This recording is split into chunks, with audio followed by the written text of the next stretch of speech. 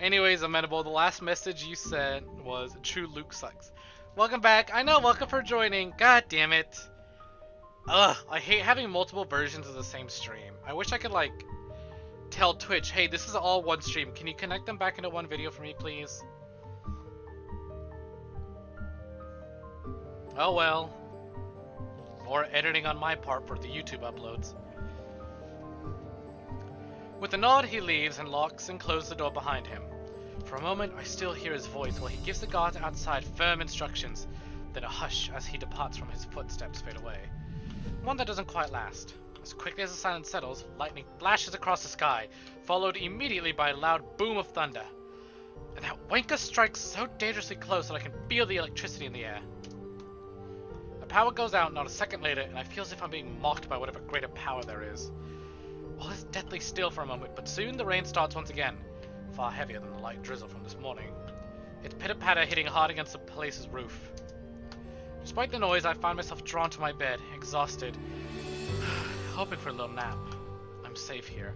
Hana will be safe too. Shrokin will find her, and when I wake, she'll be here. It does not take long. Once my head hits the pillow, no matter a minute, darkness claims me, bringing it with the laughters and whispers of a twisted love from a time long gone. Who are you? Who the fuck is who the fuck am I? Who the fuck are you? Stay away!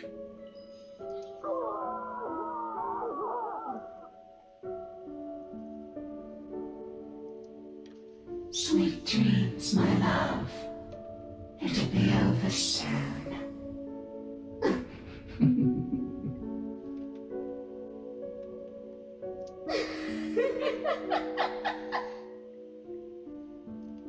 Spooky.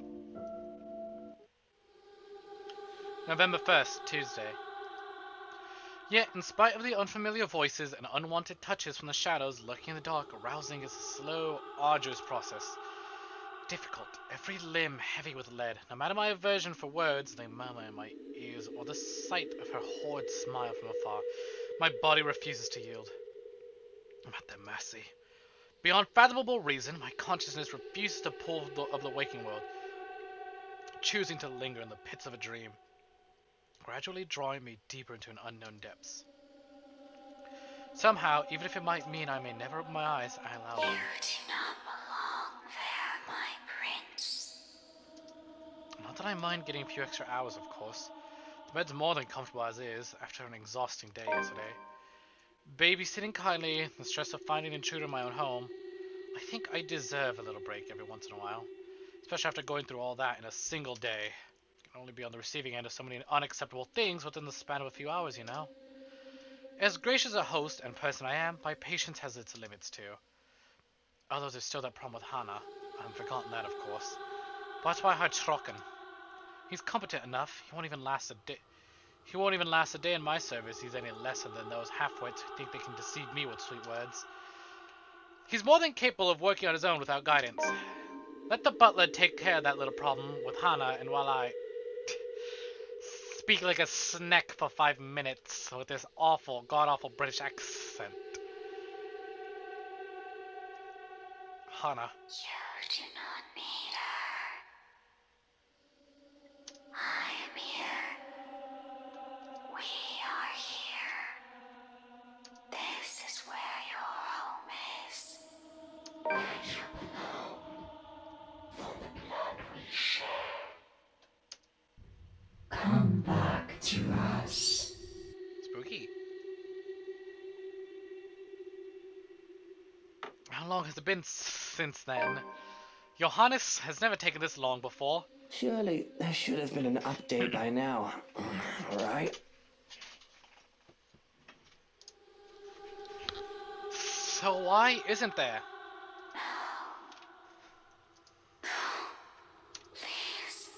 Please don't go. Bloody hell, the cretins I've surrounded myself with. Isn't that enough reason to force myself out of bed?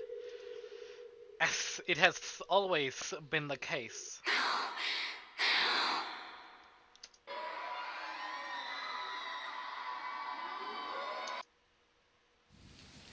My eyes fly open, expecting the warm rays of sunshine flittering through the curtains, only be greeted by a blinding flash of light and a loud boom of thunder that sounded nearly too close to my ears.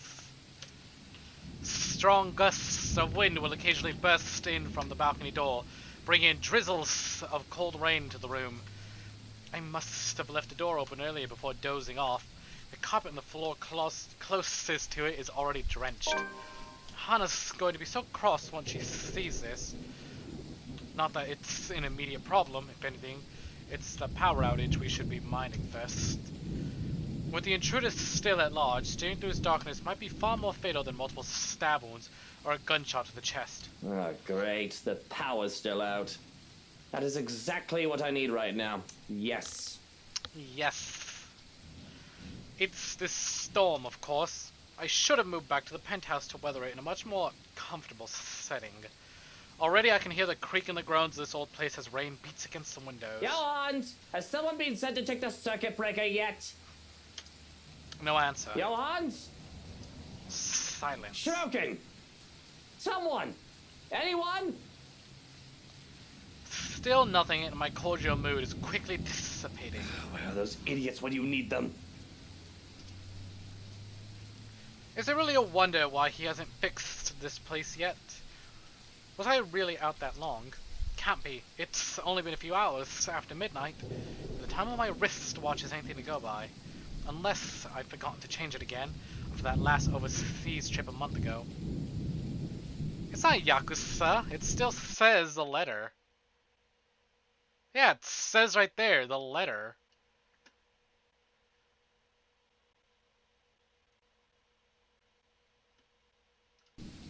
But yeah, Yakuza is looking a little different. Welcome in and welcome for joining, Justin. Though the delay is understandable if he weren't looking for Hana as he promised. But bloody hell, my safety's also at stake here. Cursing, I stay still, letting my eyes try to adjust to the darkness, while my hands fumble for my slippers. That butler isn't going to fix this. I might as well order the security posted outside to do it. It's probably just a blown fuse. Anyone with a brain can repair one. Grab my jacket, and with footwear finally on, I make for the door. Although in a haste, I pause briefly with a gleam catches to my eyes. One of my drawers, underneath the clutter I've yet to organize, the muzzle of a gun peeks out. Hana's never openly commented my possession of it, but I know she does not approve of it, knowing the bloody firearms policy in this nation. Of course, I've not found much use for it in 7 years we've been together. Blue, please? Wait, hold on. I think I have 2 blues. Give me uno minuto, por favor. Eh, okay. I'm Invisiblast. Let's see. The blue. You want blue? Yeah, I have 2 blues. Are we talking, blue and pink, or are we talking... Okay, blue with the yellow eyes, or blue blue. Blue hair, blue eyes. Cotton candy? Okay. Cotton candy? Well, that's not blue. That's pink and blue.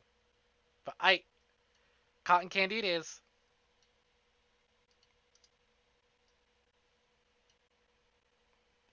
Shasha.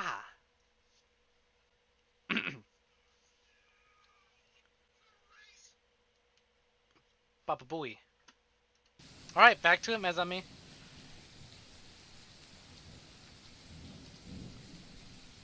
It doesn't mean it wouldn't be useful right now. Without second thought, I seize it, sending the stuff piled above it onto the floor. Eh? Whatever. I'll get to it later. This blackout problem should be solved first. Right next to my missing security detail, as it turns out. Where the fuck did everyone go? There were 2, weren't there? Shuriken had 2 blokes posted stand guard for the night. Might be panicking for a bit earlier, but I'm quite sure I haven't gotten delusional yet. What? Did both of them decide to take a break because they think the master's already sound asleep and won't be looking for them? Nitwits. I know assassinations happen very rarely these days, and even less in peaceful cities like Luxborn, but bollocks! Reagan time! Alright, hold on, where's he at? Holy shit, why are you so big? Why he's so big though? There's a woman being going in and out of this place uninvited who may or may not want to put a knife in my back. Isn't that enough reason to stay on alert? I'm barely certain Shrokin won't just enlist their help just for the power outage, only to leave me unprotected. We have a difficult friendship, so to speak, but I doubt the man is an opportunist. I'm holding the lives of his family in my hands, after all. He knows what I'm capable of doing. He's not stupid enough to do anything that will endanger them and save only himself. So where then? Only my footsteps echoing along dark passage, I'm left gripping the handle of my pistol for some sort of comfort. Without proper lighting, and with this storm still raging outside, the stories I've heard about this place seem to have some truth to it. Some. If I'm reaching and wish to entertain myself for a bit, I'll say there might also be ghosts whispering in my ears, calling. Of course, it's just the wind and the trees rustling outside. Nothing good will come of allowing these thoughts to linger when problems are piling up in front of me one after another. Especially with what greets me once I get to the foyer. Though it's dark, the large window illuminates the area much more easily than any of the other dark rooms. Ooh, what did we discover today?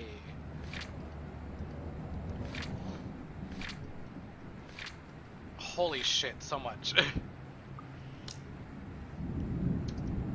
From where I stand at the top of the stairs, I can easily make out in their forms, recognize them even. It's all gone crazy with these intruders coming to my house. I'm no stranger to a cop playing dirty. The smart ones knew that neither life nor criminals are going to play fair. If one of this warg sort is in on this, I'm not surprised too. But Lily, the estate agent, she doesn't seem the sort. And Daisy too? Will Kylie think of her Miss Pink if the poor tyke finds out about this? Not to mention Mint. Hannah trusted her. I trusted her to be a professional at the very least, for fuck's sake. To top it all off, they all have the nerve to look surprised when I announce my presence. Well, well, what have we here? If I were any less sober, I'd say this is the beginning of a joke. Bloody trespassers? What's wrong with these people? Is that Lucy and Aoi from Danganronpa?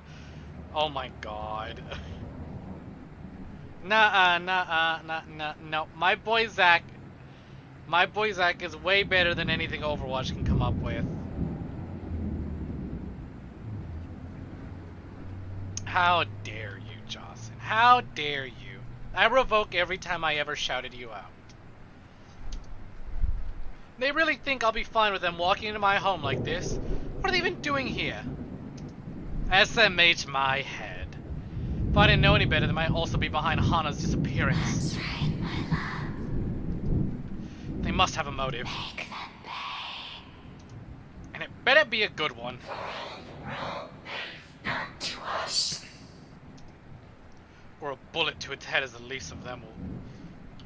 Or a bullet to the head is the least all of them will deserve. Let's see.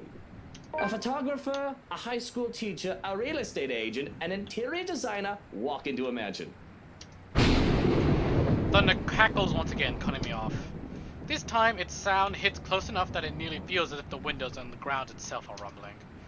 All is deathly still for a moment. I don't let it stop me, however, as I slowly make my way towards them, taking one careful step at a time, relishing the expression of fear in their eyes. I suppose there's something ominous in this setting, the heavy rain outside and the lack of light here. Kinda like it, to be honest. Adds something to the atmosphere. I suppose I must look like the villain right now.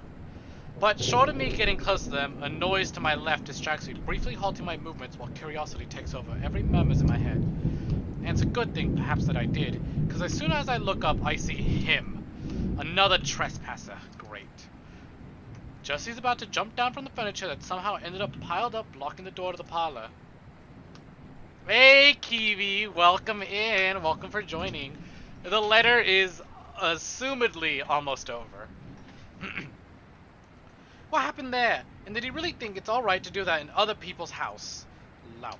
Teach him, my lord. Put him in his place. My hand's already moving before any rationale can stop me. Being as firm at my gun when I finally release the safety from it and take aim. Not at him, but at his friends. They are his, aren't they? Why else would they be here together? Doesn't matter. He won't let the people he cares about be harmed. My fingers on triggers more than itching to shoot. If I'd hold back, sure, I could have simply taken aim at him. But more than seeing him bleed, I want to see the expression on his face once he realizes everything he's doing is futile. He's trapped. Lives are in my hand. His life's in my hand. Had I known there would be a party in my own home tonight, I would have opened a bloody bottle or two. People these days, in my own home, can you believe it? I feel so left out. I can tell the exact moment the realization dawns on him. A short second of his body freezing and blood draining from his face. As soon as his feet hit the floor and he looks up.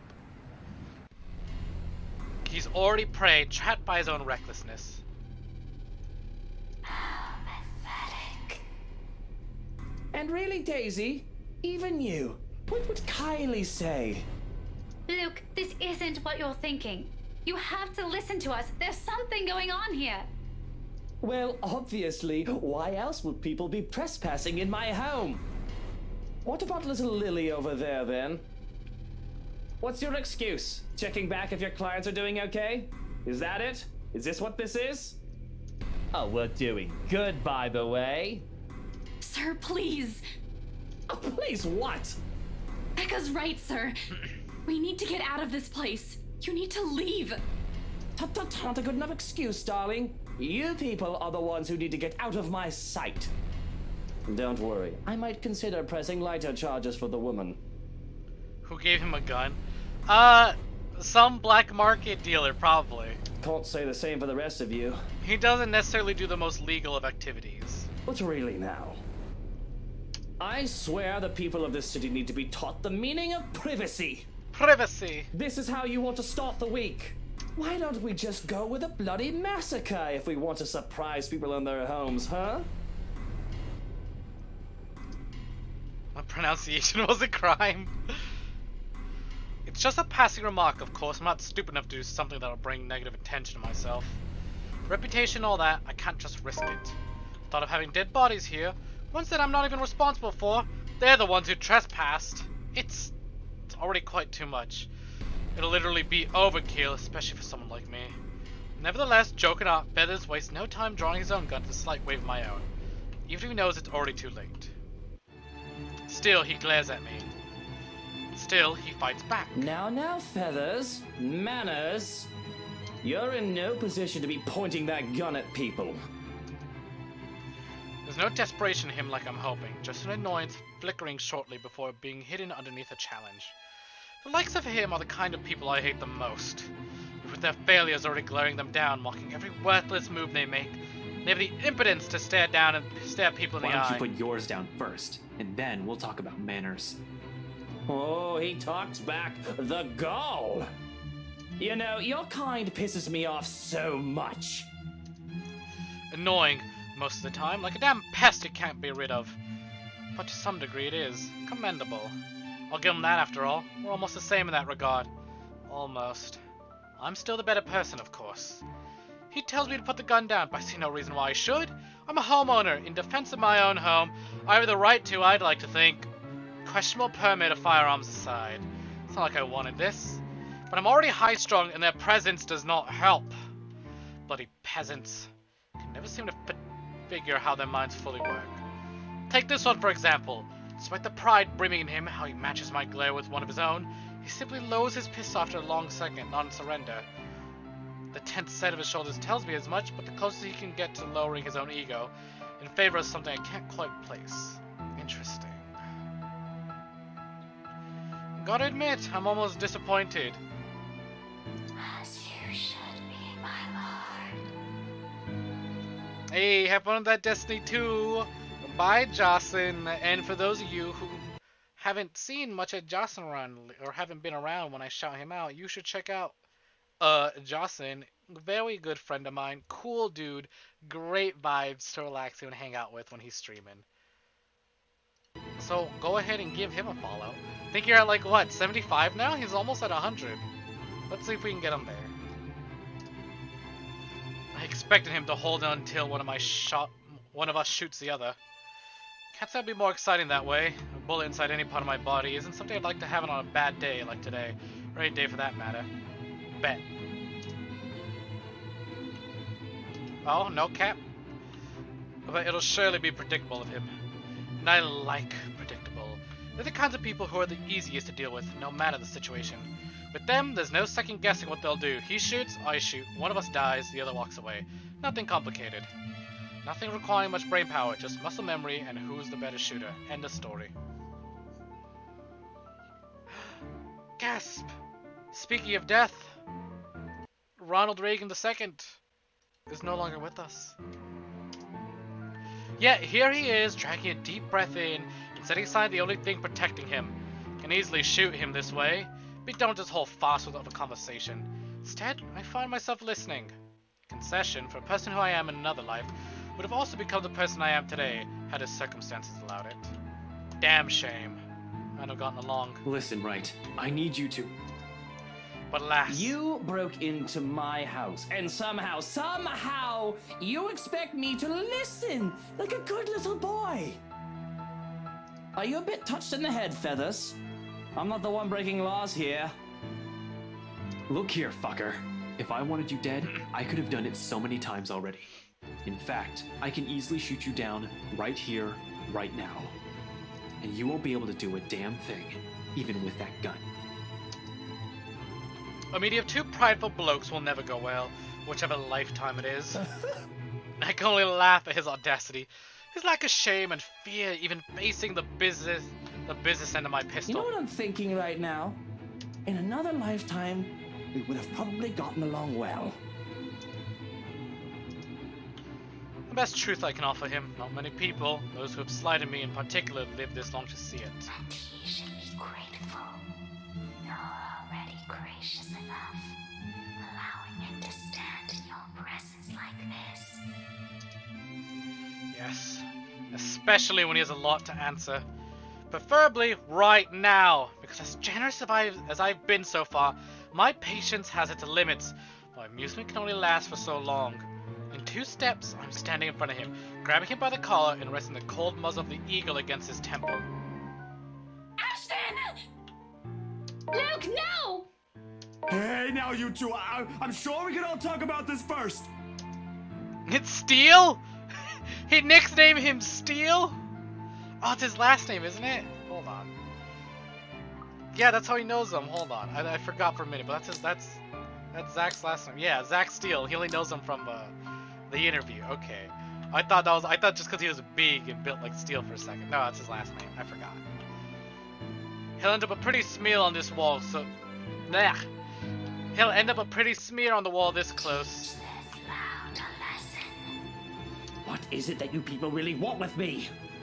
This is the 2nd time this week, and I'm really getting weary of this little game. Did the NCA send you to apprehend me? Or has somebody paid you off to kill me? Which one is it, Feathers? Mind you, my arm's getting tired. Better answer quick if you don't want to beat the business end of this gun. And he knows it. Of course he does. Hitman or not, he's been trained, judging purely from his stance. But I may not bother to be as cautious as him. One glimpse at my handgun safety earlier is all it took for him to see I mean business. Similar. Too similar. We're too alike in so many ways, it's funny. Down to the fact that he doesn't even flinch, no matter how heavy the threats in my words are. Even knowing how one flick of my finger on the trigger will be enough to end his sorry life. Should have caved in now, started begging like so many others before him. Said he throws more vitriol, adds more kindling to the fire already burning. I'm not with NCA. I'm just here to help. There's something else in this house, and we're all in danger. You have to believe me, right? You need to let us go. You need to get out of here before it's too late. If you want to keep your sorry ass alive, you'll listen to people with more brain cells than you. Igniting it further that I can't help but return it to him with equal fervor. We don't need him, my love. Why, you Hey, insolent... she didn't say that. I read that. We both decided to move in that movement, both our bodies tensing, each of us racing to get ahead of the other. However, before we can even get a head start, a voice unexpectedly rings above the chaos about to ensue. Yeah, he's gonna be cut off last time. Please.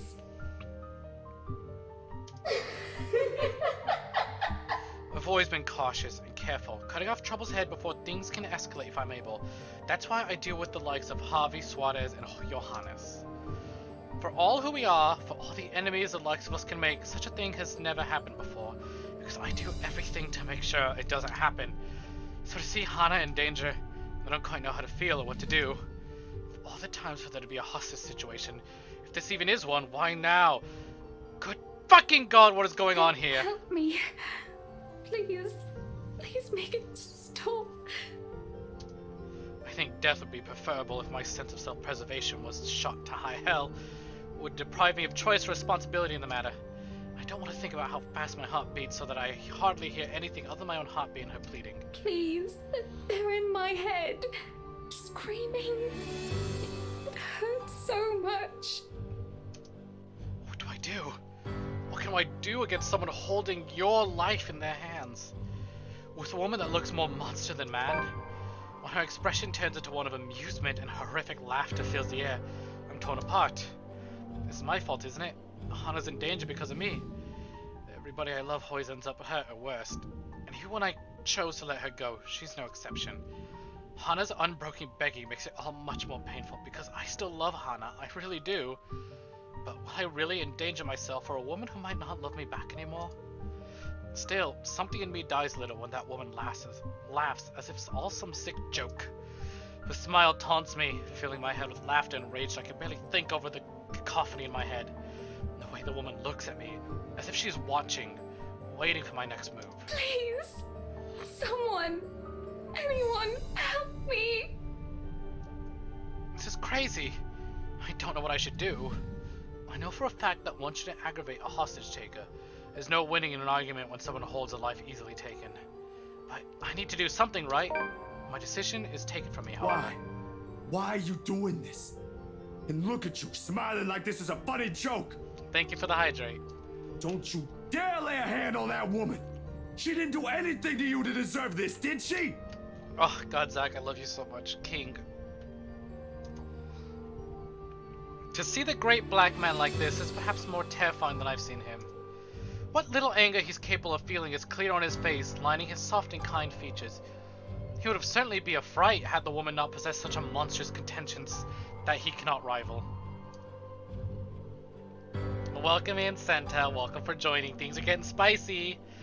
There's a tired look in the man's eyes, contrary to the rest of the heated look. Clearly this is a man who really angered and disliked being so.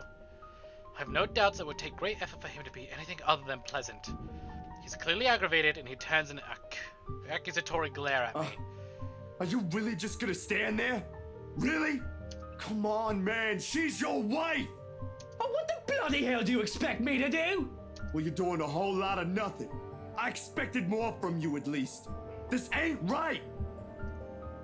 And maybe doing nothing is the best course of action here. Have you ever thought about that? Maybe, just maybe, I need time to think.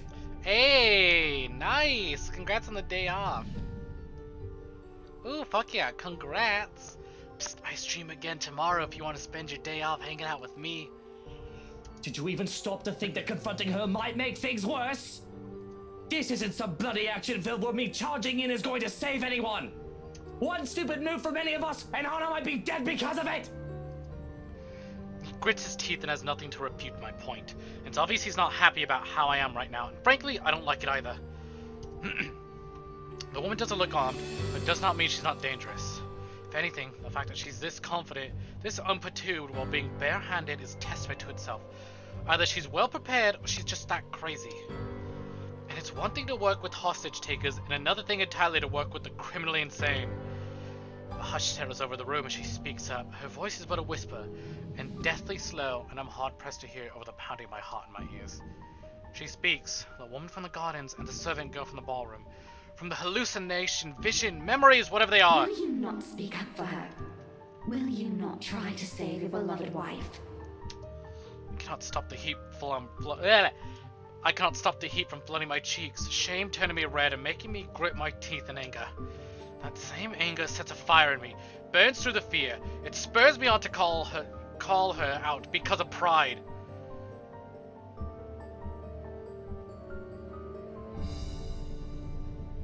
Oh God. Fucking dishes, am I right? Are you ill? Hope you get well soon, Santa. It sounds like a cold. Be sure to take your meds and get some rest. Why? Will my words hold any sway? Your brain went brrr. Who's to say you won't snap her neck the moment I take one step? Do you take me for an idiot? I take you for a coward. Nothing but a spineless coward. Seems she's found what she's looking for, and she has no further use for Hana. A hand on Hana's back sends her falling down the stairs. She's nothing but a rag doll, thrown away because she's lost interest with her like a child with an old toy. When frozen in place but steel, he catches her, and that sends the two of them sprawling at the floor, at the foot of the stairs. I have to stop myself from lashing out how closely she holds Hana to him. He holds Hana to him. It can easily be interpreted as a lover's embrace, and it does not help that I had the fleeting thought that she was cheating on me with him. But I let it go. This is not the best time, even for my dramatics. And because he did protect her from what could have easily been a dangerous fall, the anger and frustration from his expression bleeds out until he's all soft edges and a smile once more.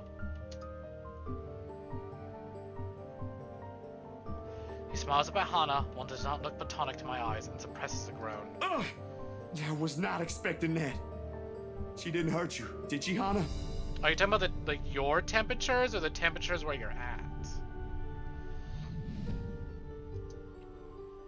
And the way she smiles back at him makes me feel jealous. Though I don't know who would it be. Anyone would be lucky if Hana ever so much as looks their way like she does with Steel now.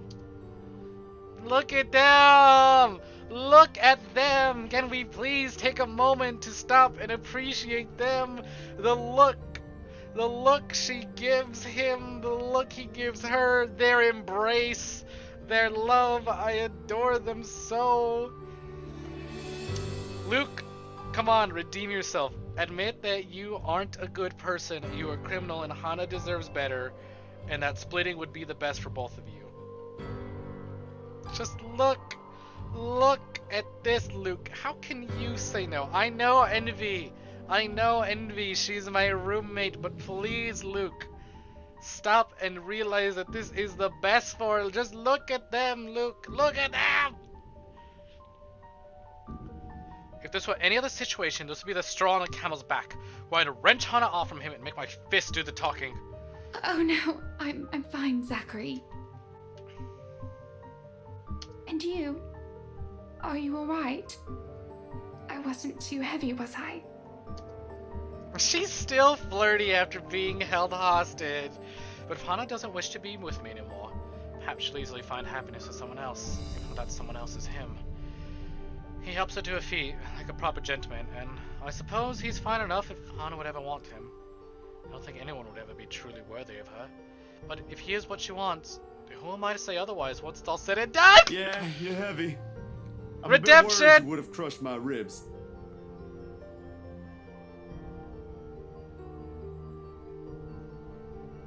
But, I'm well padded. Yeah, it's kind of rough right now, Senta, especially since it seems like we're getting into the worst of it. But, I do hope you feel well and that the weather fluctuating ends soon to make you feel better too. Yes, make the girl happy. It'll be better for you in the end as well, Luke. Hana laughs out of breath and she smiles at me, though that disappears as quick as it appeared. We aren't quite out of the woods yet. She hasn't forgotten what I did, or rather what I failed to do. It is only fair, I suppose. Nothing but a coward in her eyes. Sorry excuse for a man who can't even muster up the courage to protect her. And I nearly forgot for a moment as I watched the two of them. You do not deserve what you have. Just hearing her voice triggers something in Hana, and she starts to tear up. Her face contorts into one of pain and fear.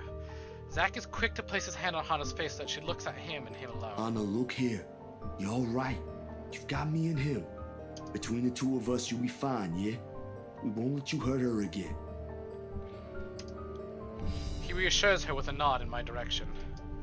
Yes! Look, he's being a gentleman. He still 100% respects that she is in a relationship. He doesn't know that they are splitting. Does he? I don't remember if she actually brought it up to him. I haven't played his chapter in a while. But still! He's still being the gentleman. He's like, look, man, I'm not gonna make you look completely like shit. Come on, step up for your girl.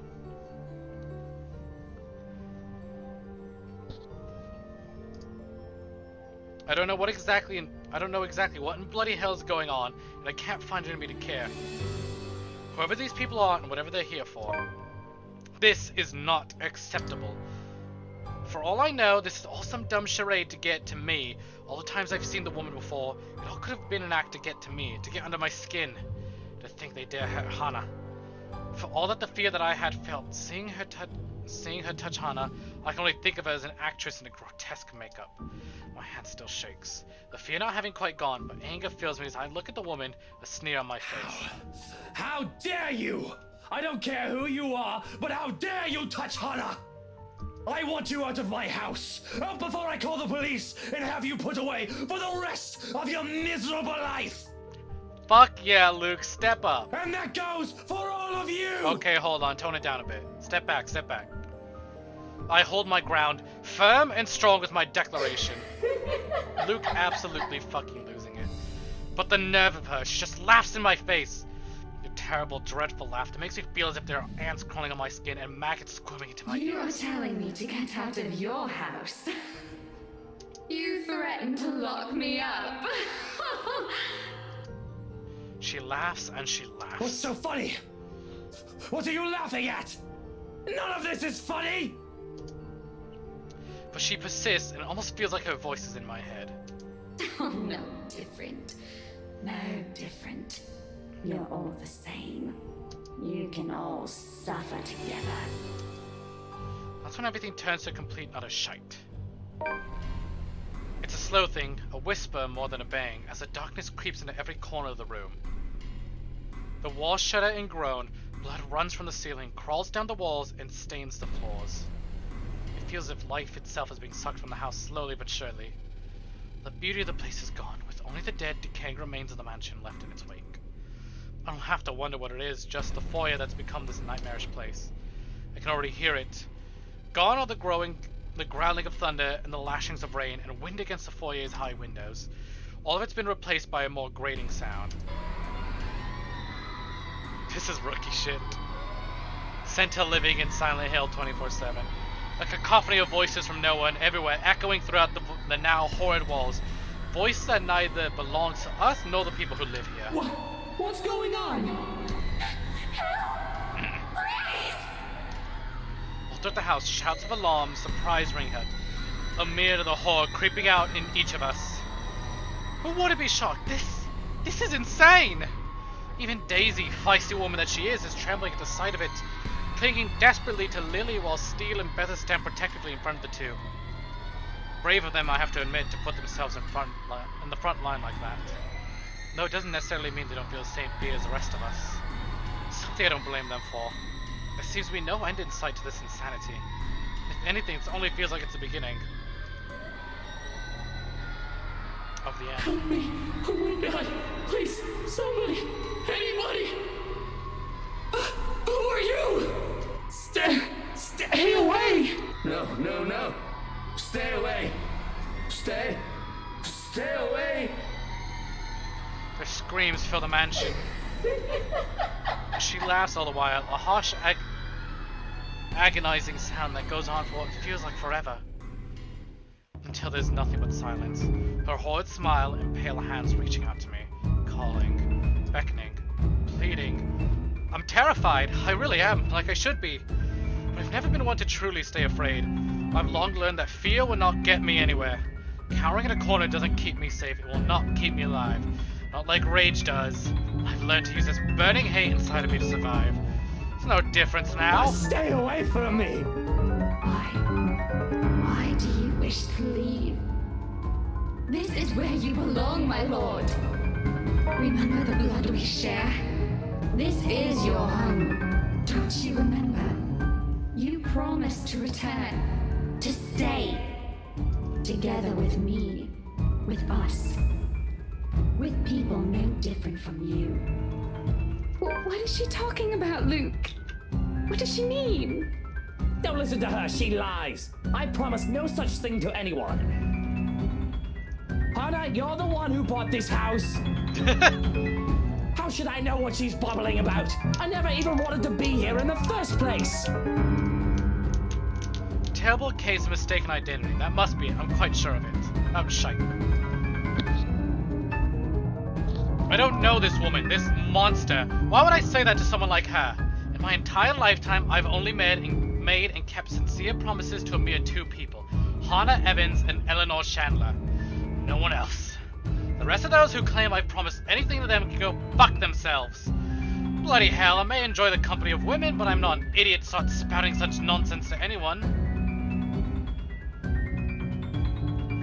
Line must be drawn, especially if I'm to keep myself alive.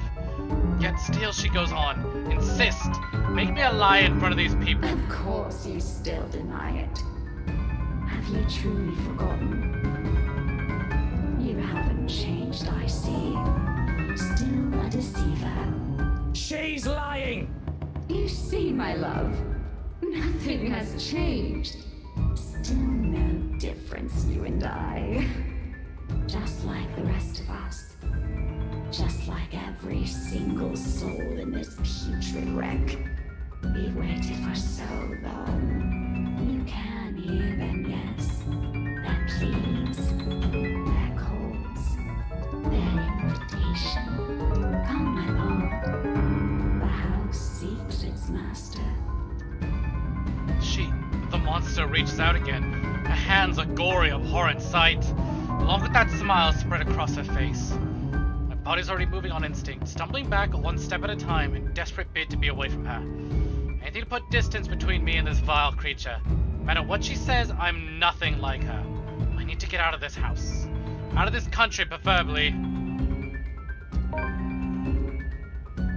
Jesus, Santa, what the fuck are you doing? I hope you're staying careful now. Jesus, Santa, what the fuck? There's nothing for me here, not anymore. Nothing to keep me tied to this place. With Hannah planning to leave me, Schrock and likely taken by this woman, nothing's left to bind me with this wretched city. I can leave. I can... Careful, Luke. My foot steps on something, sending me sliding on my back, flat on the floor. Beside me, a paper, a familiar one, flutters down.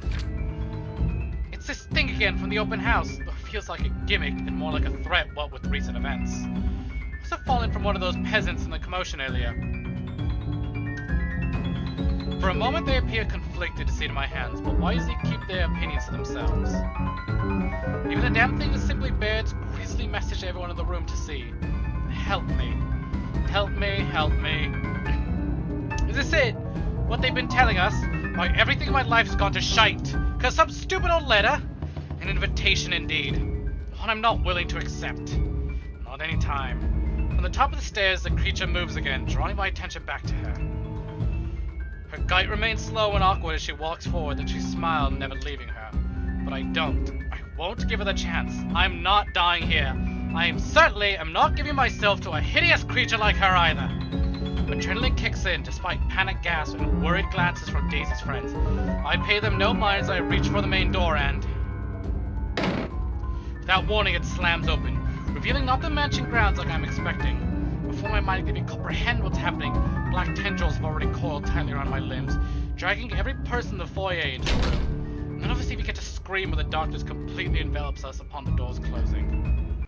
Understand where your place is now, my love. You excuse me? belong here. Is it so difficult to grasp? Excuse me? We've been waiting. Oh, back in this room. There's a moment of panic when the feeling of tendrils around my limbs finally dissipates. As soon as my eyes adjust to the darkness of the room, I'm on my feet. I'm reaching for my knife. I'm holding it out, watching, waiting for every movement, using it as a way to put distance between me and these peasants. Who knows what they'll do now? We're all desperate to get out of this house.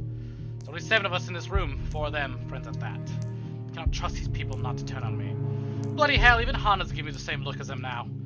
Though Mint's already gone loon, crouched in a corner and muttering to herself, you can't really say anyone's safe from her. If anything, she's the one I should watch out for.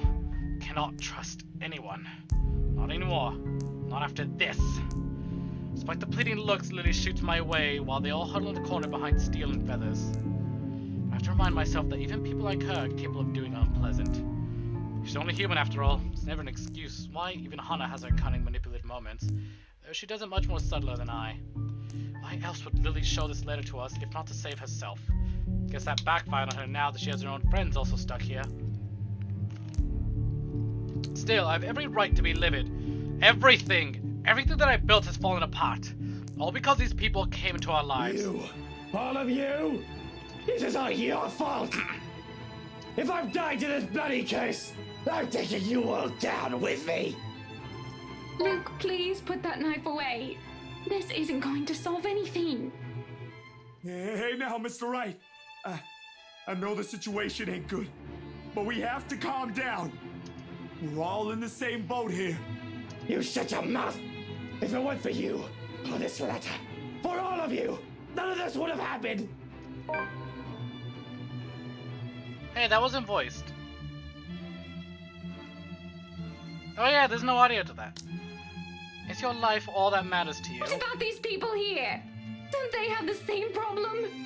What about me, Luke? Do you even care? Are you taking their side? You're also stuck in this nightmare, Hannah. That creature is out to get us, and you're still defending these people. See ya, Santa. I'm not defending anyone, Luke.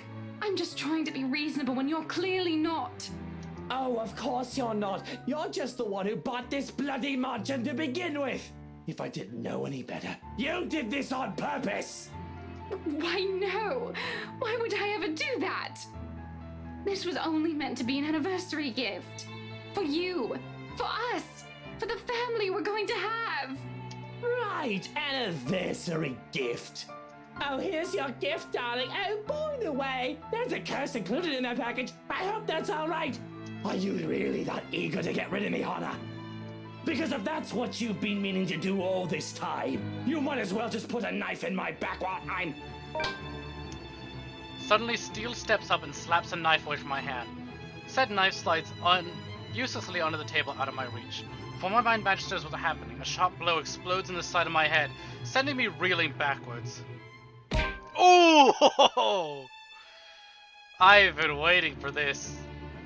Mighty Falcon Punch is the name of the achievement we just got. He merely stands before me afterwards, not even batting an eye, glaring at me as if he might just rip my head off in this instant. Huh, in such a weakling, I suppose. Still does explain why he has to punch me. Did he forget whose house he's standing in right now, punching me like that? The nerve of him. And Hannah just stands there. Last I checked, she's still married to me. That ain't no way to talk to a lady, sir. Ooh, hit him with that, sir. Hit him with another one while you're at it. Zachary, you didn't have to. Please, I'll talk to my husband. Oh, why don't you let him say what he wants? Oh, do go on. Pick him up, he's tiny, pick him up. Since that's what these peasants seem to do these days. Barge into your home, barge in on other people's business. No sense of decorum at all. Keep talking about us like that, and see if any of us here will keep you out of this place. Rebecca, stop! All of you, stop this! Damn, you haven't said a word in a while. To hear Lily speak out loud, I can't say I'm not surprised. She's always given me the impression of someone so meek from the moment I've met her, either from her inexperience or her station in life. She never struck me as someone fitting to be a real estate agent. If anything, the meltdown she had during the open house had only proven my assumptions. Until now. Quietly, she puts herself between me and Daisy, cutting whatever scathing words we've yet to hurl at each other. The way she glares at me reminds me a little of the way my own mum would look at me. Particularly when I've done something wrong. It's not the state she's unused to showing. She's done this before, probably to a younger sibling. Huh. She only sees us now as a pair of squabbling kids, not too mature adults. Well, it's only to be expected. No doubt that's how she sees us. For a long moment, there's only silence in the room. Steele, the big oaf, doesn't even dare break it, neither does Feathers. With both merely watching us, bunch of wimps, these men. Not that it matters when Lily starts speaking again, after some of the anger and tensions lifted from the room. Stop this, please! With or without that damn piece of paper, A deep breath. An exhale. And then she closed her eyes, crease forming between her eyebrows while she grips her hand tightly in front of we us. still would have ended up in this mess. The atmosphere that descends into the room right after that admission is anything but pleasant. Can I call it that, an admission? Seems like from the way her eyes nervously flick between her friends and I. She appears to know more than she lets on, how she makes herself appear smaller. After dropping that bomb on us, she doesn't sit quite well with me. A patience is something I don't have the luxury of having right now, and bestowing upon other people. What else does this girl know? What else is she not telling us? Because from the looks of this, even her friend has no idea what she's talking about. Unwilling to wait, I grab her arm before she retreats without explanation, waving the letter still in my hand in front of her. Ow! Sir, you're hurting me! Hey, hands off her, right? Fuck off, Feathers. I have questions for your friend, and she better have the answers. Fuck off, Feathers. Luke, will you stop taking it out on every single person? Your friend is hiding something, Daisy. She struggles for a moment, but my hold eventually forces her to look up at me. Fear and uncertainty spread across her features, especially when her eyes land on the damp paper. Much as I want to be considerate right now, I want answers! What do you mean, Lily? I'm not sure about it. Don't give me that. You know something. Ow! Please, sir. I know the paper's useless, okay? At the mention of the letter, all of a sudden Mint stands. I've almost forgotten she's here, her ramblings having faded away in the shouting. Without warning, she snatches the paper out of my hand. It's a miracle it didn't rip right then and there, but the way she glares at it, I think she may want to do exactly that. We should have gotten rid of this thing. We should have burned it at the first opportunity we got. No, even if we rip it to shreds, it won't do anything. I think... You don't know what I've seen, Santos. There were children, victims, all because they had no idea what this thing will do to them. Oh God, those poor souls. They were screaming and begging before she... Then what about those people they mentioned in the news lately? All those who died? My coworkers? The open house clients? None of them had seen it. Even Rose. And yet they're all dead. I should know. That letter has been with me since I picked it up. And I swear I didn't make copies of this thing. Even if I wanted to save myself, I wouldn't do that to my friends. Or anyone. Is that what the trip to BRC was for? Yes, I'm sorry. I couldn't tell you guys until I was certain. Okay, big truth bomb fucking dropped on us like that. The letter is fucking useless! Love to see it. We were cursed from the start. Anyways, I'm sure y'all noticed that save, but I have to be right back. So if you'll give me a minute, stay right there.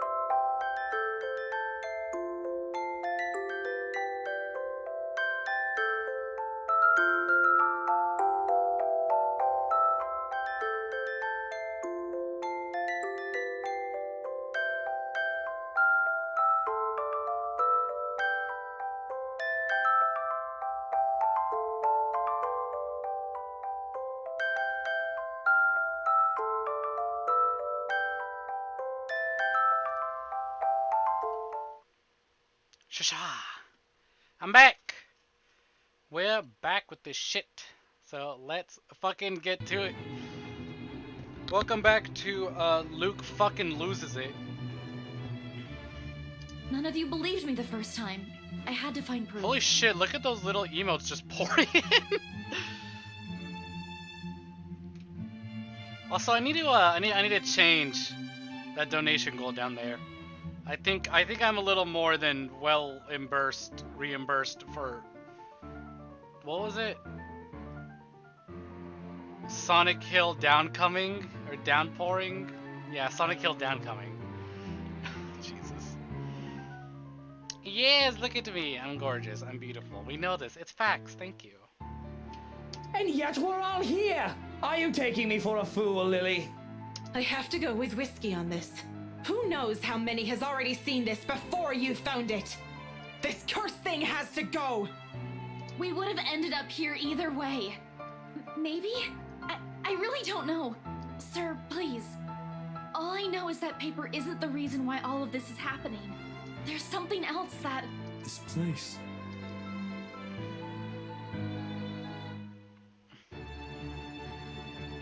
Alright, Tave. Well, glad you made it as I got back to say.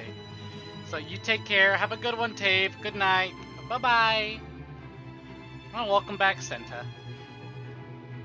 Steele's been quiet this entire time.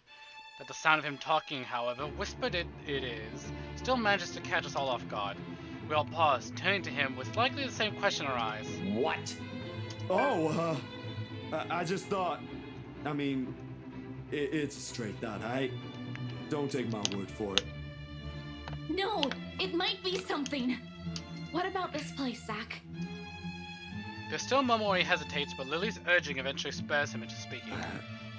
I was just thinking, maybe Ash is right. for why you went here. This is where Bella found that thing, right? And then this. It was just a hunch, Zach. We were not getting anywhere. But just because we went here doesn't mean we will find all the answers we need here. Hell, now we're stuck here. Regardless, Steele pauses, allows Lily to remember. Soon enough, whatever it is dawns on her, and her face lights up with something like hope? Of all things, in this nightmare, hope! Her head snaps up as she reaches for Steele's arm to give it a squeeze. A reassurance? A confirmation? The meaning of it is lost to Daisy, who glances at them baffled. See you in a bit, Senta. Belle, what are you... See you in a bit, Kiwi. And Senta, get some sleep if you need it. The VOD will still be here. I will still be here tomorrow. Becca, it's this place. Think about it. What? You mean, like, burn this place down?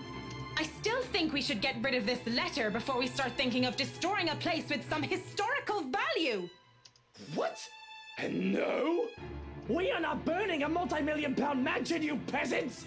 I just spent a fortune on this! Well, I hope you have insurance. Seriously, Luke, are you really more worried about that?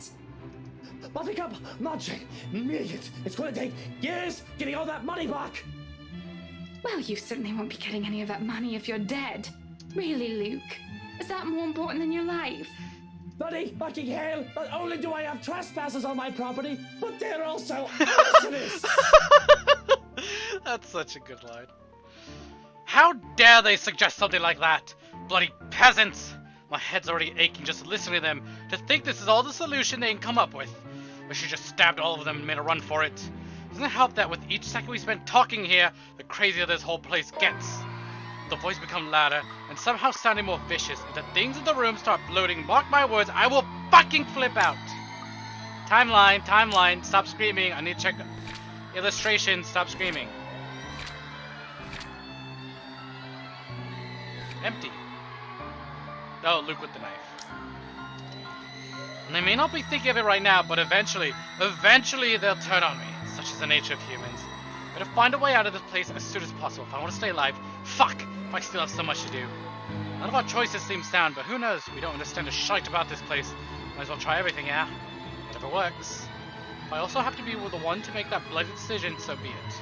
There's room for errors, with the only sane one doing the thinking. The off chance I'm wrong, well, they suggested it. Ooh! Interesting. Let's see how we burn the letter first. That's an easy decision to make, especially with the cries growing louder. I'm getting tired of it, really. You simply have to act fast, think fast. What else is the root cause of our problems but the letter? No need to make things more complicated. It started from there. Why won't it end there? If what Mint has said is true, then there's all the more reason to destroy it.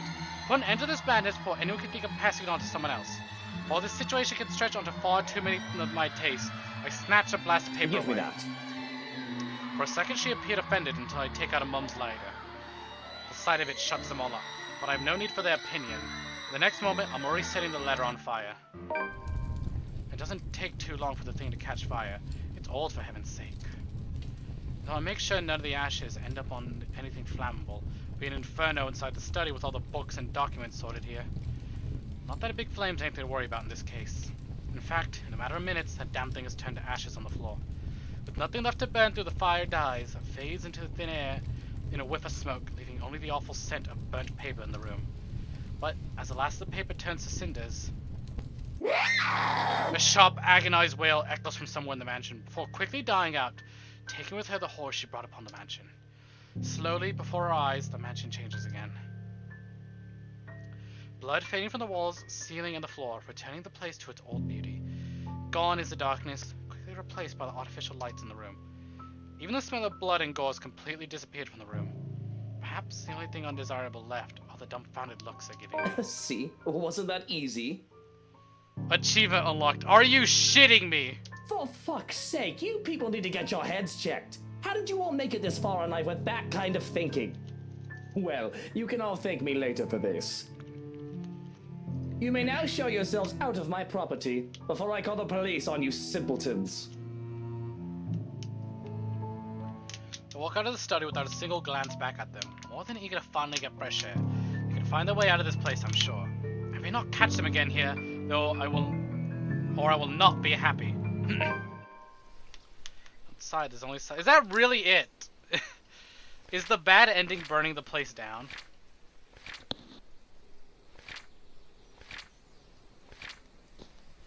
Knowing the letter was the source of the fiasco, Luke Wright agreed with Marianne McCullough and started burning the paper. Soon enough, the blasted thing turned to dust while the mansion returned to its usual state, freeing them. It's over. Outside, there's only silence. Deafening. Still, the same hush that comes after a terrible storm has swept the countryside, and with it, from the wide-open windows, is the sight of the sun rising above the horizon. Ever so slowly, the sky begins to lighten before my eyes. Darkness giving way to the warm morning hues, soft rays spilling over the vast expanse of Luxbourne's countryside.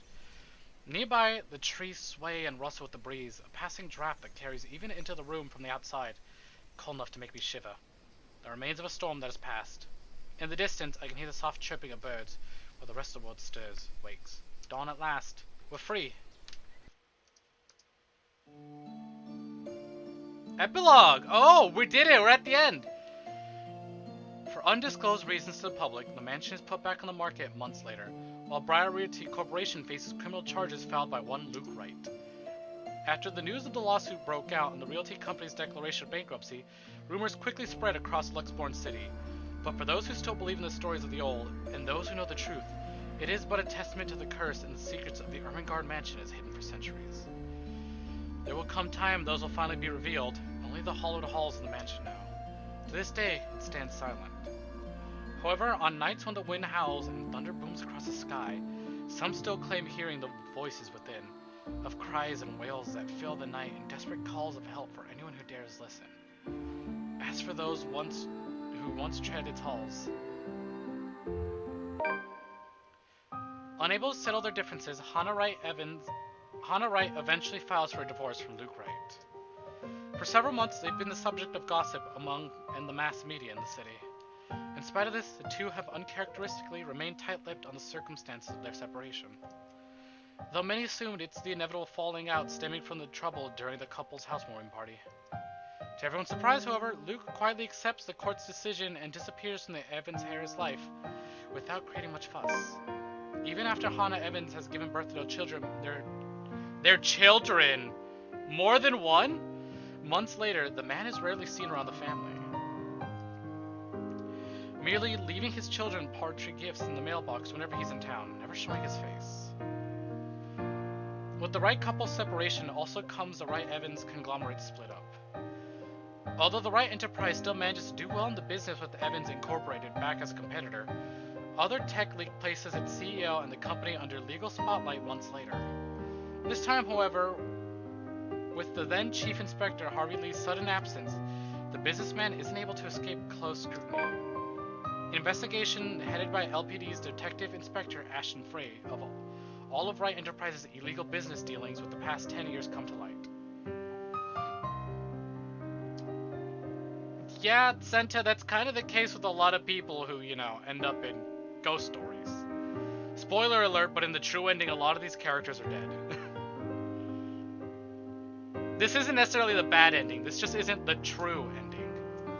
There's a real ending. There's a lot of mystery we still haven't figured out, and I'm assuming the true ending leads to that. But to get to the true ending, we gotta lose a few characters.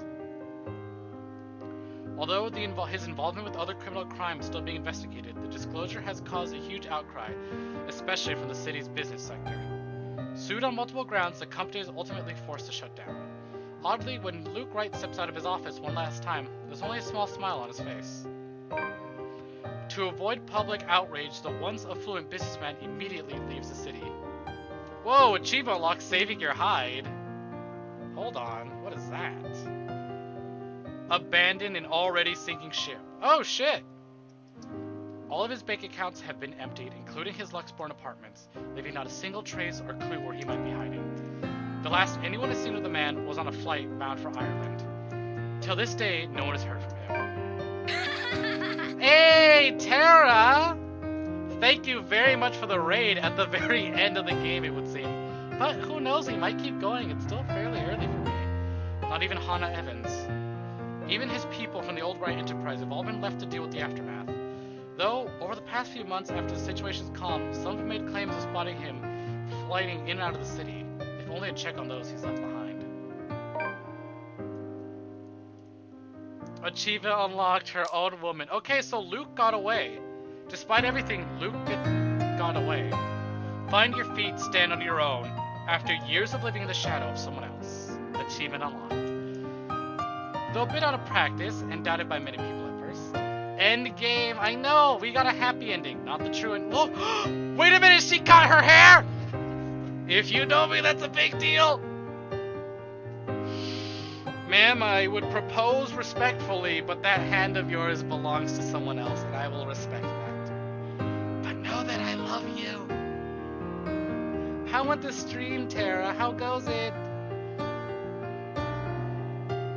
Somebody showed a new model today, is that correct? Though a bit out of practice and doubted by many people at first, the Evans heiress quickly finds her bearings and proves to be every bit as talented in the business as her parents. Oh, she's so pretty. Hold on. Hold on. Can I please? Thank you. Let me have this. Soon under her management, the new Evans Inc. flourishes, becoming one of the prime investments and finance companies in Luxborn City.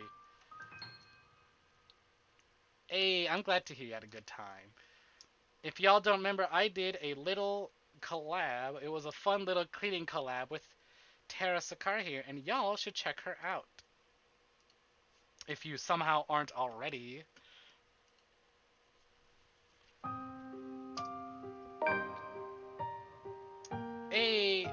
Months after her recovery, Marianne McCullough heads back to her homeland. Oh, no achievement?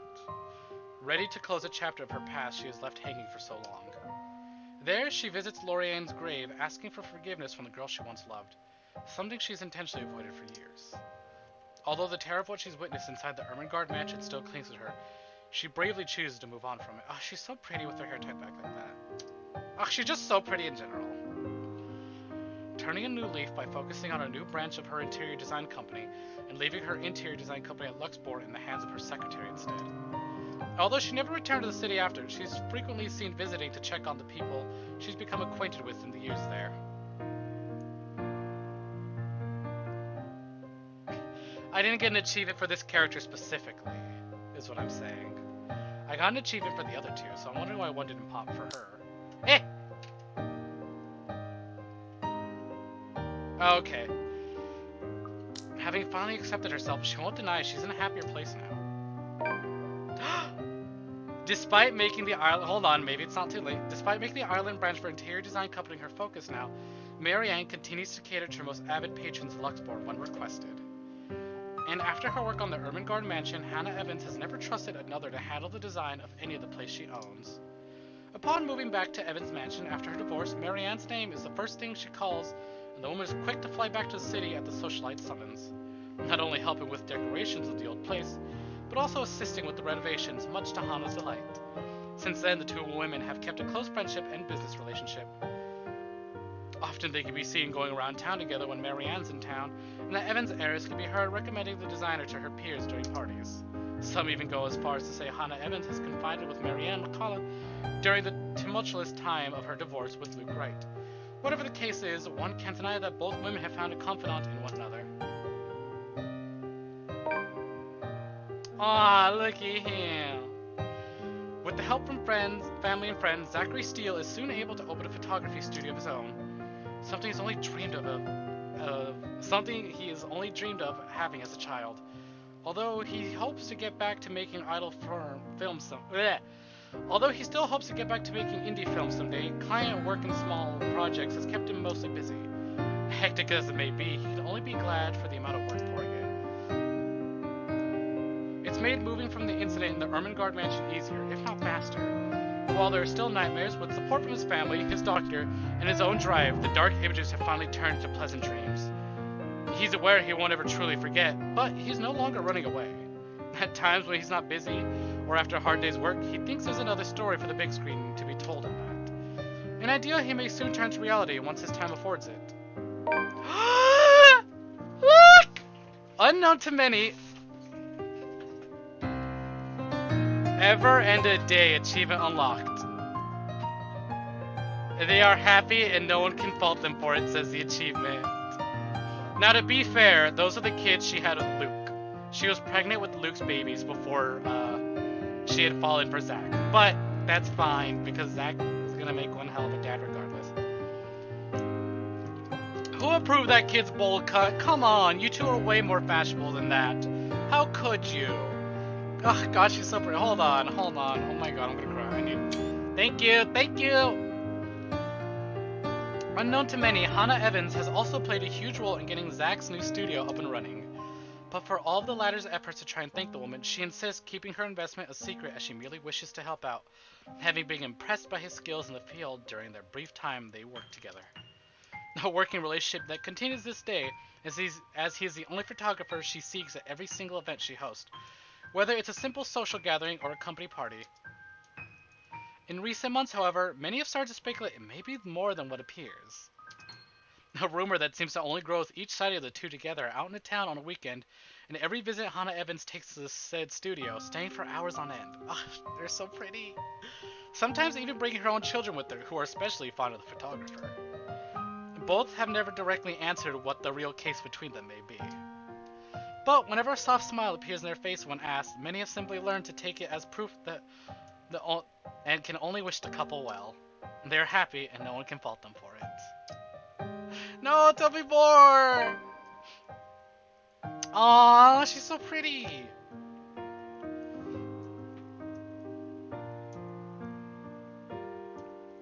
In the months that follow, Rebecca Gales becomes a prominent researcher within Luxborn's major academic circles, especially after writing what she's discovered about Ainsam Village and the Ermengarde Mansion.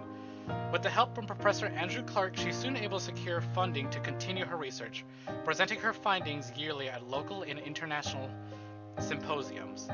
Now at the tail end of her current study, she hopes to publish her first book, correcting all inaccuracies in the city's current history. A movement supported by both colleagues, students, and friends alike.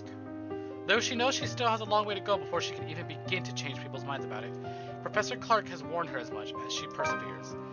Doing it not for herself, but for the sake of a history the future generation must never forget.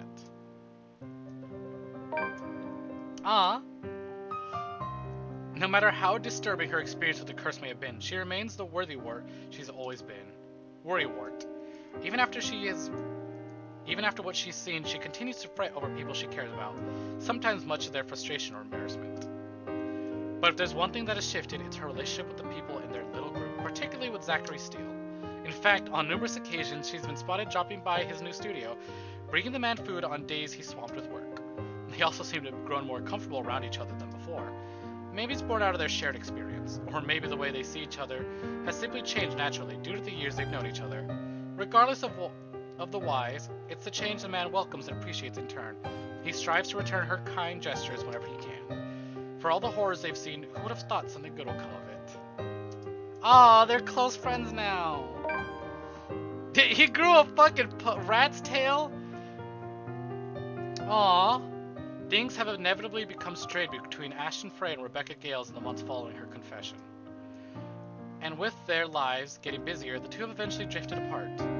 Although neither talks about it and the teacher still strives to forget an old love, it's clear to Rebecca that there are still feelings that she couldn't let go of. If anything, however, this only made it obvious how much has changed between them, and how much she clung to the idea of Ashton from their younger days.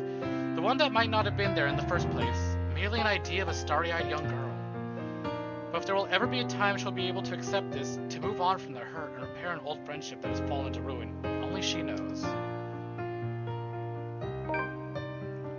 Amidst her struggles, Rebecca finds an unlikely companion in Luke Wright? No fucking way! So he visits Hannah and his kids, so he doesn't even, like, show his face to his kids, but he hangs out with Rebecca, holy shit. I know, but dude's a wanted criminal, and he's coming out of the country to hang out with her?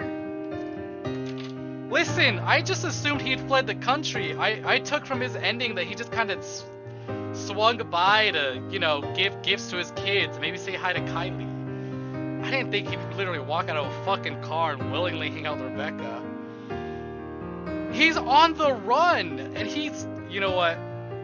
Okay, I still like this. I'm glad for this. I'm enjoying this content.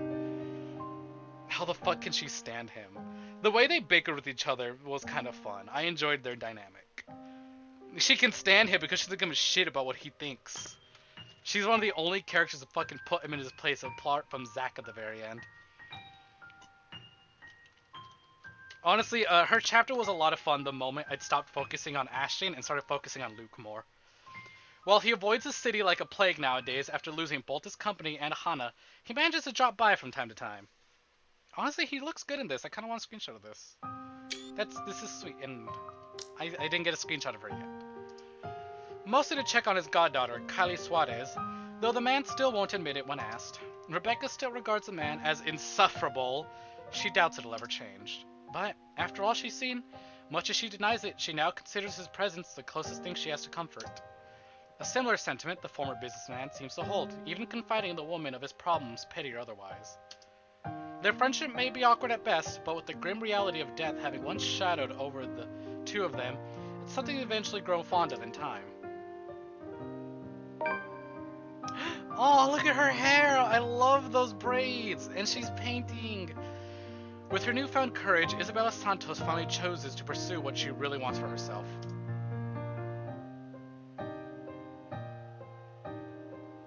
Having made enough to keep her family afloat for a few years, and with their blessing, she quits her job at Brown Realty Corporation and takes— good for her! Get out of there before it fucking falls apart.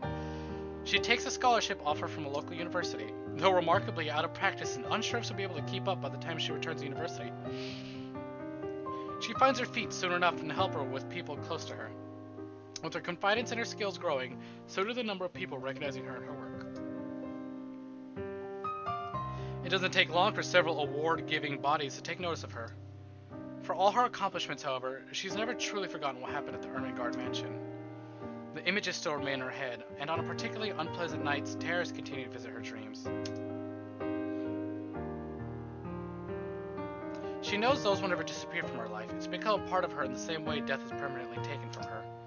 However, she's no longer afraid, and with a brave face she carries on, earnestly wishing that someday she'll be able to paint brighter, more vivid thoughts on her canvas. An honest portrayal of life and hope amidst the fear. Aw, they're cute. Ah, fuck! Shortly after accepting the scholarship grant from Luxembourg University, Isabella moves from Salem-Well residences in favor of staying in a dorm closer to her campus. Although Rebecca Gale's quick to offer assistance for the move, she doesn't admit she will be missing the neighbor more than 5 years. When all is said and done, she's become fonder of the girl over the years, and with their shared experience over the curse, they've only grown closer. Isabella leaves with the promise to visit every once in a while. And even though she still jokingly complains about Rebecca's bossy attitude, she confesses that she also misses a woman's fusings. After all, in a place miles away from her real family, Rebecca's still the close thing she has to a sister. More than a year later, once everything in their respective lives have settled, Zachary Steele and Isabela Santos finally hold their first exhibit together. Oh, so happy for them! Ooh, yuck, Senta. Hope that don't stain too badly. We can get that stain out. And yeah, bloody noses are a pain to deal with. The project that has been in the making after almost 2 years after a photographer casually brought it up to the artist. While merely intended as a small event, it has been surprisingly attended by several members of Luxembourg's upper class and art enthusiasts. I kind of want to see Luke visit this.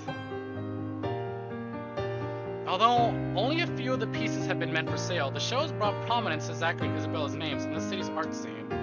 It has since been followed by several other exhibits by the two, both in and out of the city. Currently, they're planning to hold their first show overseas. Yet, even with this unexpected, overwhelming fame, friendship between the two has remained strong. Theirs, after all, is a bond that goes beyond being mere partners in a small project. He's her family as much as she is his. While she's aware she still has plenty of ways to go, getting back to school has also opened a lot of opportunities for Isabella. At times, part-time work has started to come in droves as she's able to support herself financially through her art alone, something she's only dreamed of as a child. And when clients are generous enough, she's able to send money back home as well, despite her family's reassurances. One such client is Marianne McCullough, Interior Design Company, who frequently commissions her for murals after the woman has learned of her skill. Oh god, her new hairstyle's so pretty. They're so pretty, this art style. And look at that, supporting her art friend. Though at times she finds it difficult to keep up with the interior designer's standards for quality, it's a job and a challenge she's only too happy to accept if it means doing what she loves. Following his success in bringing the Luxborn firm case to a close, Ashton Frey receives a recommendation for transfer to Luxborn's lead agency against organized crimes. An endorsement eagerly backed by the newly appointed successor to the late Chief Inspector Lee, Abigail Harris. Knowing he'll have more resources, leeway, and bigger chance at ultimately bringing Luke Wright to justice, Ashton Frey accepts.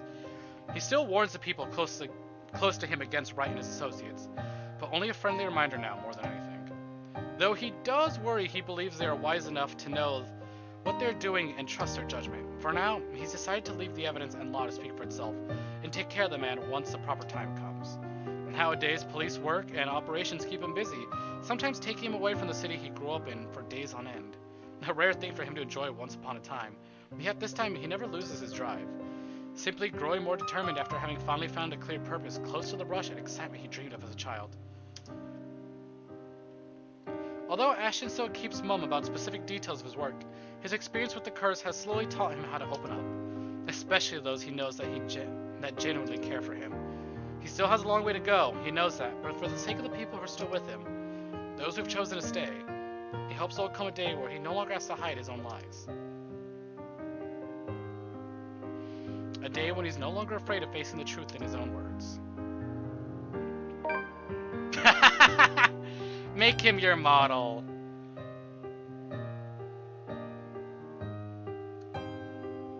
Oh, yucks, guys. Alright. Enough bloody nose talk. We've all had it. They're all nasty. Let's get on track, huh? Come on, it's the end of the game. Let's discuss this. Bloody noses are natural. They're inevitable. And if you're me, accidental. Like that time I, at work, broke my own nose, almost. That was fun. But enough blood talk. Come on, some people are queasy despite this being a horror game. Happy ending! Happy ending! Let's talk happy! Back to the game, please. Thank you. On his days off, Ashton is usually seen loitering around Zachary Steele's studio, either to help him out on one of his pet projects or exasperating the other man on purpose. Either or, it's mostly the latter. At certain times, he'll volunteer to model for one of Zach's projects, in spite of the photographer's reassurances that it's not needed.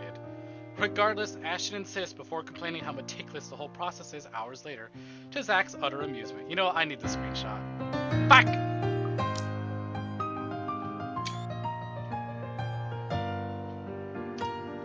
Though sometimes they may get into small trivial arguments, things have stayed cordial between the two.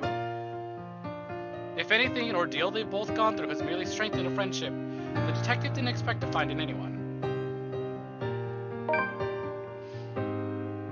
Another achievement unlocked, Heart Song. This isn't a story that soars, but one sung in hushed whispers and quiet proclamations. After a bit of fumbling, of a few missteps here and there, and moments of briefly allowing their uncertainties to hang over them, Ashton Frey and Isabella Santos finally find a rhythm. Theirs isn't a soaring love by any means, nor is it a happily ever after, often told in picture books a girl has only ever dreamed of having in childhood. Far from it, in fact. Despite what people glimpse in their eyes or glean in their gestures, they both know better than to cling to ideals. A stranger will say they're in love, hopelessly, genuinely. There's certainly truth in it, one only has to look. However, what they never see is this. Beyond the soft smiles, fleeting glances, and gentle touches only meant for the other is a grief. A terror that never seems to lift, constantly filling their nights with echoes of an unforgiving wail and unwelcome dreams that stirs either awake in the darkest of dawn. It's never truly left them, and it never will, in the same way that light scar on Ashton's hand will never fully heal, or the horrid images on Isabella's mind will never fade. But they cope, in hushed whispers and tender reassurances, with light kisses and long embraces. When that no longer suffices, when the horrors become too much for them to bear, they have each other. A warmth to hold on to in the coldest of nights. And for them, it's more than enough.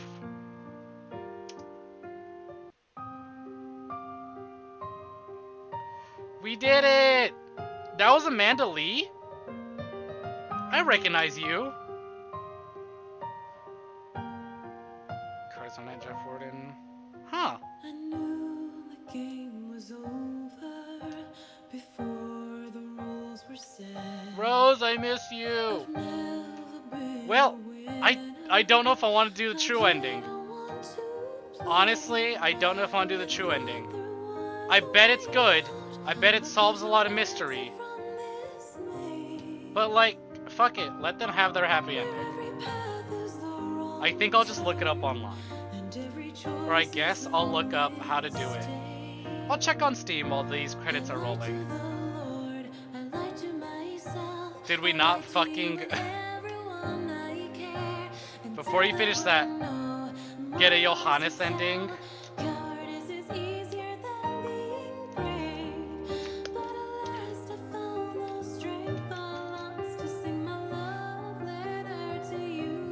This sucks. Here was Johannes' ending. He almost killed Ash. Then Isabella tased him and they handcuffed him while he was unconscious. I'm assuming with Luke fleeing the city, with Luke fleeing the city, Johannes went and found work for some other rich, pompous jerk. Or took the money he'd earned and had an early retirement with his loving husband, and they enjoyed their life together. I wanted to say yes. They say speak your mind, tell the truth, but there is room for each regret. So many fears to Cry. overcome. So little Alright. time to conquer them. So let me read this guide To the again. Lord, I lied to myself, I lied to you and everyone I care, until there were no more lies to tell. Cowardice is easier than being brave, but at last I found the strength I lost to sing my love letter to you. 'Cause people can lie, but my lone Let's see. heart beats true. Ooh, what is this? The ghost of guilt and sorrow remembers who I am. Wow, okay, there's a lot of specific epilogues, holy shit. I was my only slave, but in the depths of my cold soul, I'll leave the burden and despair. I'll fight for what's worth fighting for. Forget the fear, forget. True ending, related epilogues, and bad Luke epilogue.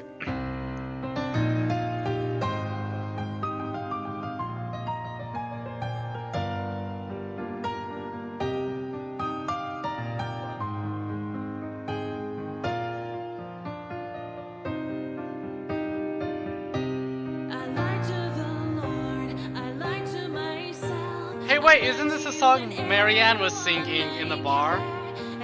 Special messages. Ooh, I should read these. Thanks everyone, I hope you played. I love you, Kylie. Maybe you. Okay, these are just special thanks.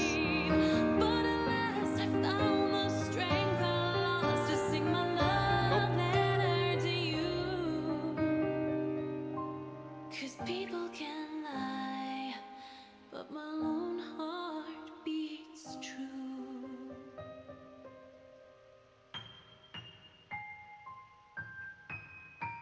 Oh my god, that's so funny. The developers nicknamed the true ending the cock block ending because there's no romance to be had whatsoever.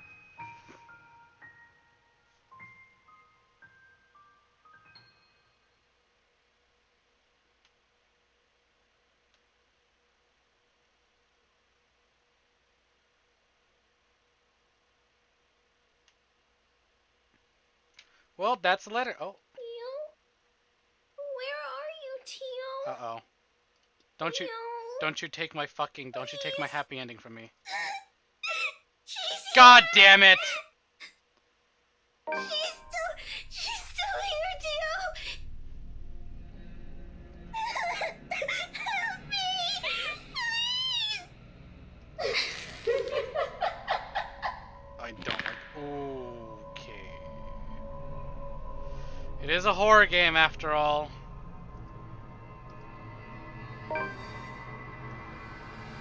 Achievement unlocked, Shattered Fairy Tale. See what that says. Ah, it's not giving me the bloody... Give me the description. Oh, there is no description. That's it. Dear you, if you're reading this, that means you finished playing the game in one way or another, and we thank you for the time you spent playing the letter. This game is our passion project more than anything, and we sincerely hope we delivered in bringing you a one-of-a-kind visual novel experience. The letter is the first of many visual novels coming from us. If you liked what we did at this game and would like to support us, please take some time to click on the button below to find out how. Support!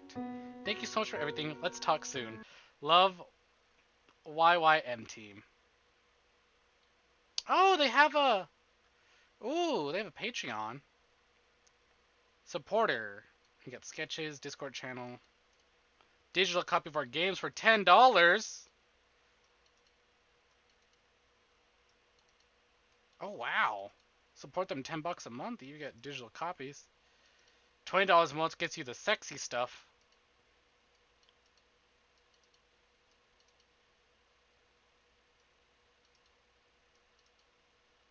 Fascinating. Very fascinating. Main menu. So, first things first. 38% of achievements. Look at how many fucking achievements there are. By going through the guide a little bit, there's a lot we could fucking look at. Art book. I have to buy that. That's right. That costs money. I kind of want to buy it. Trailer. Can I go back? Okay, yeah, there we go.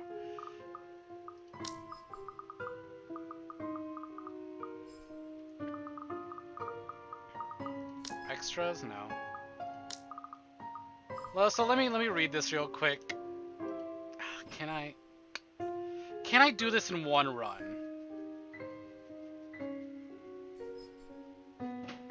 And there go fireworks. My dogs are gonna freak out.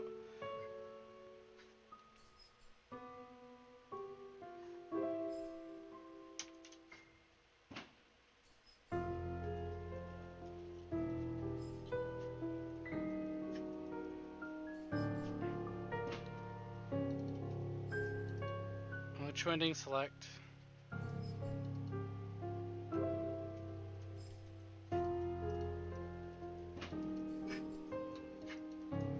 Huh. Jesus, there's a lot. So even on route to getting the true ending, you can still get a different ending that's a variation of the true ending. Okay, okay, okay. What are you babbling about? Come here, pup. Come here, pup. Ah! I hate these neighbors! Who's the smartass setting off fireworks? Not even New Year's. Not even New Year's Eve. And now my model is broken because I had to grab a dog. Lovely. Lovely, lovely, lovely. Huh. Okay, I wonder if I, like, speed this. How quickly I can... If we just skip a lot of the... Ah, fuck! A lot changes, though. A lot does change. And my model won't reset. Hey, actually, hold on, there we go. Okay. What do you guys think? Should we try and go for the actual ending, or do we leave it there and you guys just look it up online? I just fucking knew. I knew they were gonna pull some shit.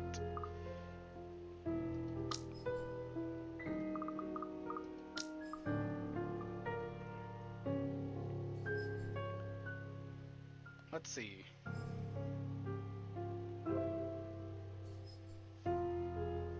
I say play it, but it's up to you.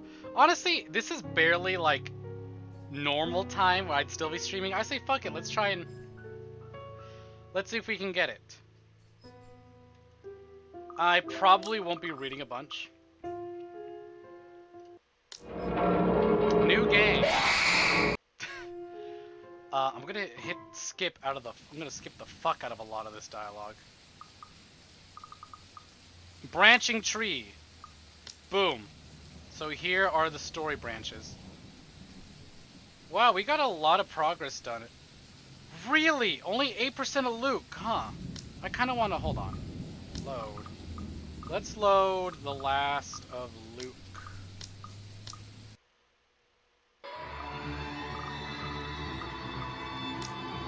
Holy fuck, look at all those choices.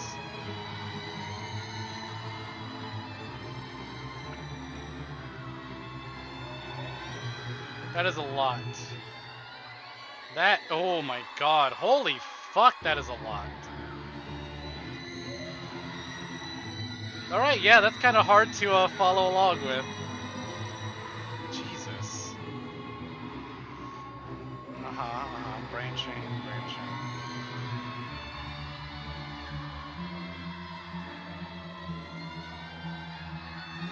You tell me this is spoilers. I can barely follow along.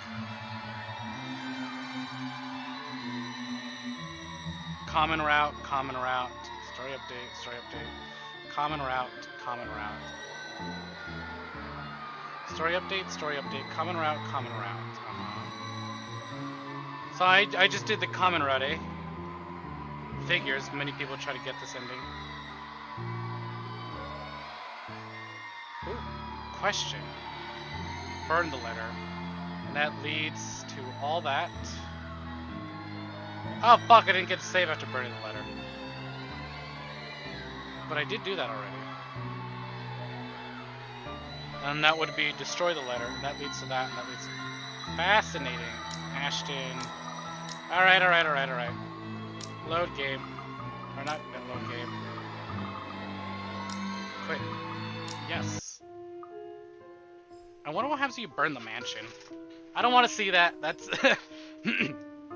We're just gonna speedrun it. Letter! Speedrun! Let's go! Let's see, what? Ah, fuck.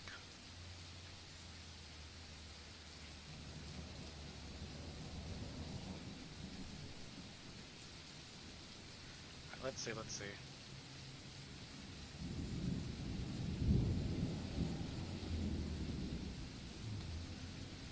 True ending.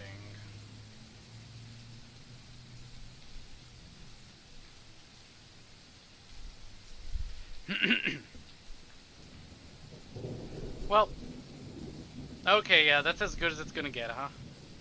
Alright, solution get trending.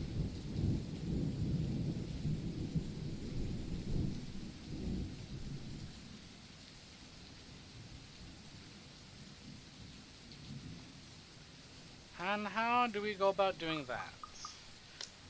I can maybe get this done through... Okay, first things first. Journal. Profiles. Not profiles. Relationship. Isabella, Hannah, Zach. Okay.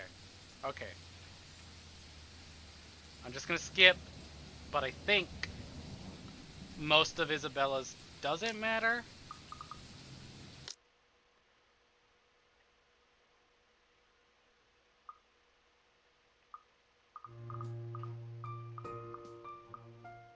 Hey! I eat other things too. Very nice. Yeah. So long as none of the dialogue change. I'll read the new dialogue that we get, but I'm gonna skip over pretty much everything. God damn, there's a lot. Oh fuck, wait a minute. QTEs. Fuck.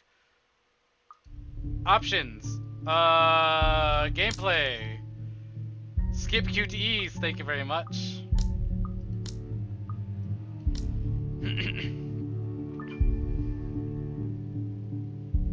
I forgot what kept me alive. Our Father, who art in Oh, heaven, no. hallowed be thy name. Yeah, this kills me. Prayers taught to me as a child by my mama and papa slip out endlessly through my teeth. Because God, oh God, if you have to listen to any of my prayers, please listen to this one. If God doesn't listen, at least I won't see a thing that kills me. A cold comfort. I wait. And I wait some more. But when nothing happens, I dare take a peek. Only to find the ghost, that thing, whatever it is, gone. Relief washes over me as I shakily get up to my feet and back away towards the door. Wrenching it open, I slip out without a second thought and make a run for it, down the stairs into the hallway.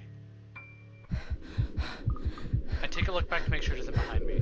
Any other person might have stopped, dismissed it as a trick of the light and overreactive imagination. But I'm not taking any chances. I'm not giving that thing another chance to catch me off guard. I don't think I'll ever feel safe until I get out of here. Whatever that is, every warning bell in my mind is telling me that's gonna jump out any moment and get me while I'm still in this place. I freaking told them! Oh man, oh man, oh man! Racing down the stairs, a breathy laugh escapes me and my shoe slips and I find myself falling. Until my back hits the ground and pain racks my body. Yeah, okay, I die. The last thing I see are those bare feet before all I know is darkness.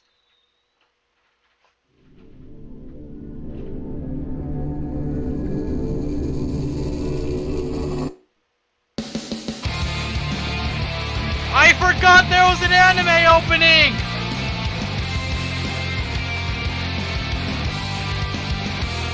I don't remember this! Write off your loss, send letters goodbye.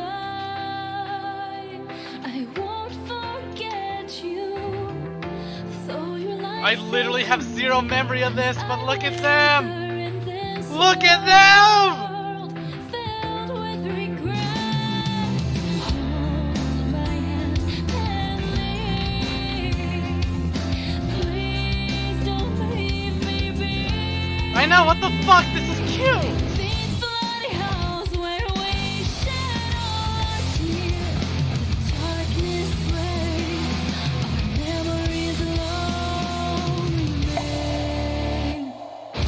I reach out beyond the curtain black. I'm in too deep, so this letter I write. Oh! Wait a minute! Wait a minute! I recognize so many of these scenes! Do we not get this because... Oh my god. Oh, they're so cute! Oh my god, this art... Fuck! God damn it! I just wanted a screenshot! Take it back, take it back, take it back! Fuck. Okay, I guess we skip all this.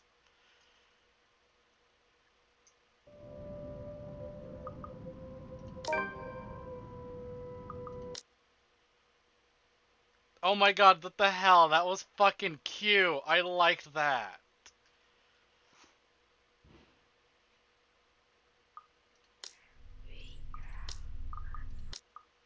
I really liked that. Oh, new unread text, huh? This letter and those blood-soaked limbs in the attic. It's The real. letter. I'm sorry, I didn't know. Careless. I've been so careless. How do I even tell them without looking like I've gone mad? Don't show the letter? Rose, The words are stuck in my throat. I want to tell her, I really do. But is she gonna believe me? Let me check my branching tree. Have I done this already? I don't even know where the fuck I'm at. Okay, so I showed her last time. This time I didn't.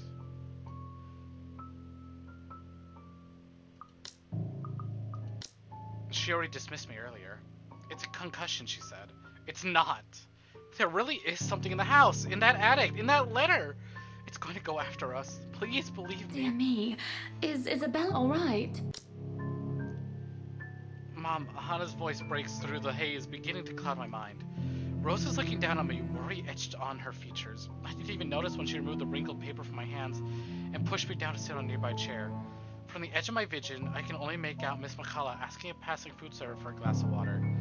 Through it all, Mr. Wright stands in the sidelines. Although curious, he appears more inclined to watch the scene than help. They're all as likely to believe me as Rose does. To everyone, whatever's in this house is just a hoax, a cautionary tale for children. Isabella, do you need me to call that ambulance? She offers me a drink, but I push it away. I need to get out of here before I cause an even bigger commotion. Clear my head, take a breath of fresh air. Anything to take my mind off things. No one is gonna believe me anyway. No, I'm just feeling a bit out of it. Excuse me. I'll be back. I just need to catch my breath. Bowing my head, I mutter a quick apology and gather my stuff to make a quick exit. It doesn't matter if this place is haunted or not. I've caused enough trouble, and Rose can be quite unforgiving behavior like this. Boom, boom, boom, all that. Fuck boy over here.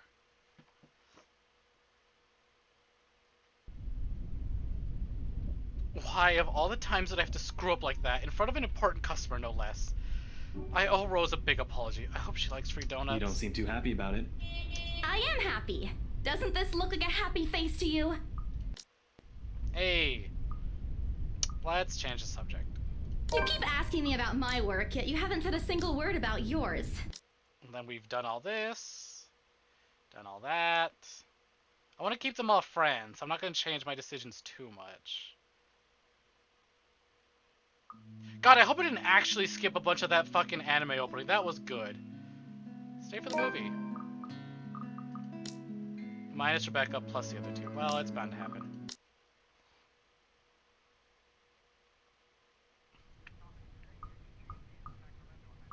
Meet with the priest? Meet with the professor. I'll think about it, but if ever, I'd like to give talking to...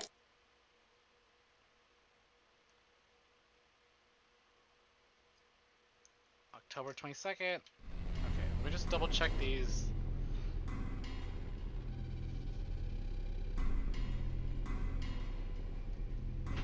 Oh, Jesus, that's a lot of fireworks.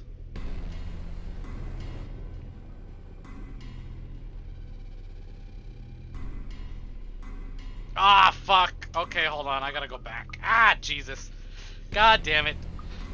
Okay. Fuck. I did something wrong.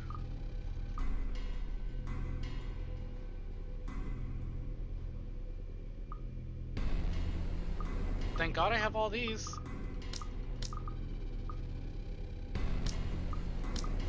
I have to show them the letter.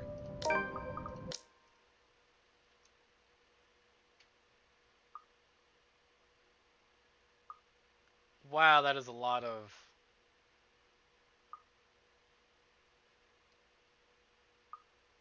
Oops.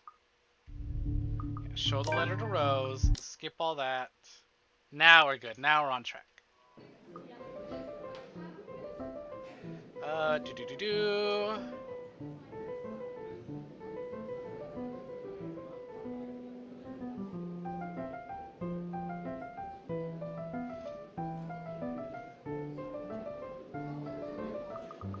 And skip all that.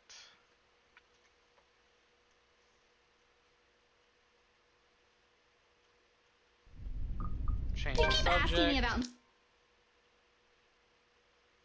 Okay, and I think everything from here on out for Isabella is roughly the same.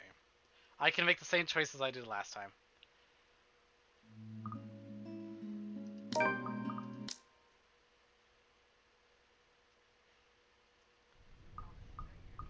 We'll meet with the I'll professor. think about it.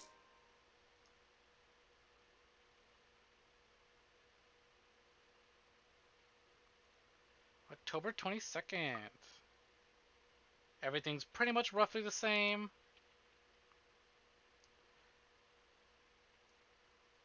I think next choice I'm going to save just in case I fuck anything up again. I'm going to have a little save corner for just the true ending gut stuff.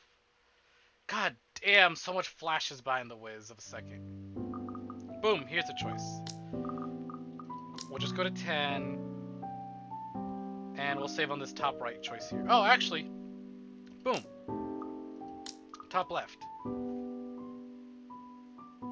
Okay, let me do that again. What? Why does that give you minus Marianne? What? What happened? Or is that just because I didn't check recently? Ow. Ow.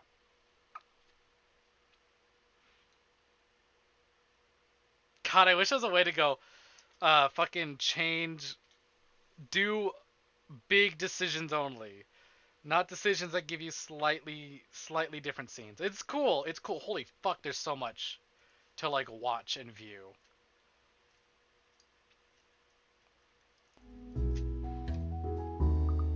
I know you're trying to help.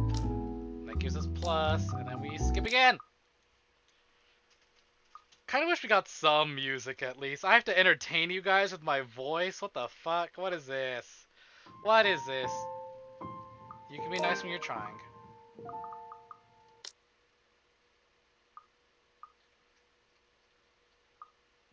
I love her. Was it talking about her job? I'm just curious. Yeah. Oh, look at that smile. Oh, this happens already.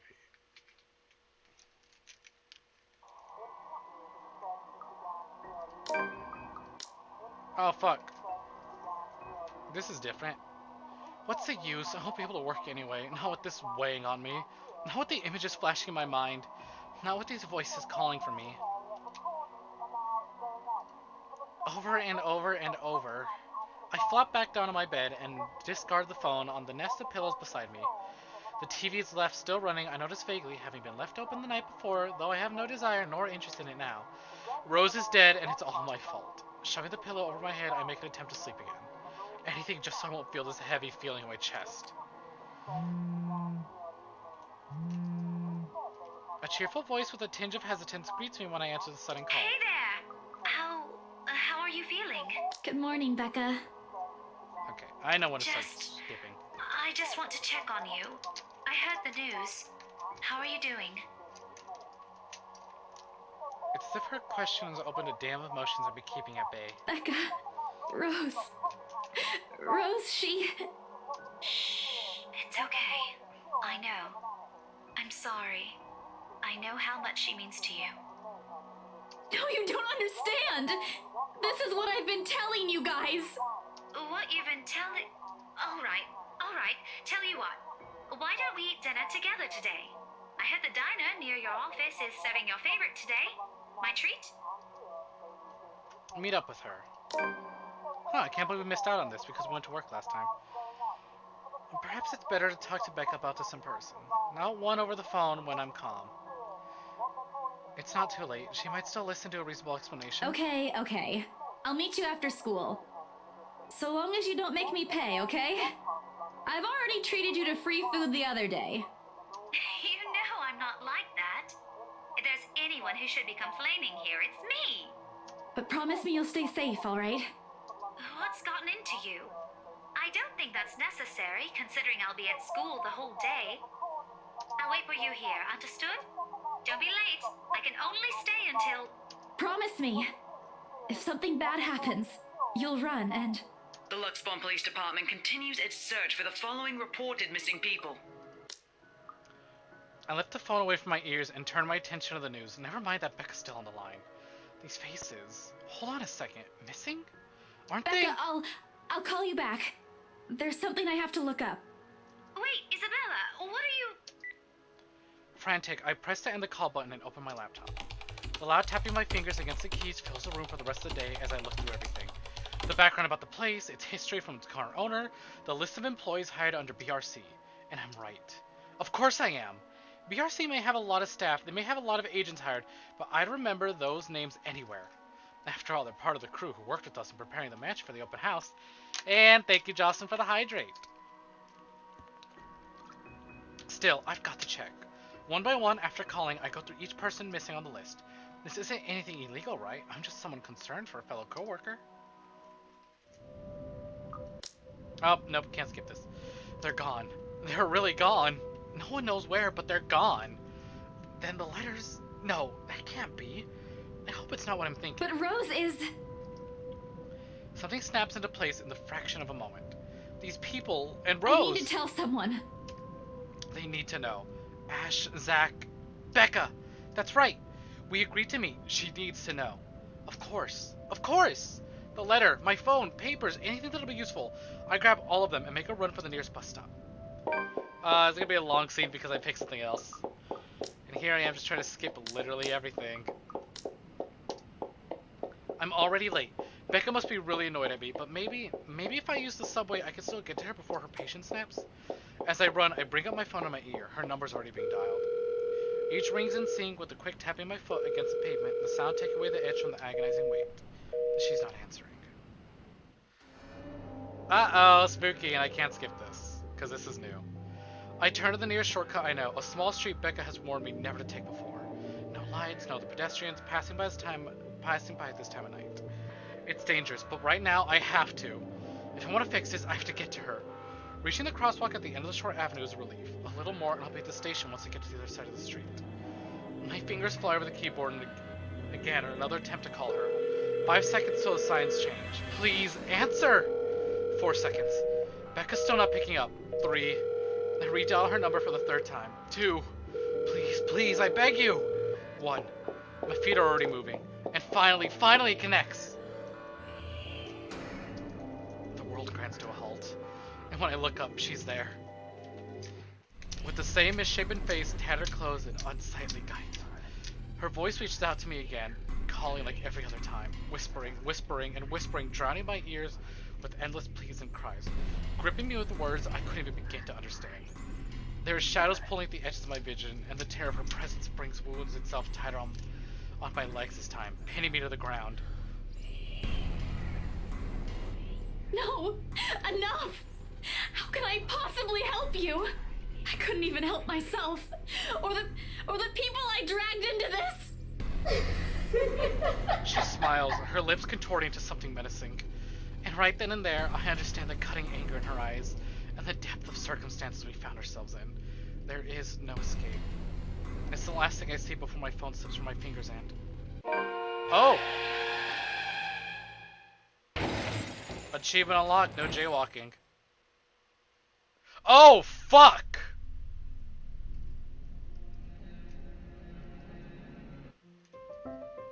Really, no flashbacks, huh? Holy shit, she's just dead. Okay, alright, we fucked up. She's not supposed to die. She's not supposed to die.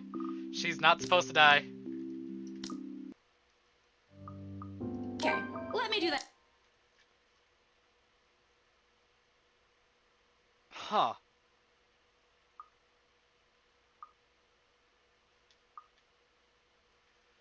Wow, she can just die in her, like, very start of the game, in her chapter. I wonder how the rest of the, like, game goes with her dead.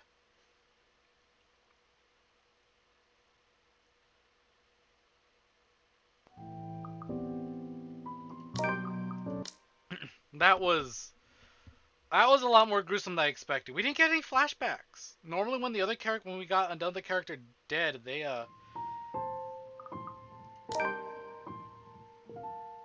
yeah, it looks pretty dumb, but like we're fast forwarding, what can we do? I'm...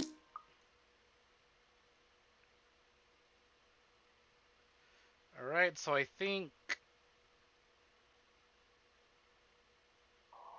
we'll just go to work.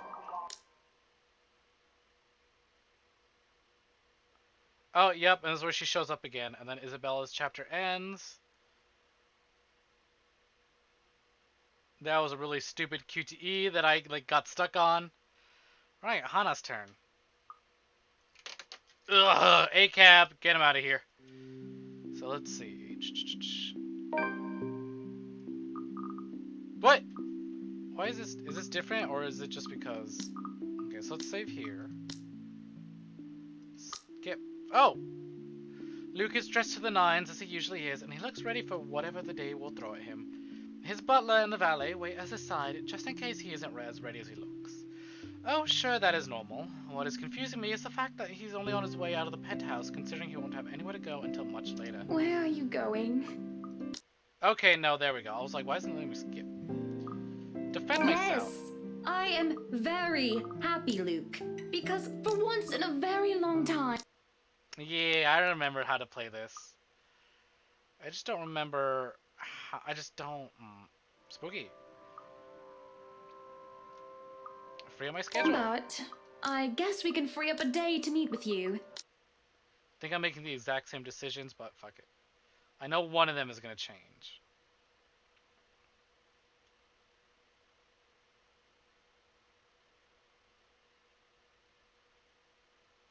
I think that was the thing that I was supposed to have power over. Let's see. Having trouble again. Okay. Alright. Threaten Marianne, ask for her silence. We don't need to threaten her. Although, I think to do what we need to do, we need to threaten her.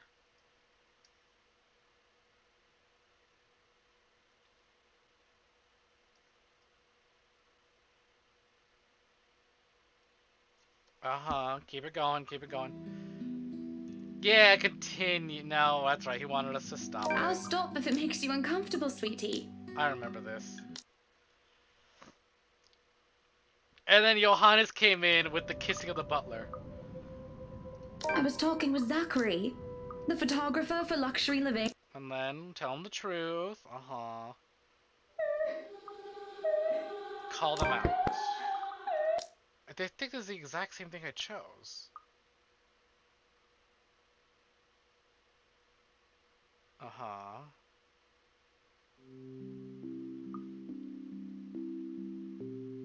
Be honest with me, Mary. Okay. I'm kind of making the exact same choices.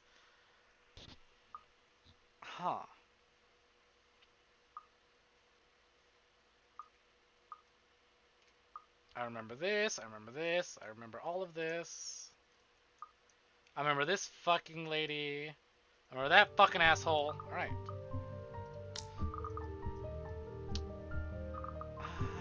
Fuck it, just to be safe, I'm gonna save here. Is this the last choice in her branching tree? Fucking hell. Come on. Oh! That leads to Zachary, yeah, okay. Story update. Which one of these do I need to do? I guess I'm gonna change it up, just to see if this works. Becky's words are still fresh in my mind, and I can't help but think the girl, plucky woman that she is, has a point. It takes two to tango, achievement unlocked, work for your marriage. I can't help but think that the girl, plucky woman that she is, has a point. If I love Luke, I'll have to fight for him, don't I? And so far, I've been doing nothing but sitting on my behind, hoping it'll fix itself. This whole mess definitely isn't gonna fix itself. Oh wow, that gives me plus with Marianne, huh? How dare that woman try to drag our name and our relationship through the mud with her lies? And at my own party! Determination fires me up as I take a step forward into the middle of the fray. All the while, she's been screaming. I signal for security to stop, and I can already feel the glower on my face as I stare into hers. She wilts as she sees me. She starts to grow anxious, and her protests die down. I can see her as her hoity, angry expression turns into a horrified realization. Rightfully so, she should be scared. What is that thing they say again? Never wake a sleeping dragon. And they often think that Luke is the one in charge, that he's the one to be feared and appeased. They think me is only the pretty wife. They forget that I'm just as capable, just as worthy of respect. I invite you, my friend, into my house on a day of merriment. And you insult my name and accuse my husband of infidelity. What have I ever done to make you treat us with such disrespect? You are no longer welcome in any of our estates, our properties, and our businesses. And we will no longer patronize yours. Now, escort the girl and make sure she isn't standing even an inch within our grounds. Oof. This isn't the choice I want to make, but like, boss. She looks devastated. Reasonable. This does make her into a fuck. I should feel concerned, but I can't even an inkling of mercy within me. I know what her plan was. I know what she wanted to make out of this. The money. Luke. But it doesn't matter what she wanted. You won't show your face to me ever again if you know what is good for you, Rochelle. Ooh, Hannah can be mean. Take her away. The tension is thick in the air, and the silence that embraces the room is so set that one can practically hear a pin drop. There are worried and almost fearful glances from some guests, but they all know this is well within my right. She is the one who started this whole dilemma. It just so happens that I'm the one ending it. As long as everyone holds their tongue and do not interfere, none of the consequences matter to me. Especially when my darling looks at me with a different shine in his eyes. It almost seems as if he's proud of what I've done, and that spurs me on more than anything. Nonetheless, I still act upset because this does not change what just happened. He still has a lot to answer to. Because even if the woman is lying, there is always an inkling of truth in every lie. So when I turn on him to say that the shock he displays bring me gratification is an understatement. Of course, there's no reason to make a husband and wife spat into a public spectacle. Some privacy will generate the least number of headaches and complications. Everyone is still far too busy in the ballroom, and most of the staff are still in the kitchen. A sharp glance at anyone who will go through the doors is all it takes for them to make a retreat. And the most private we can get without me dragging Luke all the way to our bedroom is a foyer. And you. We are going to talk about this, Lucille Mitchell-Wright. Not now, but we will talk about this. Right, I swear that is not my child, no matter what that woman says. Hannah, darling, You believe me, don't you? I believe that it isn't your child. But you never said that you did not cheat on me with her. We'll have a talk about that tomorrow, among other things. What for? What other things? About us, Luke. This isn't right, this doubting each other and not talking. That's why we'll talk. If anyone needs me, I'll be in our room. I'm in no mood to be talking with anyone about anything, especially nosy baggers who have no business with any of it. Should I be worried? Scared? Both. Because you know threats do not work with me, Hannah. None of those. You should know I'm not your enemy, Luke. I need rest. That's all. Of course, you must be so tired. You've earned some peace. I'll take over the party from here. Good night, love. Good night, Buttercup. Sometimes I forget that leaving Luke to handle a party is a horrible idea. Oh, and everything's different, okay. Because come morning, the dining hall's a mess with a few of his drunk friends sleeping about, and at least a dozen men and women scattered about, sleeping like they're in alcohol-induced comas. Even Officer Lee's there, sleeping off the effects and still clutching a bottle of 1998 Jamelia. No doubt Luke has served some of his stores and absinthe. Judging by the faint burnt smell, they had set fire to the latter too. New Bohemian. There's only so much I can tolerate as we have your highness retrieve every single one and get them a cab. And they are everywhere. At the table, on it, not underneath it, and somehow even in the kitchen. Nap time is over, Kinder. Time to go. Your highness has spoken. All will listen. And oh dear, did this piss our valet, though he's still a man in silent fury. Although it is still a treat to hear him utter curses in German from the other room. I imagine Luke will be amused as well if it isn't his guests that are being thrown out. Instead, he's brooding in his seat, rolling a stalk of daffodil between his fingers. He's energetic, and you aren't drunk. That, or you are getting better with handling your hangovers without your dog hairs. Ah, fuck! The way I just fucking tip over. Like, not even like the fast, like, swoop like normal, just swip. Just a little, like, a slip. Just a little slip.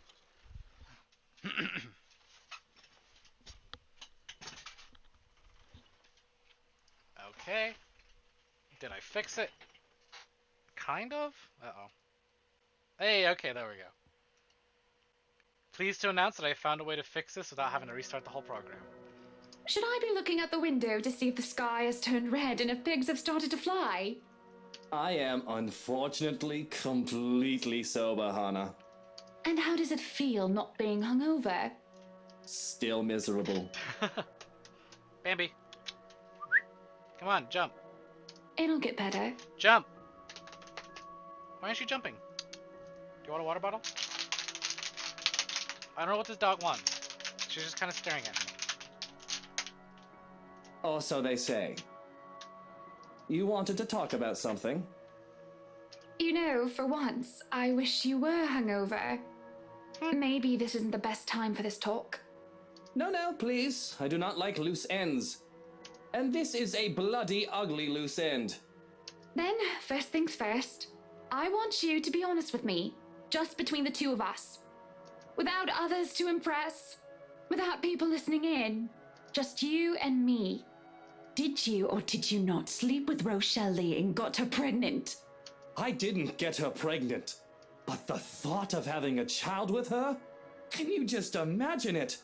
Or rather, don't. He still didn't answer if he did or didn't sleep with her. He just said he didn't get her pregnant. Although I guess that in of itself is an answer. I can already see it. It'll look like that ruddy pig boy from that Young Wizard book. I don't care about Once Upon a Time. What I'm asking is if you were with her the other night during my party. Him not showing up in most of the gatherings I've hosted in the past is nothing new, of course. The one I've had last week is no different. It's merely another thing I've gotten used to, us being things turn sour. Between us after things turn sour. But after Rochelle's outburst last night, I won't deny feeling the little disappointment. The betrayal. Bambi, come here. Model, don't break on me. Model, don't break on me. Model, don't break on me. Don't. Fuck! God damn it. Ugh, the things I do to comfort this dog. I don't get why you're so afraid of fireworks. It's how we found you in the first place. They go off like every week here. You'd be used to it by now. The betrayal. What's done is done, however, though at the very least I still want to hear the truth from him. She made me meet with her the night of your party. But I swear, I only agreed to go so that I could tell her I wasn't having none of it. It isn't my baby. I don't even think it's Lee's. Poor bloke. I mean, I probably slept with her once. Probably? We were probably incredibly drunk, but that would have been a long time ago before she was preggo. I didn't ever expect the fucking word prego to come out of Luke's mouth. Are you sure, Luke? You're not making anything up or leaving anything out? Of course not. I swear it on my mother's grave. Honestly, what we know about Luke, that's like a huge swear. He swears it, he says, as he hands me a flower with such tenderness, and I believe him. Well, if that's all you wanted to talk about, you shouldn't have made me worry. For the sake of my sanity and for the sake of our marriage, I'll pretend that you never said any of that. Are you sure you aren't drunk now? Haven't had a single drop and hating it. Would you like something to drink? Because I'm not done. I have something else to tell you. No thanks, maybe I will after this little talk you wanted to have. I already told you, and you already said you believe me that the brat isn't my child. I already spilled that I might have had drunken sex with her once, and you wish to wipe that off your memory. So do we have anything else to talk about? Because have at it, I'm all ears. Are we still gonna take a break? You're pretty miffed for someone who just admitted to his wife that he's cheated. And you're stalling. I can tell that incident has you shaken up. So why don't you just spit it out and get this all over with? I'm pregnant. Oh! She just drops it on him in this timeline, huh? What? Oh, holy shit! Come again? You heard me. So she doesn't keep it a secret, huh? You've got to be kidding, right? This must be some kind of joke. Are you taking the piss at me? Because woman, I don't need a second fake pregnancy. Instead of answering, however, I stay silent and let the matter of the fact sink into his head. His face heats up for a moment before he goes pale. He raises a hand in the hopes of asking for a drink, but the morning staff is still busy evicting the last of his inebriated companions. And he doesn't even bother to bark out orders as if he's lost his very voice. Actually, he looks like he's on the verge of hyperventilating. This is Hannah. Hannah, darling. I need some air. How long have you been? 3 months. And the twins. Although we don't know yet if they're a boy or a girl or both. Good God! Twins! I'm going to be a father to 2 tiny babies. Don't worry, Luke. From what we know, you're not that bad. Breathe, Luke! Breathe!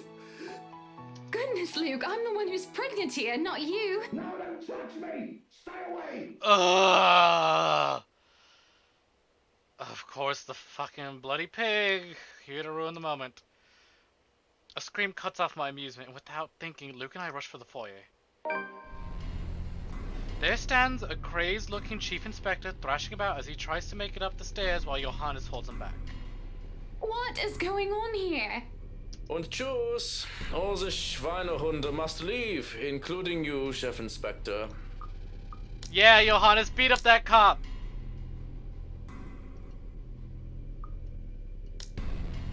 This one is very problematic and will not leave. I like how I know he's looking at Hannah, but it looks like he's looking directly at us. No, you can't make me leave! I need to stay here for her! I need to help her! Oh? Oh, Rochelle? She's probably already at home, dearie. Or she might have already gone and skipped town. Who knows? Oh, for the love of... There's no point talking logic in him. Lee, go home. You're drunk. Can't you hear her crying? She was crying, just weeping and in so much pain last night. Hi, Ryu! Welcome in. Welcome for joining. Help her. Drunk, sobbing bastard that I am. But my help. She needs my help. Tell your fucking stupid lapdog to let go of me, Luke! Yeah, I know, right? I think he hears it in this timeline. Or I'm gonna knock him down and I'm gonna knock the 2 of you down too! That's definitely who he's hearing. Language! I've already dealt with your wife, so don't make me deal with you, Lee. Oh, I swear. Hey, Ryu, we beat the game. We're doing the true ending now. Hana, enough. Don't stress yourself over him. It'll be bad for the twins. So go back to your breakfast and let me handle this, okay? Yep. We beat the game already. Are you sure? Why wouldn't I be? Everyone got their happy ending until the very last fucking second. But yeah, she's in this timeline. He knows. We told him that we're pregnant. Instead of getting a divorce, we're working hard for our marriage. Now go ahead and do something less stressful. Go ahead and do nothing. There isn't much to do, it seems, whenever I step up to the plate and try to take responsibility for something. Perhaps because everything's already being handled by someone hired specifically for that job? And with Johannes overseeing the staff and Luke handling everything else as a whole, that doesn't leave much for me. I can't even take the job of delegation, because all it takes is word to one of the senior staff and everything will be taken care of for me. Moving in here a few days ago may have very well been the chore that took most of the effort from me. And that didn't take any real effort at all. What happened at the end? Who's dead? Nobody. Everyone lived until the very end, where we find out that the ghost isn't gone. We burnt the letter, and that got rid of the curse, and everyone got their happy ending. Luke fled the country after his company went, him and Hana got a divorce. He fled the country, but he still visits to give gifts to his kids and hang out with Rebecca. Zach and Hana are dating, and Zach has his own studio. Hana has her own company, is in charge of her own company now. Marianne moved back home and has her own company as well. Isabella went back to art school and now does art as a profession. Her and Zach have opened up like little exhibits and are getting big famous. Rebecca's like a big fan. Zach X Hana forever, yes! Marianne and Hana are besties. What else? Fucking Marianne hires Isabella to do big painting commissions for her. Ashton and Isabella are now dating. Ashton has moved on to the police force. He's still hunting after Luke, but little does he know that his former best friend is now buddy with Luke, and they see each other despite the fact that Luke fled the country.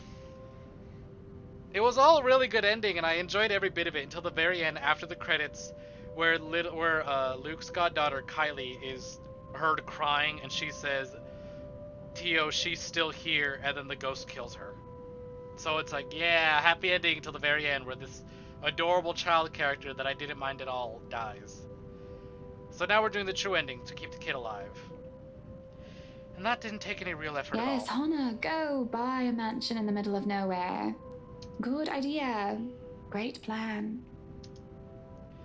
No dishes to set aside and busy myself with, and any mess left behind is now nearly non-existent. Who's alive so far in the true ending? Everyone so far. Hana is only chapter 2, so nothing big has happened yet. To sit on a counter while eating cake is supposed to be my next plan.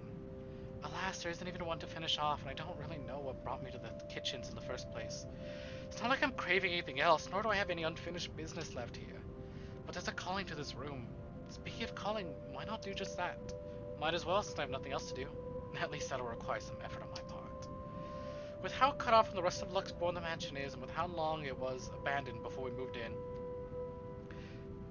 having a landline is out of the question. The solution's supposed to be on mobiles, though it isn't much considering how spotty the signal is in this area. It'll take a bit of maneuvering to get even a single bar as it is.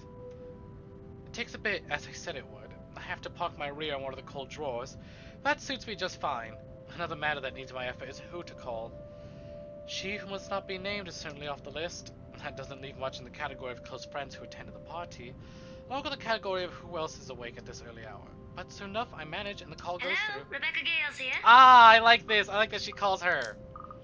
Okay, I have to take another urgent break. I will be right back.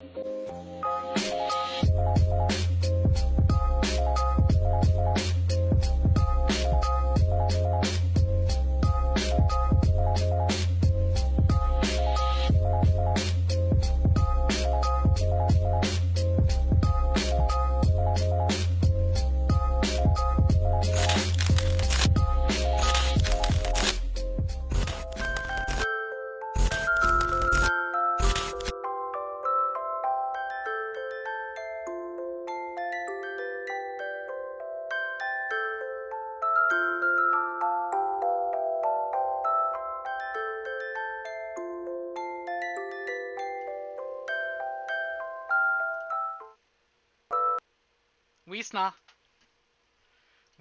We back. Okay. Alright, sorry for all the breaks. But I've been drinking a lot of stuff to keep my throat from not drying up. And obviously, I don't have the most powerful of bladders. But we back at it. Back at it again at Krispy Kremes, and we are rushing through these chapters to get that true ending. Who's this? Good morning, Becky. Oh, she's so cute. Hannah? Oh, wait, how did you get my number? You responded to your RSVP through the phone. I think I did It's this all- scene already. Yeah. And for that other thing as well. Oh, okay, now here's where we get the... Okay, here's where it changes. What for now? For what you said to me, with what had happened. It's been very helpful in... The call starts to go static, much to my frustration. A strange clicking noise drowns out most of her words, too. I doubt she can understand what I'm saying. And the line completely dies. Jeff! Hello! Welcome in! I just got back from a break, too. Hello, it goes! We actually just finished the letter, but I'm going back to get the true ending now, so we are zooming on by this. But hello, how goes it for you? I can feel a headache coming along. It's just building up. I'm starting from a light throbbing on one side of my head. The static is gone, and that helps a lot. But there's this incessant, horrible clicking. Again and again and again. Which doesn't make sense. The mobile's turned off, isn't it? And if it isn't coming from the phone, then where? Looking about, I can't help but let my eyes be drawn to the hatch leading to the wine cellar once more. Ah, boo. How far into it did you get?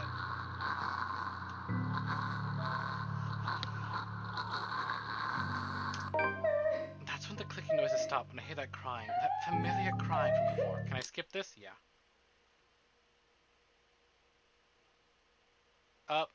Then Luke comes to rescue us. Made it to the big shell.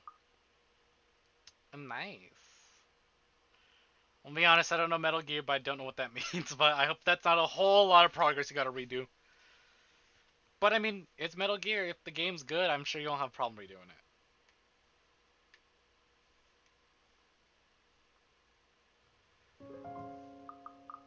Okay, so let me drop a save. Let me drop a save here.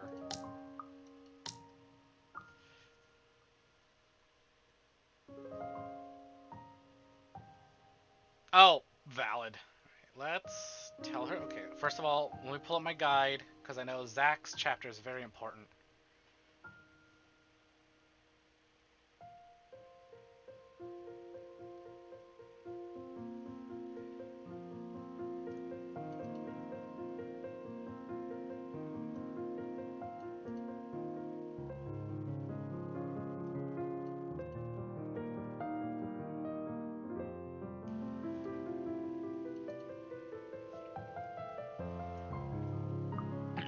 Tell the truth.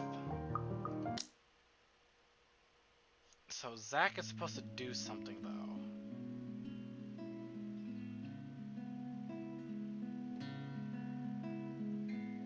Okay, that's what I do.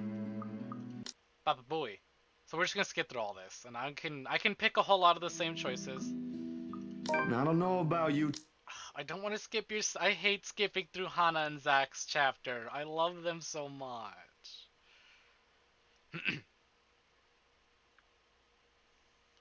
But still, oh, yep, there's the fucking photos. There's that scene.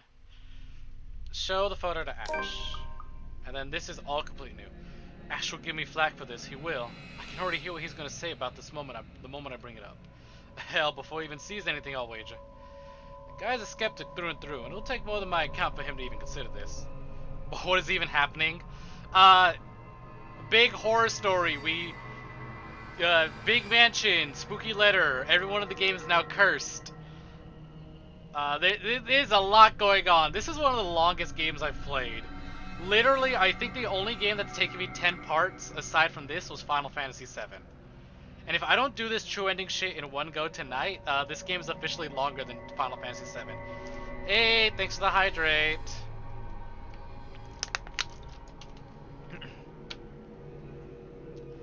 But, yeah. No, it's not true. Final Fantasy VII was definitely way longer. I just knocked it out in less streams. Coughs and, chuckles in that 8-hour FF7 stream I once did. But, yeah, kind of a lot to catch you up on. But basically, spooky letter, spooky ghost lady, everyone's haunted. Oh, visual novels are long as hell. Like, you probably are aware of, like, the short, cheap, meet and fuck games on Steam. It's like, oh, choose from a variety of a bunch of sexy girls to romance, and then romance a girl, and then do the dirty. And that's it, that's the game. But it's like, these games get pretty long. Just a couple of hours? Hell, Doki Doki Literature Club took me 10 hours. I did that all in one sitting. And that's one of the shorter ones. Fucking Little Busters, one I'm super excited to do. Oh my god, that one is a monster. That one's a beast. Because you can't just do one ending. You gotta do every single ending, and then you unlock the second half of the game. And they don't even get me... I don't even know how long it'll take to read the entirety of Higurashi. But I got a lot of, like, the high quality, high end, high budget ones are gonna last a while. They're not visual novels. They're while the game might be called a visual novel, they're visual novel series all crammed into one game. They go on for a while. It really depends on how much you want to read, too. Oh yeah, it's Crazy Town. That's what I'm showing off. The guy's a skeptic through and through, and it'll take more than my account for him to consider this. But when you've been there, seen something enough to raise the hairs at the back of your neck and leave you wanting to flee or hide, what he thinks is the least of my concerns. I'm no hero. That's a title best reserved for someone else. Still, just to help him change his mind, it's worth a try. Isabella's gone, done the same thing, didn't she? Outside, the sun is yet to rise. I still got a few hours before dawn. Good enough to mull over how I'll go about with this with him. Plenty of space to check if I'll get the same result if I redo the process again. The film processor hums back to life at my touch. The light switch gives out a soft click, and the darkness embraces the small closet again. Somehow those urban legends don't sound so silly now. Sometimes I wish Ash would make himself easier to find. 24 messages, 13 phone calls, and one visit to his flat later. I still have no idea which rock in Luxborn he went off to hide under again. The guy has his own place but refuses to stay in it. Has his own phone but doesn't answer any of his calls or give any indication he's gotten my messages.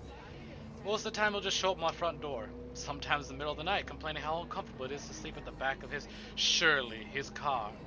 As if the old couch in my flat's any better. Nothing new from him though, but a bit frustrating really. There's the police precinct of course, but then again, he's not there most of the time either. And if that's also true for today, he's likely out on a stakeout. There's nothing much to do for me but to wait for the case. Let's just hope I'm lucky enough today.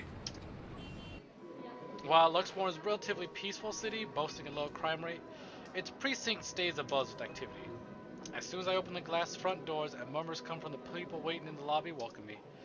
Officers can occasionally be seen shuffling in and out of the rooms, greeting civilians with a casual smile and polite nod. Some, though, look a little worse for wear, like the receptionist who looked at me with much disdain the moment I arrived. Thankfully, I won't have to deal with him today. Before I can even step in, Ashton's voice, though low, comes from the hallway adjacent to the lobby. Not even for just 1 minute? No. The case was dismissed, remember? You were the one handling that case.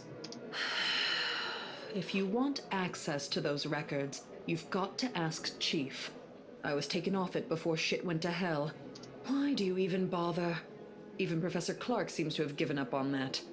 Well, never mind, you won't understand. Right. I know you owe Professor Clark a lot, but the right guy isn't just someone you mess with. They've got the money. Who knows what else gets swept under the rug with them involved.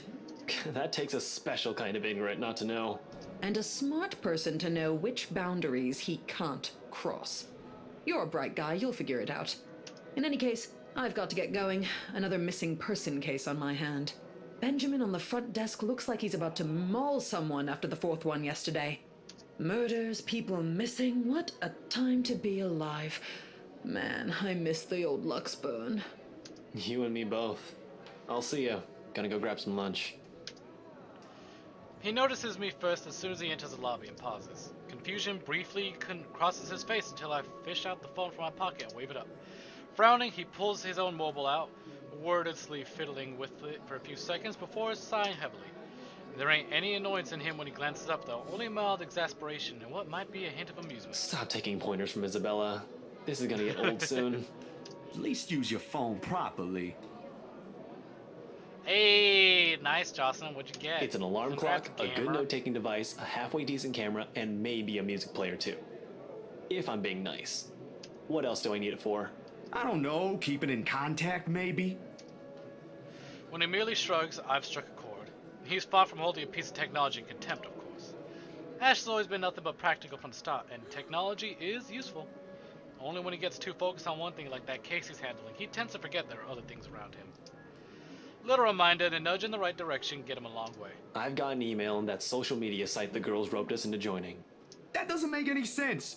Also, you've got an account before any of us had one. For policing purposes? Anyway, why are you here? I thought you have something scheduled today. Or was that yesterday? That was yesterday. Look, about that, there's something I want you to see. He stops me with a tap on my shoulder, walks past me straight to the door, and gestures with his head towards the very irked receptionist when I raise an eyebrow and question. Over lunch. I haven't eaten anything since last night, and Benjamin there doesn't really like loiterers around here. Wordlessly, I follow after him, but not after sending the poor guy behind the table an apologetic smile. As expected, he takes a seat in the furthest corner of the cafe, a good way from the window, but easily allows the view of who comes and go. Secluded enough not to be disturbed by the lunch hour rush or be overwhelmed by a curious bystander. If I didn't know this, the lunch he invited me to, I would automatically assume I got dragged into another stakeout. After years of knowing him, though, this has simply become one of the many habits he has. I've gotten used to it. Food arrives minutes later. Oh god, who is showing off? Alright, who's the punk who put Ashton in the coffee? Who put Ashton in my coffee? Get that out of here. Get that out of here. A slice of the vegetarian quiche for me. Meanwhile, Ashton has opted for a cup of coffee, plus a gracious serving You of it. having cake for lunch? He shrugs and then proceeds to dig in without even a hint of remorse. Frankly, it's like seeing a child get his Christmas present early. Don't tell Becca. I'll get an earful. It's just for today. You should listen to her though. The kind of work you do, you'll need to eat something other than sweets. I don't want to see you drop dead in front of my apartment again. I told you, just this once. Have you been hanging out with Becca lately? You're beginning to sound like her. Nah, just for some recipes. But she has the right to worry, you know? It's like she's taking care of two kids. One bitches on sweets, while the other on cup noodles. At least Bella knows how to cook. Hey, I can at least boil something. Wait, that's easy, right? I mean, you just put water in and... No, don't even think about it. You destroyed your own kitchen once by sticking a pressure cooker on it. I think my sister is a whole lot better than you.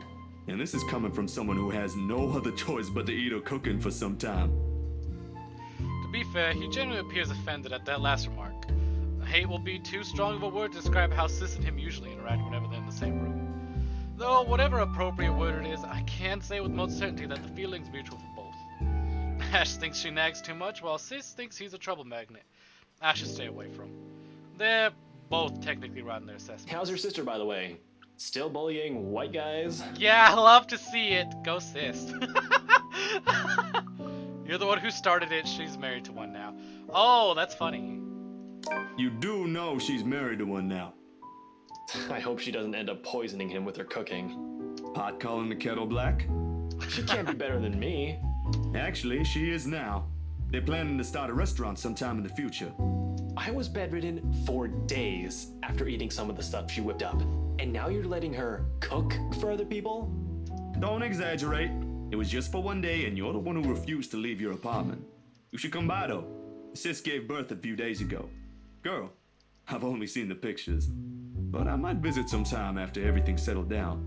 Too many backlogs to go through for now. No way in hell. She'll just find something to criticize again. Last time, it was Shirley.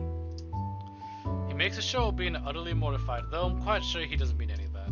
He might not say it straight out, but I'm pretty sure he's enjoying the small visits whenever he can. Something about it reminds him of his own family, sort of like making up for the one he never got back after his parents separated. Sore spot, that one topic, one thing he never brings up in conversation if he can help it. And I've seen the need to be nosy. There are some wounds you're just not meant to open. And for the both of us, the sentiment goes the same way. As if you ain't already on a shit list. You're just afraid of her. In your dreams. But I'll think about it. Can't just drop this thing at the moment. His change in tone is subtle, but his aggravation over the matter hangs completely palpable in the air. Still no closer? The opposite, actually. There's been some slip-ups here and there. Careless mistakes, and let's just say I'm waiting for him to make another one. What about you? How are things on your end? All piled up on top of the other. But I can manage. Still recovering from the expenses for the movie, so the surge in new projects helps. Well, there's this one thing. Yep, there's those fucked up photos. Expression on his face grows more puzzled with each photo I spread on the table. There's about 8 of them. All of it reprints the same thing, Miss Wright's distorted head on the photos. He takes a minute to go through each, eyeing the prints warily. The furrow on his brow doesn't ease even as he gathers all of it into one pile and sets them in one neat stack in front of me with a heavy sigh. Hannah Wright? Yeah. How did you... The locket. She never takes it off. Evan's family heirloom. I won't even think about asking why or how he knows that. If he's investigating them, he'll likely have already dug up every imaginable dirt on them, including family history. Are you done with your work with them? Yesterday, yeah. It's just a small feature for a magazine. Interviews, photos, standard stuff, nothing big. But see, here's the thing. I don't know how else to put this out there without sounding crazy, but there really is something odd with that place. Remember the letter? He drags in a breath, reaches up his nose, and pinches it, like the action alone will help grant him all the patience in the world to continue with this conversation. Please tell me this isn't about that again. No, Ash, you've got to listen this time. I am listening, and I can't believe that just came out of your mouth. These are some blurred out photos, and that letter is just a stupid prank. I expected this from Isabella, not you. You're the photographer here. I don't see any need to get worked up over this. I know what you mean, but will you hear me out first? Ash leans back on his seat and doesn't say anything further.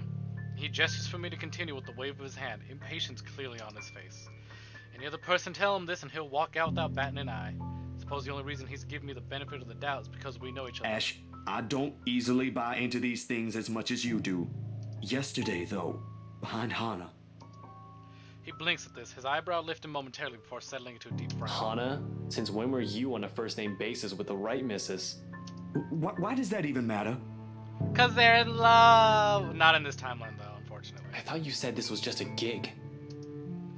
His voice stays level, but the accusation in it is clear as day. It hits a nerve in me somehow, more than that tone usually does. That's not the point here. And that minus Ashton. Another hydrate, thank you, although I am all out of water after this hydrate.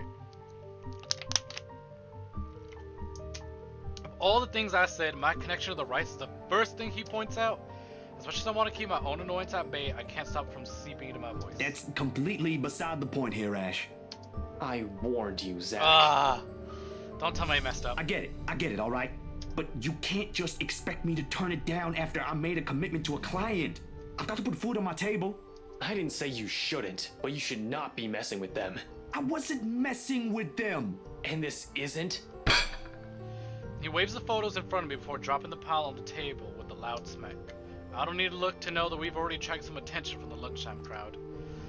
Besides, turning away from him feels almost the same as admitting he's right. There are things more important than his damn case right now.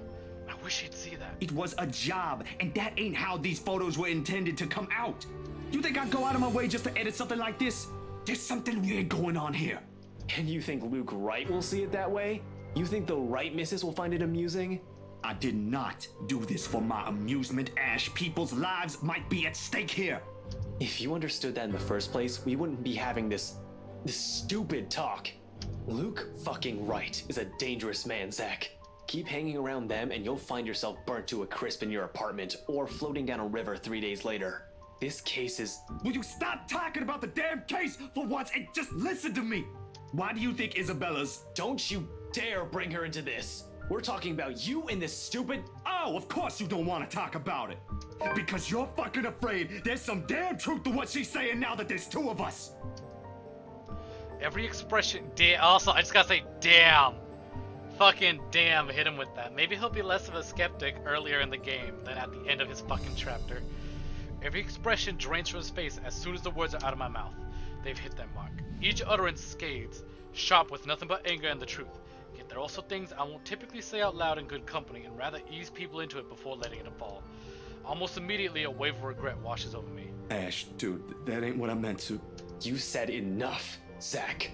Without another word, he stands, his chair scraping loudly against the floor, all while my brain races to find something to fix this.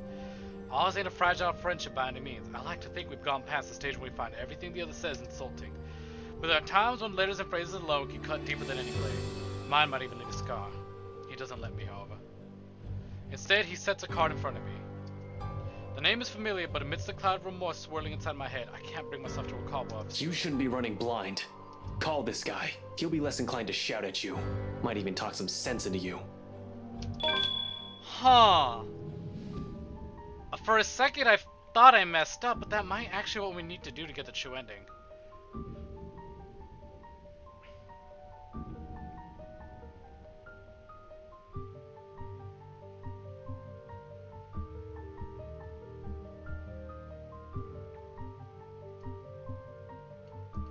Okay, alright.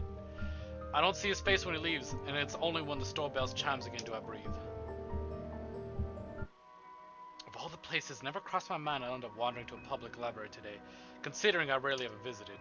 Somehow there's always been this kind of disconnect between me and books in general. Sure, some of them held my attention in my youth during the brief times of the day I was left with my own nothing to do. I went through the whole of Grant's collection as a matter of fact. Read all of them twice, or thrice even, but they never did hold it for long.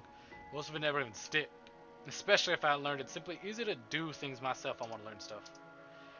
This ain't the plan in the first place, but after that argument, I really don't have any other choice. Nothing but quiet greets me inside though. Not typical mum would associate with the library, but one akin to a hush prior to an impeding trouble. Or perhaps I'm just overthinking again. I really do think I'm just thinking too much about this. There's just a lack of sleep talking.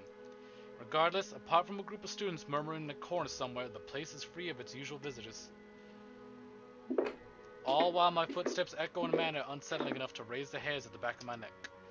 Much to my relief, it does not take me long to find him, being the only occupant in this side of the room. Professor Andrew Clark. I've never personally met the man, but Ash has spoken highly of him several times. In fact, he's Ash's go-to guy when something's troubling him with the case. My steps are unsure as I approach. At any rate, he greets you with a warm smile like a grandson he hasn't seen in a long time. Ashton's friend, I take it. Zachary. Cool, alright, we're still on track. If I don't get your name right. Oh no, you got it. It's Zach. Zachary Steele, Professor Clark. He gestures at the empty seat across the table while he returns to his books. Next couple of minutes pass relative silence as he continues to read and take notes from the pile he's accumulated on the table. Maybe I should have taken a book first before heading here, but before I can even get far into that idea, the professor clicks the book shut and sets it atop the stack next to him. Ashton told me you were hoping to get answers from me. At my confused look, he lets out a small He chuckle. sent a message ahead. A friend needs to have some sense knocked into him. In verbatim. That boy never changes. I wasn't really expecting you to do that. Although I'm not quite sure what I could share, I'll do my best to help. Tell me about your dead wife. Of course, there are a lot of things I want to ask. How do we get out of this mess in the first among tens, hundreds of my concerns in my head? But in the presence of someone I barely know, the thoughts won't easily form. He's nothing but patient, however, with enough time to mull over a question finally forms. Do you believe in the paranormal, Professor? It's supernatural, actually. Don't worry. It's a common mistake to make. But they really are two different things. The other one deals with what we can't explain at the moment, while the other are things we may not have an explanation to. Here. He places a couple papers in front of me, the very same one he was writing on earlier. A study of Luxborn supernatural culture in a nutshell. A friend of mine wrote that a few years ago. He took interest in the city after reading about the stories. I have to agree with him here.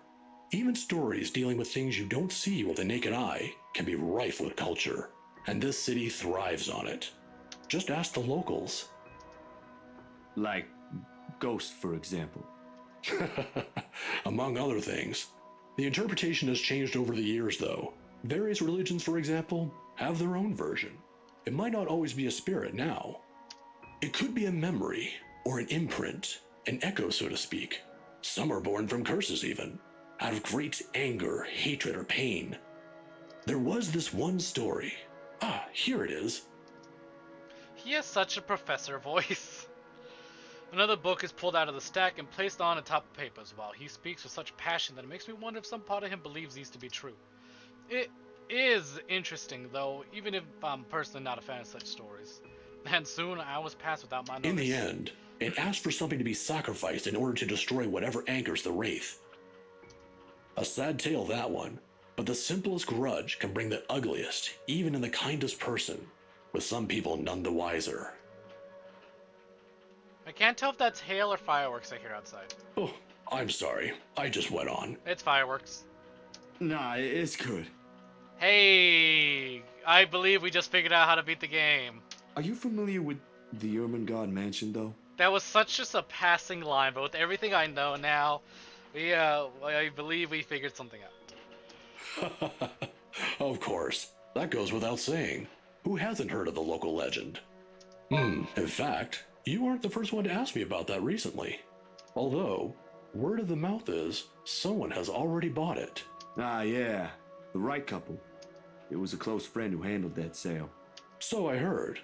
Well, don't think the house being bought by anyone would stop us from talking about it. What is it about the mansion, then? I just want to ask what you think of it, sir. We're going to need more than an afternoon for that, young man. You see, it's the kind that has changed over the years, passed down from one person to the next. Sometimes, it's the Lord William who haunts the place. There are versions where it's the lady of the house. Both of them are wrong. But my favorite, a personal favorite, would have to be the ones that followed after the disappearance of the kind daughter.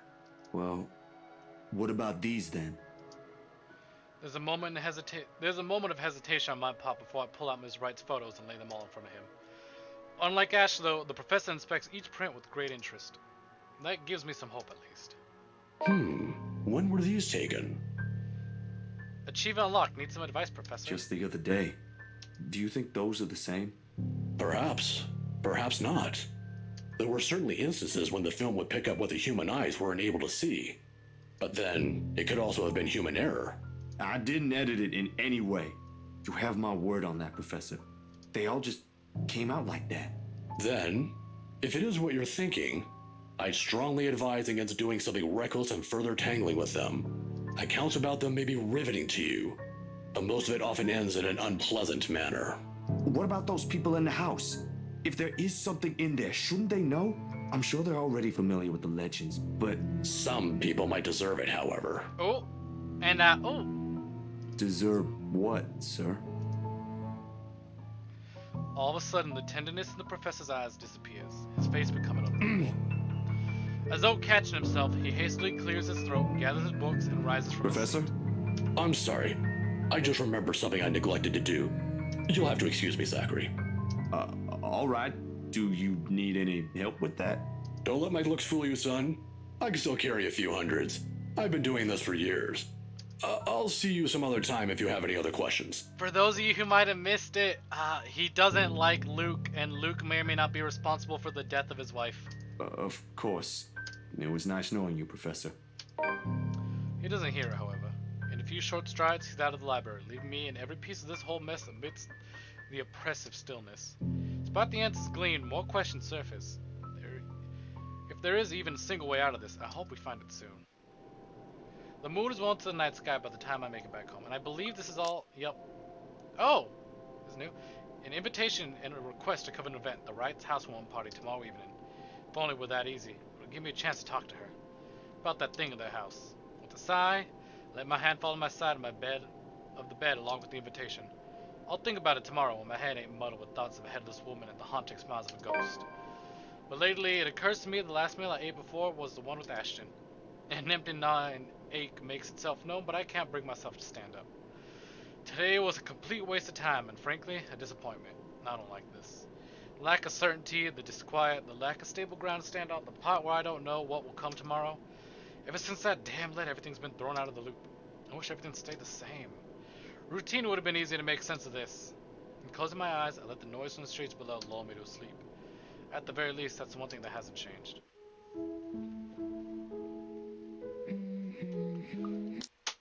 I just dropped something. I dropped a water bottle, it's not important. Okay. Alright, we did what needed to I be even done. got in a fight with my best friend because of her. Oh. Oh, hold on. This is kinda new. Because we didn't get to a fight with Ashton last time. Hard to keep up when things are like that, you know? Especially when you can't do anything. Kylie, Kylie, I've come back in time for you. I've decided to throw away everyone's happy endings to keep you alive. It's kind of scary. Makes you wish things will just stay as peaceful as they used to be. Maybe she just wants to be friends with you? I highly doubt that. She already hurt one of my friends. What if she's just sad? Or maybe she just wants help. And then this is all similar. Yep. Aunt Spirit's supposed to be human before too. You are lucky I have one sip of water left, but I'm all out of hydrates. And I'm too lazy to get up and get more water. I've taken enough pee breaks as is. Had people they cared about lived a life of their own, smiled and laughed like the rest of us does, do they really lose all of it after death? You better get to school though, or you'll miss sports day. You should have won yourself some awards, alright? Alright. Can I show it to you when I do? That can cheer people up, right? In the distance, her brother calls for her, and I take that as a sign to leave. Got things to do. The first few steps, Nah, I say. I'm good now, I think. Thanks to you. Besides, Mister needs to go. But you should show it to Mama and Papa. I'm sure they'll be proud of you, Kylie. I will. Thanks, mister. Bye. And we skip all that, What and do then it you gets want all from creepy. us? Oh! New text? The response never comes, however. Because when I blinked, gone. Hello? Mister? Are you okay? And then it's all the same. Yep. Huh. Just only slight variations. Despite things we've yet to straighten out before it blows up in our faces, having something normal play out in front of me, no matter how childish the antics can get, can't bring myself to muster even a tad bit of it. Behind me, the television starts blaring the music for the end credits of the movie. They've likely been waiting for a while if Ash has gotten impatient enough to rummage through the cupboards and watch something. Of course he eats all of it. You know, I was saving that for the weekend. If this has something to do with the other day, I really am sorry about that. It was rude, and I didn't mean for it to come out that way. A short but tense pause follows. They're both stalling. Under normal circumstances, I'd wait. With these two, the more you force it, the more they'll clamp down on it. But as a handful of seconds continue to slip by, the unsettling feeling in me also grows with it. Soon it turns into impatience. Before I can demand a response, though, one of them finally speaks. It's Ashton who first breaks it. No, don't apologize. I should have listened. How is everything with you lately, Zach? Hold on, Ash. Both of you. Did I just hear you say that? Is this why Isabella's here? Has something happened? Calm down, we're just here to check on things. So, did you meet Andrew about the photos? What photographs? Said photographs has been sitting untouched since the day I dumped them in my drawer. Isabella goes very still when I hand her the small stack. To her credit, she does not flinch like I'm expecting her to, and flips through each of them in silence. But while her eyes remain strangely calm, her hands have grown rigid and her mouth sets into a thin line. She, out of all people, understands what this means. In hindsight, she should have been the one I approached before Ash. What did Andrew say about them? It could be one, but there's no guarantee it's a supernatural thing. It doesn't always happen, so that's a dead end right there. Now that I think about it, bothering that guy for this feels pretty silly now. But with the dreams lately... That's all? Did he say anything about the damn letter at all? Did you ask him even? I paused, glancing at him skeptically. I don't know where this sudden curiosity is coming from, but if Ashton, calm, cool, collected, always logical Ashton, takes interest in this, something or someone must have fucked shit up somewhere. Or the world is ending. Seconds pass. The apocalypse I'm expecting to go along with it doesn't arrive, however. Yeah, that's really everything. The letter kind of slipped my mind. The photos were more important at that time. There was some stuff about the local horror stories, though. Talked about the curses, and he was really fascinated with the story about a wraith asking for a sacrifice to move on.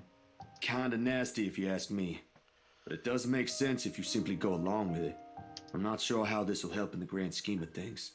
Why are you asking about this anyway? Rose's death isn't just a coincidence, Zach. It may have something to do with... I may have... Wait, stop right there for a sec. And I think Bella. this is all similar? Yep. we can still fix this. It ain't too late. Yeah, so everything can remain the same now. For a good while, I can make similar choices. I have officially done a majority of the thing. Ah, fuck! Oh, I'm back. Look at that. And knowing that whoever she is, she had once been human. Perhaps not all of it's gone. Perhaps some of it's still there. Hello? I know you're in here. What do you want? Something moves behind me, a soft scuttling over the walls, followed by a squelch and painful creaking of what can only be rotten flesh and broken bones. Without hesitation, I whirl around, my fingers and camera ready, patiently waiting for another movement. I can help you. Whatever it is that keeps you here, I can help. That's what the letter's for, ain't it? You don't have to keep taking people's lives. There's a brief moment of silence after, and for a short while, I think my pleas worked. Then, with no warning, the shuffling resumes, and along with it are the sobs of the letter. The light flashes, fleeting one last time, allowing me a glimpse of her grotesque, misshapen features before it's once again lost in the darkness. All of a sudden, her tune changes, no longer a soft cry, but a high-pitched shriek, brimming with pain, grief, and anger. Every ounce of courage I've mustered flees from my body at the sound, and the next thing I know, my hand is gripping the knob, and I'm wrenching the door open. Her wails follow me as I flee into the night. And then I think all this is the same. Yep. You? How Whoa! the hell did you get in here? This is new. What in seven hells do you want? Oh, look at that. He's got stand energy. It's bloody 6 in the morning. I don't think he had this last time. Listen, sir, I know this is not a good time. Oh, it's not a good time. Did you even check the clock before coming here? I bet you didn't. Unlike you, the ones living in this house need to sleep. Come back when people are actually awake, or I'll call security on you. Before I can get a word in, he slams the door in my face and bolts it shut. Wait, sir, you gotta hear me out. You're both in danger if you stay in there. Have you seen the news lately? Everything's not a coincidence. Hey, Wamos, welcome in. Watch the hand though, snakes bite. Only silence answers me. May feels Miss Right. Oh, who am I kidding? That limits to how far a person will believe in you. And again, I didn't believe in Isabella when she warned us. And now I'm here, desperately trying to save people, even if I'm aware it's completely out of my own capacity to do so. This is what they call karma. If so, there's one horrible way of turning things around.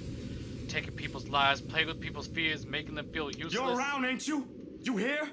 Inside this house? What did they do to you? Oh, no, that's new. That's new, huh? I can help you, you know? If it'll let you move on, I'll gladly do so. You don't have to kill anyone. Nothing. I don't even know who I'm talking to, or if the same person is supposed to be doing that. The only thing I got after is a feeling of foolishness washing over me. Or perhaps this is just me losing my mind. Out of other options and any other ideas, I let my hand slide off the door's surface and fall listlessly to my sides. I can go back to Luxborn, try to find the others, try to get out of this mess with them, or let them know how much in deep shit we all are. Both sound good. Either way, my loitering here ain't helping at all. I let the quietness calm me for a few moments before standing up and heading to fetch my bike. It's quite distant to Luxborn, but if I hurry, I'll reach it and maybe... The rustling stops as soon as I turn around and strain my ears for another movement around. Yo, Ash, you there? No answer. And then this is all... Yeah. And this is where I... Oh shit. Don't open the... I don't... Okay, I'm just gonna fucking save in case I accidentally pick the wrong one again! Keep looking for Ash. Yeah, there we go. Okay. Marianne McCullough. Oh, I still love her apartment. I wish I had it.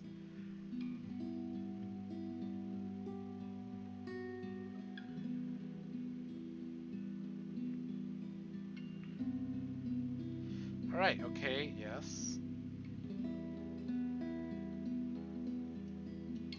Pretty game. I know, thank you, Mama. Sorry we're skipping a lot. We actually already beat the game. We're just trying to get the true ending now, and I'm kind of rushing it. Well, I've been going a while. I've been playing this game for a while, and Visual Novel Club needs a new game. As much as I am adoring this. Okay.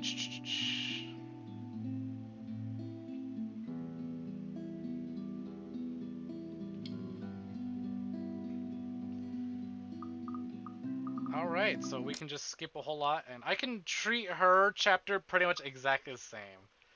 Oh god, I don't want. Ah, I skipped her singing! Oh my god, the girl. Look at me! Me as a girl. Ugh, get out of here. This is wrong.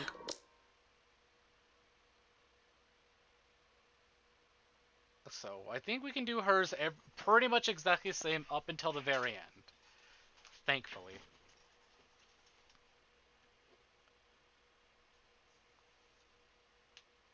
I know, right? Oh, fuck, what did I say last time? Let me save right here just to be safe. Yeah, cool, okay. I know, right? I'm getting the world record for the letter speedrun. Check it out. I think we have to be nosy. Yep.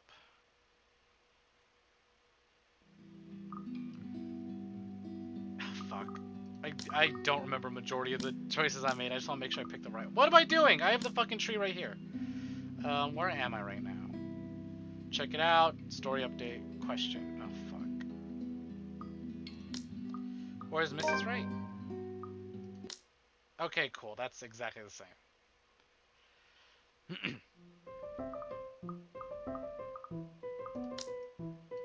What did I pick last time?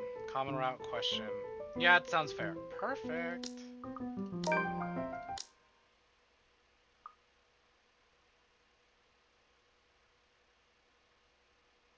I think I remember exactly what I need to do.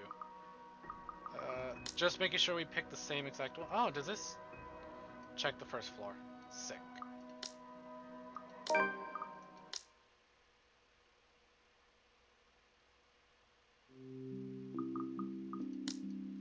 And for this one, why don't you decide on your own? Common route, QTE, common route. Oh, doesn't matter.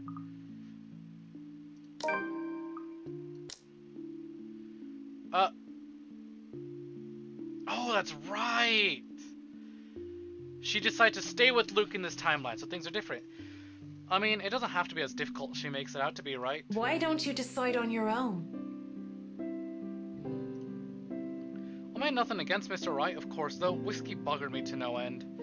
By law, she would have been the owner of the house. Well, unless they signed a joint property ownership anyway, which is a rare thing as far as I know, especially among these highbrow types. Thank you for the Happy New Year, the Russian text. My internet doesn't go down as usual. I hope your internet doesn't go down either. Although I don't quite understand what you sent me there. Sure, they could actually love their spouse. I don't doubt the possibility. But money's money, and it makes people do the most horrible things sometimes. It's your house. You can paint the whole place pink if you want, and there's not much he can do. The somber expression she had changes to a look of contempt. I could, but we are husband and wife. Equal partners in marriage, Marianne, though I can see that you don't understand. This is his home as much as it is mine. I'm not going to go behind his back over a room. And how dare you suggest that? How do I even talk her down without causing further offense? It's in my attempt to shake off my own drama that I end up tripping right into theirs. Because really, I have no business meddling in the affairs of my clients unless it involved interior design or architecture. Yet here I am, opening my mouth and yapping. I do hate to see a good woman down. That's not what I meant by it. I just mean that maybe you don't have to get the approval of your husband all the time. Or well, okay, fine. I know nothing about married life, Mrs. Wright. You're right about that. But I still think you're allowed your indulgences every now and then. Of course, my form of indulgence meant buying old slate 78 RPM country records which I don't even dare use with my gramophone. For her, it could very well be buying an entire house. That's just my take on it. A perfect relationship is as rare as hen's teeth. You got what you got. I mean, you're doing well enough without my advice. Sure, look it. That looks to placate her somewhat. She looks away and starts to favor the view of the once with the faraway look in her eyes. Feel free to look around the rest of the house. Everything but the theater should be open. I think that's all Just call if there's need of me. Of course, Mrs. Wright. I really shouldn't have opened my big mouth in the first place. This sort of thing only gets me in trouble. Keep it clean, keep it simple, and stick to business. That's it. Be professional. failed to do just that because of a pretty face, and when she turns to leave, she glances back at me before disappearing to the foyer. And then this should be, yep, cool. Spooky! This breaks my heart.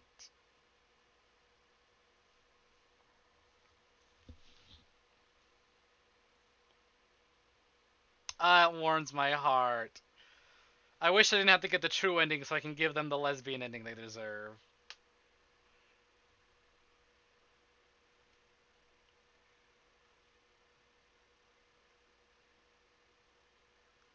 Man, the lack of noise absolutely bugs me. Like, give me something at least.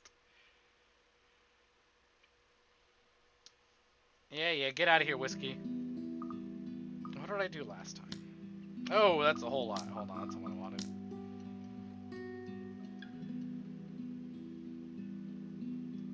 Yeah, fuck it, let's be nice to him, ask if he's alright. Hey, are you alright there, Whiskey? You're looking like you need a serious drink. Yeah, Medival said the exact same thing. Film. Documentaries mostly. But cinematography is a lot more difficult than photography, right? I was working on the thing, actually. I'm fine. Just a bit winded from all that moving about. I just said It's I'm been a all out of long water. day. I think I have some tea left, though.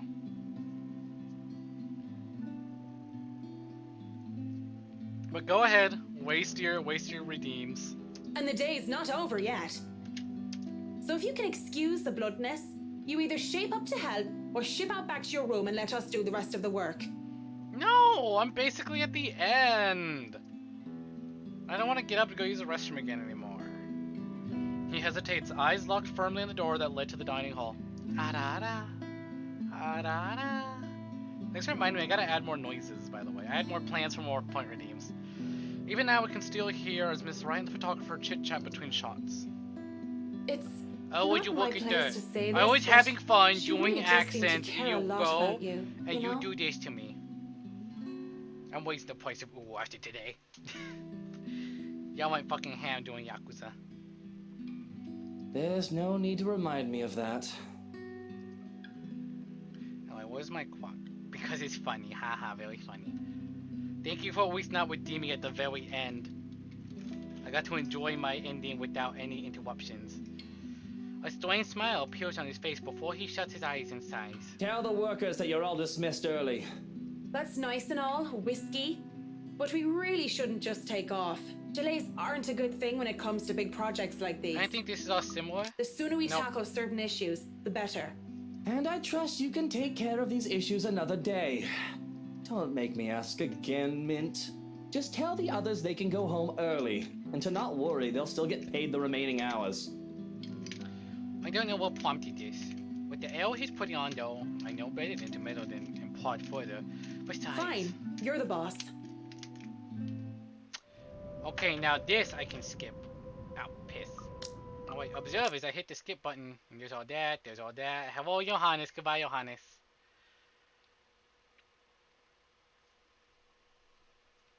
I can't fucking believe he's brothers with that shit cop. But it's so funny.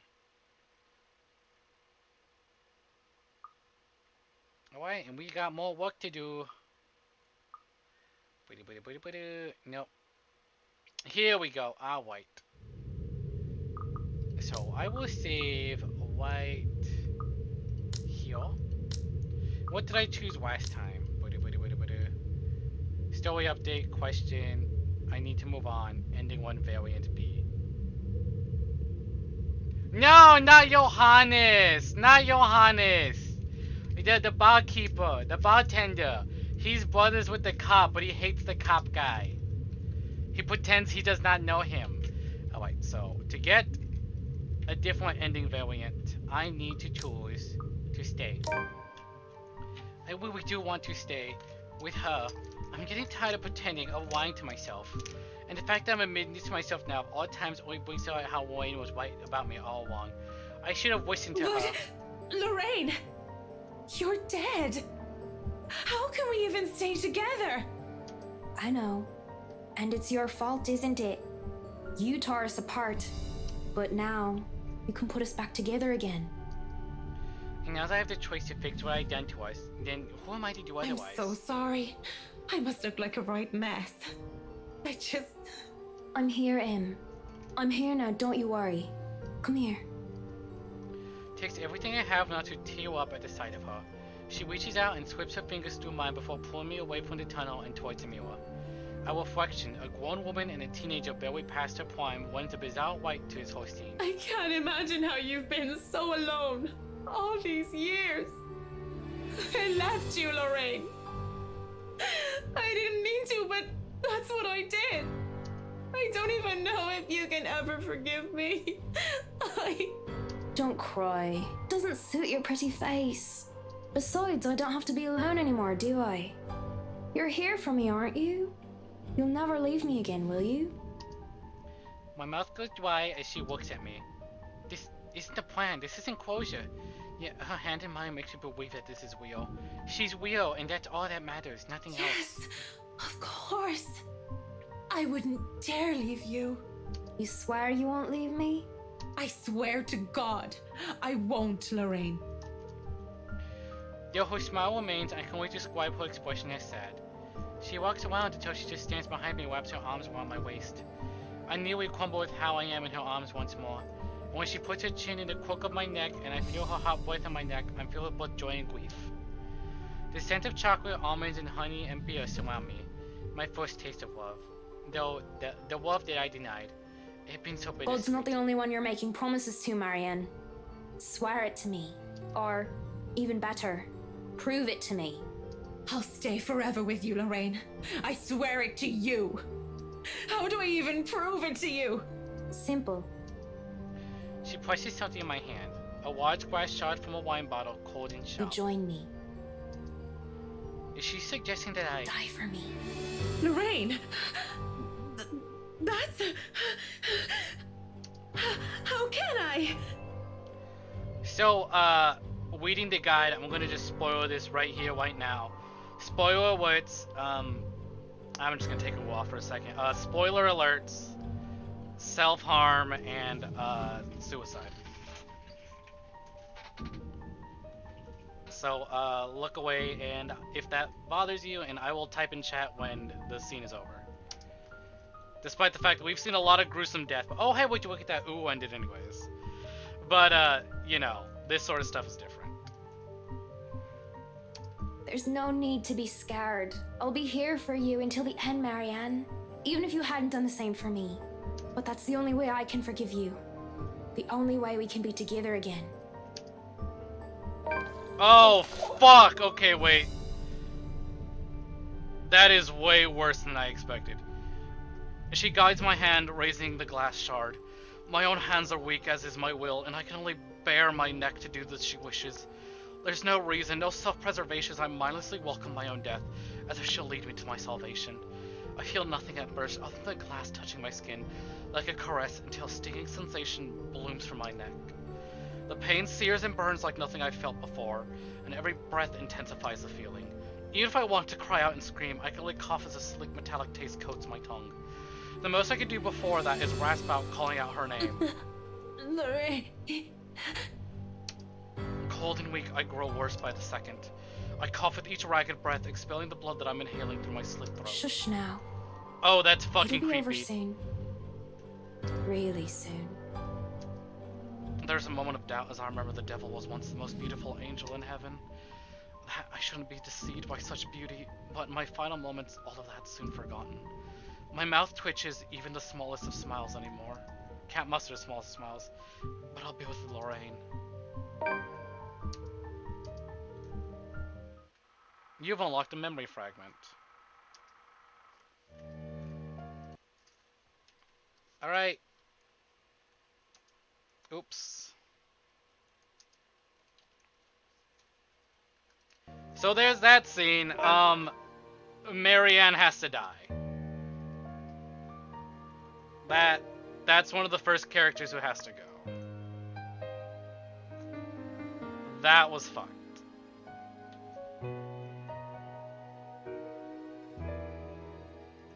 But she's one of the characters that has to die. Emphasis on one. Is it me, or are the death scenes in this run a little more gruesome? Because Isabella getting hit by the car, that was fucked. Like, we've seen other characters die, but like, some of these are fucked. At least the ones we've unlocked today by accident and on purpose. Alright, and then I think Rebecca, we can do her route exactly the same. I did Rebecca perfectly fine. There's no need to do anything. So this should be a breeze. I think the only thing that changes is obviously Marianne. No, I think we do meet Marianne actually. That's before. Yeah, no, she's fine. Everything is going to be exactly the same. I don't think anything should change. Yeah, there's this scene.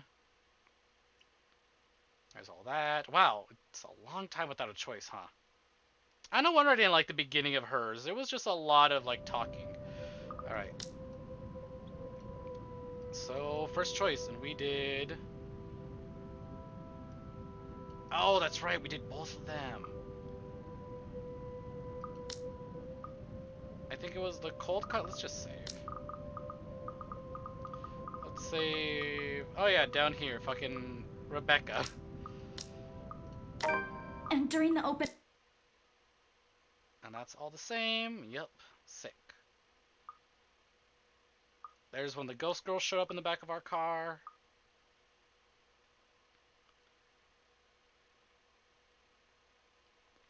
I am not excited for the true ending, but like... I liked our happy ending. Everyone had a happy ending, surprisingly, even fucking Luke. Alright, what did I pick last time? Sorry for the trouble, common route. I think I did sorry for the trouble last time. I can handle it. Fuck it, let's say Jesus. I hate that I picked 2 for all of hers. I can handle it. Ah, fuck. I wish I could ask him that. I wish I could simply say to his face and finally get a straight answer from him instead of doing whatever this is we're doing. Instead of beating around the bush. Have the years changed us this much? Has adulthood changed us this much? You've done enough, Ash. Let me take it from here. Ashton is quiet for a little while, but I can almost see from a frown here and gears turn his head. Class to teach today? Tuesdays are your busiest this school year, aren't they? Yeah, but someone has to check on her. And I don't want to impose on you any further. I've already disturbed your sleep. Honestly, I think I'll reload that just so we can, like, zoom. Let's just start zooming.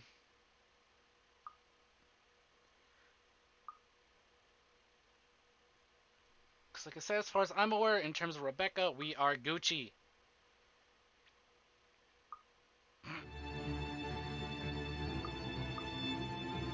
Gotta hit him where it you have hurts. until the count of 5 to let me go and step out of my personal space. You know, I kind of like Luke a bit more after everything we've been through, but I still want to watch this scene.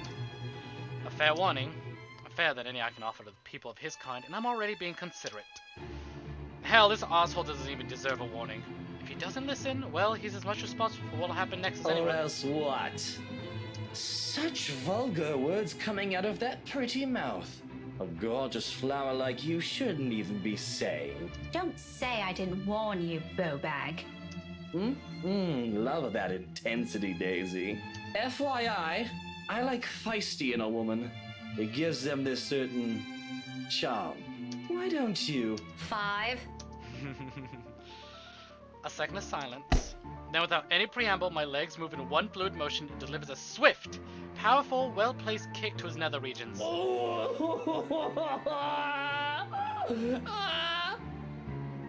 Needless to say, the effect is instantaneous. He yelps abruptly, drops his hold on me, and kneels over, howling from the pain. I can see tears forming at the corner of his eyes too, though a mere sight of it prompts not an ounce of remorse for me. I would have been gentler if he isn't such a dirty little prick with an ego too big for his head. Too bad. This obliterates any chance of him ever procreating remains to be known, but a part of me is already praying he doesn't ever breed after this. We have no need of more of him in this world. You mad woman! Alright.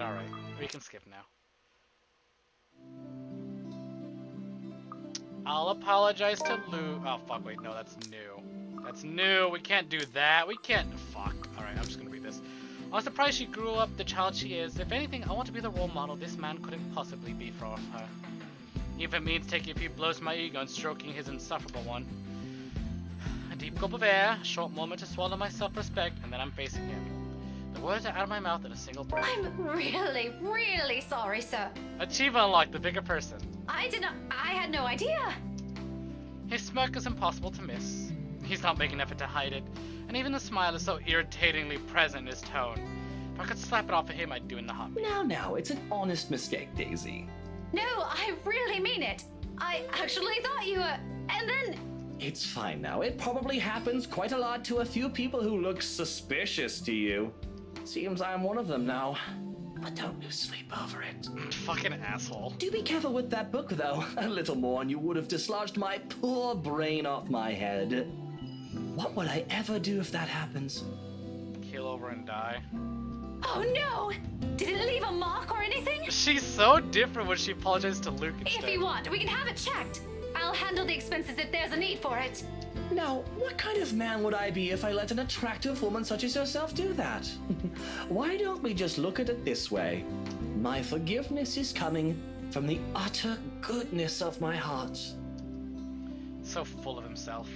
Exactly the kind of person I'll happily leave to die in a ditch somewhere. Of course, sir. Why didn't I think of it that way? I know, right? But even someone as capable as you is bound to have a few lapses. No harm done, Daisy. Let's move on from this. Yes, let's. Well, if you're going to put it like that, then I guess there's nothing left for us to talk about. God, it's so weird seeing Kylie stand next to a normal-sized adult, because I get you have to fit them both in the frame, but Jesus Christ, that fucking bulbous head. I figured as much. Awkward. The whole exchange is nothing but awkward display of fake pleasantries. One that brings much agony to the very pride I've willingly held back a while ago. Might need a drink later so I can forget any of this ever happened. Who would have thought that the time would come when I'd meet someone tougher to handle than Isabella? Miracles, miracles, I swear. Though to my surprise, he proffers me a hand shortly before they leave for a shake, I realize, after a long minute of staring at it. I accept it, albeit half-heartedly. But all of the goodwill that small gesture represents melts to thin air when he winks at me. Winks. The gall of this man! However, there's no moment to ponder about it. Seconds later, the guy at the counter waves me over and hands me a bag. A paper bag as soon as I paid. And then, yep, cool. Alright, I'm kind of glad I made a different choice. That was funny.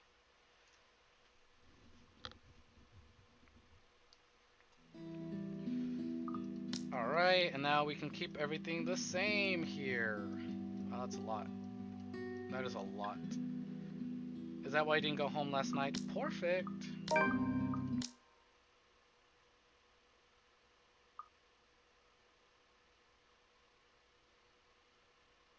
God, oh, I just noticed that message too there. God fucking damn, she's one of my favorite. I know, I adored Marianne as well.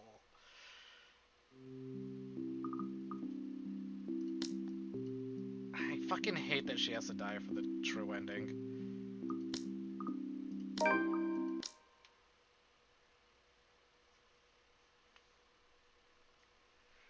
Ugh, it sucks. It sucks, but it's a horror movie, horror game. We got our happy ending. Everyone had the happiest ending, and we have to fucking rip that away from them. Because that's not how this works. Look, there she is.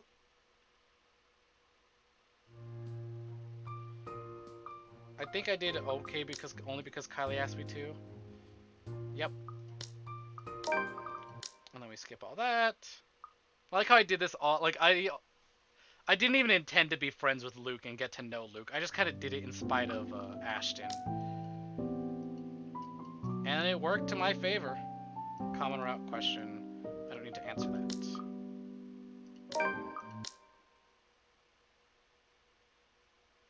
They have such a weird friendship. What a weird fucking friendship they ended up having, but that was cool. That was neat. Very interesting to see when it happened. Let's see. And then this one I did. I might have seen her. Yup.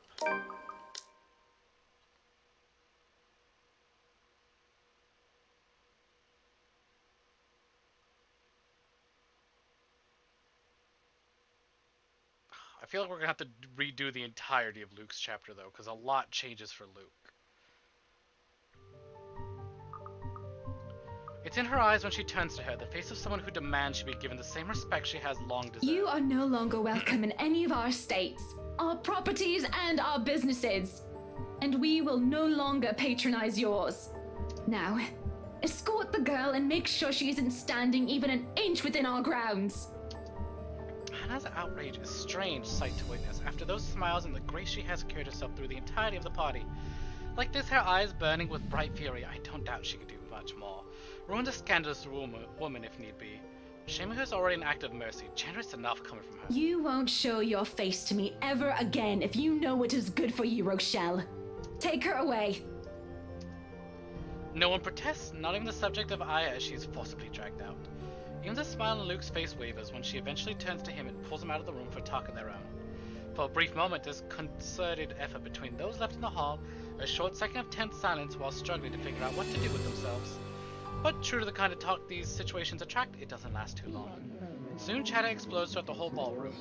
Worried murmurs, clicking of tongues, and inappropriate gossip filters through the thick tension in the room. Most of them haven't even left the premises and they're already talking about it. Tomorrow it'll be in the news for sure. I think this is all the same though. Nah, fuck, I couldn't care less than any of it. Simply thinking about it is already giving me a headache. When the shock has faded, I feel bone tired. I've accomplished nothing of what I've come here for, and apparently, Ashton has disappeared somewhere during the commotion. I'm not sure what pisses me off more. That he ignored me the whole evening and might have just left without saying anything, or no, he obviously has some other motive for being here.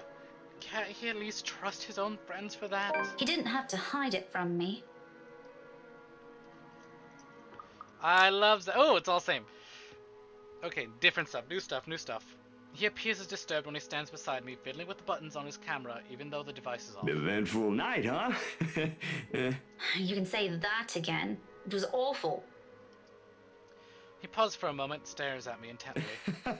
And then he laughs, a tired one but filled with humor in spite of what we witnessed. Let me guess. Ashton. Oh, what makes you think he's my problem? He usually is. Just a hunch. And, it's all in your face, actually. Why does he have to? I don't understand that man anymore. Like I always say, you should just... Oh, you can bet your ass we're going to have a very long talk. I'm not letting him off easy this time. I'm sure he has a good reason. He won't say it, but he likes being around us. Heck, we're probably the only people he likes. He ain't gonna ruin that for something stupid. He can be dense, but he ain't dumb. That's exactly what I've been telling people, isn't it? We'll see about that. I just want to go home. Are you done here? Nah, sorry. I can't until the party ends. It's all right. I'll just take a cab or something. I'll see you later, Zachary. Before I remove myself from the room, I lay a comforting hand on Zom. He'll need it among these people. And then I'm gone, more than ready to end the disastrous night as early as possible. As it turns out, the night isn't done. Oh, this is new. Oh, this is very new. No sign of his wife.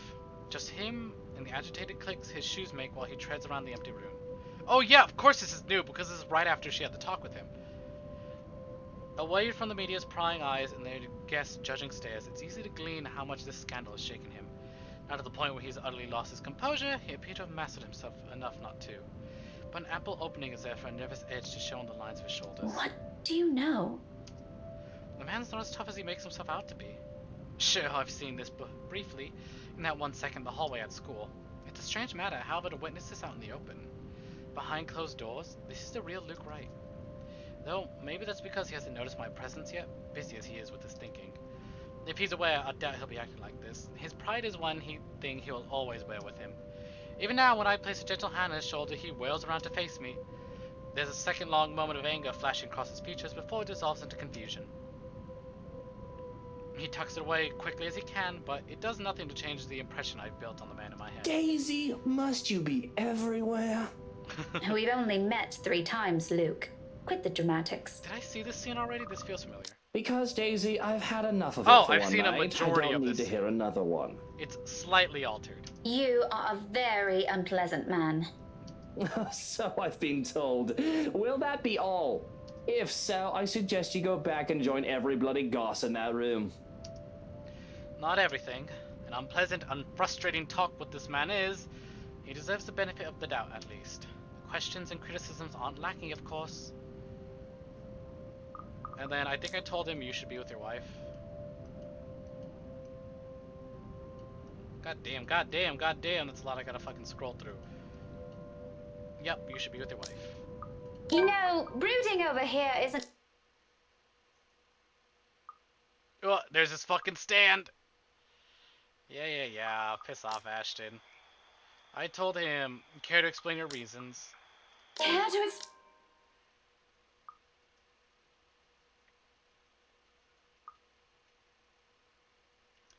Hey, Darky, welcome! Listen here, fucker. I get to call them fuckers, not you. Okay, learn your place. Or I'm sending someone there for you.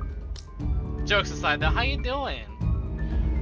Head upstairs. Game over. Oh yeah, game over. Story update.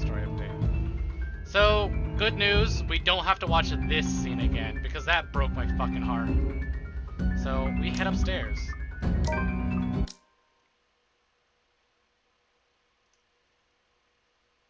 Wait, fuck, piss! Oh, I clicked the wrong one! No! Fuck! Ah, damn it.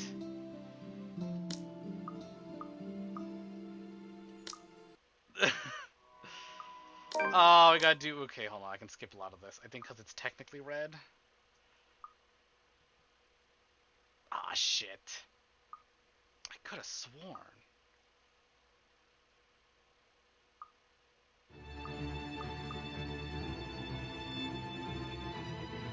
Mister?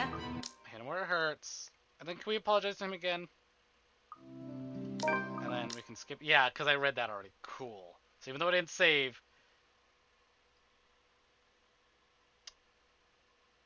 Interview?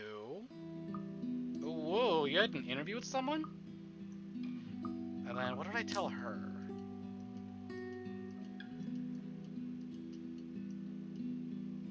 This is why you didn't go home last night. Yes! Excellency!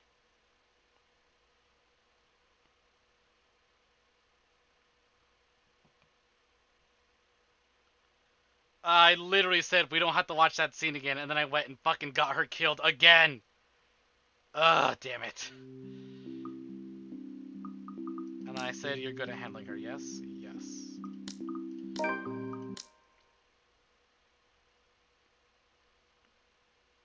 Thankfully, reading it once means we don't have to read it again.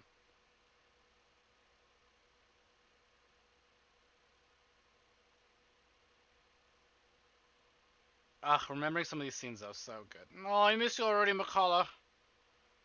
Fuck, I'm still... Oh, that just bums me out so fucking much she had to die. I hate it so much. So I really debated if I want to do the true ending. I did not want to see that. And I think I said I don't need to answer that.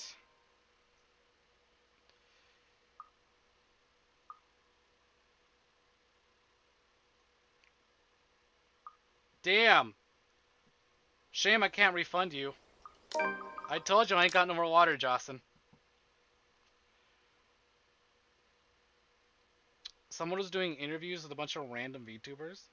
Ain't nice. Shame you missed it, but hopefully you get another chance. You seem bummed out about this.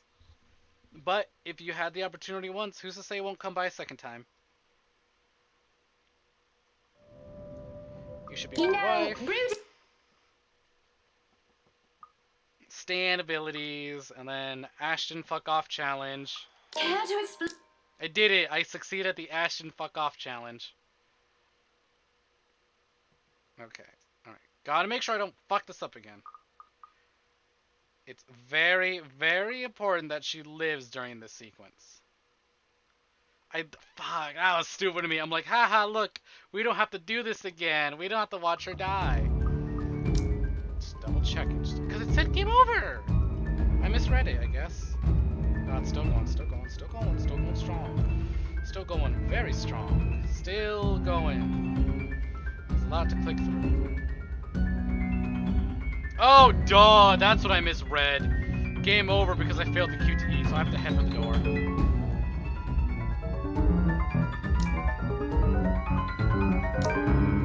thought that was weird. I was like, hey, wait a minute.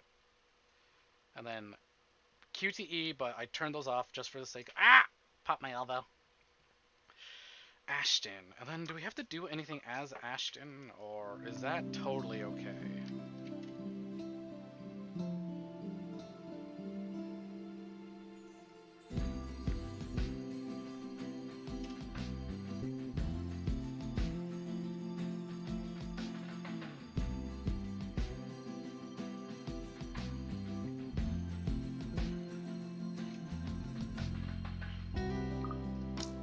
Alright, so then I think Ashton, we're going to do exactly the same up until the end, I believe. No? Any response on Twitter?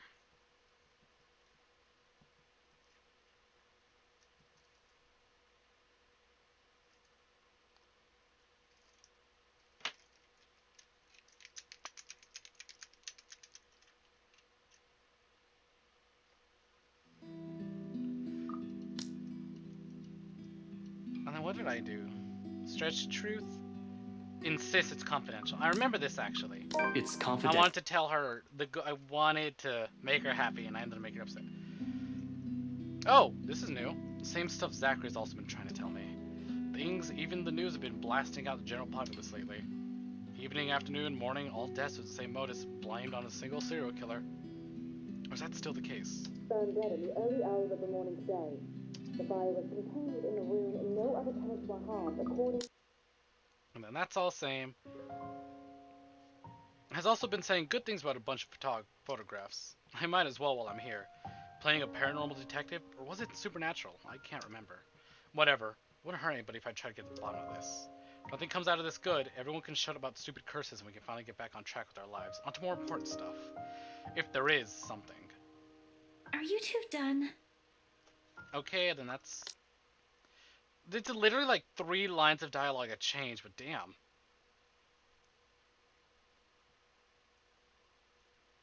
And this is when he realizes, oh, I'm stupid. Or what Zach told me about a few days prior. How many of these instances have I dismissed since reading the letter? How many have I ignored and passed off some effect of fatigue or lack of sleep? Yep, that's like a that's a 1-line difference. I should have listened. Oh, new. How is everything with you lately, Zach? Hold on, Ash. Both of you. Did I just hear you say that? Is this why Isabella's here? Has something happened? Calm down, yeah, we're this just was here to check different. on things. So, did you meet Andrew about the photos? Oh, that's right. Okay. What photographs? But we did this on Zach's side, but I guess we gotta redo it again. Unlike when he brought up the subject of photographs with me, he doesn't hesitate when Isabella asks for it. Nice save, real quick. Let's fucking jump to page 5. I don't think I need anything in page 5. Top right corner, page 5. So stupid. I can almost see it in him. The 1 second hindsight kicks in, the realization that she would have been a better listener than I. Makes sense when all we've been doing until this morning is call it a Halloween prank. She goes through each of the prints in silence. Her shoulders grow stiffer by the second until she's gone rigid and pale. But it is telling glances they exchange afterwards to speak volumes of things running in their minds. What did Andrew say about them? It could be one, but there's no guarantee it's a supernatural thing. It doesn't always happen. So, that's a dead end right there. Now that I think about it, bothering that guy for this feels pretty silly now. But with the dreams lately... That's all? Did he say anything about the damn letter at all? Did you ask him even? As expected, Zach starts to look at me like I've grown a second head. Yeah, I would too if there wasn't ever a universe where I was standing in front of myself. Because even as a child, I never believed in ghost stories. The Lucky Charms and mystical objects from my mother have often been stored away or given as partridge gifts to those who appreciate them more. Yeah, that's really everything. The letter kind of slipped my mind. The photos were more important at that time. There was some stuff about the local horror stories, though. Talked about the curses, and he was really fascinated with the story about a wraith asking for a sacrifice to move on. Isn't it crazy that it took days to get from Zach's point to this point in a normal playthrough, but here we are just like a half hour later. Kinda Maybe nasty if you less. ask me. But it does make sense if you simply go along with it. I'm not sure how this will help in the grand scheme of things. Why are you asking about this anyway? Rose's death isn't just a coincidence, Zach. Hello, Erikune. Welcome. Welcome for joining. Observe as we zoom through this story because we just beat it not too long ago and now we're trying to get the true ending. So I'm just changing my choices up a bit, reading the new dialogue scenes. This scene went on for a long time. And like TBH, I didn't really care about Ashton's romance. His crush was cute, but like, tell me about it. When? Like they had their cute moments, but I don't know. I think other romances in this were done a lot better. This one felt very standard protagonist romance. Well, hello. Welcome for joining, Erikune. How goes it? October 30th, Sunday.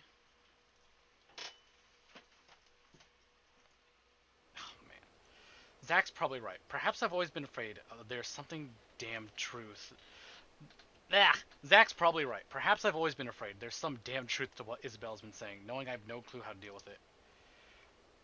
Yeah, Ashes and Belle's romance.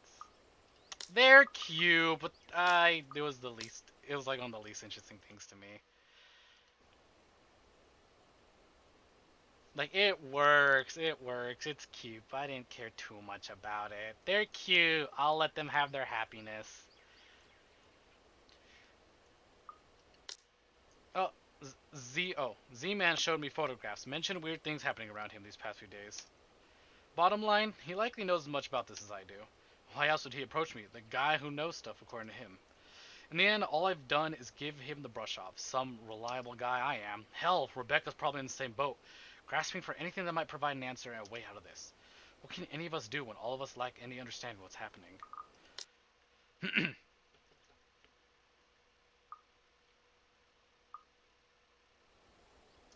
The added guilt from those times that repeatedly dismissed him will surely haunt Yo, me. Zach, call me back, alright? I wanted to check in and, yeah, just please call me back. Again, just one line is added, and that's crazy. That I gotta go through all the... Okay. I think it was take her offer, right? Scrolling. What? Scrolling. What? Take her offer. Yup. Thank you. But like, also to be fair, I think Ashton's chapter was one of my least favorites. It felt very I'm the hero character. Gotta do the hero thing. Everyone else just felt. I know you're not very fond of the Rights, but they don't deserve it if something bad happens. Hana most of all. God damn it, Zach, I was worried. Yeah, okay. Just gotta experience those brand new lines. Oh, I almost broke my model there. I think it wasn't until the end when everyone came together that I started to really like this chapter, though. You okay? Shouldn't we look into the mansion too? That's where the letter came from. That's where she came from. Maybe it's just as the professor says. He did tell me there might be more to this than what I might be thinking. Yeah. I mean, look at all this stuff Rebecca brought with her. Apparently our teachers have been lying to us all these years. So who knows? Hey, now don't blame us. Blame the bloody books they wrote. Yeah, come on. She's a teacher too. You can't blame her. She's just teaching what she's being told to teach. Okay, and I believe that's all. Yep, okay. Another new one, Jesus. But this might as well mean that what happened in the mansion years ago also equates into all of this. And the letter Isabella found, it's at the heart of it. That's why and how. The why and how is what we're missing here.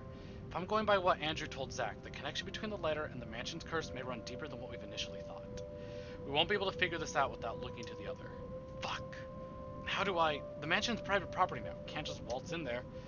I'd rather die before I even think about begging Wright to let me in and investigate the place. One thing's very clear after these last 2 days, however. We're not safe anywhere. I have to act fast if I want to keep my own friends alive. Can't keep running away. And then, that's all samey same. That was fucking spooky. I remember that. And everyone runs to the park. Gun! I hate stuff like that in movies and media where it's like right before the big finale, the trio, or the fucking group of friends have to have a big falling out, or like the two characters are close to each other and been getting close the entire time, have to have a big dumb argument, have to have a big dumb falling out, and then they have to have a moment of time in the story where they're away from each other and they realize their mistakes, they reconcile. I'm like, gosh, I'm so tired of that arc. I'm so tired of that. Every time a movie has that scene where like, oh, here's the part where they're so close, but look at these differences. They have a falling out. Now they're angry at each other and so dramatic. I'm like, ugh. I roll my eyes. I'm like, I've seen this a million times. Can we fast forward, please? I feel better if I don't have to worry about you. I'm so tired. I'm so tired of that trope.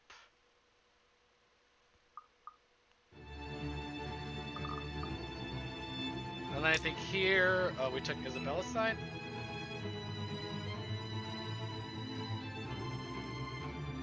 Yep, take Isabella's side. You okay?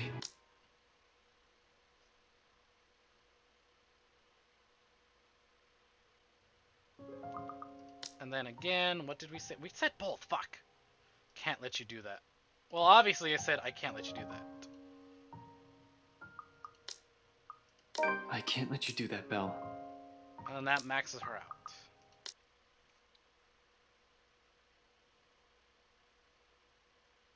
Ah, and I loved this scene. She finally comes out and tells him, and she goes, I was in love with you. I am in love with you, but I don't want you. It's not what I need. It's not good for me. And obviously you don't want me, and I'm tired of chasing. I can't. I just really liked her arc. I didn't enjoy Rebecca's story at the beginning. I didn't care for it, but her arc really turned around at the end of her chapter and at the end of this chapter. Turns out, it is for the most part. The path rarely deviates, no sharp turns or branching routes. It's a long, empty hallway stretching out before me, filled with nothing but dust, dirt, and a few rusted chains scattered about. Oh, that's right, this is different because Marianne's dead now. Fuck! The only problem is having an overreactive imagination and walking amidst a place shadowed by death. Every sound, every sudden movement, even the faintest of it spurs it.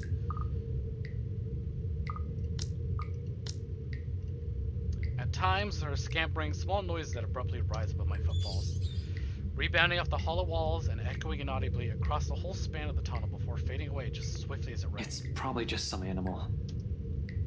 A rat, maybe? I hope. I pause, nevertheless, straining my ears for more of it, while I gradually move my hand to my side, slow and steady until the tips of my fingers brush off the gun's handle. Although cold against my skin, it's the closest thing I have to comfort at the moment. For a long minute, I wait, holding my breath, watching every form, edge, and shadow at the corners of my vision for any movement. After a heartbeat and nothing, I allow the tension to ease out of me, in the form of a long, slow exhale that reverberates around the whole place. Things continue like this as I traverse the whole passage, pausing, listening, and moving on repeat, eventually losing track of time until I go deeper into the tunnel, till finally the corridor ends with a slight slanting door left ajar. On the other side, from whatever glimpse the opening offers, I spy bottles lining the walls, liquor barrels for aging, the wine cellar. Right into the kitchen then. More than eager to get out of this place, I quicken my pace. But as soon as the door is within arm's reach and I push it open, a foul, putrid scent assaults my senses. A heady mixture of odors akin to rotting fruit, decaying meat, and catches me completely off guard. Alright, I'm gonna say now they're probably gonna show her body again, so get ready for this. Surprised, I stumbled back, gagging, having accidentally breathed a lungful of it, only for my foot to end up on the disturbing edge of a nearby puddle I failed to notice earlier. It sends splashes of liquid right across the hem of my pants, and I fight the urge to grimace as raw metallic smell rises up in the air. A smell I'm already more than familiar with, thank you very much. That doesn't mean I have to like it. Sighing, I take a brief moment to brace myself before crossing the threshold, already expecting the worst. The trail of dark liquid leads me to it. Its form is slumped against a wine vat not too far from the door. The rank lingers heavier than here, stronger. Putrefaction has just started, but in a place like this, you can't really tell the time of death from that alone. The humidity and temperature in this room has likely delayed the process. An estimate? The person died sometime around 3 to 5 days ago, which places the timeline around the time people are just moving in, and also the housewarming party. A servant then? No. Someone with the same social status as the Wrights. Whoever it is also has read the letter, based on the writings around the body. Someone who was also present during the open house and the party. So a guest. Wordlessly, I draw closer, muttering a quiet prayer under my breath for the departed. The least I can do now is figure out who it is and try to find his or her family once I'm done here. Let them know what's become of their kin. Even though the layers of cloth its shoulder feels cold to the touch. Somehow, despite not being new to this, it still sends a nauseating chill to my stomach. Maybe it's because this time I know exactly why this person died. Another innocent casualty of the curse. Fuck! I kinda want to see what the, Jesus. Oh, yeah, that's it. Ignoring the dread gently, I give the blazer a pull. Oh, that is fucked! I hate that! Unexpectedly, her head lolls back, twisted, contorted, severed. It dangles. Fuck! It dangles from one side to the other before settling an odd angle. The next thing I know, I'm staring at the hollow base of her neck, with only a thin layer of skin keeping her severed head to her body. But more than a gruesome sight or sickening feeling that's lurched up my throat is recognition. I know this woman! It's not just any woman I've seen randomly on the streets. She's the same one I met at G's 5 days ago, smashed drunk and babbling about her frustrations about her employers. Marianne McCullough, famous interior designer extraordinaire. Not so extraordinary now with her throat sliced viciously in half, with her whole body drenched in her own blood. Once the surprise subsides, I muster the courage to properly lie her down, closing her eyes and covering her face with my handkerchief. It's perhaps the kindest gesture I can offer her right now, pressed for time as I am.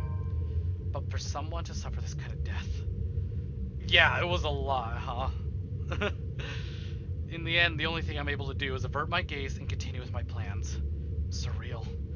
This is all nothing but surreal nightmare, but after everything... fucking tuned out for 1 second. Bad time to tune out. I did say, warning, they're probably gonna show her body again. But after everything just even surprised me, ghosts, curses, hidden passages, I can't even bring myself to vocally question anything anymore, in spite of a number of them already swimming in my head. As a kid, I used to crave this kind of adventure. I think this is actually the same, so we can... Nope. I was blinded, I admit. Now I simply want this to be over. You really believe it'll be that easy? Fuck. I pause mid-step, confused warily. I look around, searching wildly for the source. A long minute. Let me save again. Oh, fuck. Up ahead, I can already hear a set of stairs. That must lead to the kitchen. Getting unnoticed in the wine cellar is not a problem, but if someone's upstairs when I pop up, well, to say it'll be complicated might be a little bit of an understatement. Especially if that's Butler's in there. If I get caught, no one else will be able to fix it. See? So full of yourself, aren't you? So this happened when Marianne was here, but she was here to snap us out of it. This time, I'm sure. There's really a voice. Well, voices. Despite standing only a few paces away from the exit, I find myself stopping and looking for it. Searching the immediate surrounding for the familiar form of the woman, I don't even have to venture too far where I'm standing. Just an arm's length away from me, a mirror stands. And from it, they speak. All singing the same mocking tune against my ear, letting it echo throughout the small undercroft murmurs and laughters, jeering, scoffing, deriding, lacing venom into every crevice in my head, taunting me. Look at you, mouthing off like some hero. You can't even fix your own silly little problems. You haven't really changed, have you? Useless. Pathetic. You're wrong. My mistake lies in this first instant I've answered. This is same though, can I skip this? Nope. Despite knowing they're merely doing this to goad me, each word, each syllable trickles into me, spurring the guilt I've long buried. Are we? Or is that simply what you've been telling yourself all this time? Something to make yourself feel better, perhaps? So, we've read this, I can guarantee it, but we're on an alternate timeline. So, technically we haven't, because Marianne would be here with us while we're listening to all this.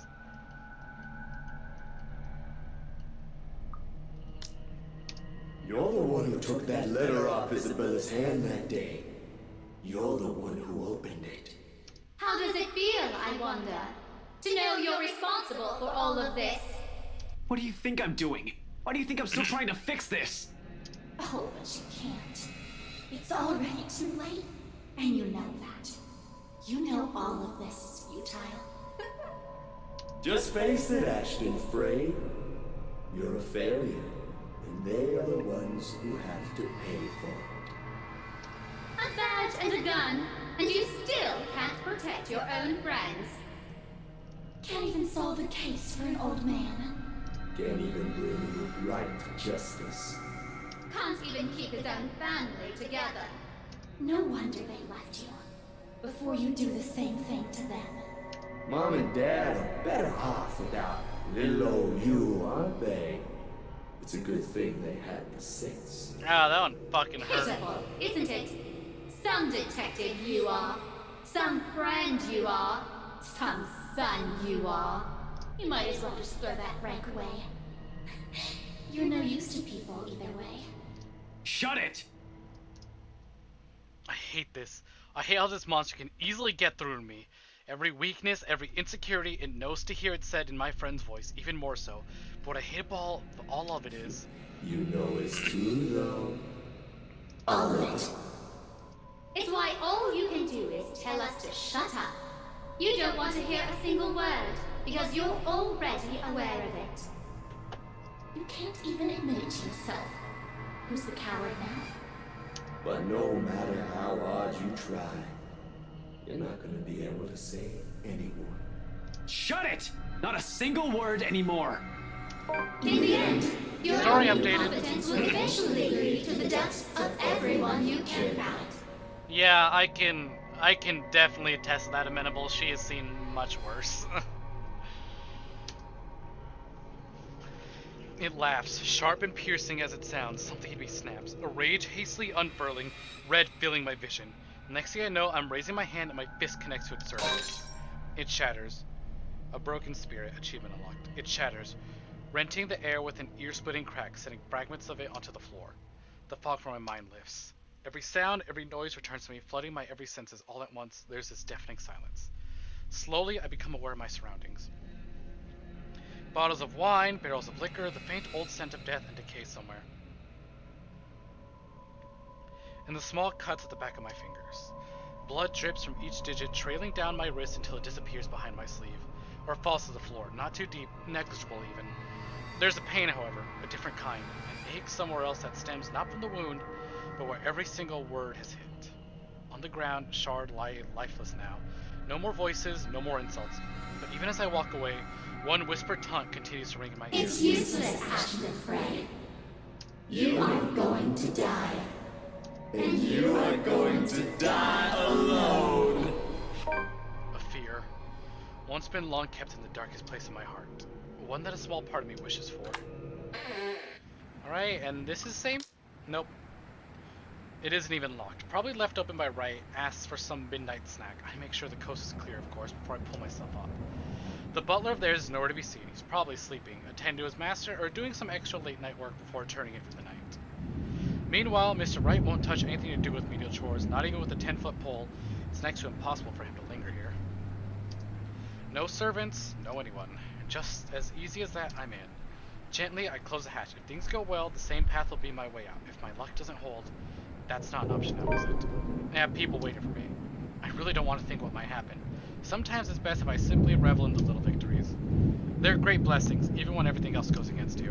And in a place like this, fraught with unknown dangers, it's a feeling that lasts only but a second.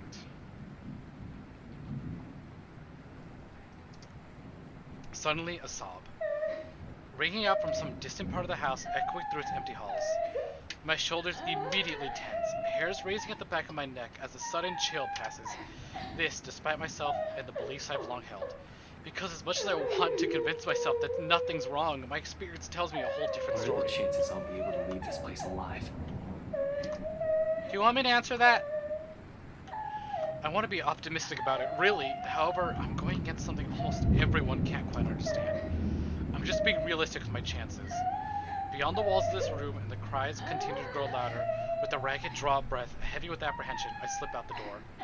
Like a siren call, her voice beckons.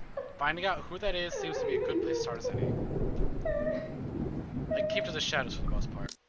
Yeah, okay, finally, it's skipping time. And then we go in here, we find the crying Eris, and then new stuff. The taser clipped to my belt is the next thing to go the moment I'm down. The sound of it sliding roughly against the wooden floor somewhere grates against my ears, along with my labored breathing. Next thing I know, a piece of cloth is closing around my neck. Without warning, my attacker pulls tight. I'm left gasping, choking, clawing for air, blindly reaching behind me as I still try to fight him off and loosen the pressure on my neck.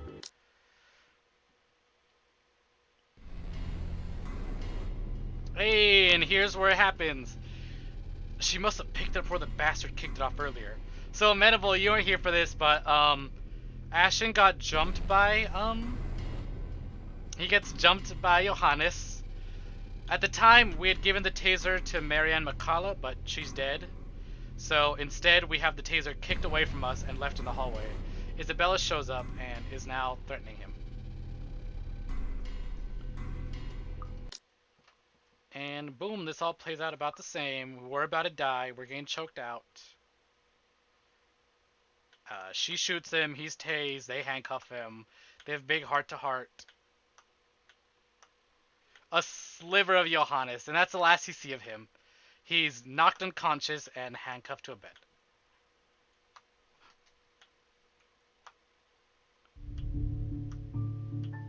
And then now we're stuck in an infinite void. Zach helps Isabella and Rebecca first, assisting them up and through the gap. The moment the ladies are in, I nod for him to go through. Go ahead. I'll watch your back. They did him so dirty. But at least they don't say he's dead. He's just knocked out.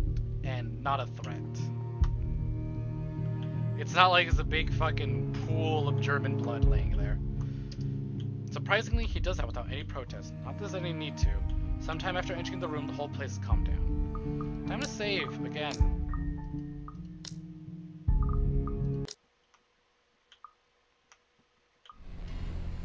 The handgun catches my eyes first, next to the smarmy smile on the face while he holds Zach, Rebecca, and Isabella at gunpoint.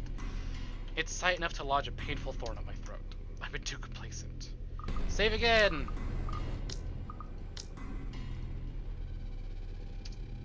Too focused on things that I can completely set aside the fact that Scumbag will not be too pleased to see us here without knowing our reason.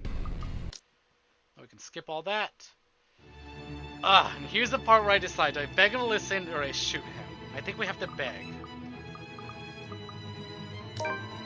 So keep this pretty much the same. Then we go through all of this, and then there's Hana again.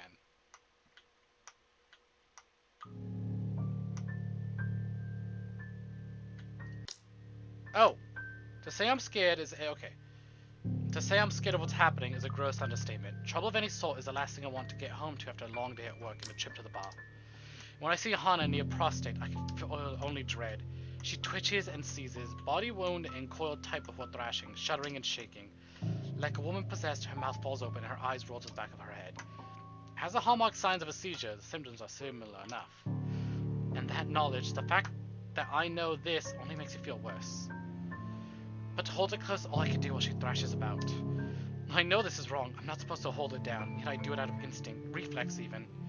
I'm terrified of hurting her, but I see no other way to keep Hana from hurting herself. It takes a lot to keep myself from running off to get help when she needs me here. It takes everything I have to keep myself intact. When she says my name, I realize that the seizures have stopped. That doesn't make the dread go away. Please. What happened here? Who did this to you? I don't know. I'm so sorry. The sight of her tear-streaked face is enough to twist a knife in. Alright, time to save as Luke, right below the Ashton one. It does not help that I'm at a loss as she is right now, and all I can say is... It's alright. You're safe now, Hana. I think we can skip this, though. You're safe now. Oh, nope. Still new, huh? I must have sat there in the... Okay, this has to be old. No! Holy shit! She even screaming, enough to attract the attention of anyone on the mansion property. But that's all well and good in the end. I suppose they helped carry Hana up to our bedroom.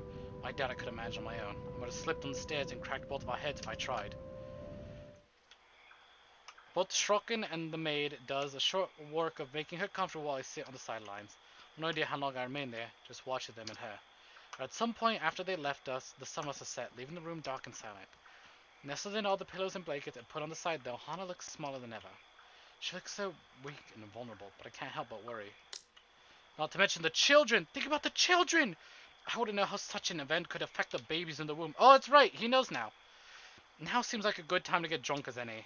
But I just can't. I can't bring myself to leave her side just to intoxicate myself, not with what just happened. I might just drink myself to death if I do so much as try. Please, stay with me, darling. Of course. Anything for you, sunshine. There's no way I can leave her side without feeling guilty. Besides, what sort of a husband would and father would I be if I don't take care of her when she's sick? Not that I'm too confident about what to do on my own. I'm not trained for this sort of thing. Even if I've experienced similar scenarios, I might still have it all wrong. I already called our personal physician along with the obstetrician who knew of her pregnancy for a house call in the morning. I'll have to go on from there. I don't like to think about it. But I can still remember the doctor's instructions on how to take care of my mother while she was ill. Provide a safe space for her to rest. Check. Let her lie on her side so she doesn't choke. Check. Loosen tight clothing and let her breathe. Check. Keep calm and don't panic. Well, I'm having a bit of trouble with that one, aren't I? Do you want any water? Something to nibble on, perhaps? I can call for something to be brought up. Soup would be good, right? I'm fine, Luke. Don't you worry. I'm just a little sick, but I'll get better. Anyone a little bit worried the fact that she doesn't have a Sprite right now? A pained look crosses her face, and more than anything, I wish I can take away the pain she feels now. When she beckons me to come closer, to hold her in my arms, who am I to say no? Aww. Lulled to sleep, achievement unlocked. Her body still let's save here. Her body still quivers, tiny shakes that make my heart feel like it's gonna stop and give every time they happen too much. I take care to give her room to breathe, no matter how much of an uncomfortable position it puts me in. Her scent is enough to bring me at ease. Golden flowers, marigolds, buttercups, and daffodils. I really, yeah. Could be just that. It was just that. In the other playthrough, because we did do a bit of Luke's chapter before today. In the other playthrough, it really was just that. It was just pregnancy sickness. This time, however, depends on what it is. It could be something else, because I didn't see the CG before. I'm not sure if she smells this way. If she smells this way because I surround us with them when I can, or because she's wearing the perfume I gave her last Christmas. There we go. Now, are we comfy? He looks better with the messy hair. I hate that fucking slick back look. It's ugly. She nods her head weakly. Well, also, why are you wearing a fucking suit to bed? She nods her head weakly. A smile barely making its way to her lips. I'd be ready to fulfill. I guess, he didn't have time to change, but still, at least loosen the tie. I'll be ready to fulfill any request she has, anything to make it easy for her, anything to make her happy. But when she next speaks, I can feel my breath catch my throat. Sing me a lullaby. A lullaby? Of course, I can do that. I know I've done so many things in my lifetime that would justify a horrible end, but not Hana. She doesn't deserve this. This is all far too horribly familiar. To find myself in bed, clutching her reverently to an ill-beloved, wishing it isn't real, and hoping it doesn't get any worse. To find myself screaming at God I've long abandoned and forgotten. Not her, not again! Take her, you bloody rue! To have a lullaby shared so that we can forget the pain and the fear. Hush, my darling, don't say a word. I'm gonna catch you a mockingbird. I can hear her breathy laugh, though. She doesn't tell me to stop. If this amuses her, then that's fine. But her breathing soon evens itself out. A good thing, too. Before I know it, she's fallen asleep. Probably would be as easy for me. I certainly don't envy her, but I don't particularly like how my mind runs right now. Battered and frayed, clutching at straws, and asking myself if I'll ever really let myself fall apart in this moment. You sounded like shit, Luke. Yeah, he's not the best singer. It's alarming how just the thought of losing her could break me, pregnant or not. And if that mockingbird don't sing, I'm gonna get you a diamond ring. I've already lost my mother, the only other woman I've truly loved in my life. Without no... Wow, like a fucking blade of dry air just made its way into my throat. Sorry about that. I've already lost my mother, the only woman I've ever truly loved in my life. Without knowing them as a young man, that wounded a great part of me. I'm aware now how scared I am, for lack of a better term. If anything ever happens to Hana, well, I don't know what I'd do after the fact. Will the loss drive me insane? Would I become mad and swear bloody vengeance on a world that deserves less than her? Would I end up drowning in sorrow and guilt till I ended up drinking one night and figuring a bullet's a good way to go? Or perish the thought, would I become like my father, one who had no further love for anything, not others or objects or self. The vainglorious mogul that worked and worked for the sake of succeeding in search of happiness that would never come. And if that diamond ring turns brass, we're gonna go to fields of grass. For a long while, I was that man, wasn't I? Pursuing gold and glory and nothing else. Bloody hell, I even started courting Hana for the money her family had. She was a mark to be obtained. But she was just so bright, and I don't mean intelligent, though she certainly is that too, no. She was bright in a manner that she could bring such sunshine to anyone's dreary life. I thought I would need to put on a mask with her, just like with all the others. But if anything else, she made it feel so constricting, suffocating, that I pulled off the mask of my own. I had wanted to be myself around her, just as she was so willingly showing her real self to those around her. It wasn't some sudden realization. There was no eureka moment. It just happened. And in those fields where we roam, we'll take daffodils for our home. We would meet and talk about business, but then those could only last for so long after a few dozen dates. We ended up talking about other things. Little things that didn't seem to matter so much, inconsequential things that one would end up forgetting in the grand scheme of things. Good food, good music, dogs, the film we just saw, books we've read while we were apart, and places we want to go. Things that weren't important suddenly are. It confused me so much. But I was happy. And at some point I told myself that this was the woman I wanted to spend my life with. Then I would forget that a lot. It was out of some misguided need to be my own person, to not be defined by anyone else. I refused to put her on a pedestal or make her the center of my universe. Married or not, we were our own persons at the end of the day. But I would forget that. At the very least, remember that she was there with me. And if those daffodils die and wilt, we'll still have the home that we built. She made me better, but I am still me to an extent. Still the son of a bitch that has something to prove. I forget it again and again, no matter how hard I try. I'll spend extra hours at the office for something or another, to have favorable stocks, to take care of a debt, something. Sometimes I'll even bring work home if I haven't gotten to drink myself to destroy my liver. I'll flaunt the riches, some of which aren't even rightfully mine in the first place, and lord myself over everyone else because I fucking deserve it. Because that's how I prove myself, when I don't even have to prove myself to Hana. Sometimes I wonder, had we met under different circumstances, had I grown up a different way, would all of this be any better? Would we be any happier? Good night, my sunshine. Now there's a thought. Mommy, what happened?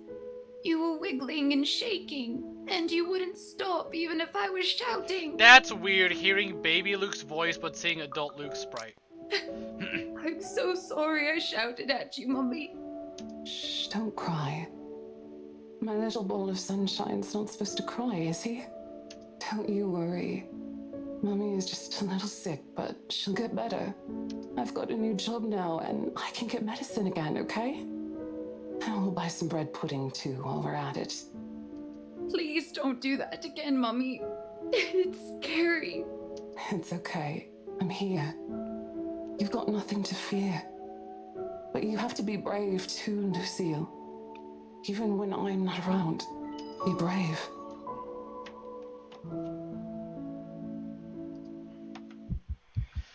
I choke back a scream and wake up in a cold sweat. With my ears pounding. Oh, yeah, okay. All this is new.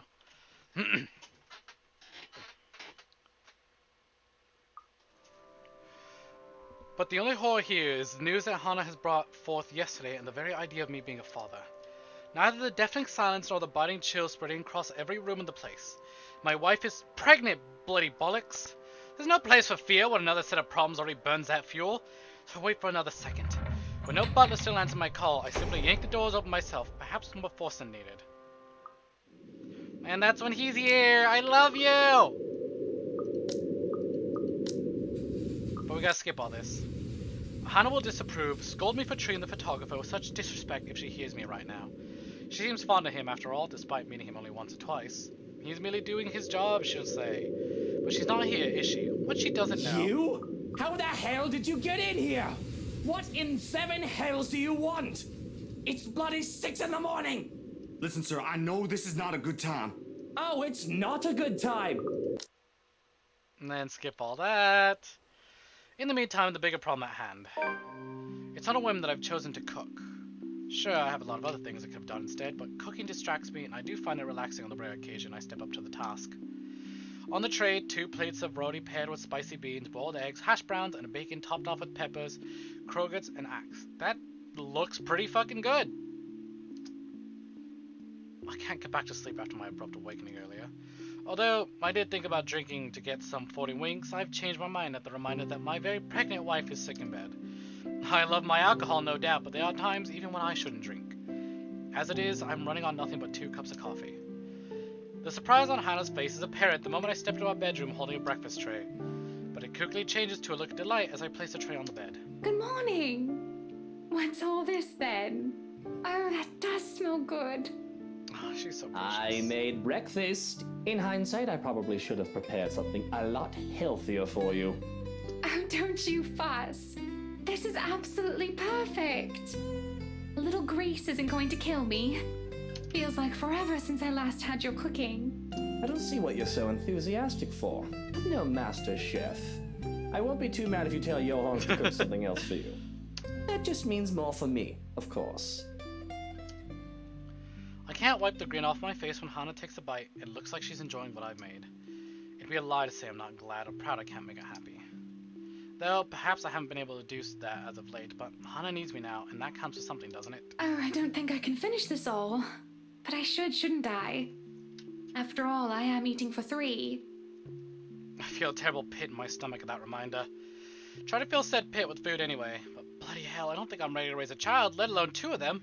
Something else that can be done other than to steel myself for fatherhood. Speaking of you 3, what did Dr. Hobbs say?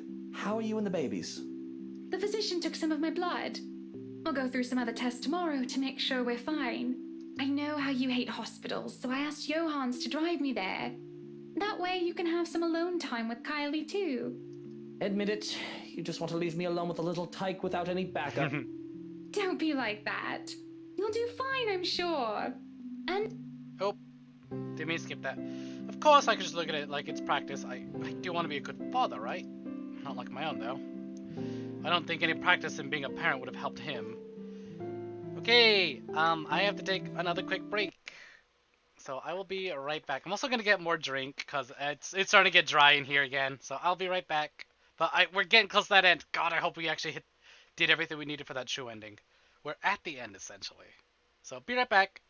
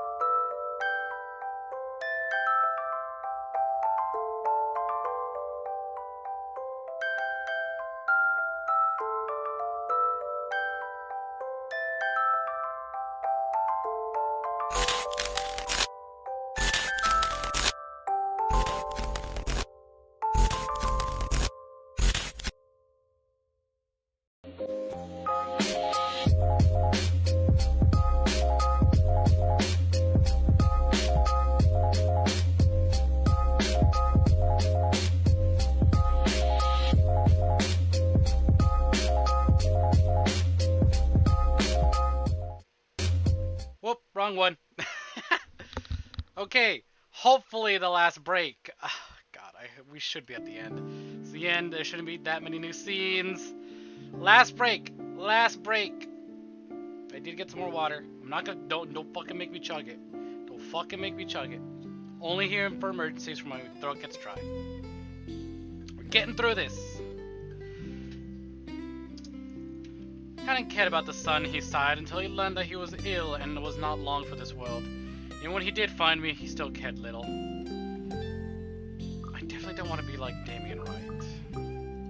Ooh, this is new. I'm just worried about you. I'm just worried about the children. Branching tree, what do you say? They tend to lead to the same path. And that leads to that, and that could lead to all that. Worry about Hana? Yeah, I think so.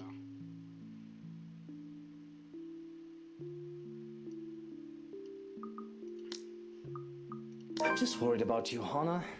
You sure you don't want me to go with you to the hospital tomorrow? I can always tell Suarez to bring Kylie over another day. What does that do?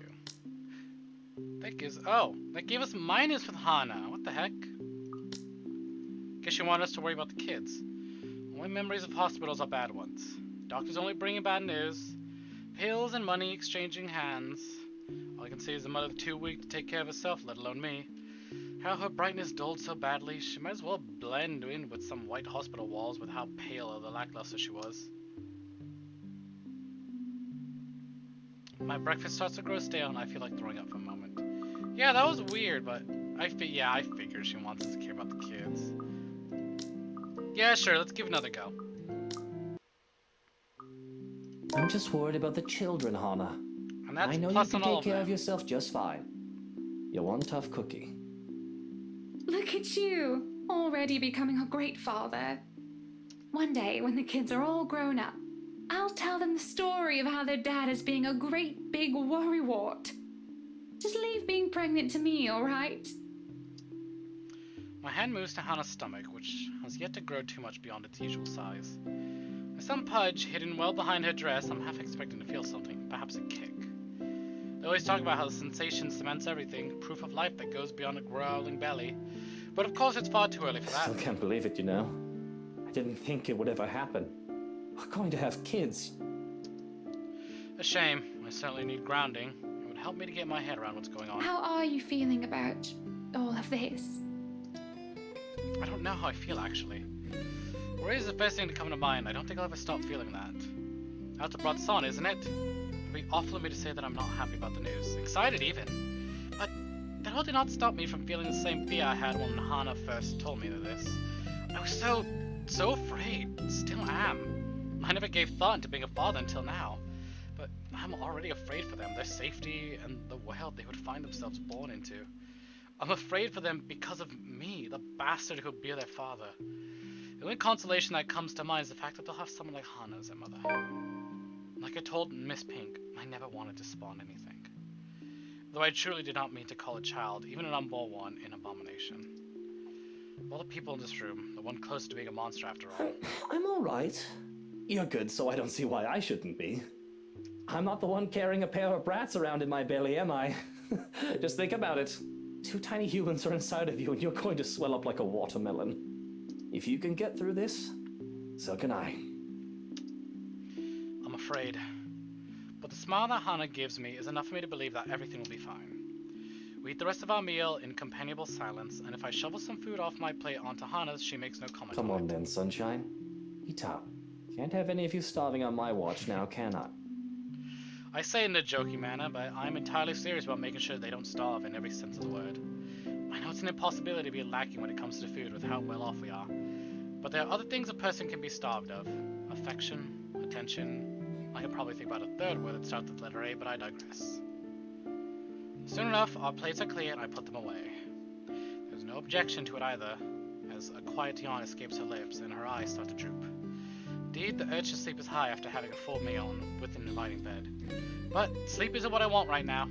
Want or need right now. I'm quiet as I can be when I make an exit, tray full of food in one hand. Which I'm quick to pass off to Johannes as soon as I see him. Johannes, look after her. I just need to get out. Search my legs, clear my mind, think. I don't think having screaming, crying babies will give you much time for that once Hana gives birth. Is everything alright? Should I be worried? Everything is good. Really. Best I've ever felt in quite some time, I think. Well, I think that's cause for concern. Shall I expect to find a corpse in need of cleanup? Oh. Too soon, Johannes, too soon. I can only shake my head and grin. The deadpan delivery both amuse me and make me wonder if he's joking or not. It can easily be half and half. There's been insurance or two where that did happen. Instance where that did happen. But I don't give him an answer. Let him keep guessing and step out for a breath of fresh air. Alright, and I think this is all samesies. Yep. Here we are, getting flowers for our dead mother. There he is, meeting the ghost. She's kind of hitting on us. She's being very sweet. And then she goes fucking crazy. And then he runs. And then Johanna... Yeah, and then give flowers to Hana.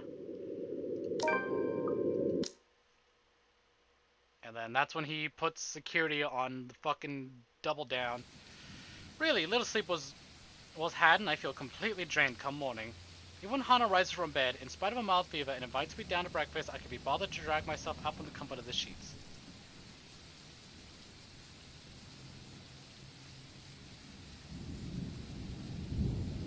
Already, I mean, Ashton's down there. I think this is the night that it happens. Ashton's down there, and he knows it's a ghost and not right. But I guess it all depends on what happens after, you know, the whole meeting in the mansion with everyone. It's not like I need to do something particularly important today. The rain that started sometime during the night doesn't help the mood. Okay, maybe it helps just a little. The strange sunny weather has been nice and all, but for all of it to return as it should be feels like a good sign of things to come. Alright, then we can skip. Nope. Perhaps things will settle back to normal once the normal and the crazy drama that's gone on lately will die down. The rhythmic pitter-patter of the rain fills the early morning silence with a steady beat. Thank goodness I don't have to be anywhere in a hurry today. I would hate to be caught unaware in this rain. With how it looks outside, it seems like the weather's making up for all the sunny days it's given us with a good old-fashioned downpour. It does let up a quarter of an hour, however. A day beginning with cloudbursts like this, locals usually take as an immediate sign. Luxborn's abysmal weather is back, likely for good. How is all of this still new? I hope they did a damn good job fixing this place, because I'd rather not have to deal with leaky roofs. Though Hana might find humor in it, and perhaps ask me to sing in the rain or wear out my anger. I don't like the idea, and the reality did a horrid patch job with the place. Hana technically paid millions for this place. It better live up to the price the realty company sold it for. Not that it's something she should be fretting about in the moment when her health's not at its best. Hana's going to be brought into the hospital for a checkup today, and if anything, I prefer that she focus on getting better. That fever, no matter how slight it is, can't be good for unborn children after all. Perhaps a proper rest is all she needs, but I'd rather not assume things. I'm a businessman, not a doctor.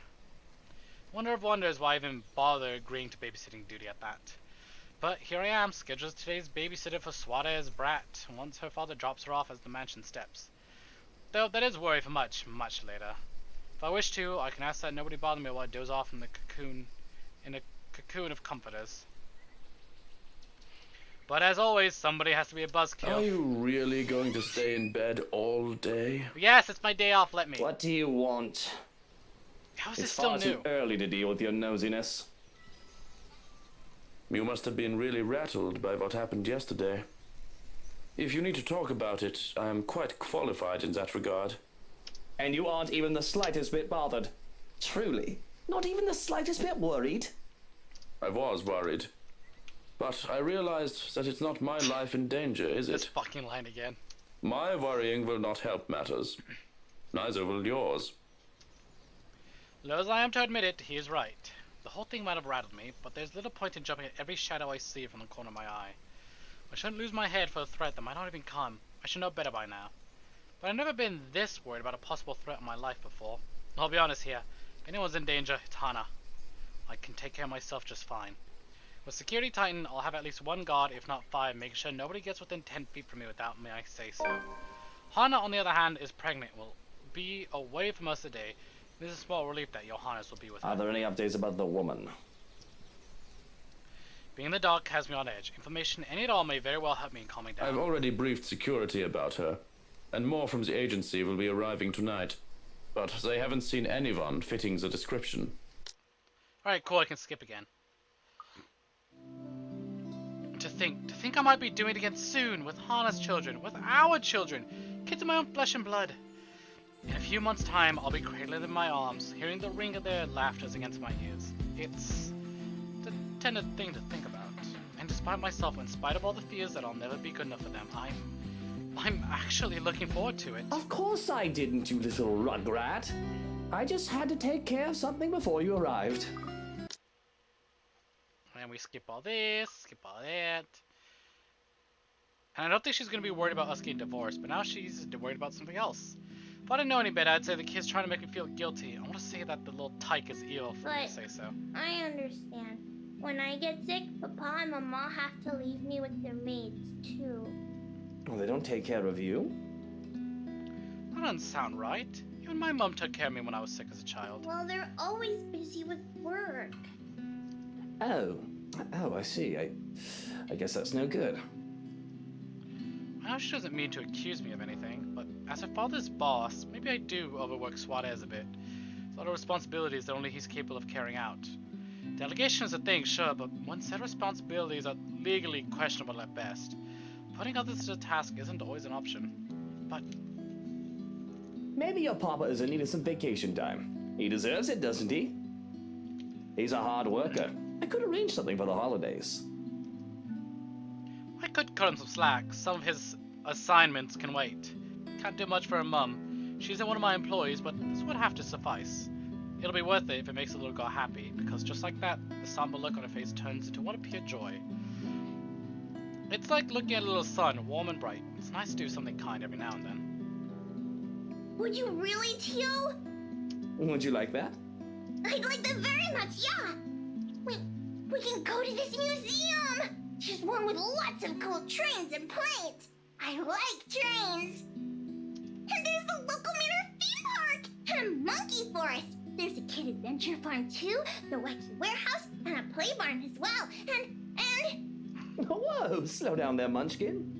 Whoa, is that a laughing Luke? I haven't seen one of those.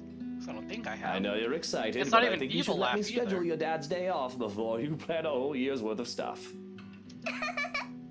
There's an embarrassed giggle, but she does reel herself in, enough to calm down, which is a feat in and of itself. It's obvious how giddy she is. And if she wasn't looking forward to the holidays before, like any child should, she does now. I think Tia would be really happy if you were with her.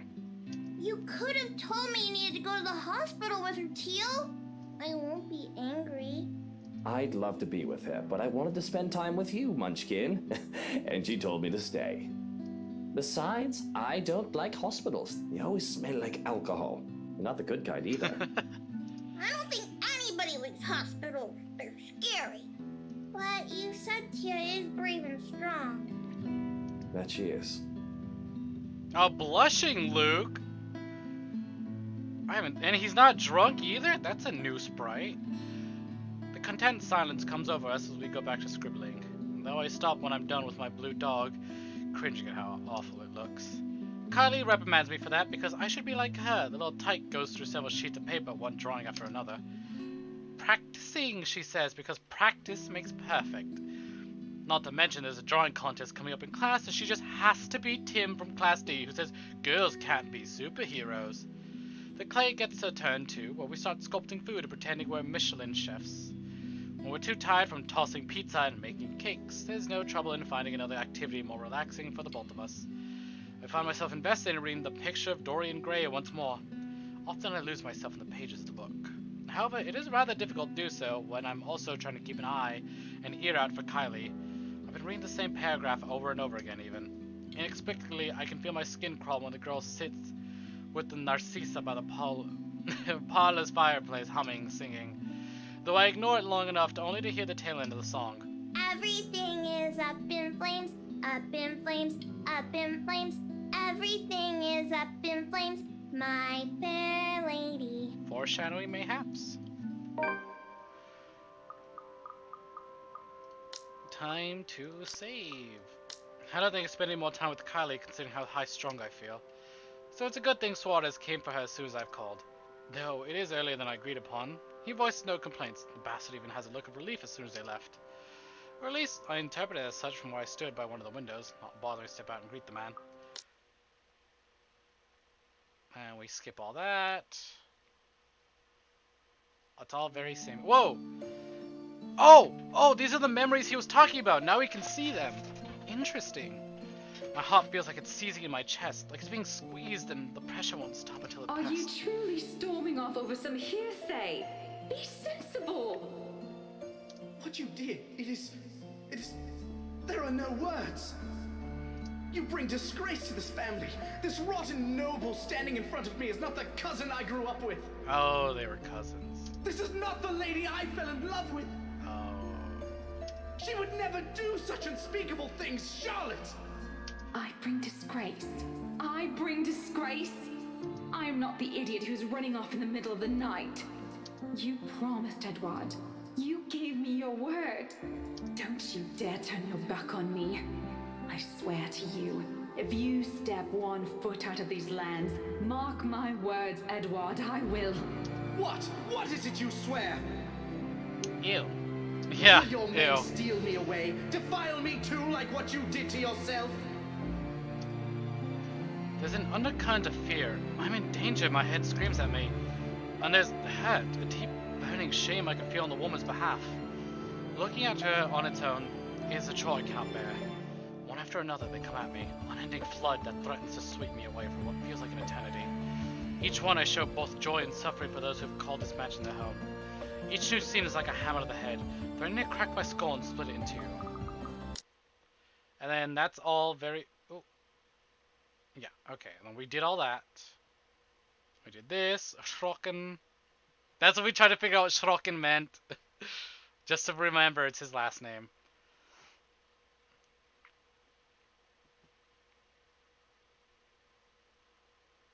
Wow, this goes on for a while, huh? A photographer, a high school teacher, and a real estate agent walk into a mansion. Mansion. Right, this is new. Thunder crackles once again, cutting me off. This time, the sound hits close enough that it feels as if the windows and the ground itself are... Oh, I remember. Okay, I know why the line is new.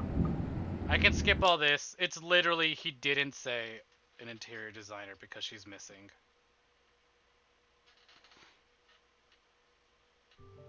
When the woman's expression turns to one of amusement, and a laughter fills the air, I want to call out to her. There's this rage simmering beneath my skin. But my own scream dies down in my throat. All I'm able to muster is a pathetic croak as she laughs as if this is all some sick joke. My breathing becomes a bit too shallow for my liking, and I feel like I'm on a precipice where one wrong move can lead to someone dying. This is crazy. All of it! Luke, help me, please. I can't. Something in me snaps. There's a switch in my head that wants to go one way or the other. Ooh, this is new. This is new. Oh, fuck. Demand Hana's release. What am I doing? Why am I even hesitating? I won't go so far as to claim that I'm any sort of decent human being, but this is Hana, my wife I'm talking about here. What sort of husband, what sort of father would I be if I just stood by idly while she's in danger? But it doesn't change the fact that it's all fucking insane, of course. And all these intruders is crazy. To think about going at this thing is crazy, and hardly classified as a person in my eyes. Perhaps a maggot that needs to be crushed under my shoe, just like the rest of this sorry lot. But a person? Hardly. But I care none for any of it, they don't matter. All that matters is that Hana and my children are in danger. But cold pours over me, freezes me in place once more when I try to make demands. I have to take deep breaths, grit my teeth, and steel my fists to even find the courage to speak up. Let go of her! Don't hurt her! Whatever it is you want! Just don't you dare hurt her! And if my voice isn't as firm as I'd like, it doesn't matter. I will beg and plead if I have to. On my knees, bend my fucking proud neck, and maybe even break it just to make sure she's safe. It's not her life alone that's in danger. Our children's lives are on the line, even mine perhaps. Because I don't know what I would do if anything happened to Hana. I'll plead for this woman who will be the mother of my children. The cold stillness is gone from my body, and my very skin feels like it's on fire. I have to shout, scream at her when Hana continues to cry out in pain. What do you want? Money? Is that it? I'll give you however much you want. Luke, please make it stop. I want it to stop. Just stop whatever it is you're doing to her. Can't you see she's hurting? Cannot stand for Let this. go of her! Now! I say it with such ridiculous conviction, And of course she won't listen. Why would she? She has the upper hand here. There's no reason for her to do as I ask. But her voice is but a whisper and a deathly slow, and I'm hard-pressed to hear it over the pounding of my heart in my ears. She speaks. The woman from the gardens and the servant girl from the ballroom, from the hallucination, vision, memories, whatever they were. A hush settles over the room as we listen. Do you really wish to be with her? There are no second More thoughts. than anything. So please, let her go. Achievement unlocked, a life for a life. Excuse me? Her expression doesn't change. I have this most awful feeling this wasn't the answer she was looking for. I could see her woman fingers tighten around Hana's throat. Heard the hitch in her breath, and I fear that I've made the worst decision in speaking out. I didn't think she'd listen, and here she does. A hand on Hana's back sends her falling down the stairs. I move to catch her, and that sends us both sprawling at the foot of the stairs. With my back to the ground and her on top of me, the pain doesn't even register in my head. All I can worry about is Hana and the baby's well-being as I put both of us on the ground, away from the stairs, away from her. Are you alright, Hana? Are you hurt? It takes too much for my liking before she speaks. All she's able to do for a moment is whimper in pain, a hand to her throat. If she does manage to speak, her voice is far too faint along with the hold she has on my arm. It's terrifying to see her like this. I just think I nearly lost her. We are fine, Luke. I'm sorry. Just give me a moment. For a moment we forget, but You deserve each other. just hearing her voice triggers something in Hana, and she starts to tear up. Her face contorts to one of pain and fear. But I grab her shoulders to keep her in place so she can see me and only me, and so that I can only see her too. Look at me, Hana. Look, I'm here. You're safe. I won't let her hurt you again. Do you understand? Just breathe. I don't know exactly what in the bloody hell's going on, but I can't find it in me to care. Whoever these people are and whatever they're here for, these are not acceptable conditions for a pregnant woman. For all I know, this is all some dumb charade to get me. All the times I've seen the woman before, it could have all been an act to get to me, to get under my skin, and to think they dare hurt Hana. For all the fear that I felt seeing her touch Hana, I can only think of her as an actress in grotesque makeup. My hand still shakes, the fear not having quite gone, but anger fills me as I look at the woman, a sneer on my face. How dare you! I don't care who you are, but how dare you touch Hana! I want you out of my house, out before I call the police and have you put away for the rest of your miserable life! And that goes for all of you! I hold my ground firm and strong as my declaration. But the nerve of her! She just laughs in my face! A terrible, dreadful laugh that even makes me feel as if there are ants crawling on my skin and maggots squirming into my ears. You are telling me to get out of your house. You threatened to lock me up. She laughs and she laughs. What's so funny? What are you laughing at? None of this is funny!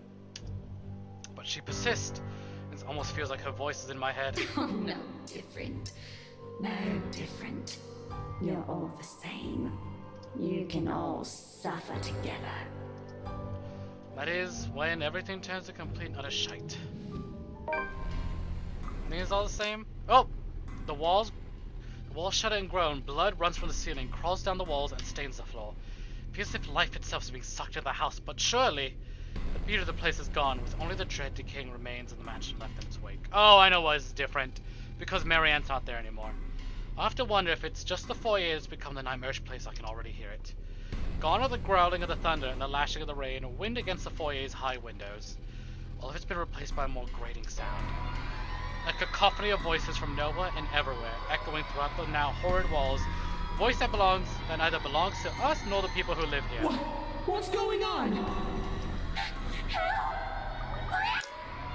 All through the house, shouts of alarm, surprise ring out in a mirror of horror creeping up at each of us. Who wouldn't be shocked? This is insane! Even Daisy, feisty woman that she is, trembles at the sight of it clinging desperately to Lily, while Steel and Feather stand protectively in front of the window for two. I'm gonna check the achievement I got.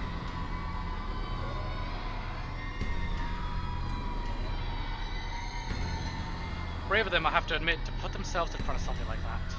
Though it doesn't necessarily mean they don't feel the same fear as the rest of us. Something I don't blame them for. There seems to be no end in sight to this insanity. If anything, this only feels like it's the beginning of the end. Help me! Oh my god! Please, somebody! Anybody! Who are you? Stay Stay away! No, no, no. Stay away. Stay away. Mother of God, pray for us sinners. The screams fill the mansion. She laughs all the while, a harsh, agonizing sound that goes on for what feels like forever. Until there's nothing but silence, her horrid smell and pale hands reaching out to me, calling, beckoning, pleading. I'm terrified, I really am. Like I should be, but I've never been one to truly stay afraid. I've long learned that fear will not could get me anywhere. Cowering in a corner doesn't keep me safe, and it will not keep me alive, not like rage does. I've learned to use this burning hate inside of me to survive. There is no difference now. Stay away from me! Why do you wish to leave? This is where you belong, my lord. Remember the blood we share? This is your home. Don't you remember? You promised to return, to stay, together with me, with us, with people no different from you. What is she talking about, Luke? What does she mean? Story updated. God damn, that's a lot of story updates. How different of a path are we on so far? All feels very much the same so far. This is still going a lot. Oh, we're at the very... nope, that changed. Oh, that's new, I think. Yep, this is all new. Oh! That took us onto the common route. How do we get back up there? It looks like we have plenty of chances to do that. And a lot of this is... Holy shit, a lot of this is undiscovered. Fucking hell. And there's Jocelyn again with the hydrate.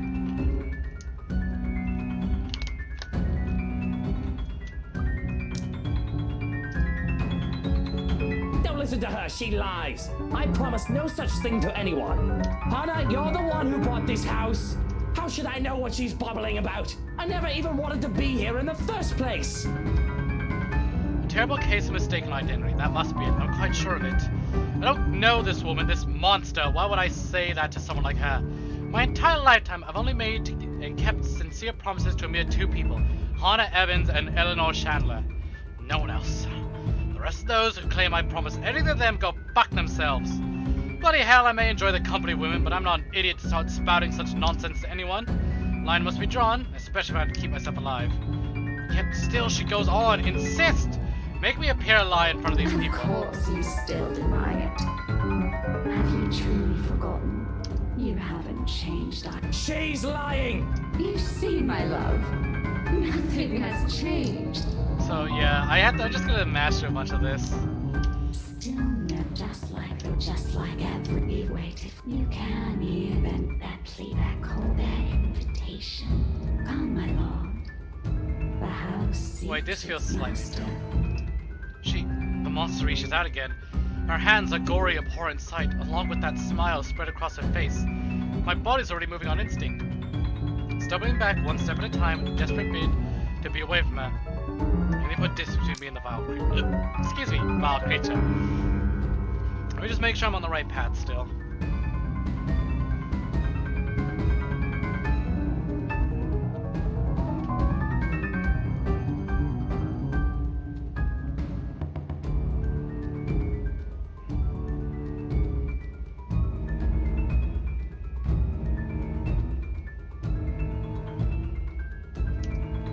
I need to get out of this house.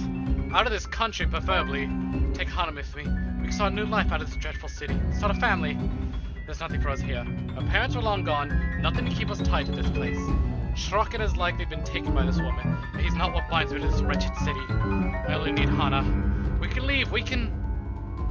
Careful, Luke. My footsteps or something sending me sliding my back flat on the floor. Beside me, a paper, a familiar one, flutters down. It's that thing again from the open house, though it feels less like a gimmick and more like a threat with with recent events. They must have fallen from one of the peasants in the commotion earlier. For a moment they appear conflicted to see to my hands, but wisely keeps their opinions themselves. Leave the damn thing simply to bear its grisly message to everyone in the room to see. Help me, help me, help me. Is this it? What they've been telling us? Why, everything in my life's gone to shite because of this stupid old letter. An invitation indeed. One I'm not willing to accept. Not any time. Top of the stairs, creatures move again, drawing my attention back to her. Hey, hello, welcome in. Thank you, VTuber of the Day, for the follow. Welcome, welcome. We're just on the path to get the final true ending for the letter. Welcome to Visual Novel Club. I'm normally a lot gothier than this, but we changed colors today at the request of an Jocelyn. But hello, thank you for the follow. Welcome for joining. Her gait remains slow and awkward as she walks forward, at the smile never leaving her. But I don't. I won't give her the chance. I'm not dying here. Certainly not giving myself to a hideous creature like her either. Adrenaline kicks in despite panic gasp. And worried glances from Daisy's friends, I pay them no mind as I reach for the main door. Without warning, it slams open. Really not the magic grounds I'm expecting. Before my mind can even comprehend what's happening, black tendrils have already coiled tightly around my limbs, dragging every person of the foyer into the room. None of us even scream when darkness completely envelops us. Upon the doors closing. Understand where your place is now, my love. You belong here. Is it so difficult to grasp? We've been waiting. There's a moment of panic when the feeling of tendrils around my limbs finally dissipates. Well, this is still common route. What was it when we got up here though? What did that say? That's not common, is it? Story update. Common route. What the hell does common route mean? Just tell me I'm on the right path. There's a moment of panic when the feeling of tendrils around my limbs finally dissipates. As soon as my eyes adjust to the darkness of the room, and I'm on my feet, I'm reaching for my knife, holding it out, watching, waiting for every movement, using it as a way to put distance between me and these peasants. Who knows what they'll do now? We're all desperate to get out of the house. There's only 6 of us in this room, 4 of them friends at that. Can't trust these people not to turn on me. Bloody hell, even Hana's giving me the same look as them now. Can't trust anyone. Not anymore. Not after this. Despite the pleading looks, Lily shoots my way. While they all huddle in the corner behind me, steel and feathers, I have to remind myself that even people... Okay, this is all very similar. And I can't skip it because it's technically new. All of you, this is all your fault. If I'm dying to this bloody case, I'm taking you all down with me. Put that knife down, Lucille. Hey now, Mr. Wright. We're all in the same boat here. You shut your mouth. If it weren't for you, or this letter, for all of you, none of this would have happened. And blaming everyone in this room isn't going to get us out of this place. Story updated, story updated, story updated. Jesus. Please put that knife down, darling. You might hurt yourself. Are you taking their side? You're also stuck in this nightmare, Buttercup. I didn't stay silent though. I thought I chose speak up. What about the children? Aren't you the least bit worried about them? But I'm assuming because this is a completely brand new scene and Marianne's not here anymore. That creature is out to get us, and you're still so it's all defending technically these new, people. despite the lines being the same. I'm not defending anyone, Luke. I'm just trying to be reasonable when you're clearly not. Oh, of course you're not. You're just the one who bought this bloody mansion to begin. Why no? Why would I? For you, for us, for the family we're going to have. Right, anniversary gift. Oh, here's your gift, darling. Oh, by the way, there's a curse included in that package. I hope that's all right. Are you really that eager to get rid of me? I'm not even reading his lines, but like when he freaks out like that, even my throat hurts. Because if that's what you've been meaning to do all this time, you... Suddenly, Hana steps up and slaps the knife away from my hand. Said knife slides easily on the table out of my reach. Before my mind registers what's happening, a sharp blow explodes in my side of my head, sending me reeling backwards. Whoa! Hana's the one to punch us? Yeah! Achievement lock, Soul Fist. Feel the brunt of Hana's power. Okay. She really stands before me afterwards without even batting an eye, glaring at me as if she might just rip my head off in this instant. Sometimes I forget. Don't you dare, Luke. Don't you dare imply I've ever thought of you that way. That Hana's never the weak woman I believed her to be. How did I come to think of her as such? She used to be someone I could look up to, isn't she? When looking at her now, the way she stands tall, facing a man like me, the same way she's done all those many years ago, I can't help but think, am I not responsible for taking that part of herself away from her? Enjoy your time, is Luke right? What a bunch of shite. Realize this, I can only look away when she reaches up and places a hand on my face. Gone is the anger, and only a soft smile remains while she looks at me with a shine in her eyes. 7 years we've been together, I've only been nothing but a piece of shite to her. And yet here she is, still smiling at me the way she does so many years ago. It's impossible not to feel like complete and utter trash like this. She has an uncanny way of doing that to me, really, especially when she takes my hand in hers and places it right on her tummy. Right where 2 tiny babies are still growing. Ours. Love, look at me. We've already talked about this. If we are still going to do this, it has to be the 2 of us. I will stay with you, but things are going to have to change if we want this to work. We can't keep doubting each other like this. Not until we find a way out of here. I'm sure we can. Maybe they know something we don't. You're going to rely on them for that? These peasants who brought this on us? How's our tree looking? That's how it's looking? It's looking. Keep talking about us like that, and see if any of us here will keep you out of this place. Rebecca, stop! All of you stop this! Alright. If anything, the meltdown she had during the open house has only proven my assumptions up until now. And then this is going to be the same as the last playthrough. Yeah, okay, that's all similar. Stop this, please! With or without that damn piece of paper, A deep breath, an exhale. And then she closed her eyes, a crease forming in her eyebrows when she grips her hand tightly in front of her. we still would have ended up in this mess.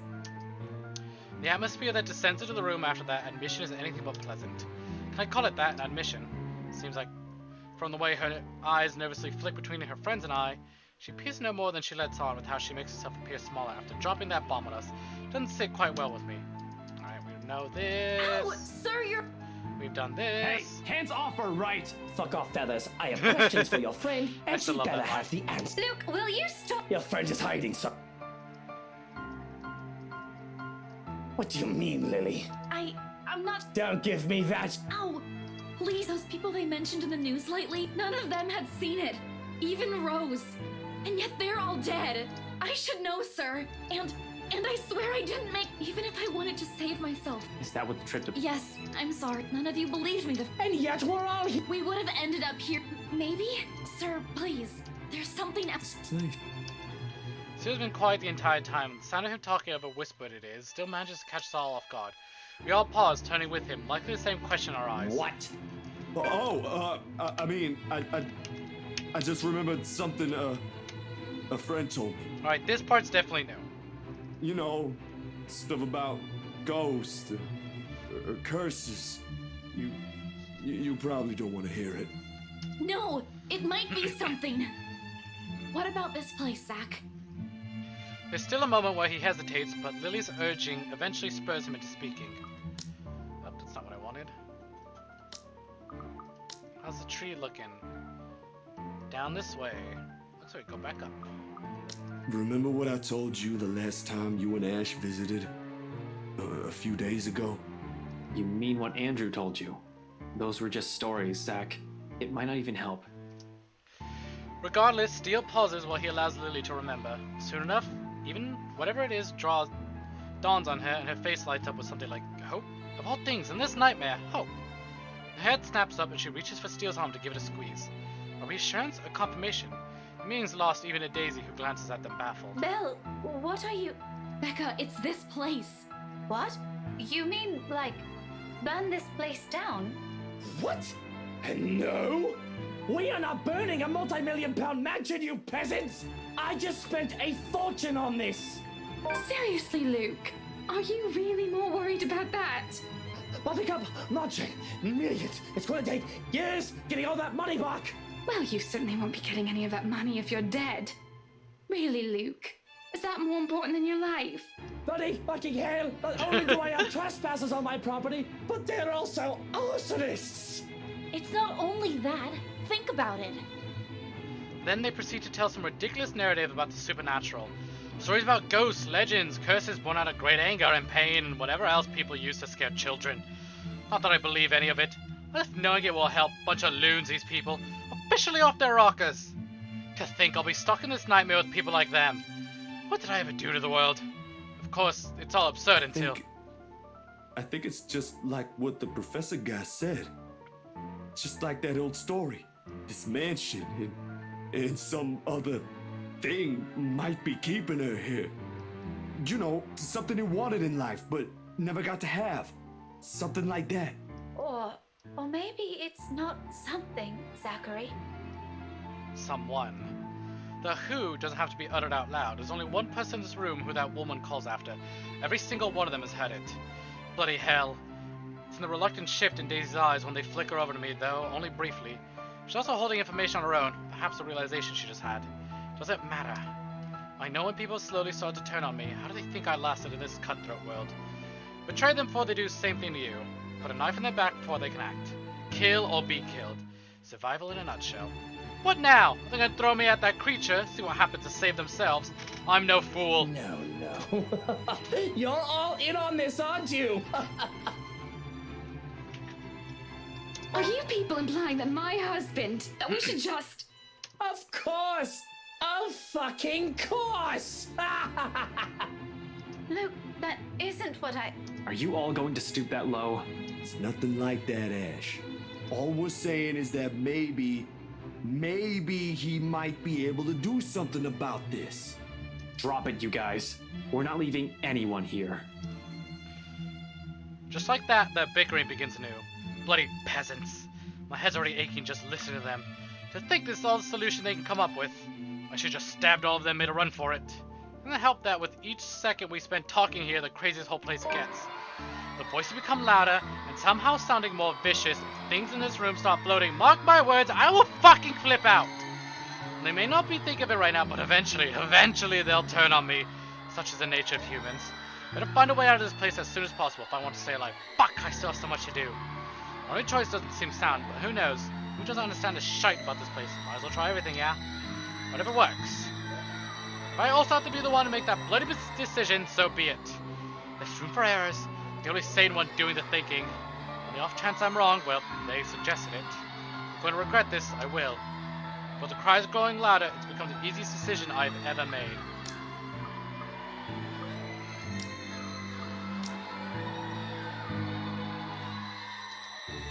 I'm getting tired of hearing her sobbing, really. It's just irritating. Isn't she getting tired of it?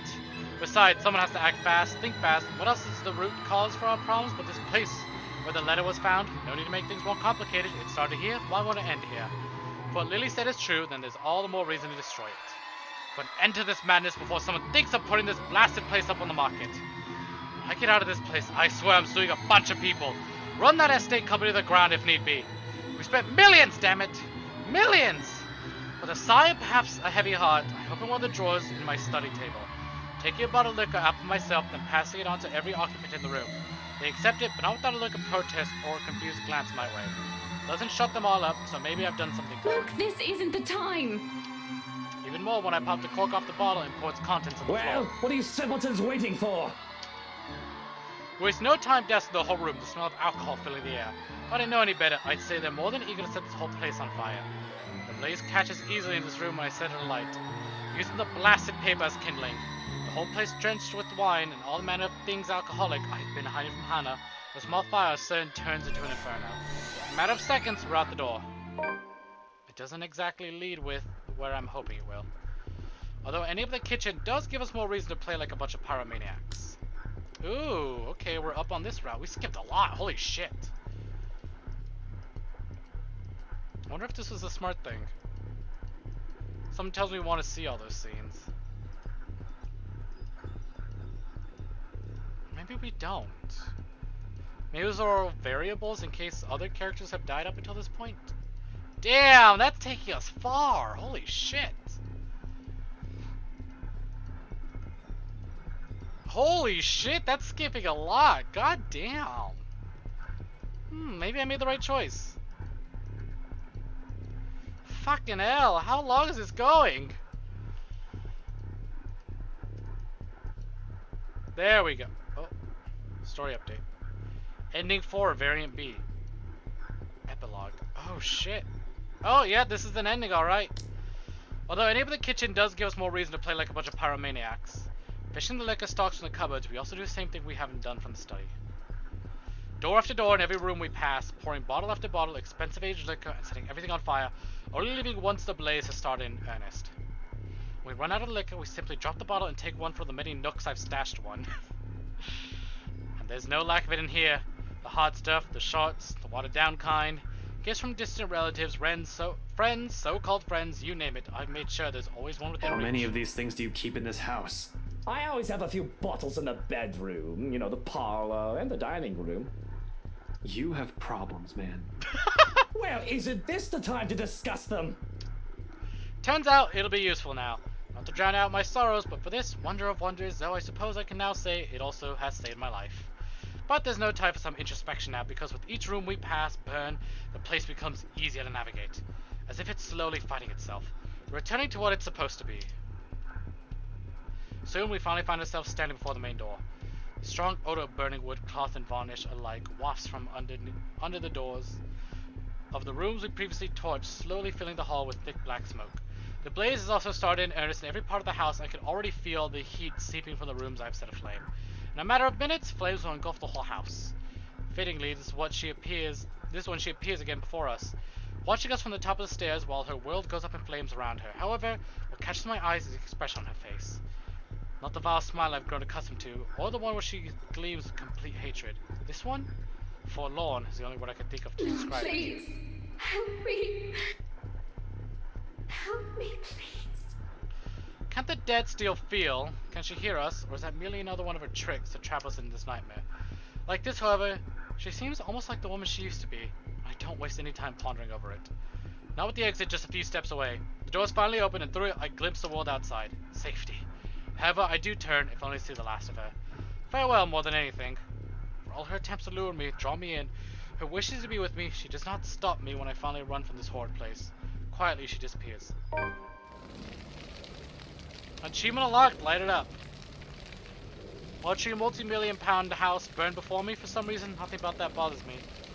Maybe it's the last look on her face that's changed. Maybe it's what I've seen.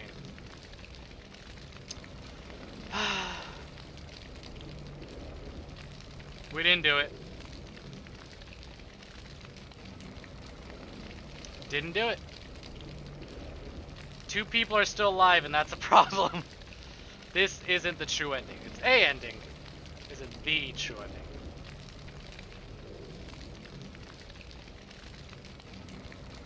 I'm already feeling it.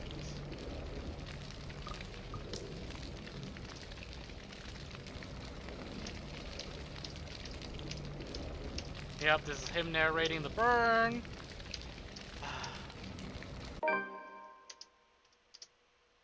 Epilogue. Yep. God damn it.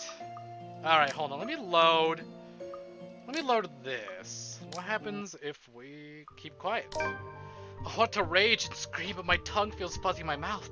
The fight is gone from me, and I can't sound out any protest.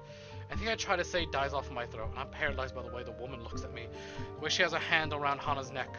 Perhaps it's for the best that I keep quiet. I know for a fact one shouldn't aggravate the hostage taker.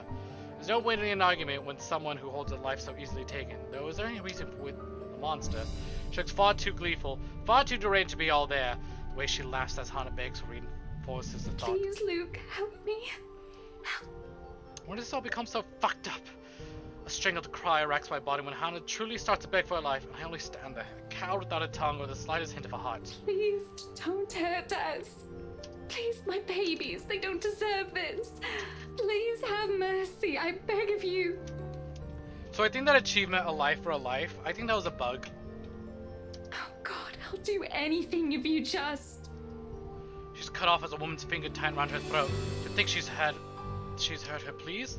To find out she's with children? Does she feel nothing? She's so heartless to her children, unborn they may be. A hush settles over the loom as she speaks. Her voice is but a whisper and deathly slow, and I'm hard-pressed to hear it over the pounding of my heart in my ears. She speaks, the woman from the gardens, and the servant girl from the ballroom. The hallucinations, visions, memories, whatever they were. Will you not speak up for her? Will you not try to save your beloved wife? Cannot stop the heat flooding from my cheeks. Shame turning me red for making me grit my teeth in anger. And the same anger sets a fire in me, burns through the fear, it spurs me on to call out to her because of pride. Why? Will my words hold any sway? Who's to say you won't snap her neck the moment I take one step? Do you take me for an idiot? I take you for a coward. This feels... Nothing but a spineless coward. Seems she found what she's looking for, and that she has no further use for Hana. God, this feels eerily similar. But it seems my sin's too grave, my blunder too big, that she can only look at me with disappointment and betrayal on her face.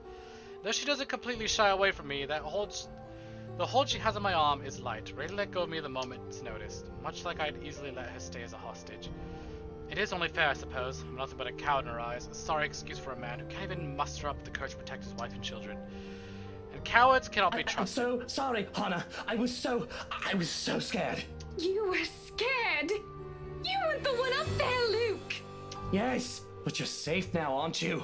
You don't understand, Luke. What she did to me, to my head. That woman isn't human, and you just stood there. Did it even occur to you what she could have done to them? Our children, Luke! Our children! Afterwards, Hana simply stares at me, her indignation and betrayal all in her eyes. We nearly forget for a moment until the woman's laughter, a contemptuous sound, rings above You her do head. not deserve what you have. Just hearing her voice triggers something in Hana as she starts to tear up. Her face contorts into one of pain and fear. But I grab her by the shoulders to keep her in place so that she can see me and only me, so that I can only see her Look at too. me, Hana. Look, I'm here. You're safe. I won't let her hurt you again. Do you understand? Just breathe. I don't know exactly what in bloody hell's going on. I can't find it in me to care. Whoever these people are, whatever they're here for. Can I skip this? This is... Oh, yep. Fuck. Nothing new, nothing new, nothing new. She punches me again. Oh god, is this all the same?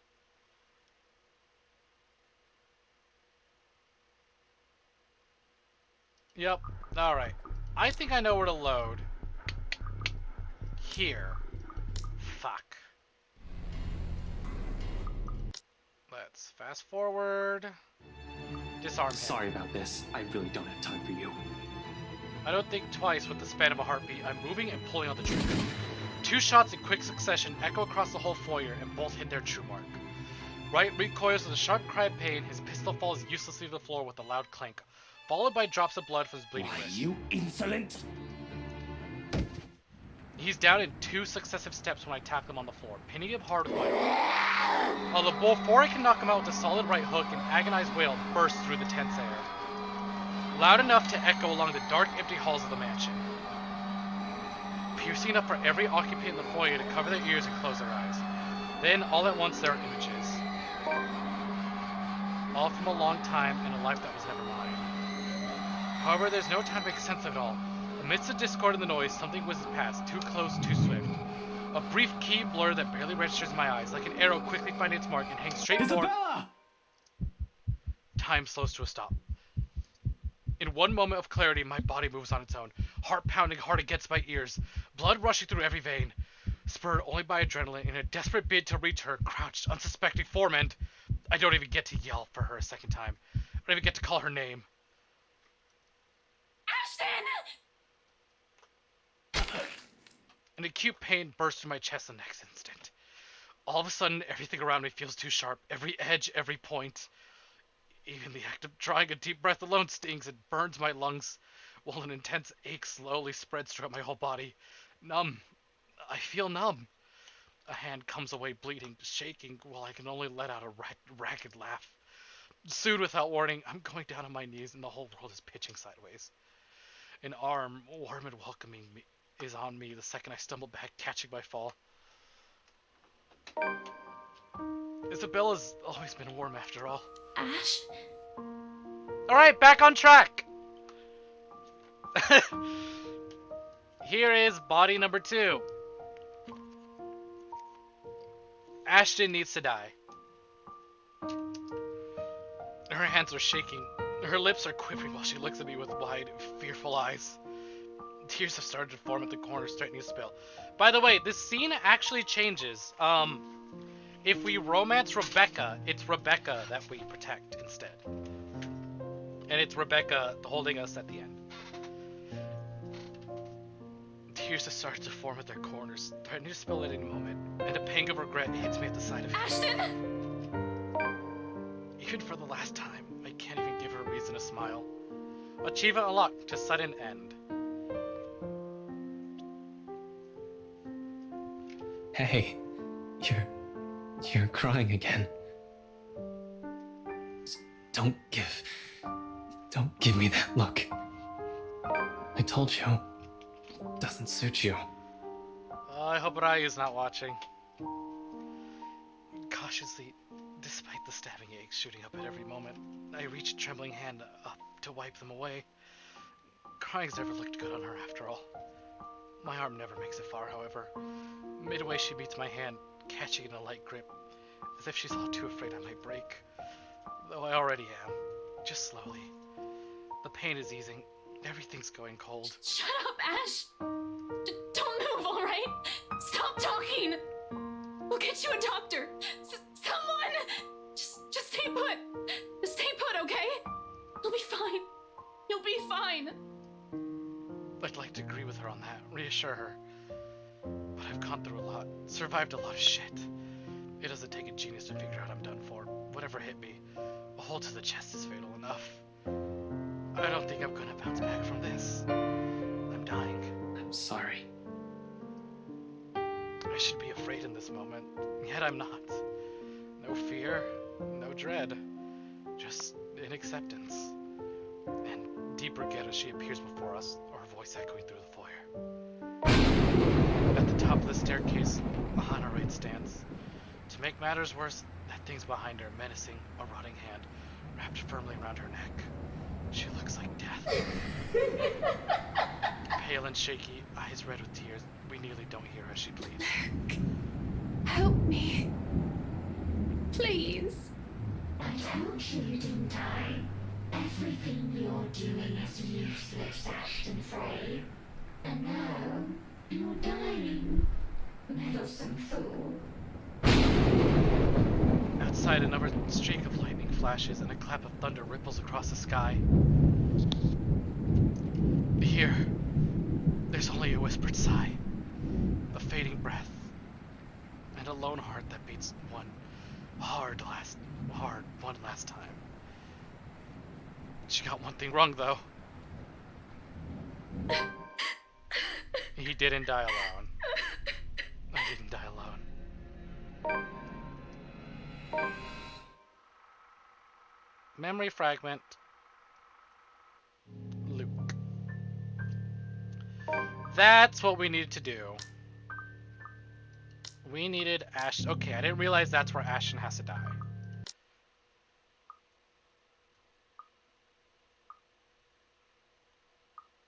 So now we could do most of Luke's chapter just about the same.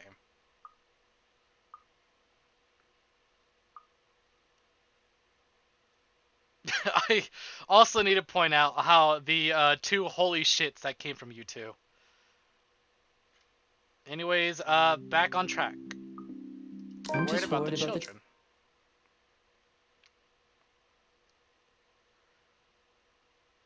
Marianne's dead. Ashton's dead. Luke has been shot in the hand, but he's still been shot.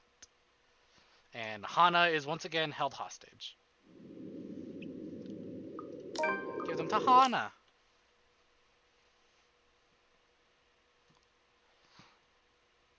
At the very least, I read through all of this. So nothing changes up until Ashton's death. And once again, Johannes is done so dirty. And every time, by the way, there was literally a review on Steam that says, like, love the game, the Butler got played, Butler receives the same fate every time. Whispers and accusations fill every crevice of my head, ringing and echoing around like a terrible case of tinnitus. The stare, gazes filled with judgment and disgust. Even before their beloved lady has spoken, she's already condemned. This horrid woman! I beg the court for justice! Who knows what this devil's bride is capable of? She has already bewitched my love, my betrothed. I just cannot bear to think of what she has done to him after. Or what else she may do to our people if we let her live. Blood taints this woman's hands, and I deserve to be repaid in kind for that which she has taken from me. There's nothing for her but death, and she knows this, and silence says as much. One after another, they come at me, an unending flood that threatens to sweep me away for what feels like an eternity. Each one has shown both joy and suffering for those who have called this mansion their home. Each new scene like a hammer to the head, threatening to crack my skull and split it in two.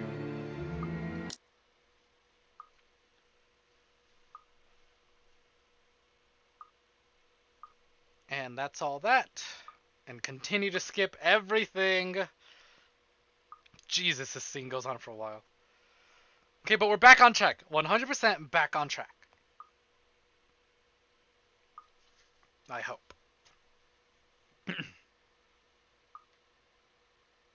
And then, as I should have expected, he won't let this end. He won't let this end in this kind of standstill. Sorry about this. I really don't have time for you. A short lapse is all it is. One moment of letting my guard down. Before I can react, he fires 2 shots in quick succession. A sound crackling through the empty foyer, as loud as the storm raging outside, breaking the tense air in the room. Pain explodes in my wrist no 2 seconds later. Just a graze, however, it's enough to cause my fingers to tense and the pistol slides to the floor with a dull thud. Oh, it is a graze! I thought he shot right through him. Huh. Why, you insolent! The next moment happens as a blur.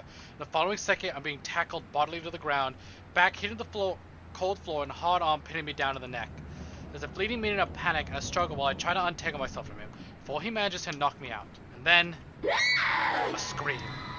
A wail piercing through the thick air, shrill and sharp enough for the both of us to cover our ears and hunker down on our knees. And with each sharp note beating harshly against my head are the images again. Faces of voices so utterly unfamiliar seep into every crevice, turning sinister with each shift. They're not mine, but they might as well be with how vivid and crisp they are. Over and over they all flash behind my eyes till it becomes unbearable. Pounding, throbbing, thudding against my skull worse than any headache and hangover can give. Bloody, I'll take a hangover over this any day. Haze begins to fill my vision as black spots dance around the corners of my eye. Beside me, the detective suddenly moves, shouting a name I don't quite hear, and then...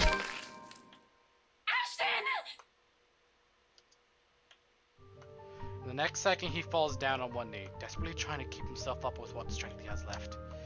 But eventually, his own body caves in, taking the horrified Lily down with him, muttering quietly to her as something distinctly red flows from his body. Blood? This man isn't supposed to be dead yet. He ain't supposed to... I didn't shoot him, I'm sure of it. So what killed him? What in bloody blaze is going on here? Is it so wrong to just want quiet night when nothing needs attending to? Just one normal night? Quickly, everything's turned crazy with perilous happenings that are hard to explain. But it seems that when it comes to me, death is always around the corner. I want to look him over. It's going to cause more problems. All this screaming and crying for a detective who's died, but no apparent reason is giving me a migraine. I need to get all these people out of my house one way or another.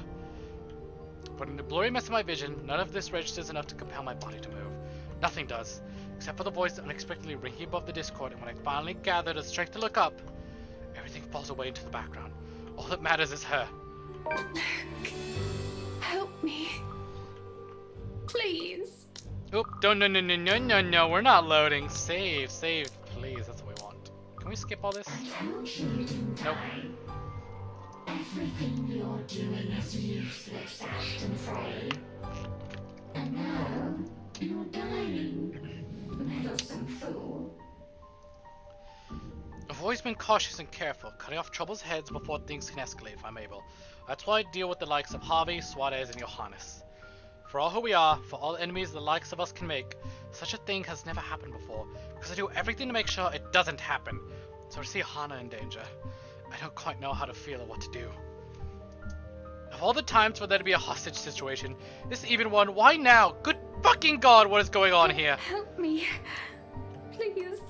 Please make it stop. I think death would be preferable, and my sense of self-preservation was shot to high hell, with depriving my choice and responsibility in the matter. I don't want to think about how fast my heart beats, so that I hardly hear anything other than my own heartbeat and her pleading. Please. They're in my head. Screaming. It hurts so much. What do I do? What can one do against someone holding your life in their hands? With a woman that looks monster than man. When the woman's expression turns to one of amusement, her laughter fills the air. I want to call her out on it. There's a rage simmering just beneath my skin. My own screams die down in my throat. All I'm able to muster is a pathetic croak. She laughs as if it's some sick joke. My breathing becomes a bit too shallow for my liking, and I feel like I'm on the precipice, where one wrong move can lead to someone dying. This is crazy. All of it! Luke, help me, please. I can't. And something in me snaps. There's a switch in my head that wants to go one way or the other. Let's demand Hana's release again. And then this is all the same. Yep, now Ashton's dead. It's a slow thing, a whisper more than a bang as the darkness creeps into every corner of the room.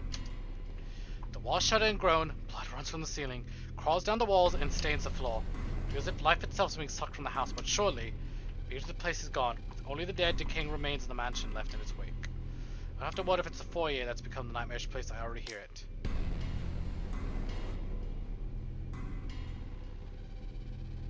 And then...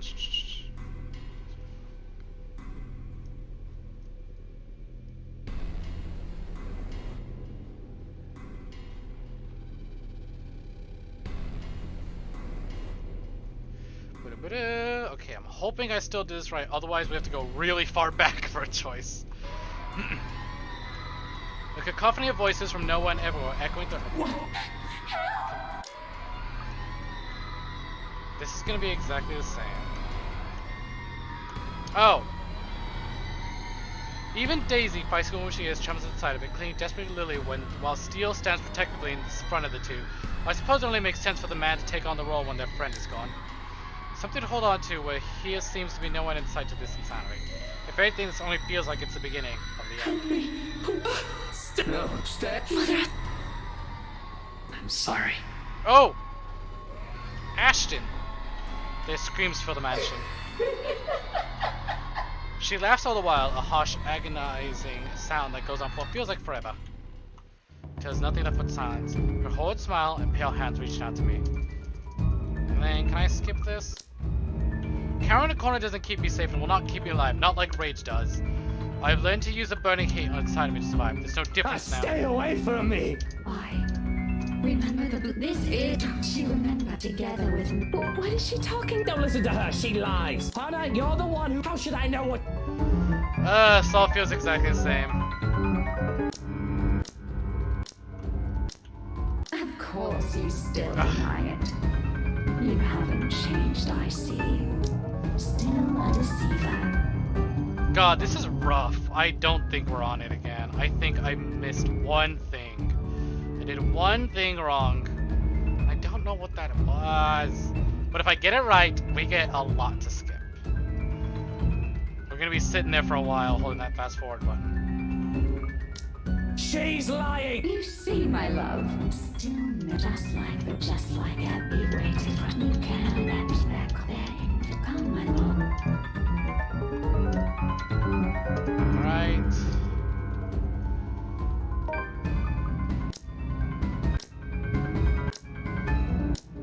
And then this is literally just updating every time. Yep. Text found. Yep. Jesus Christ.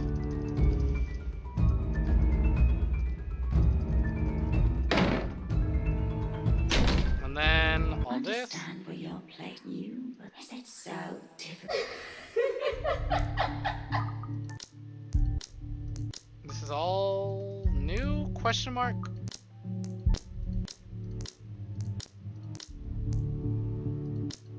You. This is. If I'm quit. You should. If it weren't for you. And blaming everyone, please. Yep. Are you? You're all. What about that creature? I'm not. Oh. For you. Oh, here's your gift, darling. Oh, by the way, there's a curse included in that package. I hope that's all right. Yeah, I think we're gonna go through all these scenes, and it's gonna take us all the way to that ending again. I think we want to be on this. Oh, piss. Sometimes we want to be on this line down here to get the actual. Oh my God! Look at that fucking scroll bar.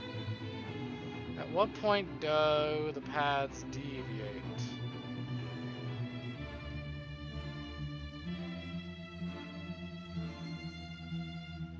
It's here. It's here the paths deviate. Are you? Because. And Hana punches us. Don't you? then I think they're just gonna burn the mansion down again. Lovely if we can't. Not until I'm sure. You're going. Keep talk, Rebecca, all of you. And then this is only new just because Ashen's now dead. Exactly the same. We still. Ow, Luke. Your friend. What do you? Don't get. Ow, those people. None of that. I shouldn't. And even if. And yet. We would have made Sir bleed. There's something. What? You know. No. What about? Remember? Okay, keep clicking. Bell, keep Becca, clicking. What? We are not Serious. Buttercup. Well, you really. Buddy. It's not. Oh my god, I just feel it already. We don't have it. Maybe. And I know that it's really far back. No. But one thing I probably messed up is really far back.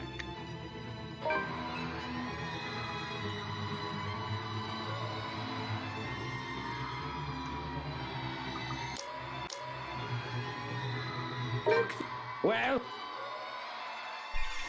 Yup. Yep. This is only new simply because Ashen's gone. Have you been hiding these from me all this time? How many of these are in this mansion? Only a few bottles in the bedroom. Lucia, we are going to have a very long discussion about this drinking problem of yours. Okay, I am glad we got to see this. And I'm telling your doctor. Well, this isn't the time to discuss that. Turns out it'll be useful now. And then, yep. Exactly the same. Fuck!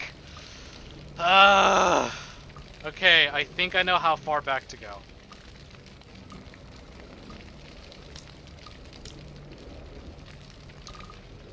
Where was it? Where was it? It's all Isabella.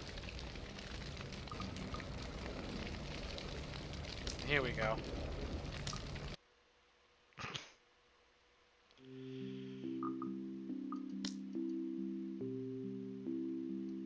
So let's see, where does Hana's life start to split? This is how far back we have to go. We have to go all the way back to Hana. QD ending 3. I have to somehow get one of these two. Which means we got a lot of... Yep, we have a lot of undecided Hana to cut through. But I think...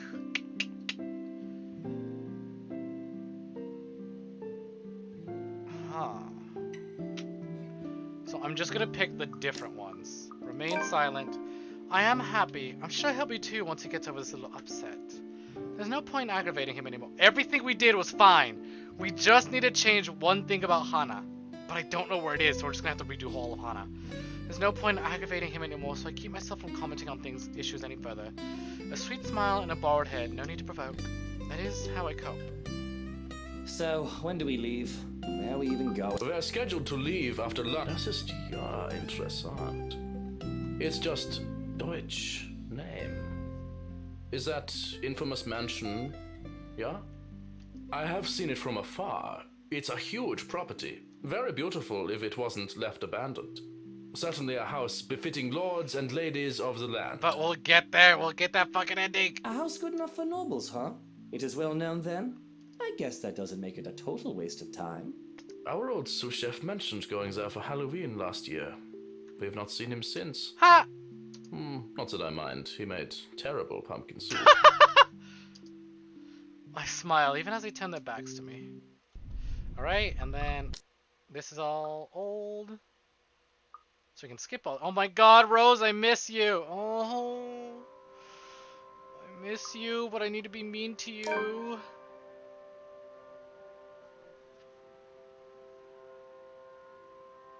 That sprite was cute though. This isn't the first estate we've acquired, of course. We've both bought plenty of others, from penthouses in Luxbourne to vacation and townhouses in nearby cities. It is, however, the first time an interior designer has asked for a meeting with me. Normally, I just let them do as they please and hope for the best. I found they rather liked the creative freedom it lent them. They all bragged about it. Hana Wright is living in a house I designed. I can make time, but I'm sure you're more than capable enough to work on your own, yes? Surely I would just get in the way and you can do things faster and more efficiently without my input.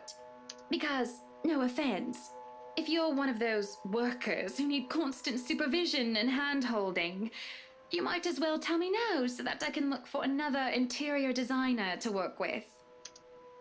Surely this one will feel the same. Yes. I am capable of working without any design input and without supervision, Mrs. Wright. But it'd be entirely different if I know what you two would want for this home, how each room is meant to be used. You have to consider what sort of colour palette you would want, at the very least. Do consider that this will be your home and not mine. None of those houses ever did feel like a home. You won't give me a choice in the matter, will you? What? No. You do have a choice, and... She's so cute. No. You've clearly made up your mind that we must meet. So we have to play a mean Hana. All right. Monday, 10 o'clock sharp. We'll see you then. Actually, Marianne suggested that we meet at 9, but who's even awake at that unholy hour? I was lucky enough to wake up this morning before Luke went all the way off to Cardiff. We say our goodbye, shake our hands, and make it clear without outright saying it that we now own this house. So I'm literally just going to do the exact opposite of what I did last time when it comes to Hana. Save for a few choices.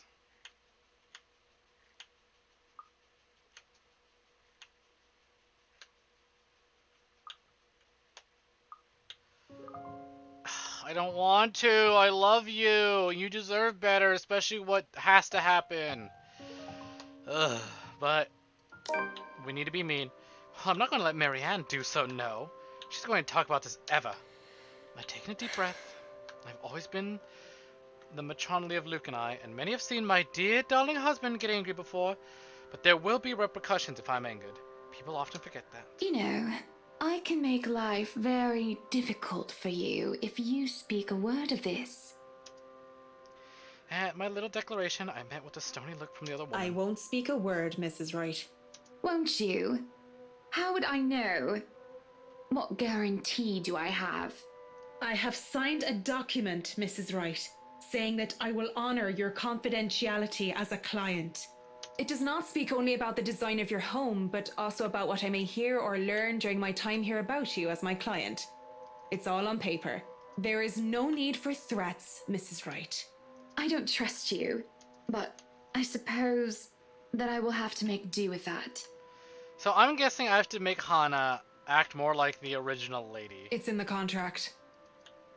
She says it with a tone of finality, like as if it's answered every little problem. In the contract.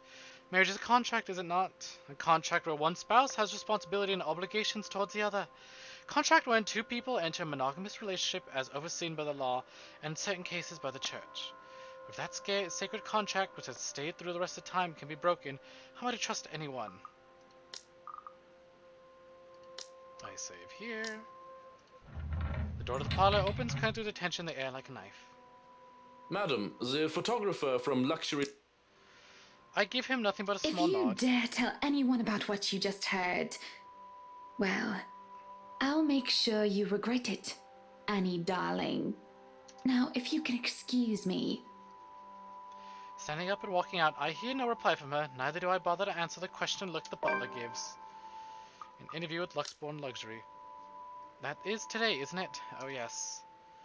People had caught wind of our new mansion at the very moment we left the house. Luke had boasted he had acquired a property in no time and allowed a photo shoot for an interior design magazine to be scheduled today. Well, there were complications and it took longer than it usually does for us. Right now, I am not in the mood for any interview, but I have no choice, do I? Whatever quarrel I had with Marianne, Luke, or anyone else is left forgotten as I put on a cordial face. Miss Wright, yeah? Hi, Zachary Whoop, whoop, whoop, and then all that. God, that's a lot. And then that's spooky.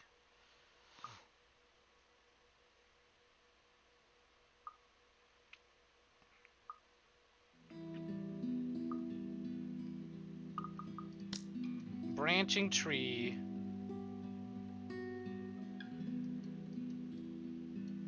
Alright, and then this doesn't matter, but might as well. We have to be a bitch, don't we? This is who I am. I'm not going to tone down myself as somebody else. I have no obligation to do so. At any rate, he is rather cute. It is a bit fun seeing him squirm. What's the worst that can happen? I doubt it'll be anything bad, considering how much of a gentleman Oh, he is. stop doing what, Zach, sweetie? Touching my arm and looking at me like that. I pause, giving him a baffled look. This is certainly the first time a man's ever complained about me being too friendly. I'm not doing anything wrong. Come on now, don't be like that. It's just a bit of fun. A bit of harmless fun. I'm sorry. It's just really uncomfortable and I don't think either of us want Mr. Right to see us and think there's any funny business. I'm sorry.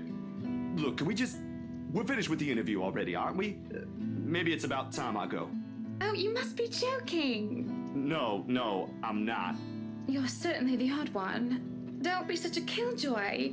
A little bit of flirting never hurt anyone. Other men would simply be delighted by my interest in them. Besides, you really are such a cutie. Well, I'm not them, Hannah. Oh, stern. So, yeah, I'm probably odd. I don't understand you. Let me put it this way. You're a pretty lady, so this must have happened to you at least once or twice. How would you feel if someone was making you uncomfortable? Only for them to refuse when you ask them to stop and they make you out to be the one that's wrong? This isn't the same as that. As I try to argue his point, he starts to pack the rest of his bags. This is preposterous. My main argument is what sort of man complains about a beautiful woman being friendly with them? Seems logical in my head, but the moment I try to say it, it starts to fall apart. Yes, it is. Unwanted advances don't make me feel macho or anything like that. I'm not here to argue morals or ethics, Miss Wright. Zach is right. I think I have Absolutely. more than enough for the interview, if that's fine with you. I may be starting to overstay my welcome. I feel deflated. And things were going so smoothly, too.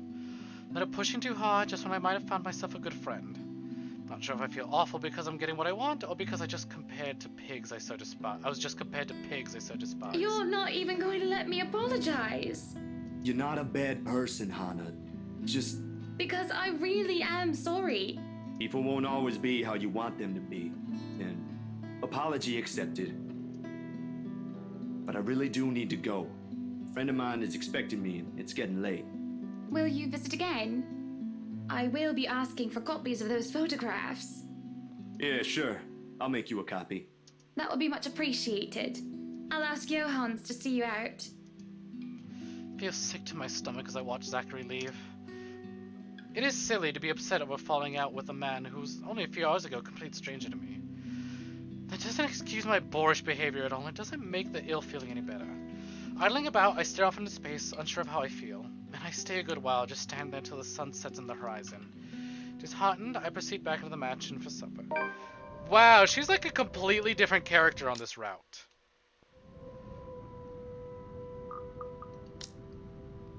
And then here we can lie. I was just tending to the garden, sweetie. You were? For a moment he looks skeptical. I can tell by the gleam in his eyes and the way he sits up at attention. He thinks I'm lying, but I see no point in bringing up Zachary and aggravating him. I did tend to the gardens for a bit, so it's not a complete lie. Just a little white lie. Besides, I know just how to please him. Sauntering over and circling around him, I place my fingers on his shoulder. I don't want the sound of Luke moaning in my ear, thank you. He lets out a little grunt before melting like butter as I massage his shoulders. Mm-hmm.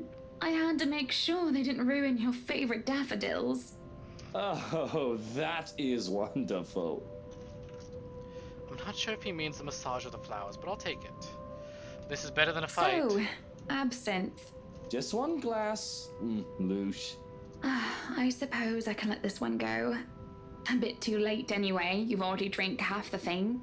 But remember your doctor's orders. Yes, I'll try to drink less. Try. Hey, I'm only human. Do you want one? No, thank you. Supper is spent in silence with nothing but the occasional sound of silverware. A grand feast has been served.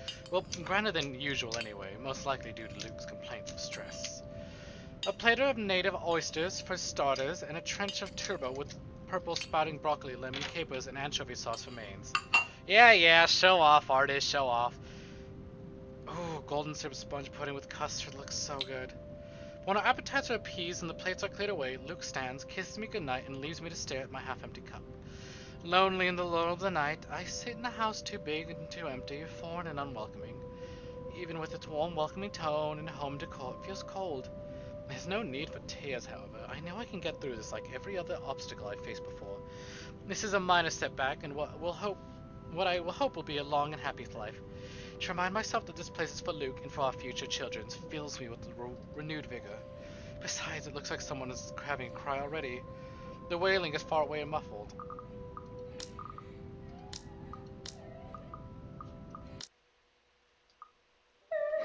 And then call out to them is what we should do.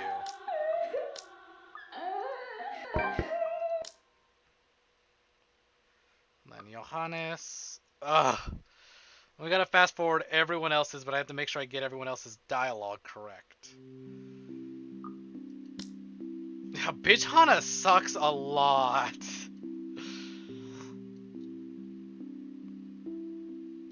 Yeah, it sucks, but I feel like bitch Hana's the only way to get these two, which is what I think is what we need to get the other thing. To get the actual ending. I don't know, Marianne. I just... She hesitates, taking a sip of her coffee while I stand to my own cup of tea before she Perhaps it speaks. has been the years, perhaps not. It might just be the little things that have built up all this time. It might be something big. I wouldn't know all the She's details. literally the exact opposite character that she normally is. She's a completely different character. Bitch Hana is so weird.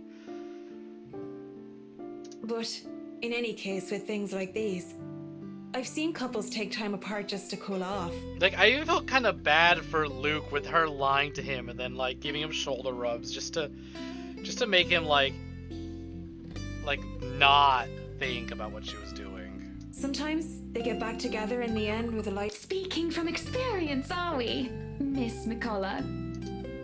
Well, that certainly got a rise out of hers. Her cheeks turn red and she nearly chokes on her coffee. No, nothing like that. I'm not interested in any fella even. It's just a thing I've seen happen a few times. What if I said the couple are very public figures? They wouldn't want to take time apart unless it was really necessary. Ha! Yeah, let's pretend she's being possessed by the ghost of the noble lady. They wouldn't want people to She certainly talk. sounds like her when she's being bitch mode. Well, that's a load of guff. Not to mention that makes them a bit thick, doesn't it? Forget about what other people say. That's their relationship and they should... And if they point out that you're being a hypocrite and they can also disregard what you say? Then that's their choice. I'm just saying that a break might do them good. A short time apart is better than someone trying to leg it out of the relationship or one ending up trying to murder the other out of frustration if they're even the slightest bit touched in the head. Because we don't want now, do we? She trails off, having said her piece and leaving nothing but the smell of coffee and Earl Grey between us. Is it calm despite the nature of what had just been discussed? To say her words make me start to think is an understatement. To say I'm not considering her advice is a lie. And to say this might just be a calm before the storm is a possibility. Others have had shorter marriages, yes, but plenty have celebrated long and happy ones as well. My own parents celebrated their choral anniversary before they passed away. But 7 years? 7 years isn't a whole lot in the grand scheme of things. There isn't a whole lot of time to see what and where a relationship could bring us. At the same time, 7 years, well, it hasn't been entirely made up of unhappy years, has it? It won't last forever, it's not supposed to anyways. I just dread the thought that it might last for a very long time. I dread the thought that these small spats, little disagreements will turn to an all-out resentment. The idea that we'll grow to hate each other with every little fiber of our being scares me. I can't even pinpoint the exact moment our blissful union turned sour. Alright, cool, I can skip all this.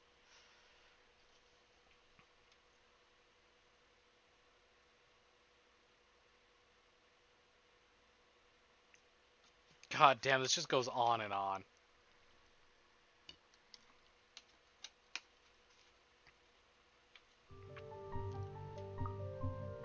And then, let's just do that. I need to work for my...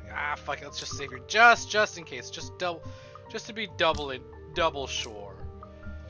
But we'd already done this a bunch. Oh, what the fuck? That still leads to that? So then, I guess I'll load... Perhaps a break is needed. And we weren't nice to Zach, so that... Oh, what the fuck? No. I actually don't know. Break is needed. Work my... What is this? What are these? Like, what do you have to do as Isabel? Like, what the fuck? Be honest with me. Question.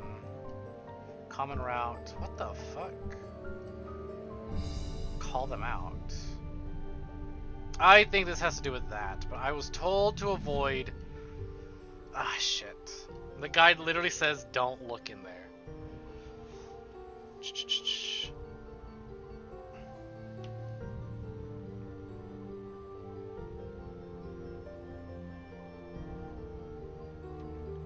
Have trouble getting... Okay.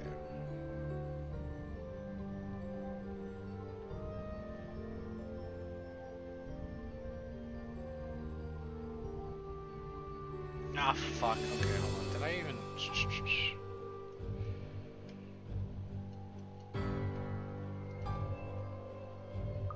Whatever. Let's fast forward. Let's see if this changes. Oh, this is different. Hold on. Now where am I? Prove it. At least you can cook. It still all leads to that. But at least this is different. At least you can cook, allegedly. You still bring no proof. This party ain't exactly a potluck, is it? True, true. Perhaps you can invite me to one of your simple parties. I will bring the cake. Yeah, why not? But with a cake that big, like at your housewarming party, we'll be eating frosting for weeks. Maybe make it a little simpler and it's a deal. Simple would be nice.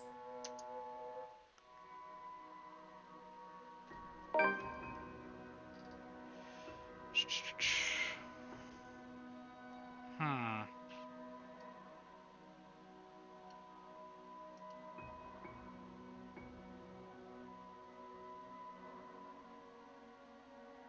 Okay.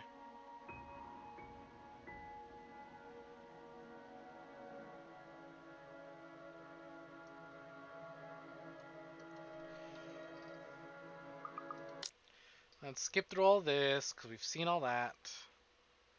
Nothing changes.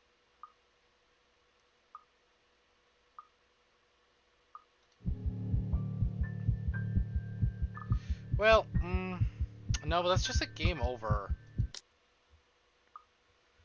I don't know. What did I do wrong? You know what? New plan. New plan. New plan. New plan. Because I am getting frustrated.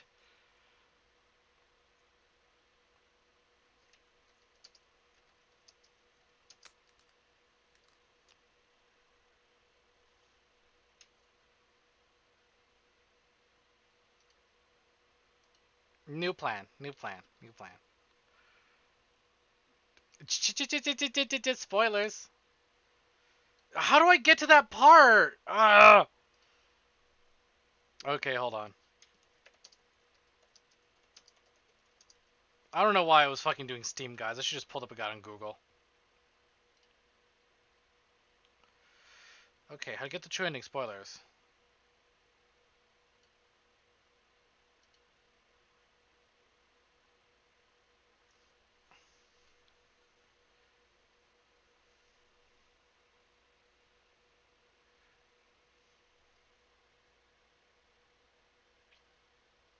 Oh! Oh my god, okay.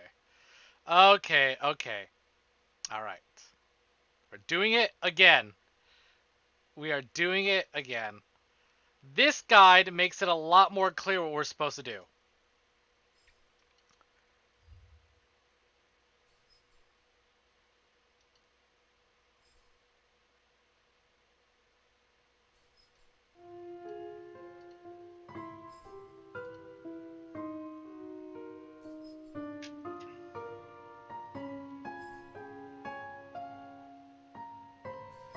Oh, wow, this is way more... Oh, fucking hell, okay. Are you serious? Okay.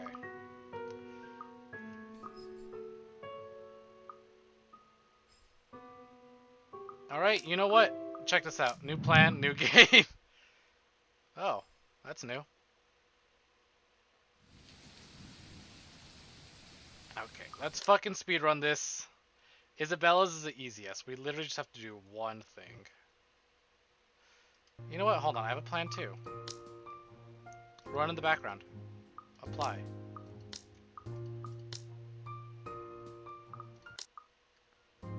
Ah, damn it. Ah, damn it. Oh, come on. Let me click away and you fast forward.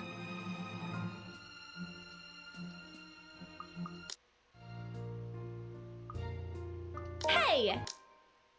Okay, so we just gotta do all these bloody choices again.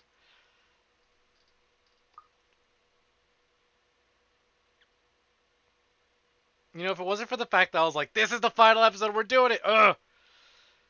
If it weren't for the fact we got so close so many times. Yeah.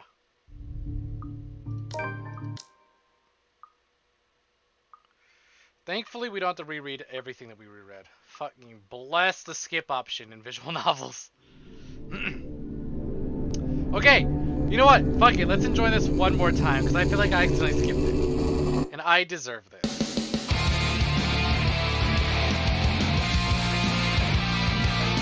Oh my god, it looks so good.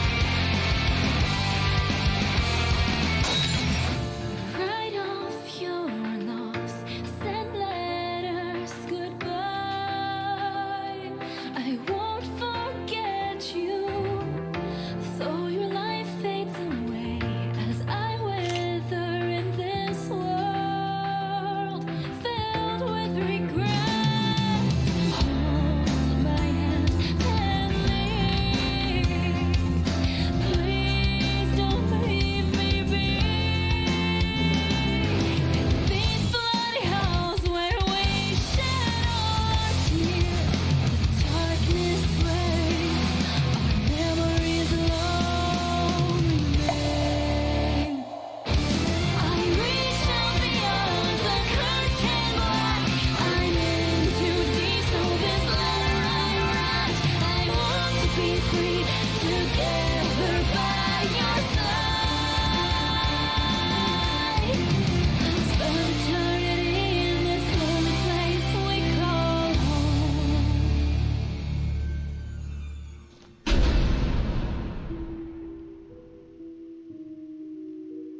Yeah, there we go. There's a title drop. I don't like that they animate Rebecca's death scene. That makes me depressed.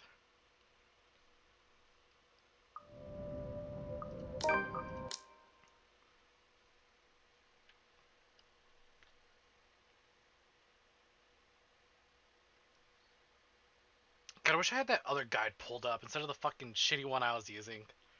This will make it so much more clear. For starters,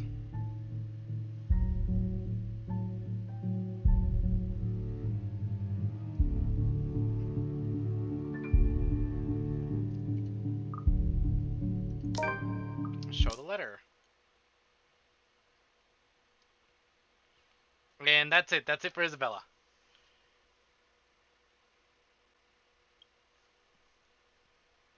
Now we just You keep asking. make the exact same choices over and over again. Thankfully... What was it? Thankfully for fucking Hana's, we had basically made every possible decision. I'll think about it.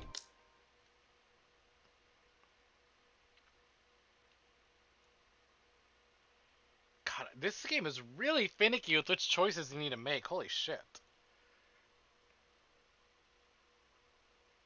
Good on them, though. Holy fuck. This really is like a, hey, your choices matter, because literally you can't access this branching line if you didn't make this branching line over here. Fucking hell. Okay, let me do... Imagine being the fucking... Oh my god, I can't imagine trying to, like, manage all those branches. That is insane. Good on them, especially considering this is their first game on Steam, too. I don't know if the development studio actually developed anything else prior to this, but, like, fuck. They went absolutely ham with it.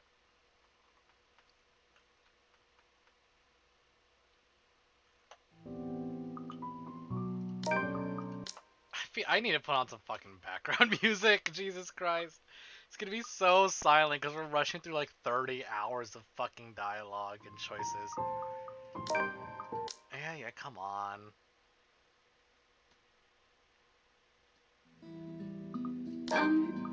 I love you.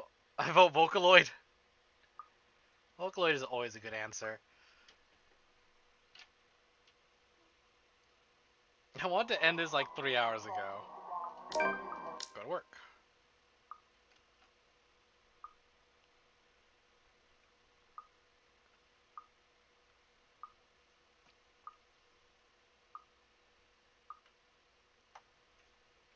Okay. So here's the difference with Hana. It basically says annoy Luke at every possible decision.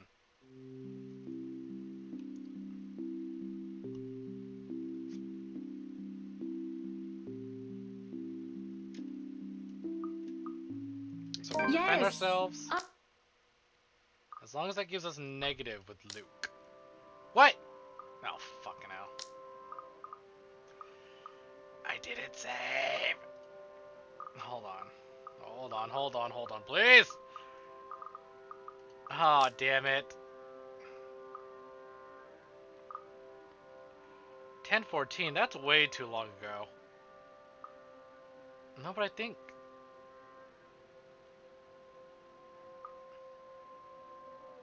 Twelve two, 10:14, 10:14.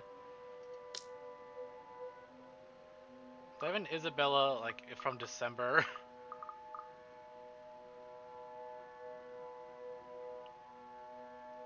Okay, wait, yes, I think I do, actually. What is this?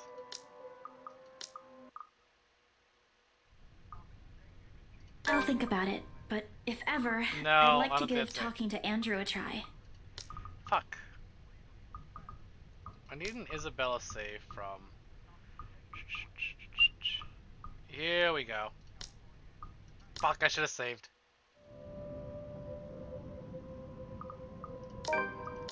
Okay, we'll get Isabella done again. Damn it. I didn't realize that fucking defending myself gave plus with Luke. I totally forgot about that.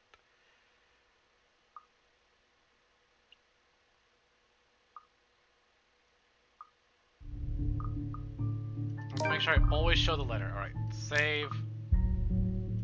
Top left, let's go.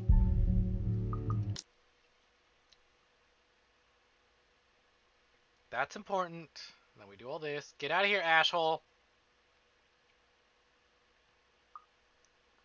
And nothing else matters. You keep asking me. What's important is that we show them the letter. I mean, it does matter depending on the ending you want. That definitely matters, but it's like... To get the ending, none of this matters. I could just keep doing whatever I want to do. Just click, click, click, skip, skip, skip. Holy shit, those of you who are still here, what the fuck are you doing? Y'all are insane. I'm only doing this because I need to satiate my curiosity. But the fact that some of y'all are still in here, that fucking blows my mind.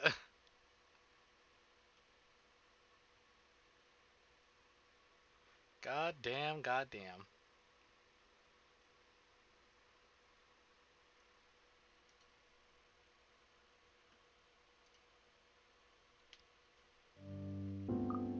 Okay, let me... Jesus Christ, come on. Is there a super skip? I kind of wish this was more of just like a jump straight to next choice, jump to next choice, jump to next choice.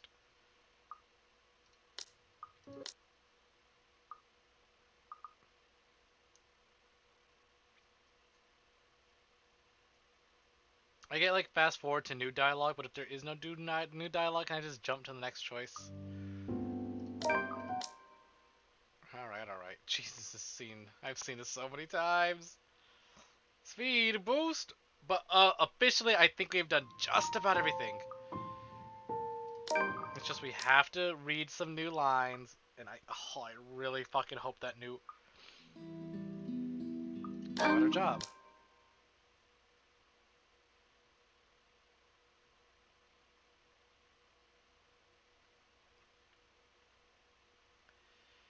The new section is gonna take a while though. Go to work.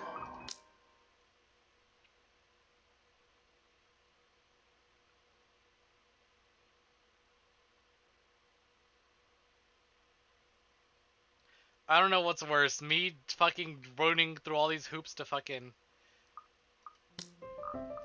get this true ending, or the fact that I had fucking stayed and read a whole like 3 hours of bonus Doki Doki literature dialogue that didn't need to be read.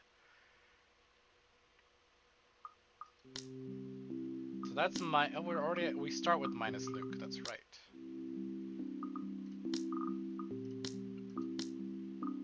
Remaining silent is a minus. And we skip. Perfect!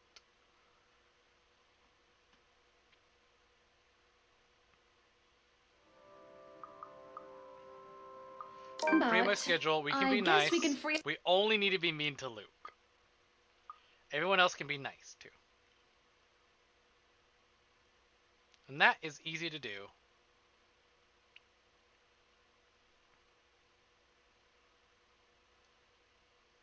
Ugh, Marianne, you deserve so much better than the true ending. I hate it.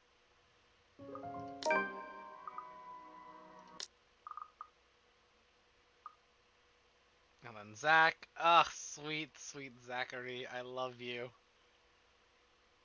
Come on, let me piss off Luke some more.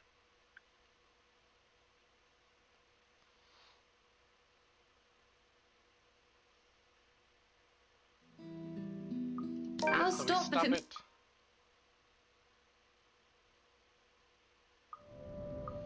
Alright, save the game.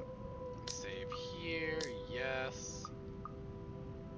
I was talking with Zachary, yep. the photographer for Lux. Bring that down as far down as it can go. Call them out is what I need to do.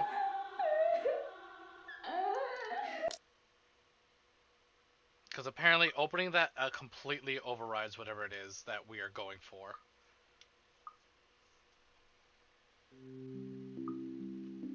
Be honest with me, Marianne. I don't need someone to sugarcoat.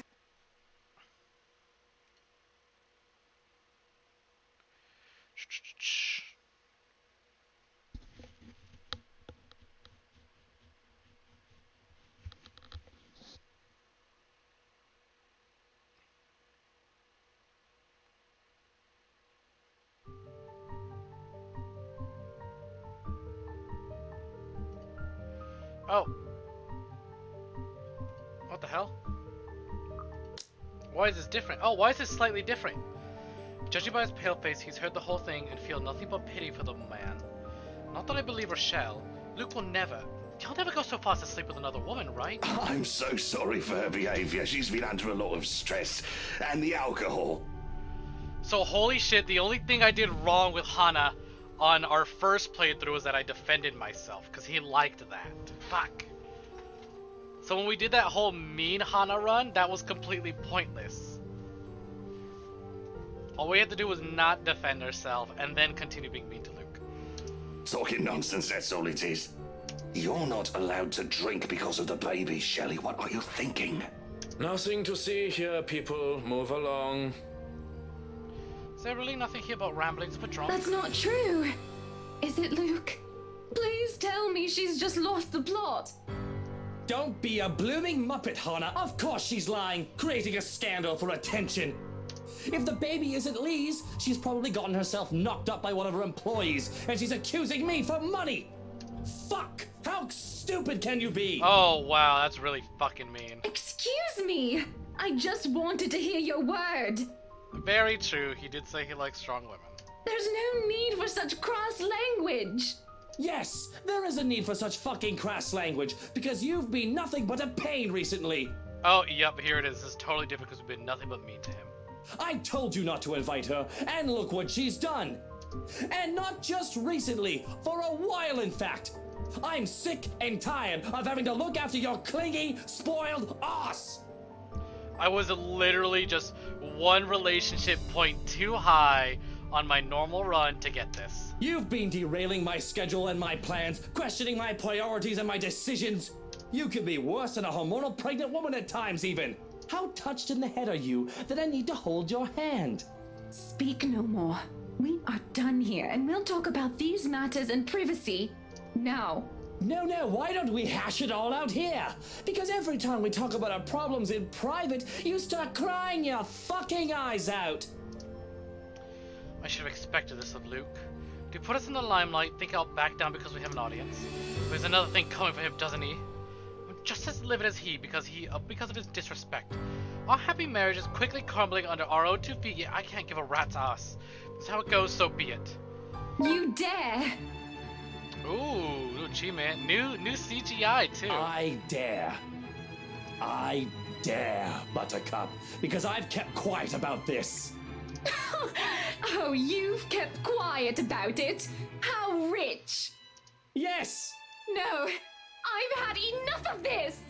Do you think I don't see when you try to creep up some whore and get up her skirt?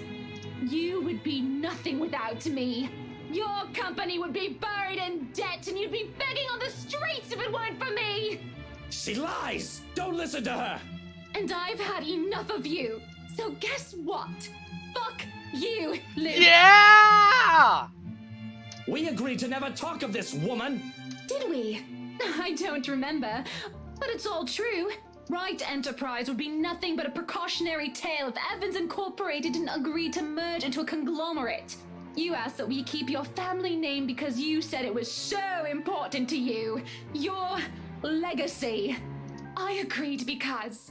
Not even because, a damn it, Luke, Johannes. I loved you and I still do. Well, Johannes was there, we just have to skip over everything he says. But all you really want is the money and the power's all gone to your head. Face it, Lucille Mitchell Wright. You owe me everything. I owe you everything. I owe Damn, you... she's spitting hard facts. I owe you everything? Who's running the business now while you sit at home like a pretty princess?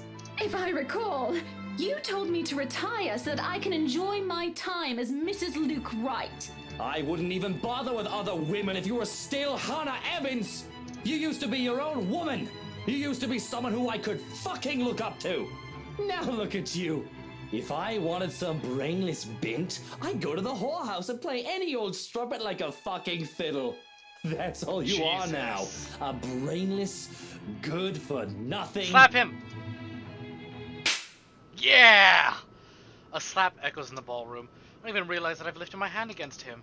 Not until he's already clutching his reddened cheek, eyes wide and unspoken curses hanging from his lips. That's it! This party is over! Everybody leave before I have you all thrown out! There's a shuffling as the near-forgotten audience can't decide whether they're to mill about and wait for what might happen next or do as instructed. Their minds are made up for them as Luke storms towards the door, slams them open, and roars. Go! As if they're waking from a trance, the crowd starts to leave one by one. Some of the noisier ones, media and the like, try to stay, but they eventually dragged away by security. They slowly trickle out from the busybodies and the waiters and the musicians and the bartender. Even our butler leaves us, closing the door to the ballroom shut behind him. Then and there, I don't know what to say. Should I apologize for striking him? Yeah, every part of me is still shaking in anger. I want to scream every bit of hatred I have for him, every ounce of bitterness, things I couldn't say before. But I also feel tired. Oh, Hannah! What am I going to do with you? He laughs. Laughs! Before I can respond, he leaves. To where? I don't know. I'll never find out, as I don't have the courage to follow him or leave this room.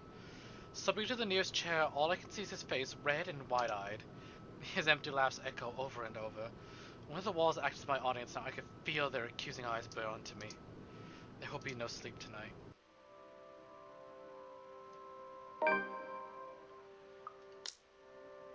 Yep, I cut too deeply in my sausages, almost excused myself. Have I not spied Luke mashing his poached eggs with a fork like a petulant child? Conversation is terse, though no big surprise. Or does that say tense? What else can you say after you verbally lashed out at each other in public? Apologies seem like trifle things now in comparison to what transpired last night. I'm not one to rush when eating, but withdrawing sounds like the best course of action. I can leave the dining hall, hold myself up somewhere where I won't be bothered, and he has work today. I've almost gotten away with it too if he didn't speak up all of a sudden. Hold on, wait. Don't go just yet. Please. What is it, Lucille? I have thought upon it, that perhaps I am at fault for what happened yesterday. What the hell? And for Luke your owning up to his frustrations. this time. Wait, asshole timeline. Luke owning up to his mistakes. What? I've been a neglectful husband, and if you would still have me, I hope to correct that. There's not much to do today for me, and I was hoping that we might be able to talk it out.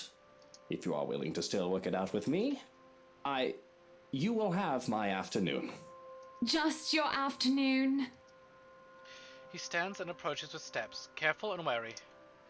He treats me as if I'll take flight at any moment, and he'll be ridiculous if I don't find it even a tiny bit endearing. When he stands before me, he takes both my hands into his, ready with a declaration. You will have my afternoon and every moment after for the rest of your life, if you are willing. I hate it. I hate how he can easily make me fall in love with him all over Just again. this one chance. If you don't show up, I may very well just pack my bags and go, you hear me? Loud and clear. Off to work I go then. Until later, Buttercup. His grip is tight as he kisses my hand before letting it fall. I feel lighter, in spite of it all. Then he leaves me the rest of the day with nothing, really. And then, is this skippable? Nope. But instead he has me worrying and feeling relieved at the same time. It's quite paradoxical. Where are we on the timeline now? Oh, cool. We're pretty much at the end of it. We can get back to fast forwarding everything. I still have plans to eschew everything and everyone until the afternoon, which has proven to be quite difficult as everywhere I look, Johannes seems to appear out of thin air. I love our butler along with his wonderful husband and 2 darling children. He has kids? But he never seems to understand the concept of privacy or personal space at the worst of times. The man is often quiet, even while he works, and I can't forget that he's there with no trouble. Give me just a second. My headset is dying because I've been streaming for way longer than I really thought I would, because who'd have thunk it? We really ended the game sooner than I expected, but my fucking completionist ass, I had to see the true ending. Ugh, they couldn't leave me be with that happy ending, could they? They just had to go and fuck it all up. Fucking put hands on Kylie, one of the only good children in games. Okay. Alright, I'm back. Oh, god damn it. So here I am, reversing timeline after timeline after timeline to make sure, and killing a lot of good people just to make sure that little girl gets a future. And to see what the fucking mystery is behind the ghost and that pendant that literally never makes an appearance except for this timeline, I guess. Also, yes, this man is apparently a father to 2 kids. It's the principle of things, however. What are you doing? He's told me to look after you. This isn't going to turn out well, you know. Pardon? You should just leave. If I were you, I'd left a long time ago. You have the choice to do so, you know. Not everyone does. Is that what you've been stalking me all morning for? To tell me to leave my husband? It is not going to turn out well, meine Freundin. Looking back at Johannes, I see his usually indifferent expression painted with concern. He stands tall and his body betrays no emotion. But his mouth is set into a grim, harsh line and there's a slight furrow in his brow. Curious and minute details that one won't find unless they care to look. And these little things trouble me. Still, if he believes that I'll leave when Luke has extended an olive branch to me, well, he's wrong. And that's your opinion, Johannes. No, it's a fact. You should leave If him. you wouldn't mind, I'd like to be left alone with my thoughts, please. He's not a good person in this timeline. This isn't the timeline where he's good. Except for when he starts to meet Rebecca, but that's beside the point. If you'd like privacy, I suggest finding it somewhere else then. Somewhere outside the house, maybe? I'm going to my room. Tell Luke that I'll be waiting for him there. I'd really rather not. That's an order, Johannes. The remaining hours pass with little fanfare as my wish to be alone is respected. I only see Johannes again when he brings me my supper. I'm not pronouncing that, along with squidding brioche, something that I haven't requested, but I'm grateful nonetheless. And once more after that, to clear my plates away and inform me that Luke is back home. Hearing him call for me fills me with a certain dread for reasons I can't comprehend. Perhaps I'm just nervous about this little talk of ours, yet something at the back of my head is nagging at me. Is it irrational, but I feel myself freeze in trepidation. I have to will myself to breathe when I am conscious of the fact that I've been holding it in. Love. Buttercup, why aren't you answering? It's with the unease that I answer. Upstairs, Luke! There's a moment when I'm nothing but a bundle of nerves. His footsteps echo from the hallway and creak up the door, sending chills down my spine. Here I am expecting a warm welcome home, and here you are locked up in the room like a shut-in. Oh, Hannah, what am I to do with you? You're looking a little bit pale. Are you all right? I must have had something funny, actually. Maybe from the party last night. Maybe breakfast or lunch. Is it the thing I refuse to pronounce, or the brioche? Johan's had been acting really strangely while you were gone. Do you think? Do I think what? That he poisoned you? Don't be silly. He wouldn't do such a thing unless I tell him to. He jokes and laughs. That does nothing to ease my nausea, only make my stomach churn even more. I try to smile and laugh along, but I cannot put on a fake face this time. Noticing my discomfort, he pulls me into his arms. In his hold, I feel safe. Or I should at least. But there's still a stirring relentlessness inside me. Don't you worry. If you are sick, I'll take care of you myself. I did tell you that you'll have my afternoon and every moment after for as long as you live, didn't I? I am just so worried about my poor wifey. That Rochelle woman had some nerve, and I've insulted your honor so. My poor wifey has been through so much. So, she can either get possessed or this. It's when I feel his hold turn painfully tight and the dread turns into fear. My poor, spoiled wifey, Hannah fucking Evans. Silver spoon in her mouth, never had to lift a finger in her goddamn life. Poor wifey trying to ruin everything for me. All that I've worked so hard for. She'll just take it all away. Just like that. We've got to fix that. You know, you and I, we have to make sure you don't pull a dodgy stunt like the one you did last night, even if we have to take you out of the picture. Permanently. You remember what he said? Johannes isn't gonna poison her unless he tells him to. And she's feeling ill. Johannes poisoned her. I'm sorry, Amenable. But just to make sure... It is as he presses something sharp to my back that I realize far too late what he holds in his hands. Why are you doing this? Johannes did tell her to leave. He warned her. He really didn't want to do it. That's why he didn't bring her the food until the end of the day. That's why he told her to leave. My life is in his hands, held hostage at a knife's edge. Because, Hannah, darling, it's never enough. I want it all. And he wishes to end it. Does he not love me anymore? Has our ties eroded so badly that he'll even go this far? This is preposterous, surreal. Yet here I am, frozen in his embrace while he holds a knife to my back. The very man I loved and trusted the most is the one to kill me. And sadly enough, this is the longest he's held me in a while. It is a contradiction, both beautiful and horrific. How did it come to this? You don't have to do this. You can still have it all, Luke. Just please, don't you love me? That makes him pause. Oh, I still do, Hannah. I do love you. But you're outliving your usefulness. In fact, you're becoming a pain in the arse, just like your dear old dad. Now I'm doing you a favor, and you'll be with him again. Real soon. Dignity and grace is forgotten has become a blubbering mess, begging to be spared.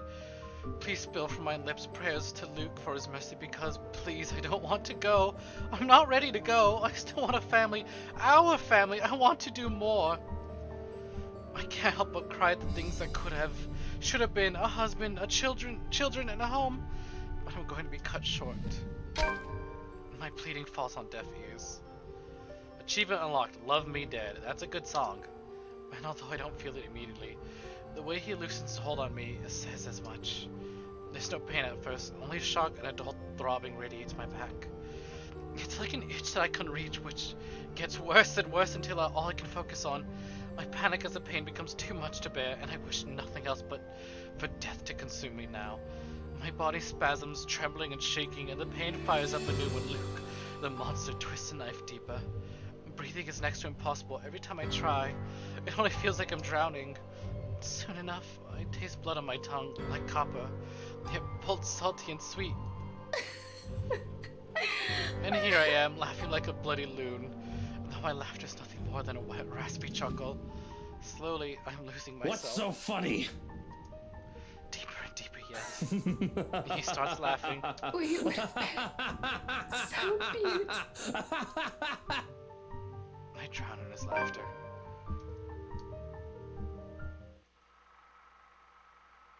You've unlocked a memory fragment. Uncomfortable. Well, I didn't want to do that. I really didn't want to do that. But we're now on track for the right ending.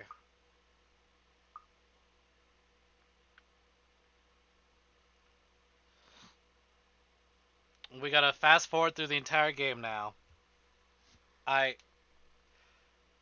knew Hana had to die. I kind of assumed that, because I read that she could get possessed. So I assumed that she'd get possessed at the top of the stairs.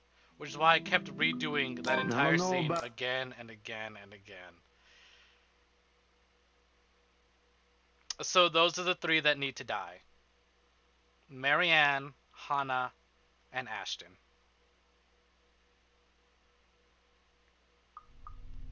Show the photo to Ash, and then we did all this. Also, I'm surprised he's still here. Aren't you tired by now, Kitty?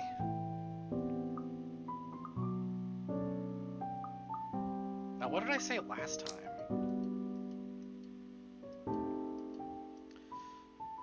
She's married to one now. You do know.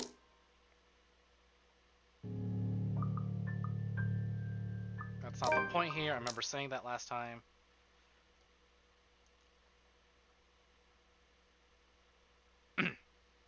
But officially, that is it. You guys have seen the worst of the worst, presumably. That's it. Those are the three that need to go if we want to get the real ending.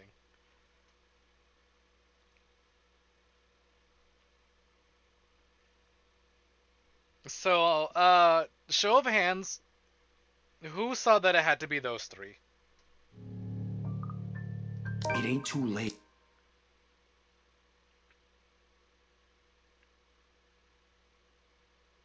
Because I can tell from earlier, y'all were very surprised with pretty much all of them.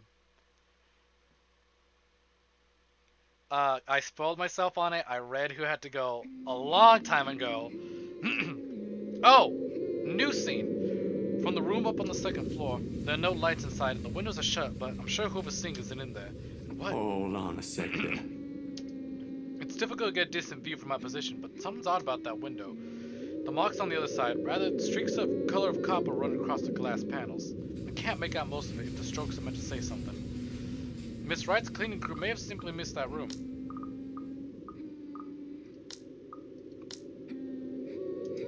Still, why I'll hear an old tune here of all places, I won't know. It's not an obscure song by all means, but it's pretty rare to find someone who knows this. For some reason, Dead seems to follow this song around. Panic lodges itself at the base of my throat at once. Whoever's humming might be, I don't want to be pessimist now, but on the off chance that it's Miss Wright. Shit. I should just barge in there. I can put myself in danger before I can save anyone. Ash will tell me so in the exact same words. Might even write me a dissertation why it's a bad idea he ain't so lazy. But damn it, god damn it! Someone could be in danger! We gotta keep looking for Ash. It's already too late for him to go in there and save Hana. If he goes in there, he dies. And we cannot have that. God, look at these three. I love them. And the girl on the right, she's so pretty. Goals, I want to be her.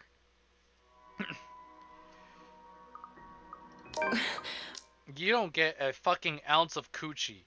Disgusting bastard. And to think I like doing the other endings.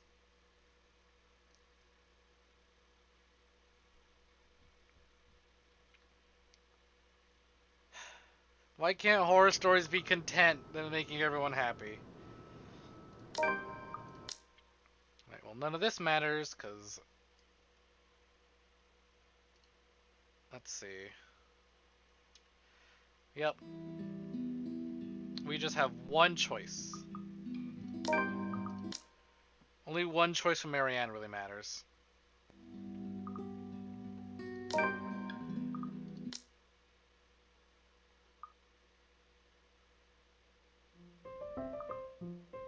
What did I say last time? I think sounds fair?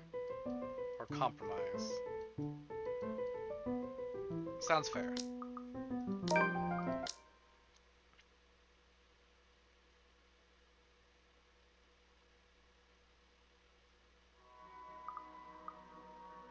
I believe it's check the first floor, right? Yep, check the first floor. Babooey.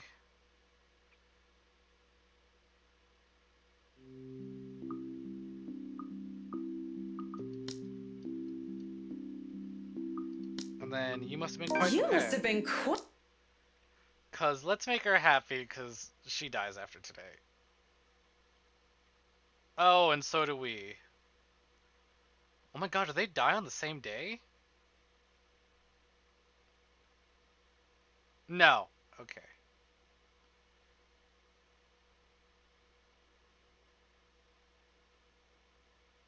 She dies after the party. Oh wait, they both die. Wait, yeah, that's right. Marianne dies during the party, and Hana dies the day after the party.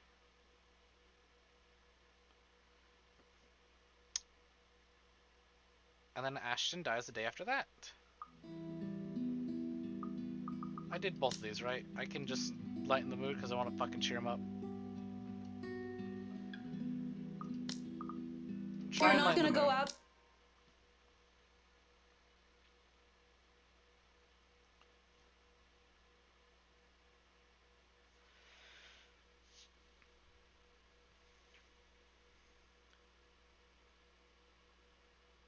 God damn, what a specific set of fucking, like, choices you gotta make to get the true ending in your first go. So it was possible from the start. But I like our ending a lot more. Also, I'm just gonna turn this off for you guys, because that was fucking... This scene was fucking brutal, and I'd rather not make y'all, like, skip through that, because holy shit. That is too much.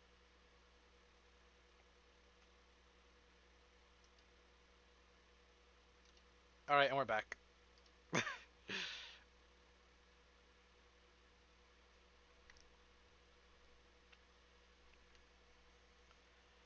And then all she needs to do, Rebecca.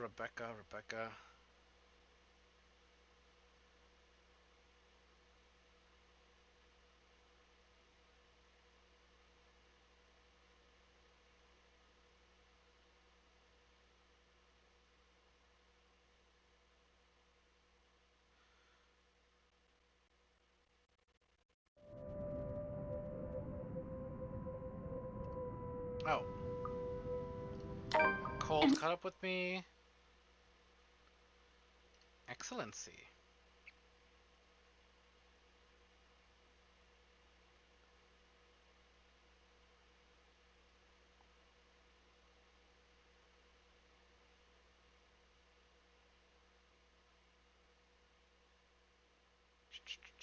I did that. I'm gonna do this soon. Oh. Ah. Sorry for the trouble. Okay, so we do have to read one new scene as Rebecca. But other than that, we should be good. Observe as I bonk him over the head and we hit him where it hurts. Yeah. Fucking murderer. Apologize to Kylie.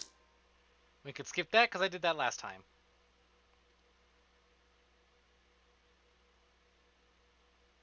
Wonder how Zero's gonna feel now. Because last time he didn't like that we kept dogpiling on Luke. I wonder how he's gonna feel now that Luke straight up fucking murders Hana.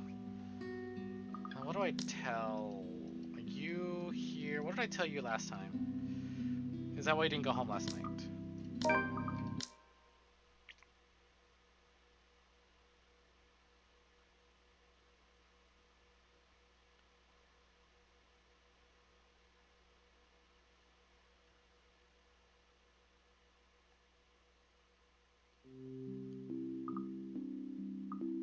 Ugh.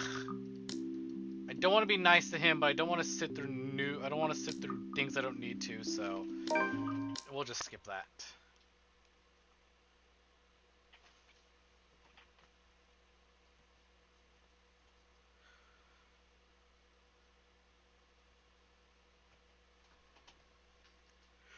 Ugh.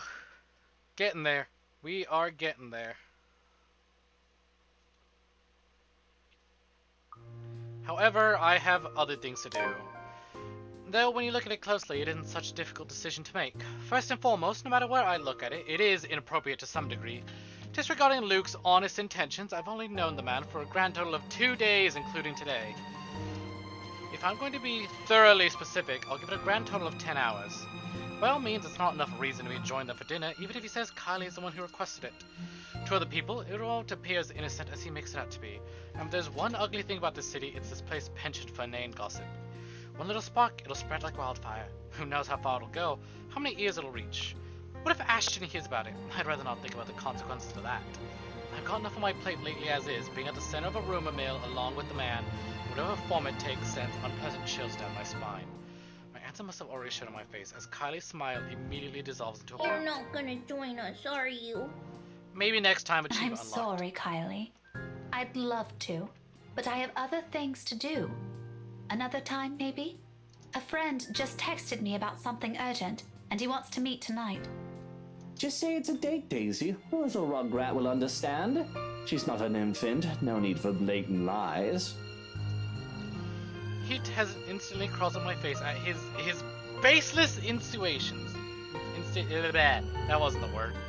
At his baseless blah blah blah blah insinuations. What the fuck was I reading? And what I would give for another chance to put a real dent on his skull. What even gave you that idea?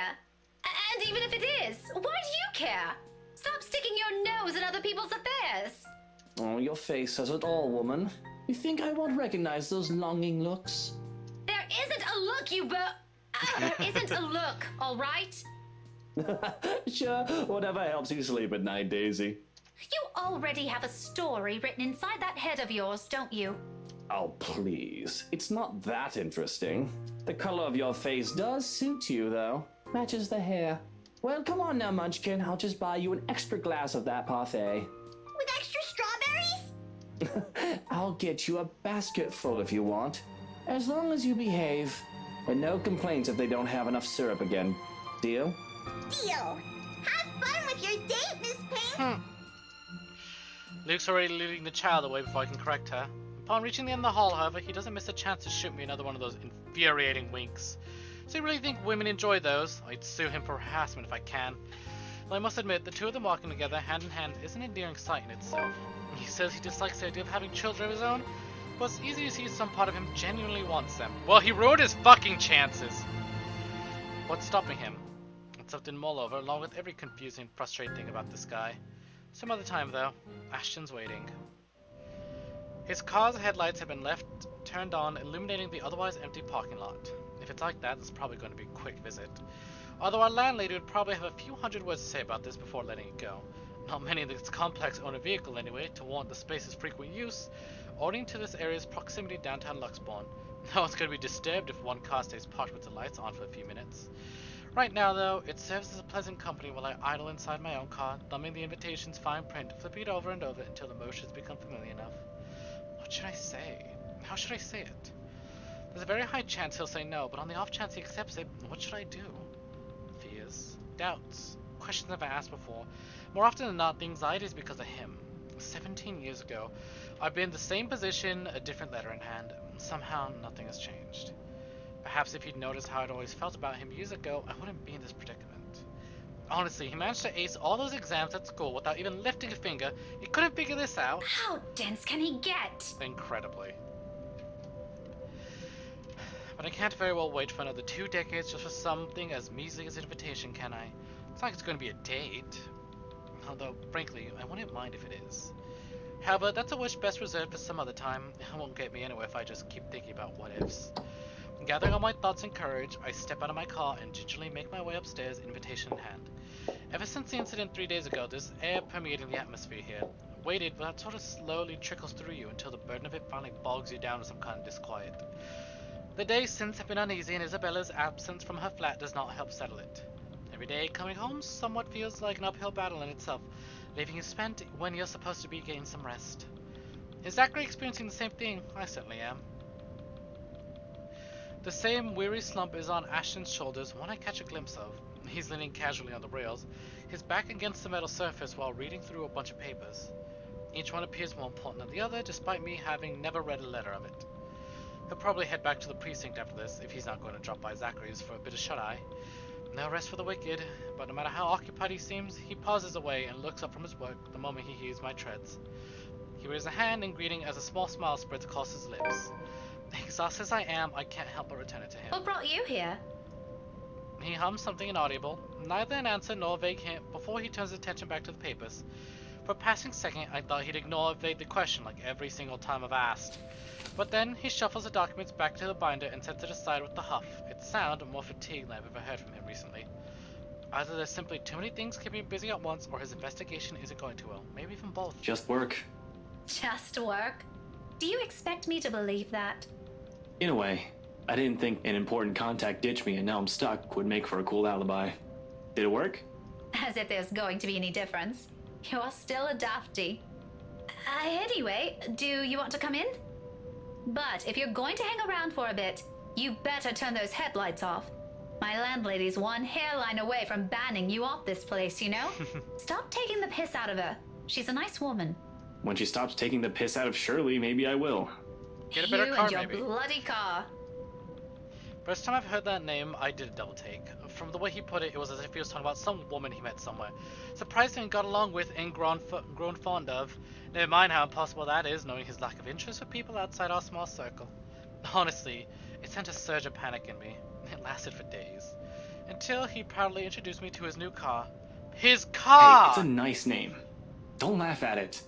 You'll hurt her feelings. Oh my god, shut up. I'm gonna have to give that offer a pass, though. Nothing unexpected, but admittedly, I'm hoping he'll stay for a few minutes. Suddenly asking him to accompany me to some housewarming party is starting to turn into a bad idea. If he can't even be bothered to spare a second of his time with his friends, what more if he has to stand some hours in a room full of strangers? I need to get going. I just dropped in to check on something and... His words trail off, cut mid-sentence on purpose, leaving it for me to comprehend the rest of it. All the same time, his eyes shift momentarily towards the door closest to us. Isabella's unit. Eerily quiet now in her absence. The instant his lips curve into a small frown and his shoulders tense, I know work is far from his reason for being here. Being all too aware of the idea alone summons another dull ache straight into my chest. Like every time, every single moment he affords her attention, he can never seem to spare others. Well, it is a worry better left for a different situation. It twinges the heart nevertheless. Is there a problem? Nothing of note. Abigail just wanted to ask her a few things. It's related to that incident with Cooper.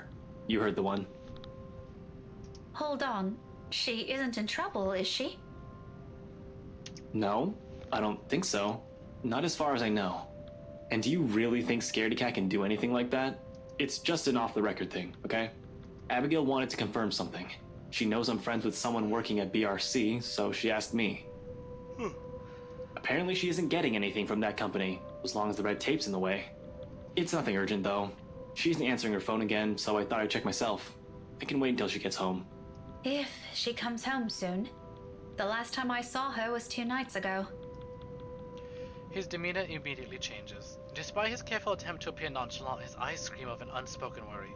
It's almost painful seeing how much he tries to hide it, especially in front of someone he's known for years. What? Did she take a vacation or something? No word from her, unfortunately.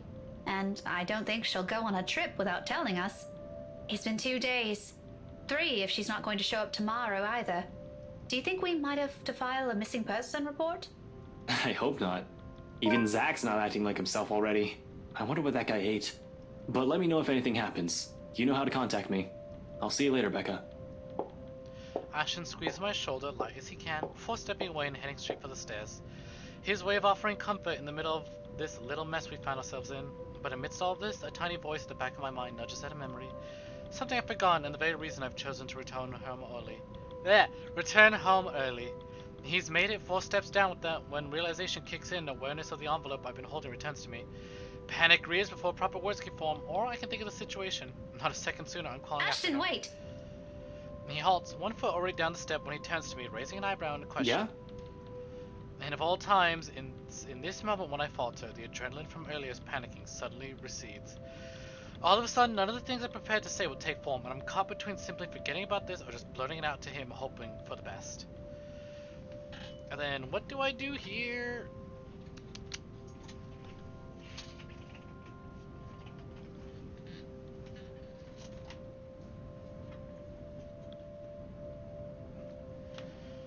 Alright.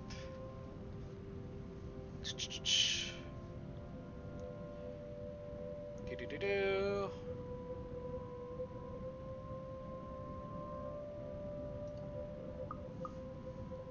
You know what? Fuck it. Go for it, girl. There's nothing wrong with trying, I suppose. I'm not going to lose anything if he says no. And that gets him... plus. Which, frankly, has a very high chance of happening than the opposite, though the thought still doesn't prevent heat from calling up my face, sending my heart racing. It's better get this over with before my throat closes up and I lose my nose. Tomorrow afternoon. Do you have time? Achievement unlocked, 1 step closer. I wish he wasn't. Small frown is already on his face. I can see where this is going and what he's thinking from that alone. Yet, for some mullish reason, I continue hanging on that tiny glimmer of hope he'll say yes if I present an argument good enough for him. That depends. Why? Well, you see, someone sent an invite for a housewarming party, and I thought you might want to... Rebecca, I'd rather stand on the messy end of a gunshot. You know that. I know, it's just... you're one of the few people I can count on with things like this. That's cool, I appreciate the thought. But really, Zach's a better companion. Gatherings like that just aren't my cup of tea. It did cross my mind, you know. If he isn't busy with his freelance work, I'd probably ask him too. Actually, you two would have been spared if Isabella was here, but... Why not just skip out on it? The world's not going to end if one guest doesn't show up. Trust me, I'd love to. But I promised Mom I'll be there. Still can't say no, huh? Like you're any better. Besides, the person who sent this is an old friend of Mom and Dad. If it's important to them, why not? Though, who would have thought, huh? The famous Evans heir used to be tutored by my parents. Apparently, we also met before. Wait, who? Evans. Hannah Evans. Well, she's already married. She goes by Hannah Wright now. Remember the couple who bought the mansion Isabella's selling? The same now people? He's listening. As far as I know. Unless I misread their address, or there's another Hannah Wright in this city that we don't know about. Let me see that. Without waiting, he walks close and takes the invitation off my hands, gently, but with the same force of urgency in his voice. I don't know what he finds in it, but his eyebrows draw together as his eyes scan through the little lines text print on the small piece of paper. His hold on the envelope tightens with each pass, and by the time he's finished reading, his mouth has formed into a thin line. You never mentioned this. We met just once. Or at least, that's what Mum told me. Honestly, I can't recall anything from it. Otherwise, I would have told you about it. He hums something audible under his breath, all while thumbing the paper, staring at it, as if doing so will proffer him answers to every unspoken question in his head. When he gleams nothing from it, he merely folds the envelope back to its fold. Alright, I'll go with you. Oh wow, look at that. What? I'll go with you.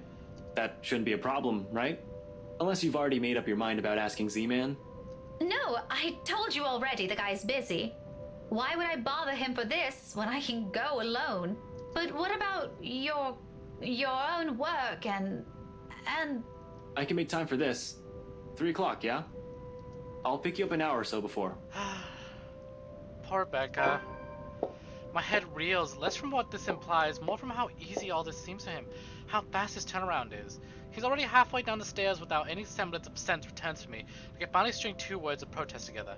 Yet all of it dies on my tongue at the small smile he shoots me. He disappears from view seconds later, his footsteps gradually fading as he descends the stairwell until all I can hear are my own shadows, breaths and a heartbeat, loud pounding hot against my chest. It is only after I'm standing alone in my room, minutes later, that it sinks in. He's taking the invitation with him, but besides that, more than that, he also accepted mine. Calling this happiness is a complete understatement. For now, looming thoughts of the mansion and the woman lay silent at the back of my head. Ugh, you poor girl.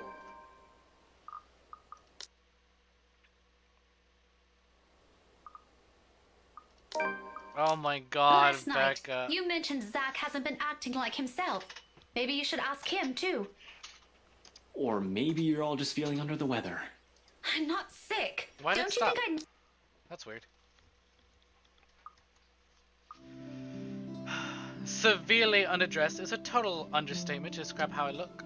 Cars worth more than my own apartment and childhood home combined line mansion's front yard. Men and women decked out in their best, also flocking the entrance.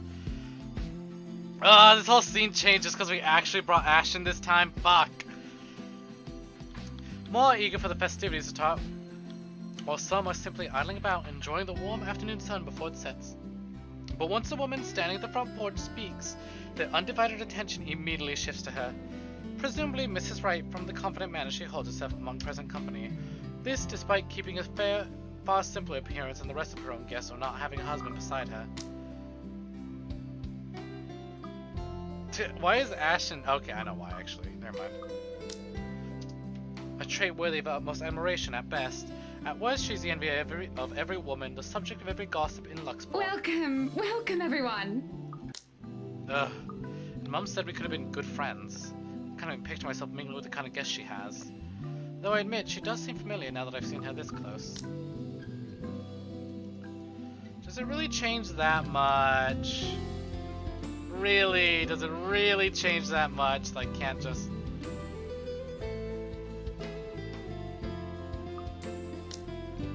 Memories of sitting in a vanity, not mine, being dressed in clothes too fancy for my taste.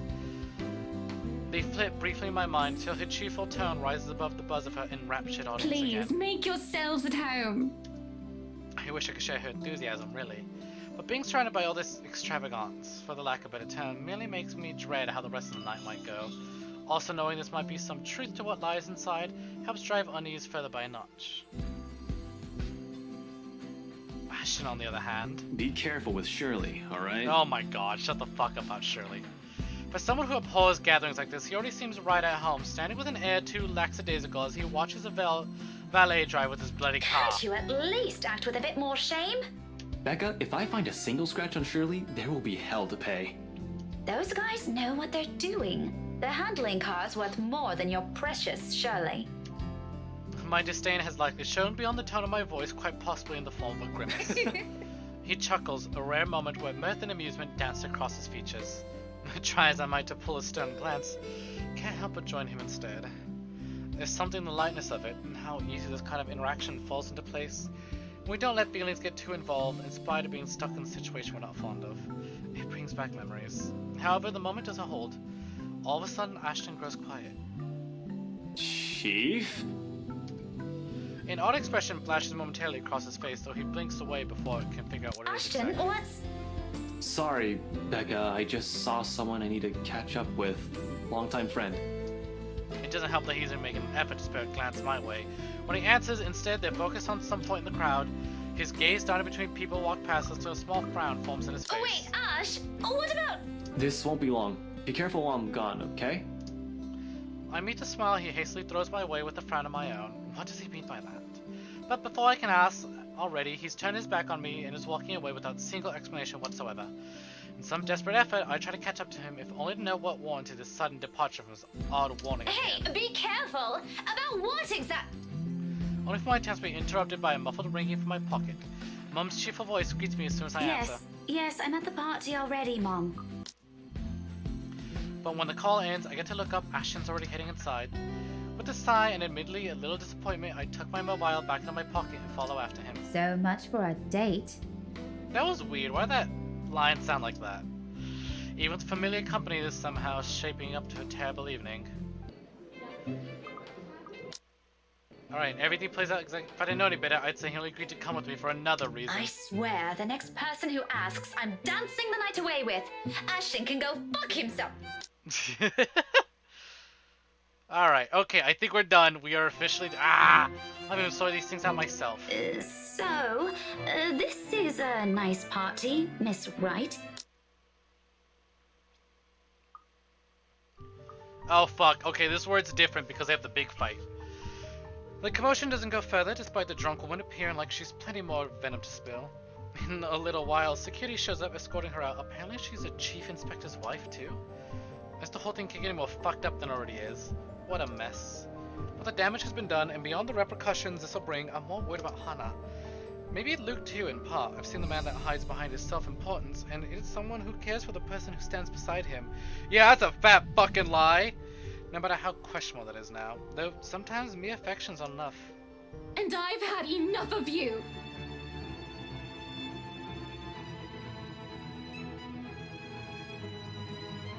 Oh, they did something. So guess what? Fuck you, Luke! Yeah! Play it a second time. Music to my ears. We agreed to never talk of this woman! Did we? I don't remember. I don't know how long this has been going on. I don't know either of them well to judge for myself. I'm simply an outsider who happens to have some kind of connection with both of them. Face it, Lucille Mitchell Wright. You owe me everything. I owe you everything. I owe you everything? If I We recall, heard this fight. I wouldn't even. You used to be some. Now look at. If I wanted, that's all you Yeah, want. go ahead. I'm just fast forwarding until she slaps you. But the second Hana raises her hand, I know it's far too late to save an already crumbling relationship. Long before her palm connects with his cheek. The sound of it echoes throughout the whole ballroom, loud enough to silence everyone. The quiet does not persist, however, and in an instant, Luke orders every guest out. That's it! This party is over! Everybody leave before I have you all thrown out! There's a shuffling, a minute of reluctance from everyone head in the room, but in the end, his anger forces everyone to comply. Chatter explodes throughout the whole foyer once the door has been promptly shut. Worried murmurs, clicking of tongues, and inappropriate gossip filters through thick tension in the room.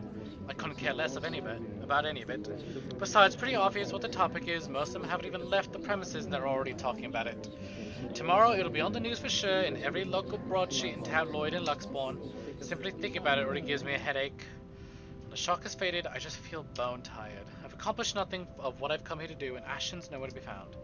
I'm not sure what pisses me off more. He ignored me for the whole evening and might have just left without saying anything, or knowing he obviously had some other motive for being here.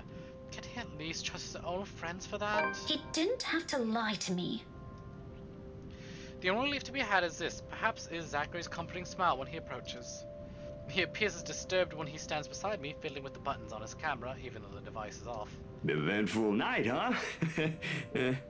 You can say that again. It was awful. Nope. He pauses for a moment and stares at me intently. And then he laughs, a tired one but filled with humor in spite of what we witnessed. Let me guess.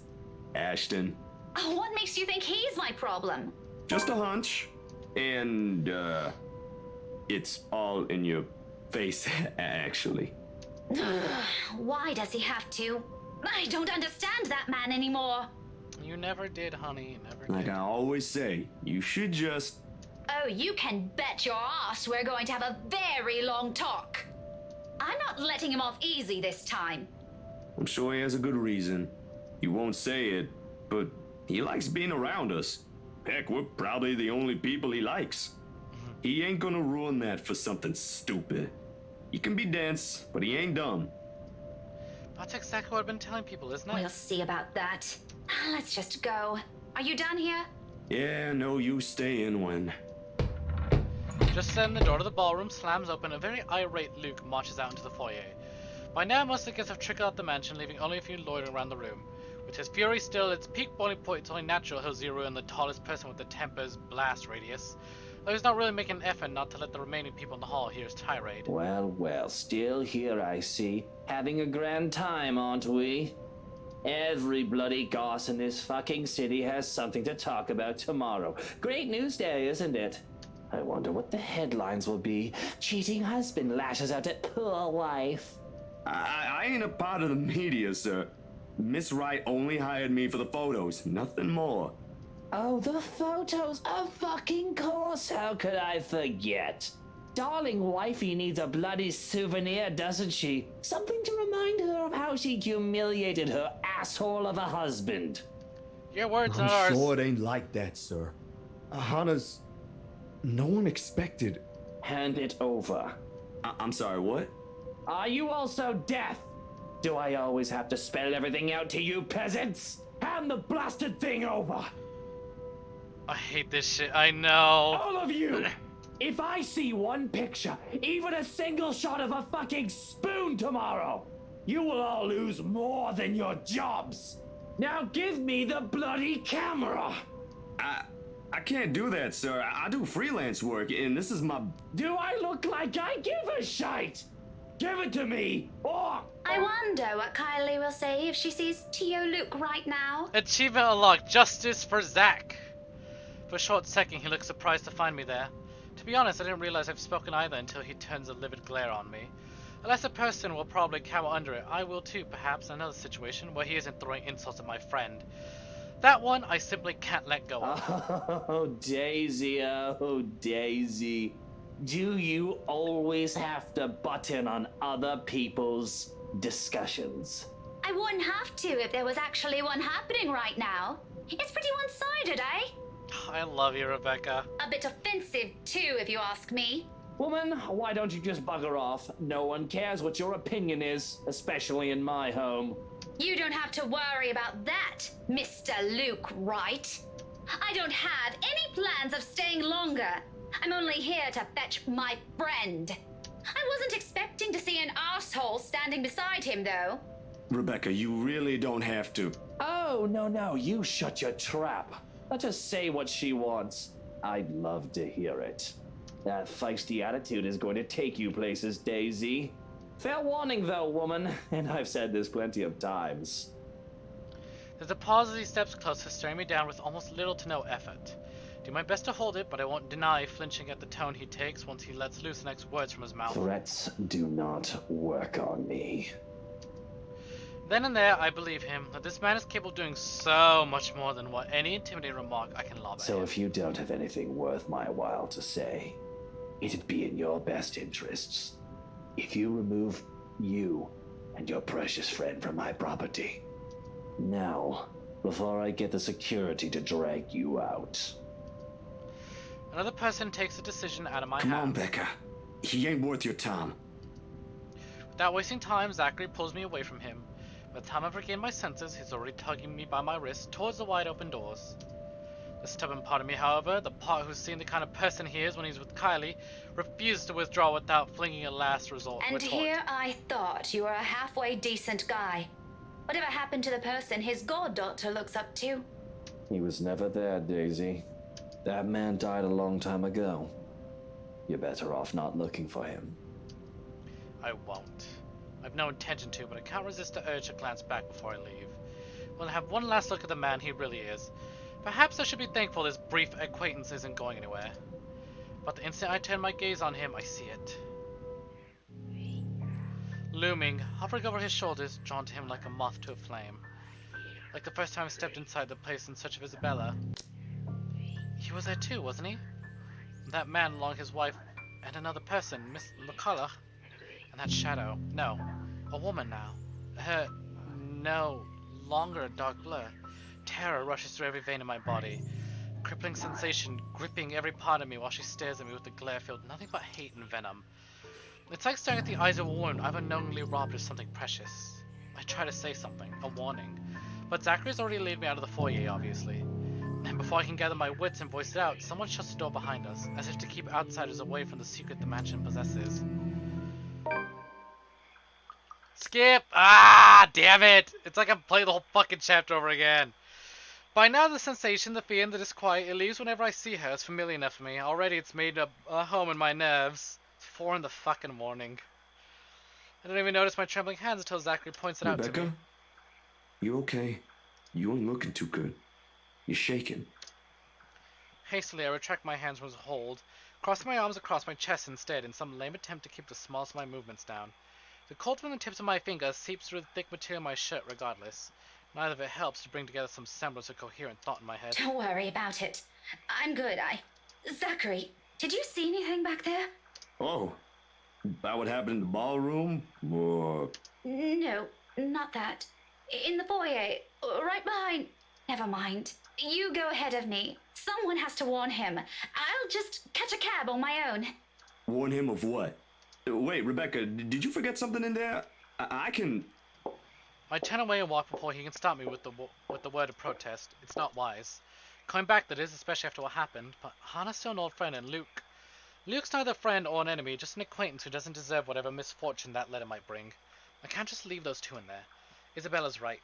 She's real, and there's something she wants from everyone who's read that. What took you so long? Let's go. I'll get the both of you back to the city. My mistake. The second his voice cuts through the crisp night air is that I've allowed my annoyance to get the better of me. Fuming with my purpose forgotten, I whirl around and march towards him. One accusation after another piles up at the tip of my tongue, ready to be hurled at any moment. There's no hesitation holding me back when I fling it at him. That straight face he keeps as I do so doesn't help temper my anger either. It only makes me want to slap some sense into him. Shouldn't we be the one asking you that? Becca, I've been waiting here the whole time. I told you I hate parties like... And before that, where have you been the entire evening? Right then and there, I might have forgiven him if he'd shown some ounce of remorse for leaving me like that. Maybe he could have looked away, give me a sign that my assumptions might be right. He doesn't even need to put them into words. A single gesture of confirmation is all I need. Rather, what I get is the same impassive look. He does that whenever he can disclose anything. He does that whenever he's lying. In the face of it, amidst the thick tension, a frustrated hup is the only thing I can summon. Be that way. Fine. Suit yourself. But don't you dare think this will be the end of this. We'll talk about this tomorrow, and you better have a proper answer for me by then. No more words. After everything I've seen and heard tonight, I'm already too exhausted for those. So without speaking any further, I simply stomp over to his car, climb in, accidentally hit spacebar. They both follow after, and shortly we're on our way back to the city. Yet even the city's bright lights welcoming us, the dense, somber air from the mansion still lingers. The mood is almost at its highest by the time we reach Salem Well. Zachary has asked to be dropped off first the moment we've entered downtown Luxbourne. Though he never mentions anything, and has only words and thinks, as he probably doesn't want us to get caught in another spat between Asher and I.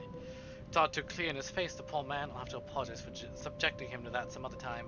I think he's also hoping we'd be able to fix this without him around. Oh, how wrong he is. Even after our respective heads have cooled off, the atmosphere within the car remains rife with unspoken tension.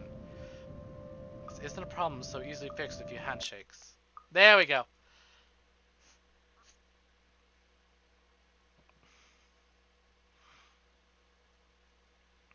Ugh.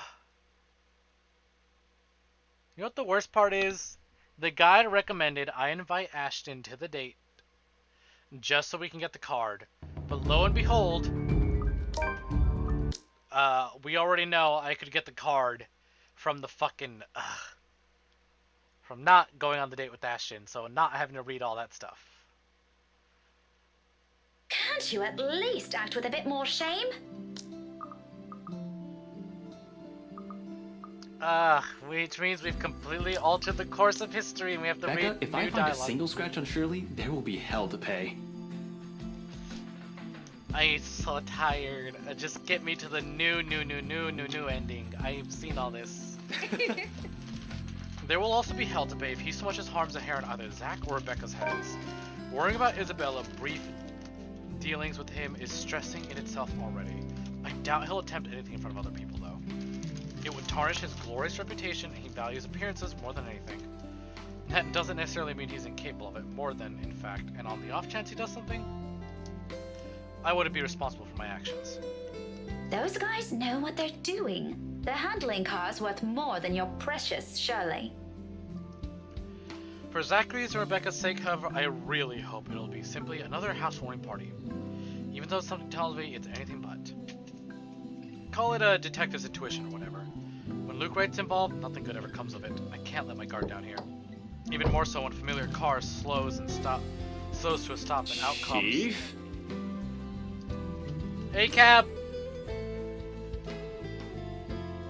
My presence here might be odd at best, but I have an excuse. One that the man handed to me himself a year ago, along with a heavy dose of flattery and new promoted detective inspector. Can't exactly say the same for my good old boss, can I? Although to see him here chatting up with Luxborn's rich and famous isn't such a big surprise in itself, no disrespect meant. The guy is obviously a social climber. What is surprising is the fact that he seems all too eager to mingle with the person of interest's wife. Just what the hell is he doing here? Ashton, what's... Sorry, Becca, I just saw someone I need to catch up with. Longtime friend. What the shit is going on here? Wait, Ash, what about... This won't be long. Be careful while I'm gone, okay? Hey, be careful! About what exact... I don't want to draw attention to myself either. At least not until he's given me proper reason to spoil his little part. Thank you for the invite, Anna. Yes, now I can skip it all. But then of course... Or does he leave after this? Oh, he does! Oh, thank God. Bless your soul, Ashton. A friend invited me to go with her. What were you doing there? I know we don't have a strict rule against attending functions. And then we can skip all this. Fuck the police. Maybe you even just used me to get into the party. Oh, he so deserves this. Ashton so deserves to be chewed out like this. You said yes to being my +1, but you were rather excited to just peel yourself off, weren't you? Honestly, I'm feeling a bit used. I couldn't even look her in the eye. It wasn't that I lied to her. I honestly wanted to be there to keep Zach safe, to keep Rebecca safe. Just in case. Client or family friend, it was still a party hosted by the person of interest. By a man accused years ago of murdering a person's wife to get what he wanted. But then Chief showed up, Hannah Wright happened, and Luke Wright just couldn't be bothered to die peacefully somewhere. All of a sudden, none of my original reasons mattered. If I was found out right then and there, hell, if Zach or Rebecca's connection with me was found out, who knows what might have happened. But Rebecca doesn't understand that, doesn't understand what I can and can't say to them to keep from harm. It's all in her eyes, in tight line of her lips, and her furrowed brows. The hurt. I'll ask this again. Just what were you up to during the party? What were you doing that you couldn't even take 2 seconds to make time for your friends? This day is just off to a wonderful start. First my case, now Becca. And sis is confidential, and move on.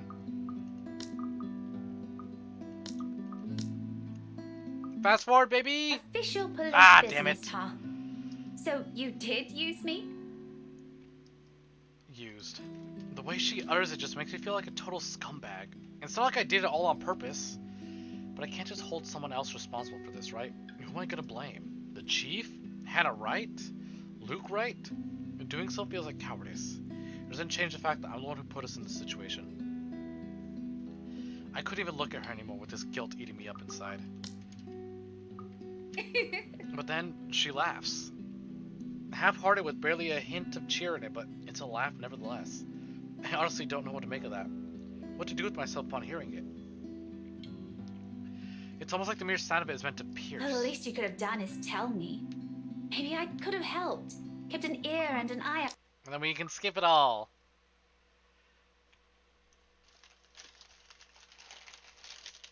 But I think I don't need to check the guide. I think we can do Ashton pretty much exactly the same up until you know when.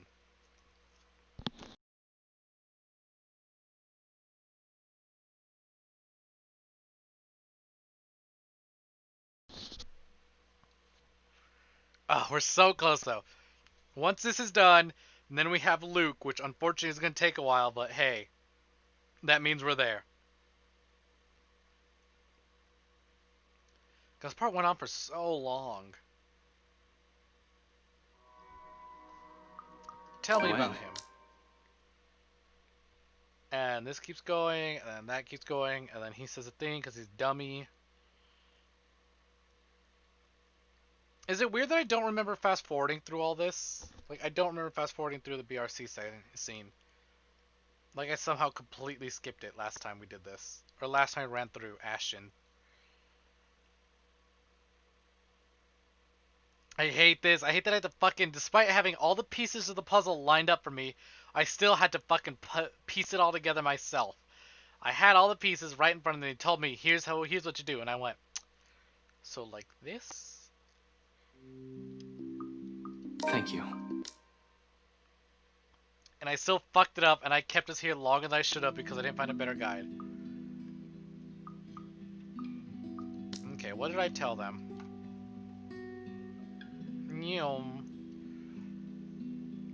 You're okay. Because fuck reading any brand new dialogue unless it's the chapter. Unless it's the finale.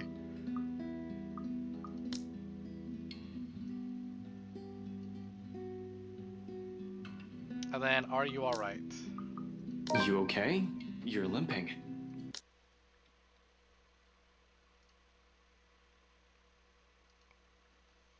My chair is sinking.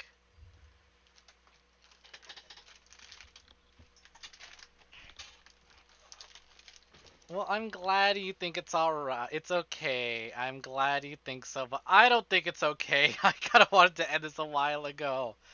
I'm missing someone else's stream.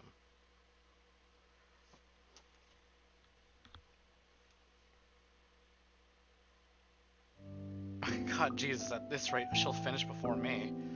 Look at the way I'd feel better if I didn't have to worry about you. Now, what do I say to cheer everyone up?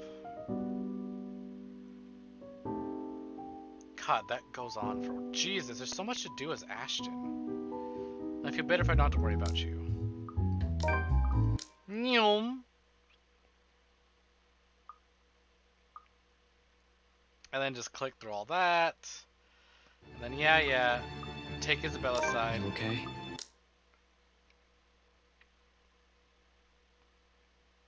And then they... Okay, which one was it? It's dangerous or I can't let you do that. Oh, fucking hell. I chose both of them at some point. I can't let you do that. Okay, cool. I can't let you do that, Belle. Yep, and that maxes her out, so we're good. We know exactly who's gonna hold him as he dies. Whoa, okay, this is different. Because as much as this pains me to admit, I can't give her the same affection she's asking from me. We might have spent so many years alongside each other. Hell, we practically grew up together. But that never automatically means I'll hold for her feelings that goes beyond the boundaries of friendship. I do appreciate her presence in my life. I'm more than glad she stuck with me, even through the toughest moments. Even when she finds me difficult or aggravating. However, it's really all there is to it. She's a close and important friend to me, but nothing more. Rebecca, Oof.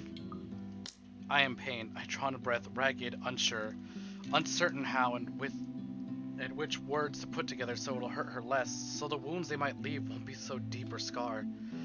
In the end, I can only utter an apology. I'm really sorry, Becca. Stark refusal. Oh no! I don't like this timeline because she's still in love with him. She didn't get over her Fuck. Ugh, that's right. She needs to fucking talk to Luke. Which honestly I fucking should have done so I could fast forward through all this. I'm glad. I'm happy you feel that way, but I can't. There's already someone that I'm in love with. Someone else.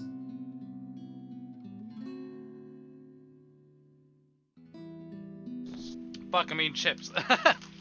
It takes all of my willpower to force myself to even look at her. For sure they'll be hurt. Maybe she'll even be angry. I don't hold it against her. And sure enough, when her eyes meet again, her mouth's already settled in a tight line, and she assumes a rigid pose. There's sharpness to her gaze, but behind it is pain, undeniable, searing. Something that she tries to hide by hastily looking away and stepping back. Becca, I know this... It's alright, Ashton. You don't have to explain anything. Yeah, but You should... I should... I told you, no need. It's not like I didn't have an idea or anything. When you think about it, it's really quite obvious. The way you've always looked at her said everything. Anyway, let's just end this conversation here, all right? I don't think it would do us both any good. This is going to get really awkward if we keep at it. When all has been said and done, at least I told you, right? Maybe I can finally let this whole thing go. Who knows? It's okay, Becca. Thanks for hearing me out, though. I won't keep you long. I know you have things to do. Just promise me you won't do anything dumb, all right? She doesn't wait for an answer. Instead, she flashes me one last strained smile before walking away, while the only thing I can do is watch her retreat back. In that one moment, one conversation, something also breaks between us. Something irreparable. A different kind of regret. Haunting me amidst the silence of my car as I drive off and leave it all behind. I feel so bad for her. She didn't get over him in this timeline.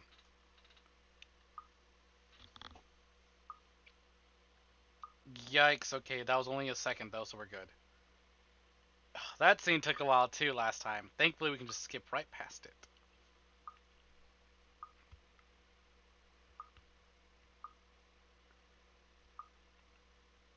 God, there's so much to skip through, oh my god. Just like Crumb Johannes yet again. And he's gone for the rest of the game. And then these two have their moment. Yes, yes. Skip, skip, skip. I'm here for murder.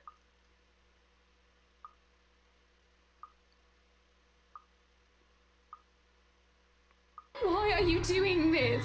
Oh! Just please. Don't you love me? Or maybe it's all just a show. A taste what will eventually be. Souls forever held captive in a never-ending nightmare. Oh, damn. They played fucking... That's not fair! Oh, we're gonna hear Hana.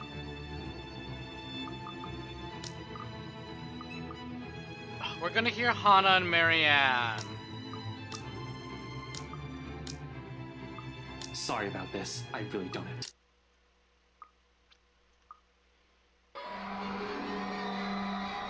Bearing down on me with the weight of its accompanying emotions like they are my own. All from a long time ago, long gone, and life that was never mine. However, there's no time to make sense of it all. Amidst the discordant noise, something whizzes past, too close, too swift. And then he dies. Oh, what the fuck? At the top of the staircase, Hannah Wright stands, pale as death and expression eerily calm. A cold chill runs up my spine at the sight. The woman just lingers there, a poor mimicry of life, a chilling smile on her face. Without a doubt, it's her. I told you, didn't I? Oh, Jesus. Everything you're doing is useless, Ashton Frey. And now, you're dying. Meddlesome fool. Hannah? You're not supposed to be here. Achievement unlocked, undead. Oh, Luke, darling, my love. You look so upset. Are you not happy to see me? Outside, another streak of light flashes and a clap of thunder ripples across the sky. Here, there's only a whispered sigh, a fading breath, and a lone heart that beats hard one last time. She got one thing wrong, though. I didn't die alone.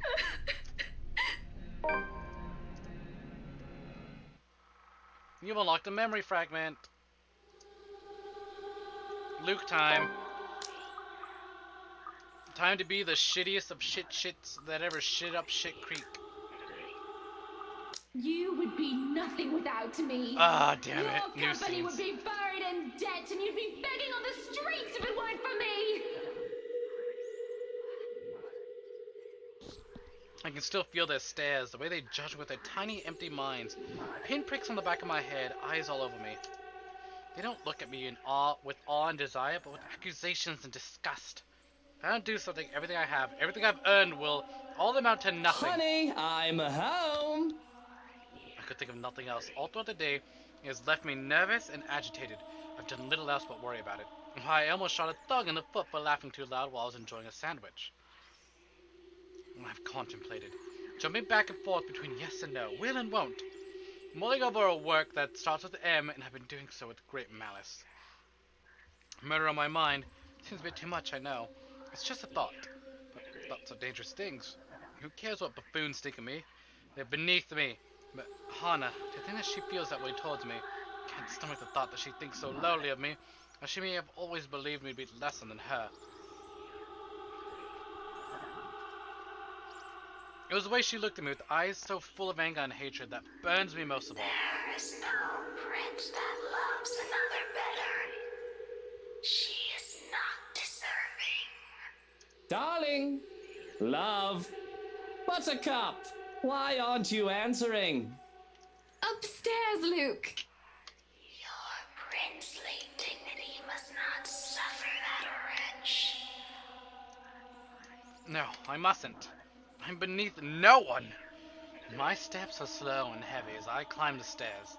One of my knives rests neatly up my sleeve, and its cold blade will not let me forget its presence nor my intent. When I enter our room and look upon her where she stays, I have a thought that nearly makes me laugh. I might not be a prince here to save the princess in the tower. I might just be the dragon that takes and kills. Yet she doesn't know that. Not yet. Even I am unsure which way it'll go right now. This lewd woman is not worthy. She should not escape without punishment. Here I am expecting a warm welcome home, and here you are locked up in the room like a shut-in. Oh, Hana, what am I to do with you? You're looking a little bit pale. Are you all right? I must have had something funny, actually. Maybe from the party last night. Maybe breakfast or lunch.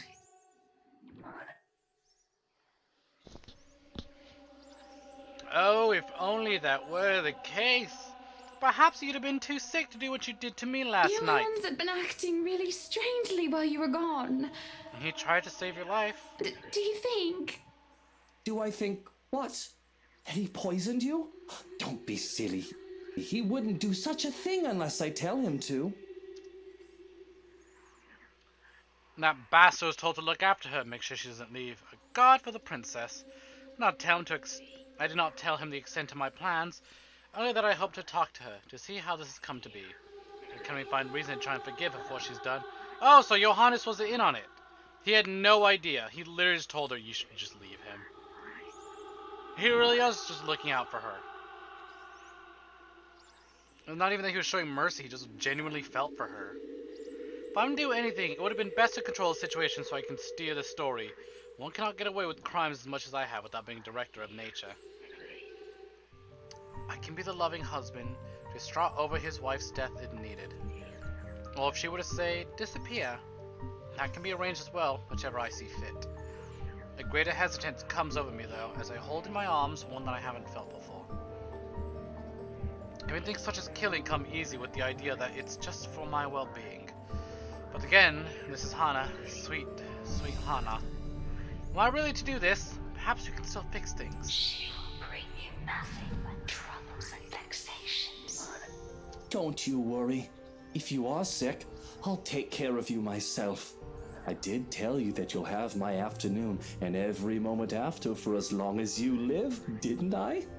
I am just so worried about my poor wifey. My poor Yeah, wife. let's skip past the lines.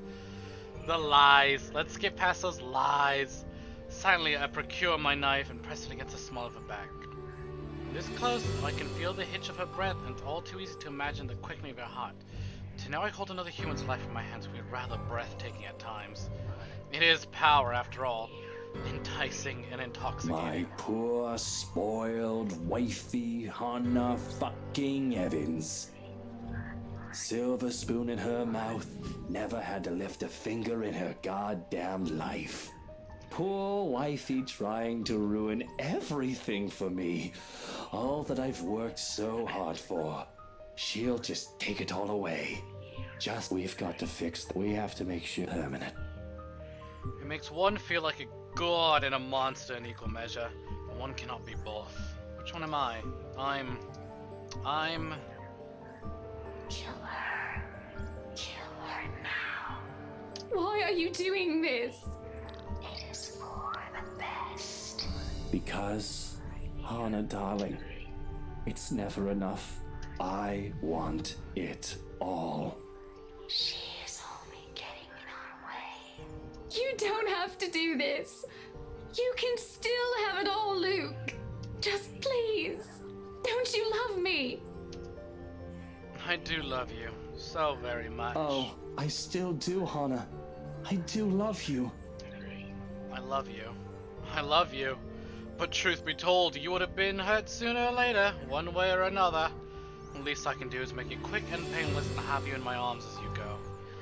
Oh, there's God screaming, suffering because there's so much pain in this world.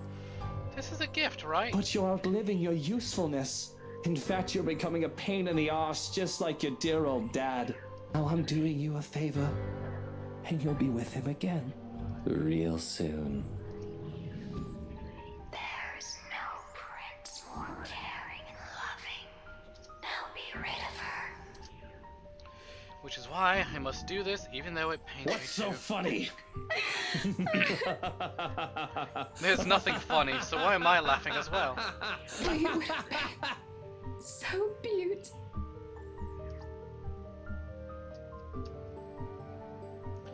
How does one get away with murder? By being clean and efficient. By being methodical. By being ready to do anything and everything to make sure you aren't caught or implicated of the crime. A knife in the back, they never quite see it coming, do they? And the knife stays in there until the blood stops flowing as freely as it does. A cork stopper for something a lot more gory than mine. Means a lot less blood on my person as well.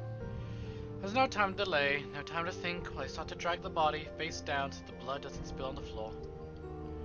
I can't take her out to the hallway just yet, in case an errant servant strays past, but the room next to ours is remote and inaccessible to the rest of the house. Hannah's forbidden anyone go in there. What would be the children's room, as she's wished it to be, is a pet project of hers. Only she and McCullough have been allowed. Nobody would ever dare set foot in there, even I have not. That was mostly out of indifference. It'll have to do for now. A thorough cleaning will also have to be scheduled. Some lye will need to be purchased, or actually, daffodils. Covered up with fertilizer and we can plant daffodils on it. Alibis will have to be planned. The possibilities for that are endless and will have to be thought through later.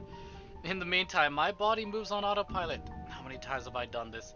I really don't know. Although it has been a while, I act with familiarity. I should be disturbed by. My mind screams it's Hana, but a part of me snuffs it out. It tells me to be quiet, be a good little boy. I've done this before. Being sentimental has done me no favors. What I do now has gotten me far in life, so why should this be any different? It was Hana. Now it's simply a cooling body. That's all that is. A body and a crime scene I need to be rid of, right? In my hurry to hide the body, what I see next blindsides me. What? What is all this? Walls in off-white, simple base to be painted on with another color, makes the room stand in contrast to the others plastered with wallpaper. The area sparsely furnished with little more than little toy chests tucked in the corner of the room, along with a shelf barely exempt of a few books and trinkets. Two teddy bears stared down at me from their shelves, but it's what stands by the window that catches me off guard. There's a moment of confusion, as if my brain is shut down as to catch up with what I'm seeing. I imagine I must be gasping sight when the blood has left my cheeks already. I have to clutch at my chest, fearing that beating heart would just burst. I have to take a step back before I can stumble forward. I feel faint, like I'm floating. Any step I take will send me falling, though it doesn't need much to take me off my feet, nor will my knees shake. And not when the body becomes too much of a burden to carry. A crib of all bloody things stands in the corner, innocent and unassuming. From cradle to grave, achievement unlocked. I could almost hear their laughter, mocking me without pitying, but none are as condemning as the sound of my own thoughts ringing in my head. Look at what you've done. Look at what you've destroyed. That's all you do, isn't it? Make a mess and kill everything you touch. There's nothing precious. There's nothing sacred. There's nothing safe. You are your father's son. The possible implications of what I've done weighs heavily. looming over my head as she lay still in my arms.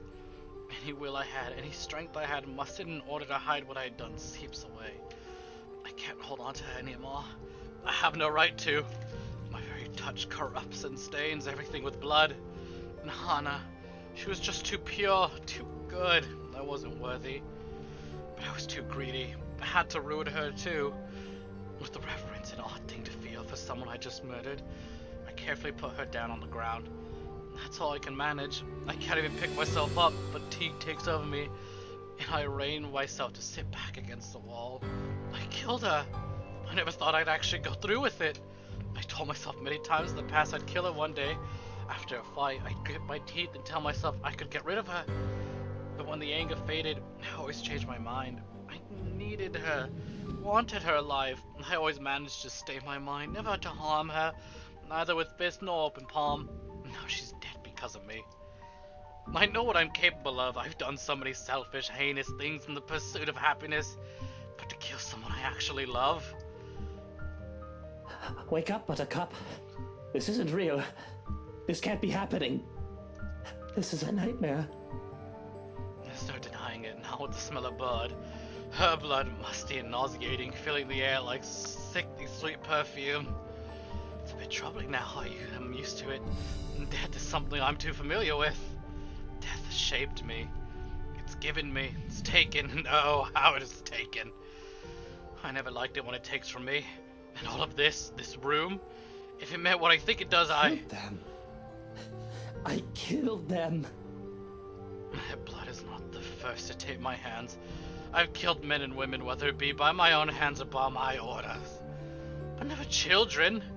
After all, why would I condone the killing of someone who hasn't done me wrong? Helpless and innocent little things. Their deaths do not serve me any purpose. I don't want to believe it. No. Wake up! Open your eyes! Raise your sleepy head! This is not real. Wake up, little Lucille! What have I done?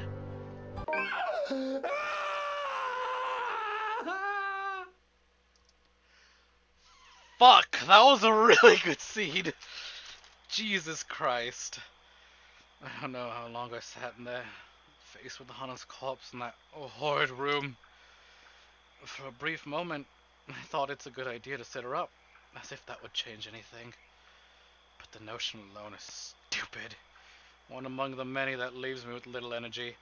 At the very least, I managed to heave myself out one point, only able to drag myself to the foot of our bed. Looking out the window shows the light has given way to darkness, enveloping everything with the night sky. On any other night, it might have given me comfort, but now I want to rewind time and have my sunshine once more. I loved her. And that's why she had to go. To be honest, I really don't know how to feel. Face it, Lucille Mitchell Wright. You owe me everything. I was just blinded with rage with how she humiliated me at the party.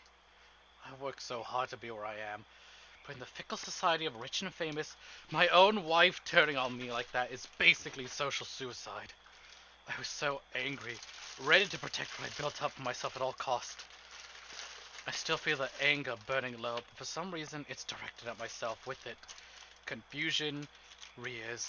Questions come and go as I second guess myself and my actions. It had to be done.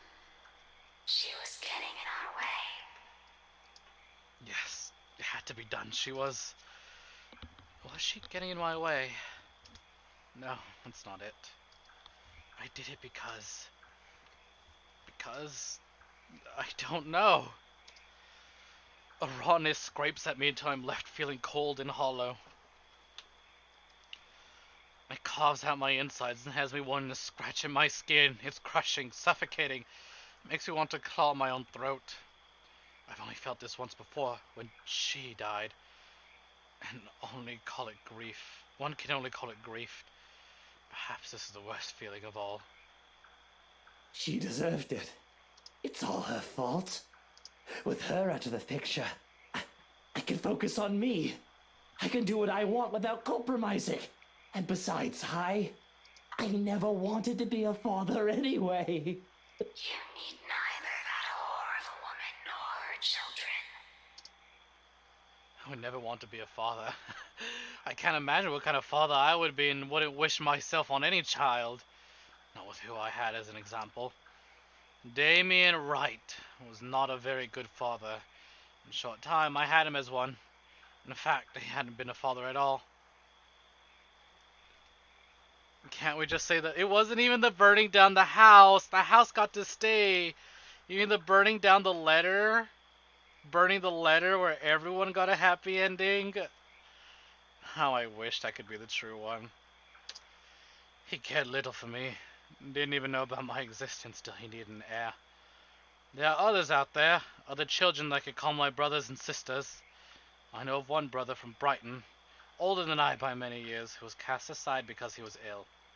That one too.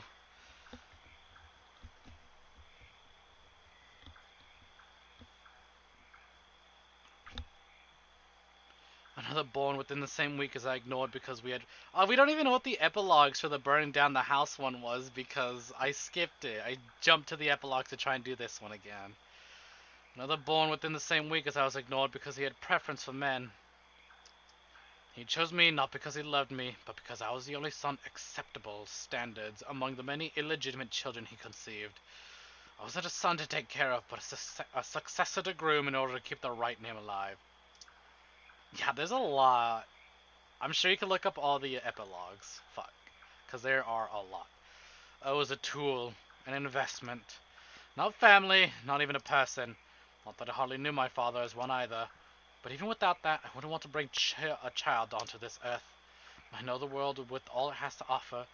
Cold and cruel, harsh, in which no true kindness can survive in one piece. Humanity is more beastly than any animal that roam the land. Humans can be most horrible monsters. I'm one of them. So if I'm a monster, then why does this hurt me so? This is fine. I'm fine. This has to be the biggest lie I've ever said. And I've lied a lot. You feel pain now, my prince, because of your kind and caring heart. That shall pass. It's a laughable notion on its own. Of course, humor is subjective. Schrocken comes in with a grim look on his face. I would assume that he was expecting a bloodbath in here, judging by the slowness of his steps. There is a mess in here, just not that kind. I don't think he was expecting me to be in that state that I am. Sitting on the ground, haggard looking, with blood drying on the sleeves of my suit, all while I giggle like I've just heard the funniest joke in the world. What is so funny? He's not even mad, just the immediate disappointment. We would have been so beautiful together. Hana's last words sounded like a terribly bad joke coming from me. There were toys in there, you know. And this bloody book of names. Do you know what this means? Did you? Did you know about this? And don't you dare lie to me. If you knew about this and you let me kill my own child, I'll fucking murder yours. Your Highness. I stare him straight in the eye, just daring him to lie about this. If he knew, he should have stopped me. If he knew that Hana was pregnant and did not tell me, he does not show it. The silence is not telling, but my blood boils as I feel how he judges me. You're a monster, Luke Wright, he says without speaking. Don't look at me like that!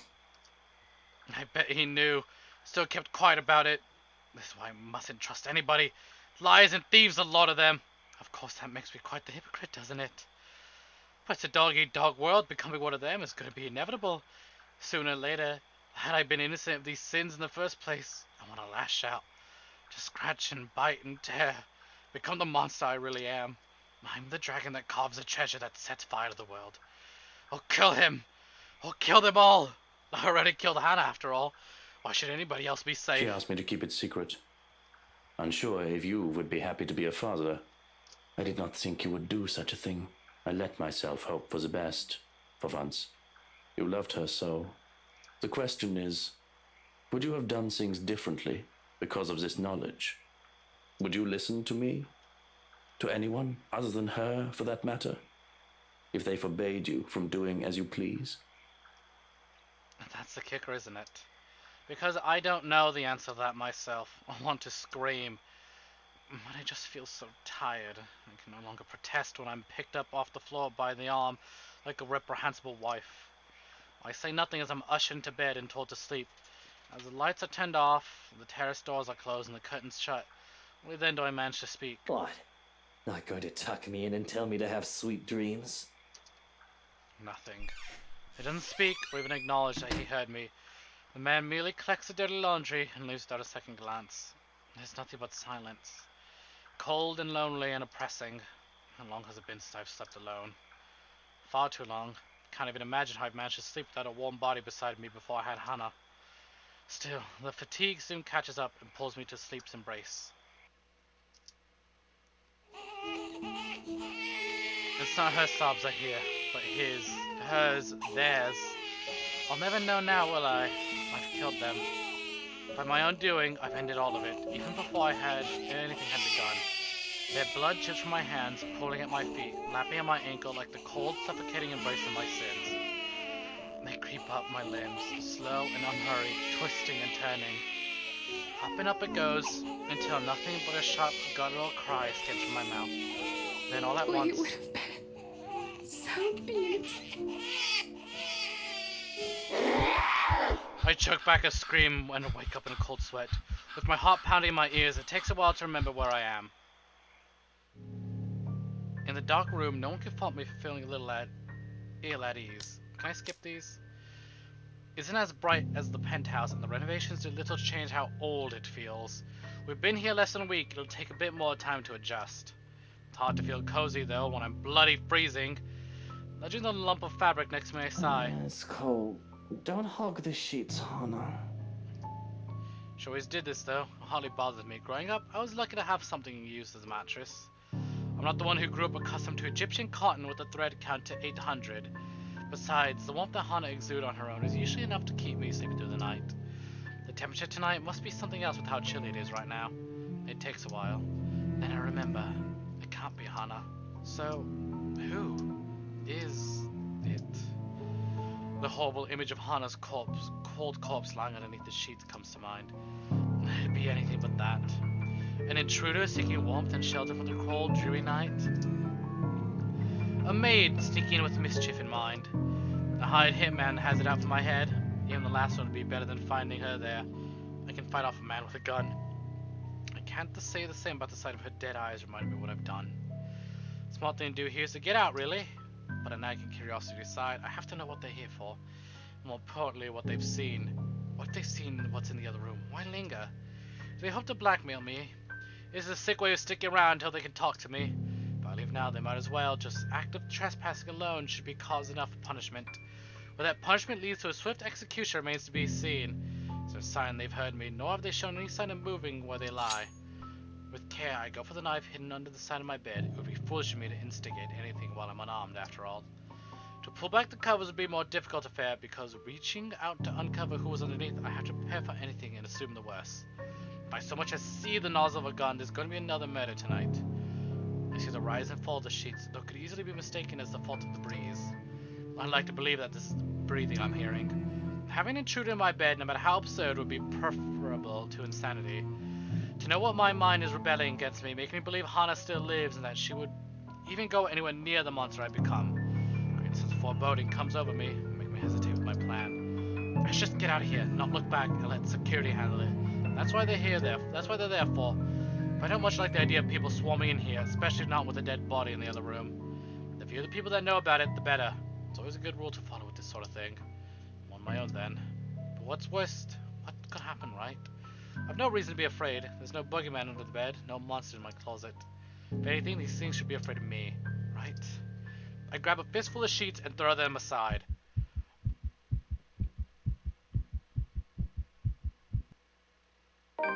Nothing. Nothing but a bunch of pillows stare back at me. Of course there's nothing under the sheets. Hannah's dead. No other body has or will ever grace my own bedside. But what I felt, the breathing I heard, isn't mine. Most likely the imaginary constructs of the guilty mind, of course. What else could it have been? It must be my imagination. I mean, look at me. I'm running on fumes. It's got me bloody paranoid. I need more sleep. Maybe I'll take the day off as well. That sounds delightful, yes. Quiet and rest should do my head wonders. I'll have some much needed winks and I can figure out what I'm doing with it. For now, hush, and off to the realm of sleep. Hush, and think nothing of fields of daffodils. Do I have a playdate with Kylie? Oh, Jesus fuck, why is this chapter so long?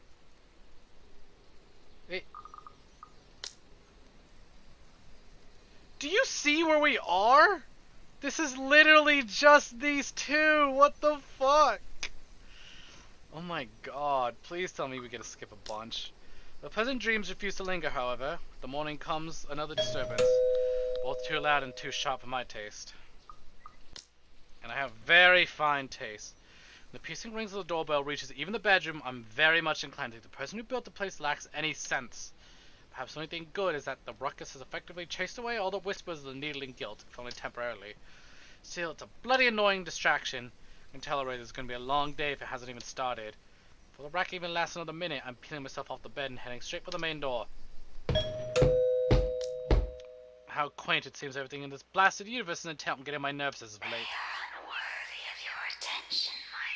Shut up! Let me get to the end. God and Bennett! Only a Nancy would knock at such an ungodly hour! In the first place, I should be the one doing this. That's why I hired a valet, for fuck's sake. Where's that damn butler when I need him?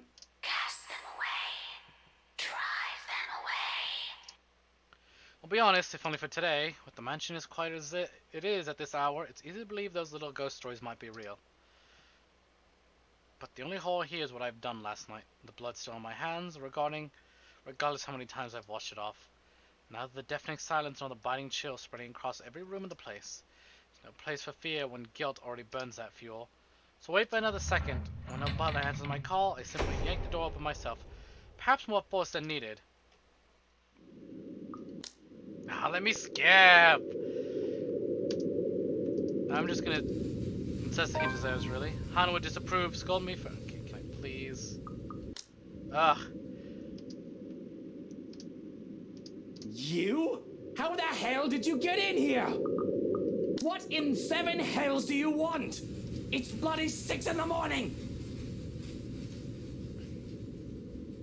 Uh-oh. Weesna. Oh, I got a message a while ago. Hold on, let me check this.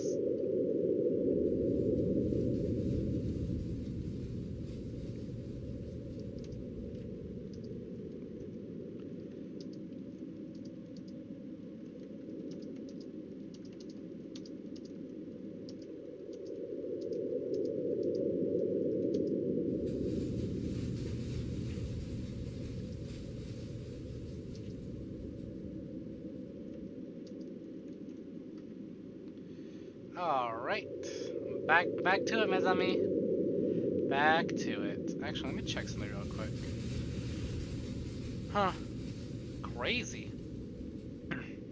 Listen, sir, I know this is not a good time. Oh, it's not a good time. My home, my rules now. Simple as that. Unlike you, the ones living in this house need to sleep. Oddly, the word tastes foreign and bitter in my tongue. Or more slowly taking home, creeping up and twining inside, reminding me of one of my transgressions when I hasn't done so before. Funny how the years have changed me. So I let anger guide them instead, if only because it's easy to cast it away when you have someone else to project it onto. It just so happens it's a person I will never take a liking to, no matter what the memory of her says in my mind. A plus, I suppose, a blessing. At least I won't feel any remorse if my ire does pierce. Only you matters. No one else. Come back when people are actually awake, or I'll call security on you. He continues shouting even as I slam the door in his face. Some nonsense about the news lately, though I don't understand most of it. However, with the closed doors muffling the better part of it with no ears to listen, his tirade doesn't last too long. Eventually he leaves a silence once again fills the room as it should. Hindsight, maybe we should also call psychiatric services. Certainly sounds mental just screaming like that. A suspicious man like him left roaming in the immediate grounds, nothing good can come of it. But if his presence will indeed bring a problem, a sign of bad things to come, I'll probably know soon enough. Worst comes to worst, Schrocken will take care of it if need be. It's what I'm paying him for. In the meantime, the bigger problem at hand. The hush is quietly replaced by the nightmarish reality of what I had done and what I must do. Though the guilt weighs heavily upon me, I need to push it aside process as necessary. Emotions play no part in this. Regret will not keep me out of jail if I do not hide my crime one way or another. Oh, it should be so easy. Just hide a body, no? Drain the body, crush the teeth, burn off her fingerprints, and mar her face past the point of recognition before chopping the body up. There'll be plenty of options after that. Incineration, feeding it to animals, dumping it in the ocean. Oh, she would like that last one, wouldn't she? Of course, there always is the option to let her decompose and become fertilizer for my daffodils. That really isn't the big issue, This though. whole murder business just ruins a good Sunday morning, does it not? Hana, my dear Hana, till death do us part. And you must part. Forget about her. Yet, even in death, I cannot let you go. My hands still shake at the very idea that I have your blood on them. My insides feel both numb and afire because of the sin I've committed. My lips quiver as I fight off the urge to cry prayers and apologies in hope that they would be enough to bring you back. But I know that is no fairy tale. But I'm not going to wake up the slumbering princess with a kiss. True love or otherwise, no sentiment or good intention will change the cruel reality of life. Even if miracles exist, I don't think they'd be happen for a man such as myself. The past cannot be changed. I must deal with the consequences to come, regardless of what other people who had just walked in says. And he always has an opinion. I think murder would ruin a sane person's mood no matter the day or time. Continue mouthing off and there'll be a second one, Shraken. I've killed for less in the past. I've been soft, complacent. Those things need to change. She made me soft. Over the years, I've been told marriage has made me a kept man. Of course, people stopped saying that after I shot a fool who thought disrespecting my wife would get him anywhere. Now that she's gone, though, well, who knows? I mean no disrespect. Excuse the murmurings of the insane, yes? But I have every confidence and every dread that you will go through with it. However, about the Madame, how shall we proceed? I'm sure it has come to you that this will need more attention than the others who have gone under our care. The chance of her remains being found is slim if we do things properly, as we have done in the past. The chance of her disappearance going unnoticed, not bloody likely. She was Hana, whether she was Hana Evans or Hana Wright. She's practically Lux-born royalty. Her disappearance would cause quite a stir. And who would be suspect number one? Me, of course, after that public blow-up she had at the party. This won't be as easy as, say, killing an ordinary accountant who's looked into the numbers a bit too thoroughly, or an attorney who hopes to get in my way. For now, I need time to plan. At the very least, hide the body and cover up her disappearance. That's why I had the rest of the staff sent away, except for Shrocken. I suppose we can't just sweep this under the rug, can we? What about a magic trick, then? Can we pull off a sleight of hand? Now you see her, now you don't? Misdirection. Clever. You could blame the butler. I would not mind retirement. A nice try, but I'm not letting you go. I still own you until I see fit. There's no need for you to take the fall. Not when there are plenty of others I can pinpoint as the culprit. Why even make it murder? I don't think turning into a kidnapping story will work, but Hana was sociable enough and had plenty of suitors. She could have been a bit too friendly with one of them. That would have been a pot calling the kettle black. But she might have, if she was falling out of love with me, she might have wanted to leave me for another. Someone else who caught her eye, her interest. Just our very visitor this morning, in fact. People don't like a film about colors. I suppose they would have liked Blue Bibby a lot more. Very funny. So, Grand Director, do you want to tell me what Blue Foncé is all about? I was talking with Zachary, the photographer for Luxury Living. He was a perfect gentleman, Story Luke. updated. I can't say the same for you as of recent. Look, Luke, nothing will happen. You have to relax. It was just a friendly chat. Is that why he's here? Unlikely. But her? Is that why she pulled that fucking stunt in public? She will not love me anymore? Is it because of the photographer? Or is it someone else? How many others could have been at fault for her change of heart? This is all her fault. She already had you and she let herself stray. What if we said that she eloped, ran away with another man? I'd sooner believe she was killed by the Anselm butcher than think she fled with another man. But it could work. The masses will eat up such gossip. We can fake evidence, Signs that will point to her traveling with a companion. Though, if I may be a bit honest, I loathe to speak ill of her or create rumor. Aww. What if it isn't a rumor? What if there was someone? Why else would she act out like that? The falling out would be the best excuse to leave me, or coming out as the victim. Whatever the case, it'll put me under less scrutiny. The police will investigate if it's a murder or a Johan is kidnapping or a even sudden more disappearance. But they won't really bother with marital and relationship issues, will they? They are not minors, and I suppose the police will not bother unless you file a case. They have more problems than a love affair. It would be best to consult someone who knows the law a bit more intimately. Your lawyer, yes? Yes, but he's away on a holiday, enjoying the beaches on some back-end country or some such. Somewhat called Philippians or something?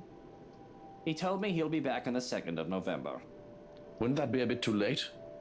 If we have to wait that long, we can consult someone else. The chief inspector might be willing.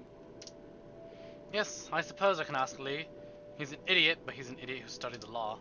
But if I ask questions, he'll pry, and I'd like not to give too much away. The trick to keeping it a secret is to have as few people as possible know about it. Take a few people down and put them in their graves if I have to. At least the lawyer's paid to believe I'm innocent and won't be nosy about the whole thing. And really, it's just because... I don't trust him with this. He's probably busy with that wife of his, if she's still even in the city. Who can I even trust, really? You can trust your most faithful servant. For I am the only one who truly loves you, my prince. A person's loyalty stops where greed starts. They all bowed down to curry favor, faking smiles and attending to my every whim, expecting approval and gifts in exchange. It's all well and good of me, let it not be said that I am a generous prince. It is those who I reign over through fear that I must watch out for. People like Harvey Lee fall under both of those. He came to me shamelessly so I could aid him with his wishes in turn. When we found that he was in too deep, I had to leash him lest he get in my way. Sure, I say jump and he'll ask how high. He's a spineless little shit. The moment he thinks he sees the opportunity to turn tables on me, he'll take it. Bribery and blackmail can only go so far. One needs to make the other person bend but take care not to have them broken. They believe they have nothing to lose, that's when they retaliate. At the very least, he'll try to use the knowledge to try and gain some leverage to be on equal grounds with me. If he does that, I'll be forced to kill him. I don't like letting go of my toys because they decide to be stupid. Handling idiots can be so tiring. No matter how many of them die off, another 3 can be found within stone's toss. It's best to make use of them, one way or another, until it's decided they need to be deleted from the gene pool. It won't do to use a story until we're certain it's believable. After all, it's the first time I've become a widower. Until then, keep the others away from her body. Standing up to leave, I grow still to the sound of shattering glass. A dampness leaks into my shoes and red stains the hem of my pants and my socks. I forgot I was having wine. Huh. Go clean that up and leave me be. I've already had the other staff take the day off. I don't want to see hide or hair of you unless I call. There's no peace to be had just yet. The other man is too quick to follow and quick to speak up, as there aren't any witnesses such disrespect or hear what he had to be said. You do realize it has been 12 hours. Rigor mortis is already set in. Any longer and then it will start smelling like a sewer. I will not be able to do anything about that without removing the corpse itself. In 3 days' time, the smell will have seeped into the walls, and you will have to replace those to even get rid of it. If you're not keen about disposing the body just yet, at the very least we can put it in a freezer. I suppose a chest freezer for the wine cellar wouldn't raise too many questions.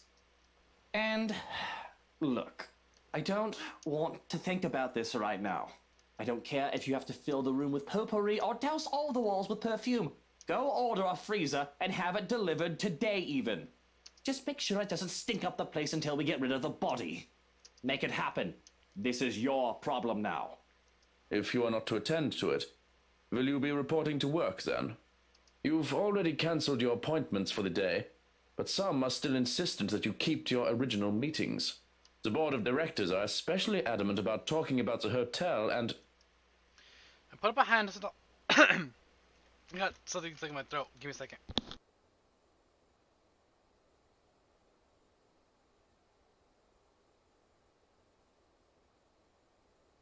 Alright, all good. I put up a hand to stop the man from talking before he goes any further.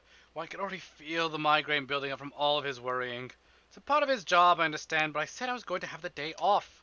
So be assured I am going to have the bloody day off. Goodness, no. I think I deserve a break. A day or two, or 3 without being surrounded by complete dunderheads. Director Hahn can handle those busybodies for a while, can't he? For fuck's sake, I can't have the week off. I want, and my finances will not be the worse for wear. My company and the business aren't going to keel over and die just because I decide to take a leave for a bit, right? It's like I'm the only competent businessman here. I mean, at least I hope not. For if there are any more protests, I put my mobile out of my pocket and toss it his way. By the time he catches it, I'm already halfway out the door. I'm going out for some fresh air. If anybody calls, tell them they can sod off and bother me another day. Alright, and this is where he does the gardening? Yes! Oh, thank God I could skip some. Damn it! Do I even deserve to talk to her now? It feels wrong to do so after what I've done. Not because I have blood on my hands, no, that's nothing new. But when it's her, when I've killed my lovely Hana, I don't even need to worry about becoming my father anymore because I'm certainly much, much worse. Damien never killed Eleanor, never had her blood on his hands. Staring at the flowers offers me no safety from reality. The peace I came out here for is short-lived when my own mind betrays my guilt. But I'm a stubborn fool who's set in his ways, and I refuse to get up and go back into the house just yet, even if there's no real point in staying in the dirt. And I'm made even more determined to stay when I sense a presence standing behind me. When I'm told Trocken that what I would tell anyone and everyone to sod off and bother me another day, I do mean Leave that. me alone, Shrokin. Go make dinner if you want to be useful. I think those flowers look beautiful, my lord. The parlor, the room where the lady stays for her tea, it could certainly use some. Can I fast forward this? Kind of. A beautiful woman stands behind me. A servant, if one were to assume from what she wears. That should certainly concern me when the other household staff member has been sent away for the day. Not to mention, I like to think I'd remember a pretty face like hers as she under my employ. If she's pretending to be one of the staff, she's out of luck. And if that's the case, she shouldn't push her luck unless I decide another murder will not ruin my day further. But I can only feel at the very least indifference at her presence and annoyance at most. Beautiful as she may be, that did not exempt her from my wish to be on my own. There's a part of me that feels like I'll snap at any moment for the smallest of reasons. I'm just waiting for an excuse to let it go. Didn't you get the memo? Are you new? Today is a day off. You aren't supposed to be here. Am I not? I apologize, my lord. I wasn't aware that we are not expected at our stations this day. It's just that today is such a beautiful day. For an evil ghost, she's really fucking pretty. I saw you alone and simply she thought you sounds could use sweet. some company. And I know for a fact that her backstory is tragic as fuck, and she probably didn't deserve what she got. But now she's an evil ghost bitch. So I don't care. She's responsible for Hannah's death, and Marianne's, and I'll never forgive her. Bitch. Oh, I'm supposed to be reading this, aren't I? I wish I could spend it with my sunshine, my Hana. Something claws and lashes out inside me at the reminder of what happened, of what I did to her. To know that she's not here with me, to enjoy these scarce times when dark clouds do not plague our skies. An ill feeling takes over me at the mere thought. I have to swallow down the bile and rise in my throat, force my expressions not to betray anything. Any sign of weakness is not allowed. The slightest of slip-ups and I'll be swarmed by sharks hungry for blood. Perhaps talking with another person, a human that doesn't know of my sins, will do me some good. That or there'll be another pretty corpse by the end of the day. Always forgive it. You must be really enthusiastic about your job if you didn't realize it's a day off. I simply owe everything to the lady. Work is all I know. It's the only way I can repay her. But if my lord wishes to take it as enthusiasm, I won't hold it against you. She smiles. She has that sort of soft smile that makes one's kindness shine through without words or actions. It reaches her eyes, filling them with a strange sort of mirth, as if she's just thought of something very funny. And I'm hard-pressed to return the friendly gesture. I'll be civil, I just mean out to pretend I enjoy it. though I'm debating just dismissing her altogether. The flowers in the countryside are rather beautiful, aren't they? Though I must admit, they do not appeal to me as much as the ones in my homeland do. Not a native born then. Probably a foreigner who thought looking for a job overseas would let her live in a high life, only for stark reality to slap her right in the face. People like her a dime a dozen. She's probably one of those undocumented foreign workers too. There's just a whole doozy of a debate about them nowadays. It's probably best not to bring up the topic, if only for the sake of my temper. Still, I have to rise to her bait. Flowers sound like a safe topic to breach, and one I rather enjoy. Oh, is that a challenge I hear? You must not have seen a full British garden in bloom then. The roses, daffodils, thistles, and bluebells make for a grand display under the right care. I think they are much too bright. Oh, do elaborate. I've never heard anyone call it that way. Just the way you present your flowers, that is. They are beautiful still.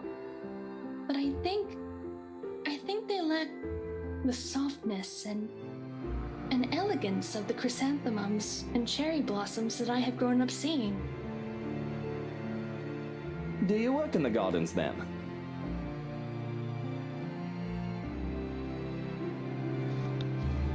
Because that would explain why she's so unfamiliar to me. I don't mind seeing much of the staff, if at all, preferring they would remain invisible until they are a necessity. The gardeners especially, as I only really go out to take care of my mother's daffodils, and asked that I be left alone under those circumstances. Oh, not at all. Although I do wish I were. I do enjoy working with plants quite a lot. Not that I am unhappy to be at your service, my lord. But no. I work for the lady of the house and carry out what she requests of me. Lady of the house? Is that the old hag of the house, head housemaid telling the other staff to call her now? Not surprising, really. The woman's always been a bit of an upstart, self-important lady who doesn't know her own place. She should really just give up, retire, and enjoy whatever remains of her years. At her age, she wouldn't manage even a position in the Queen's staff. Not that I don't respect the woman, of course. She and I are much alike. Except I succeeded in rising high up the ranks of society where she failed, and how she despises me for the fact. Her pride probably refuses her a grateful exit, and I don't really care all too much about her employment until such time the government forces me to retire her. And how old she is, she isn't always complaining about pains and aches about young people. She's a difficult character, and she only acts real tolerable around Hana. Not that that'd be a thing anymore since... Well, now I'm just in a terrible mood. Errand girl for Her Majesty, then? That job must be a right pain in the arse. I heard she runs her assistants ragged, probably killing you real so she can absorb your life essence in the hopes that it'll make her youthful. She has her undesirable moments.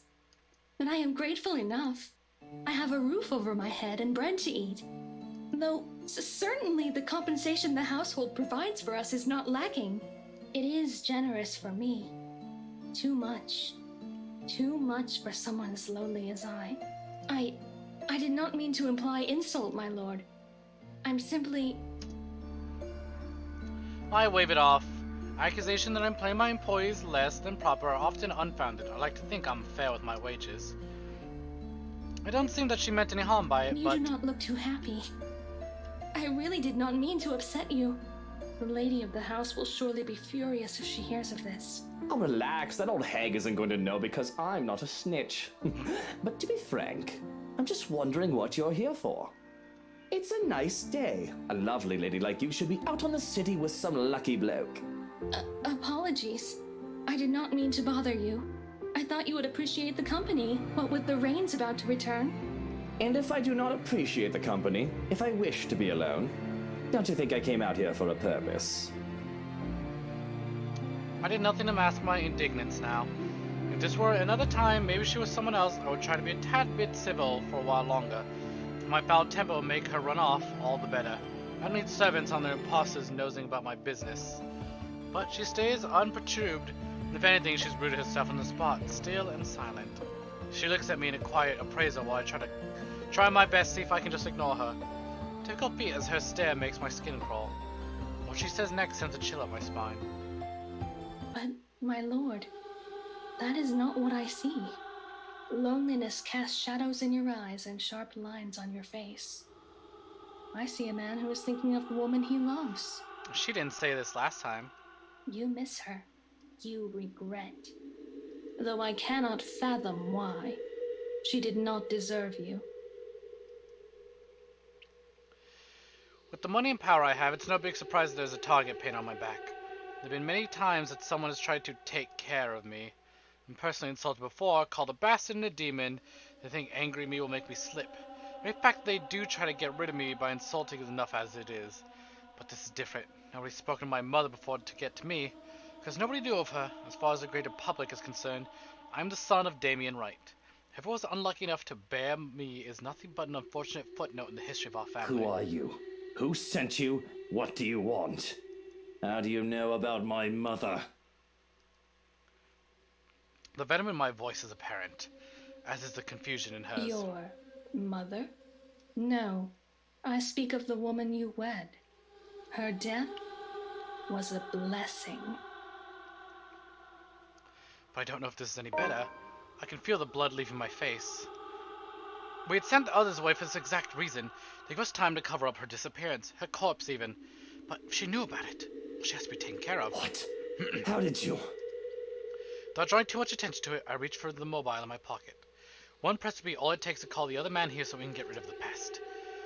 I'd do it myself, but I'm unarmed, near defenseless. But my phone isn't here. I'm going out for some fresh air. If anybody calls, tell them they can sod off and bother me another day. Of course, all the time to ditch the bloody thing.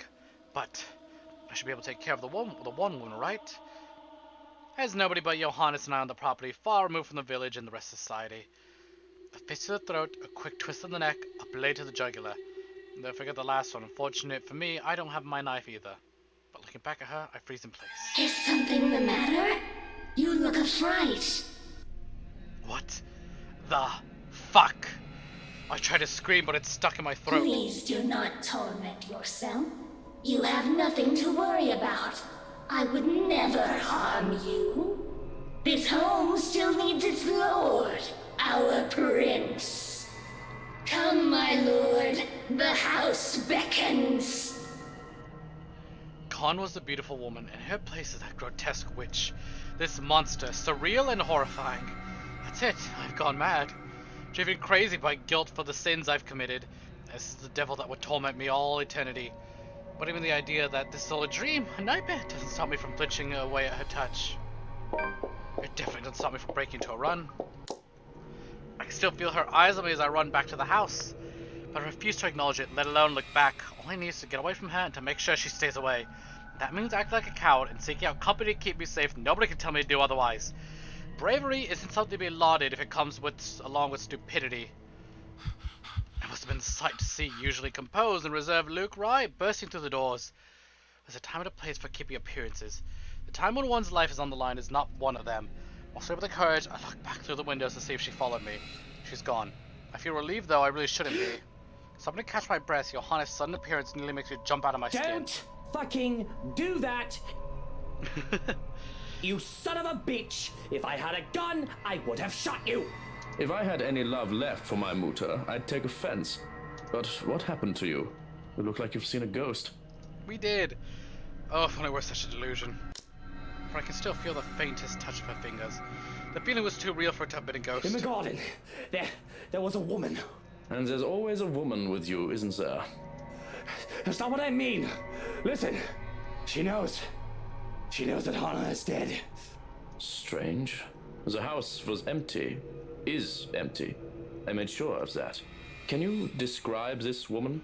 Are you deaf? I told you she knows that Hannah is dead. What does it matter what she looks like? What is this with this interrogation anyway? Do you not believe me? Johannes mocking him for being straight.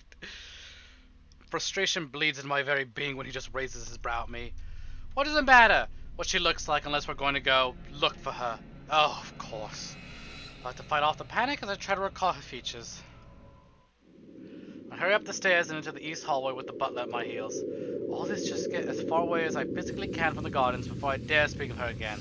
She had pale skin, dark eyes and long dark hair.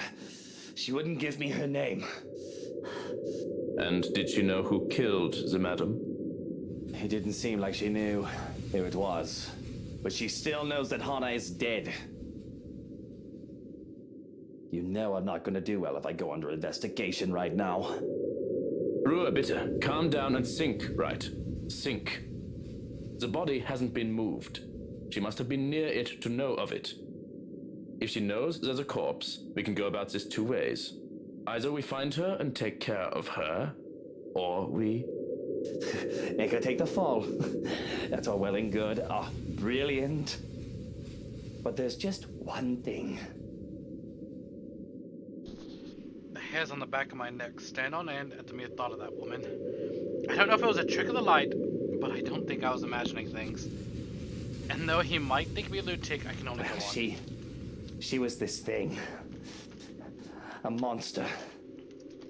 A witch. I know how it sounds. I sound like... okay, fuck. It sounds like I've gone off my rocker with all that's happened. I expect to hear disregard, concern for my mental state, and maybe even empty platitudes relating to my guilt. But instead, the other man grows deathly silent, and a thoughtful look on his face. I would normally say that seeing hallucinations is a normal human experience, even if this does not sound like a bereavement hallucination. But the woman you described is familiar. I've seen her before in the mansion. Glimpses. Oh, Johannes has seen her! Is she one of ours then? This is the first time we've actually heard that. Now that you know what she looks like.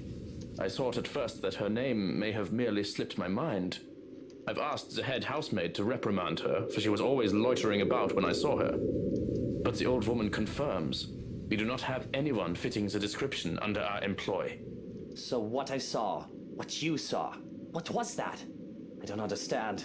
That's actually, wow, that's actually really big. I had no idea he saw her. Explain, Shurkin.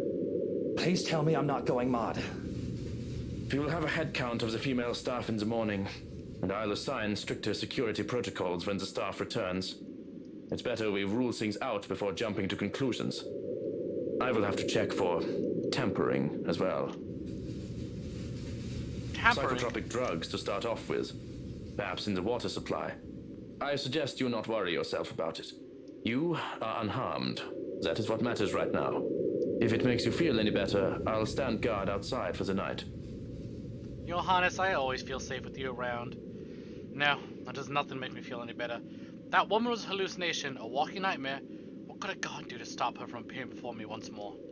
If she comes into my dreams, I loathe to think what I would need to cry for help, like an infant in need of his mother. Intense silence befalls us, and though I don't dare speak it out loud and say that we both seem scared. Often I'm the first to break anything of the sort, but... Shall I put them in a vase? I'm confused before I realize what I have in my grip. Oh, these? I didn't realize I still had them. I really did not. But they were still in my grip, all the daffodils I had taken from the garden. Even in the wake of my flight, I had refused to let go of them, whether I was conscious of it or not. They should be for my mother. They could be for Hana too. But does it even matter? What do dead women care for flowers? I suppose Hana would love them. No, I think I'll take them with me. And if you don't mind, I'm going to turn in for the night. Of course. I shan't keep you any longer. I'll be out here if you need anything. Oh, what the fuck? All I do is turn around so I can open the door to let my dog out. Okay. Alright, let's see if I can fix this. Oh. Oh, okay, that fixed almost immediately. Neato. I don't care enough to show any sign that I've heard him. Retreating to the master bedroom without another word. The bouquet of daffodils is quickly placed before the nursery door. It's almost hilarious how I'm now worried about a woman more than I am about the fact there's a corpse in the next room. But even as worry for her still keeps me on edge, I feel exhaustion come over me. Not bothering to strip my clothes, I fall on the bed, tired and alone. Me. October 31st, Monday. Sickly sweet scent wafting in from the nursery has kept me awake through most of the night. It's intoxicating and nauseating in equal parts. Ugh. I hate that Luke's chapter is completely brand new. body is yet to be disposed of, mostly my fault. Too much to take into account before I rush into a decision. Though perhaps this whole ordeal has made me complex my sleep-addled brain. I can't be bothered to rise from the bed, even when the sun, what little there seems to be today, peeks through the curtains. I don't want to handle any of it. Not Hana's body, not the security, not Kylie visiting right now. All I want to do is actually get some sleep. Still, thought of that woman from yesterday and the danger she presented was enough to keep me from even trying. So, suffice to say, I'm not very happy that anyone would dare separate me from my true love, the bed. The rain that has started something during the night didn't help the mood. Okay, maybe it helped just a little. The strange sunny weather has been nice and all, but for it to return as it should be, feels like a good sign of things to come. Perhaps things will settle back to normal, and the crazy drama that has gone on lately will die down. The rhythmic pitter-patter of the rain fills the early morning silence with a steady beat. Thank goodness I don't have anywhere to be in a hurry today. I'd hate to be caught unawares in this rain. How it looks outside, it seems that the weather is making up for all the sunny days it's given us with good old-fashioned downpour. It does let up with a quarter of an hour, however. A day beginning with a cloudburst like this, locals usually take it as an immediate sign. Luck spawns abysmal. Yeah. I read this. There's this rubbish about how heaven's crying when you cry with you through the rain. If anyone sentimental enough knows what I've done, they probably spout this stupid thought my way. Well, I think it's a load of bull. Hana would roll in her grave at the thought that the heavens made it rain for her. She's never one for dreary weather, always enjoying the scarce sunshine on rare sunny days. She had been loving the abnormally sunny week thus far. If only things had not come to this. But it is already far too late to regret everything, and thankfully somebody interrupts before I can start brooding on what it ifs. Perhaps the only time I can appreciate the man's insufferable pride. Are you really going to stay in bed all day? What do you want? You must have been really rattled by what happened yesterday. If you need to talk about it, I am quite qualified in that regard. And you aren't even the slightest bit bothered? Truly? Not even the slightest bit worried? I was worried. But I realized that it's not my life in danger, is it? My worrying will not help matters. Neither will yours. The detached manner in which he admits this annoys me to no end. Oh, as a matter of fact, it is your life in danger. Because if I find you lacking, if that woman finds their way anywhere near me again, you'll be following in the footsteps of your predecessor. Are we clear? Do what you have to. In fact, it'd be best if you keep busy. Do what needs to be done, and if I see you even idling for 1 second, I won't be happy. Don't say anything. There's no way to retort. It isn't a threat, but a promise after all. Don't take too kindly to incompetence, especially when it comes to affairs that affect my very safety. I will kill if it ensures that I live. Are there any updates about the woman? Being in the dark has me on edge. Information, any at all, may very well help me in calming down. I've already briefed security about her, and more from the agency will be arriving tonight. But they haven't seen anyone fitting the description. So you have nothing then? Fat lot of use you guys are. What do I even pay you for? Do me a favor. There's the door. Don't let it hit you on your way out. Well, there is something. It's about McCulloch. Can anyone blame me if I show the tiniest bit of interest? She's not done with the house, and she's a nice enough woman. Plans to go back to sleep are gone. I called her secretary about taking the day off. He hasn't heard from her over the weekend. Oh, thank God. Ah, damn it. They are not welcome in this home. The niggling voice in the back of my head starts loudly, though its presence is both unwanted and unnecessary. If they come to investigate her disappearance, you need to make a decision. What will we be doing with the madam? Because they come to investigate her disappearance, well, we don't want them snooping around the house. Not until dearest Hana is taken care of, because I'm the fool who can't let her go. It's ridiculous that I'm so sentimental about something that amounts to nothing more than rotting meat. As it is, the body is still decomposing on the inside, internal organs being the first to go. If anybody found her, they might still think she's only sleeping, first sign of flies and maggots aside anyway. It's been less than 48 hours, but give it a day or two and the thing will only get worse. My bedroom already smells like rotting fruit. The scent is faint and lingering. It's persistent even with all that Johannes has done to decontaminate the place without touching the body itself. Leave it for tonight. I'll think of something by then. Until then, I want you on top of everything. Now, if we're done here, I'd like to go back to sleep and... You will? How is she still here? How do I have to do a whole fucking scene with Kylie? I just want to get to the end. Well, there goes any plans of grabbing some shut-eye. Rolling over my stomach, I can only scream in my pillow. Of course. Ah.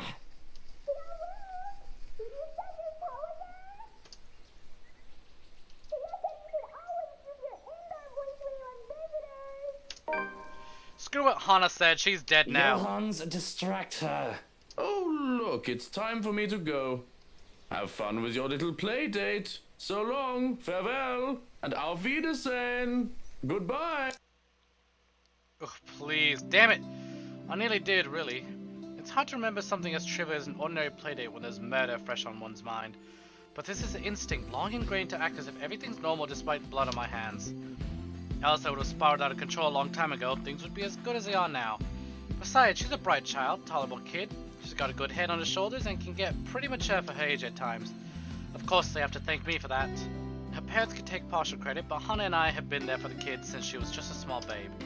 Well, I can still remember the first time I saw her was during her baptism. The only reason I was there was to accompany Hana. Okay, hold on. Ah, thank goodness! My darling Hana loved her so. Kylie does try to be a good goddaughter, but she just can't keep her interest along with that wife. Not something that Hana does wrong on her part. She just tries so very, very hard. Just that she doesn't quite know how to really handle children. Please.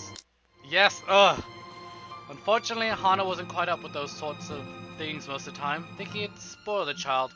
Turned the whole playdate awkward every time. Taking the last seat left, I pluck one of her coloring books on the table and see it filled with dinosaurs. Not exactly what I expect to see from a little girl, but it doesn't hurt anyone. Damn it. I followed the crayons as well, the child's insistence, even if I can't really draw. With Kylie using the black crayon, that leaves me with the yellow one. I absentmindedly start doodling flowers, which is just about the only thing I can actually do decently. I'm halfway filled the page with yellow when Kylie breaks her silence. Hello, where is Tia? She's still sleeping in bed again? Is she gonna join us later?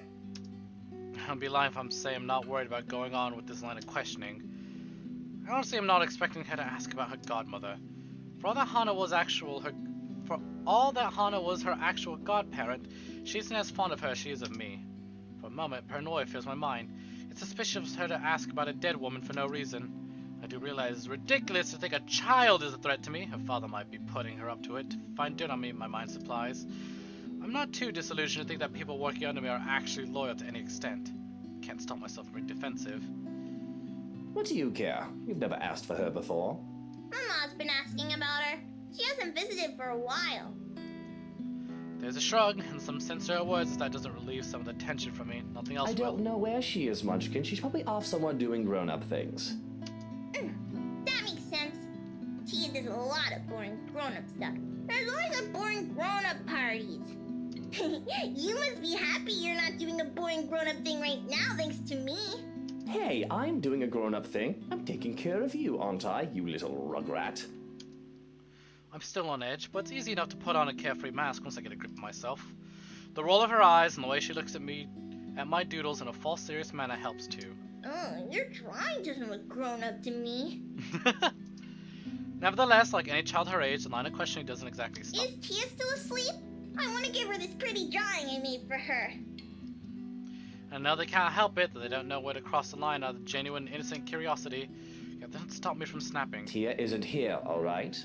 So where is Tia? She's not anywhere that I know of. Probably at another party, shaking hands and all that. But she's coming home soon at least, right, Tio? Enough, you little brat! Can we just... I don't know where Hana is. That's the official excuse for when her disappearance is looked into. It's easy to claim ignorance to have the lack of ability as foul play as ever suspected. There'd be no mens rea or actus reus if I spin the whole affair and make myself the clueless bystander. It'd be easy to manipulate the story if I remove myself from it. Whichever way we want to choose to deal with this mess. But I've been blindsided by the interrogation of a child. Whispers in my ear conspire. Silence her.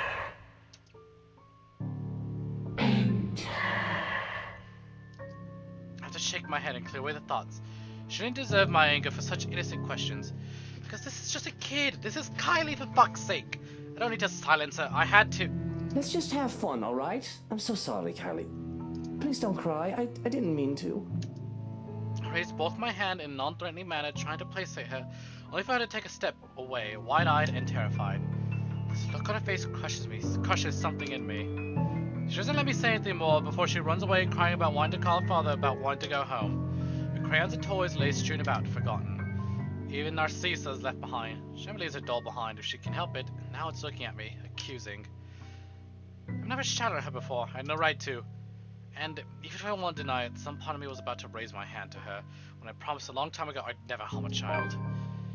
Miss Pink was wrong about me, it looks like. I'm a horrible guardian, not good with kids at all. Or good, period. I just can't help this awful energy that's taken over me. I feel so angry and tense and... Cisa, what is wrong with me? Am I going mad? I don't think I can spend any more time with Kali considering how high-strung I feel.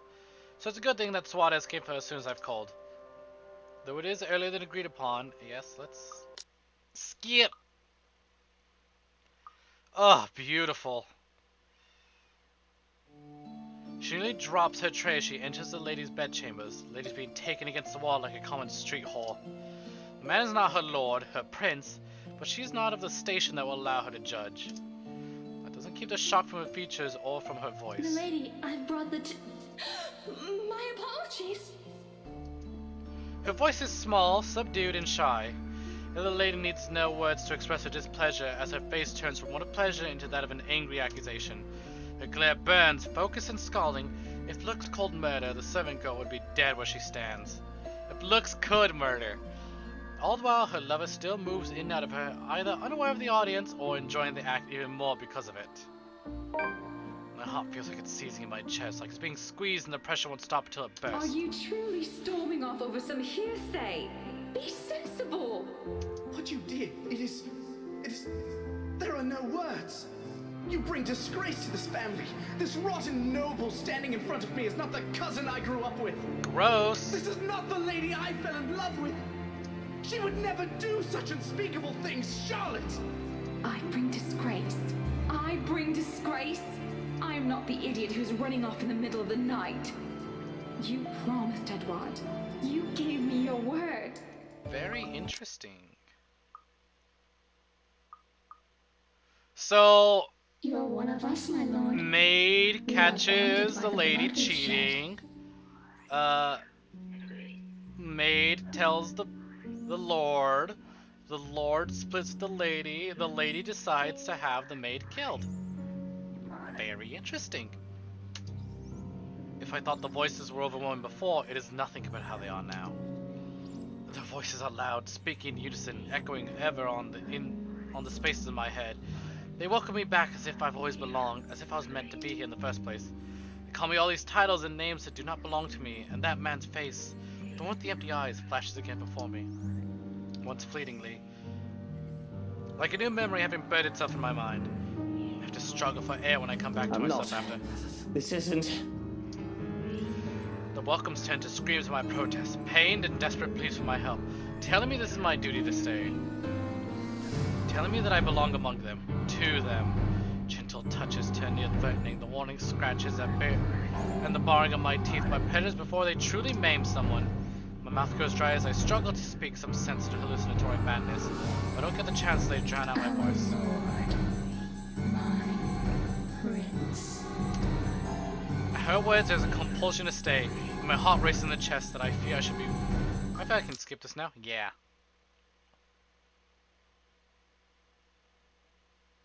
Oh, God. I'm able to skip so much that I have to continue. Breathing a momentary sigh of relief, I sit down on the bed while the other man looks out the balcony and closes the door behind me. The balcony is clear. And he's through, looking in the closets and under the bed, even going so far as to look in the nursery. It was with this that he comes back silent.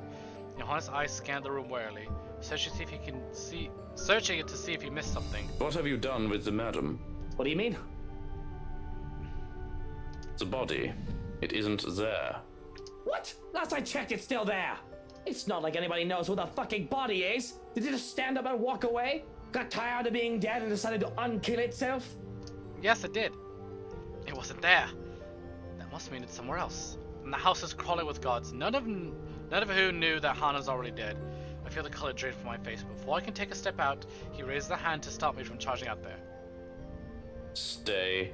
Stay? Do you see the problem we have here, Shroken? Are your eyes open, Shroken? Do you see the problem we're having here, Shroken? With my own eyes. What the bloody fuck are you still doing there, then? Honor's corpse. A corpse is missing. If anyone else finds that bloody body, we are going to have an even bigger problem than Suarez's company leak. Which is why I'm asking you to calm down. This isn't... You do not understand, do you? Okay, everything is at stake here.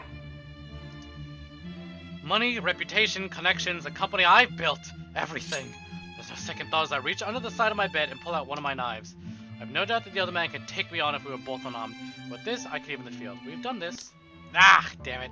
Or at least a tear hit from escalating the situation and risking hurting I'm either of going us. out there to look for that damn fucking body, and you're either with me or you're fucking fired! I am not risking anything.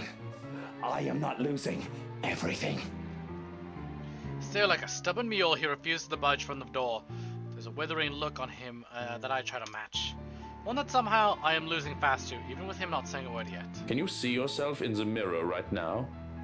You're in no proper state to go looking for anyone, let alone your wife's dead body.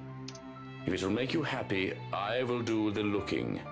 But please, and don't make me repeat this, stay where it's safe, where security can find you. We already have one matter to be worried about. Please don't add another one to it.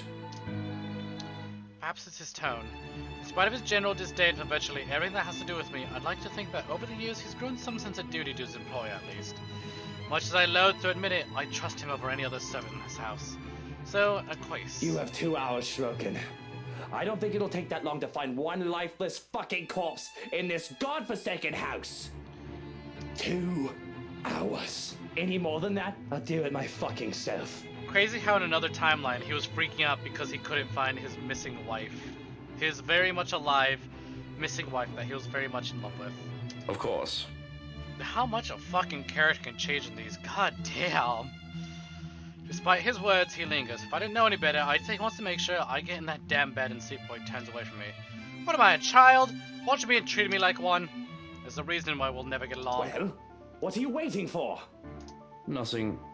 I just hope you're happy. Verily, now mush! As you wish. Only then does he seem to get the hint. With a nod, he leaves and locks and closes the door behind him. For a moment, I still hear his voice while he gives the guards outside firm instructions, then a hush as soon as he departs and his footsteps fade away. One that doesn't quite last. As quickly as the silence settles, lightning flashes across the sky, followed immediately by the loud boom of thunder. And that wanker strikes so dangerously close I can feel the electricity in the air. The power goes out not a second later, and I feel as if I'm being mocked by whatever greater power there is.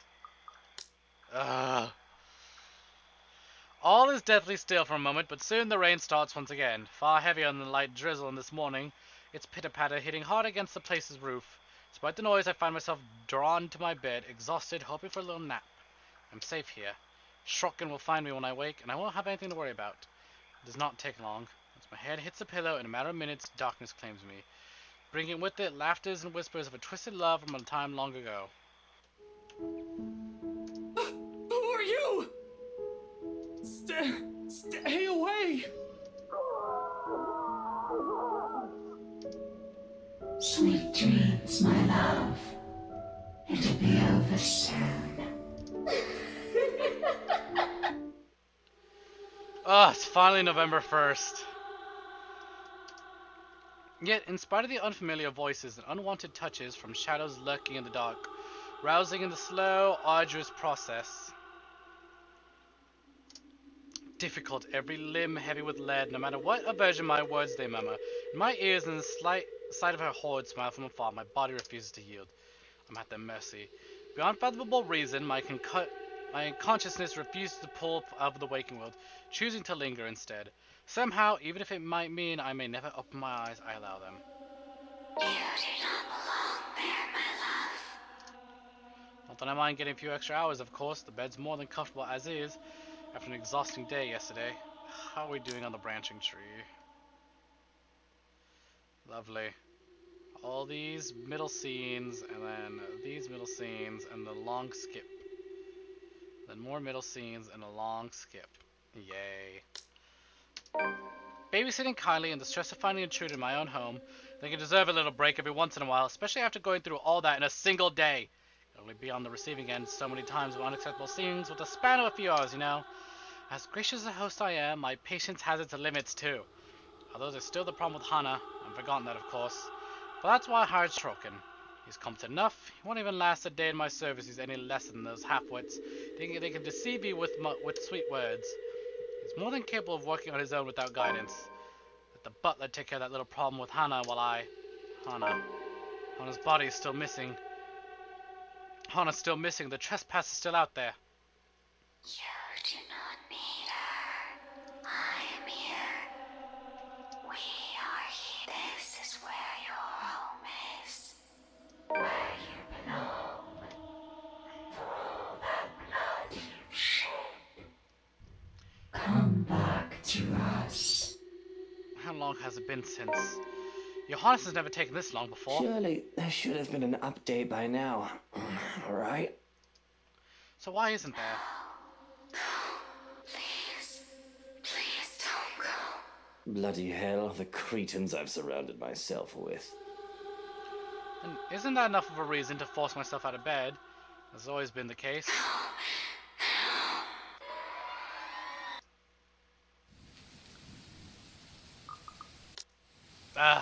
Han would be cross if she was still here.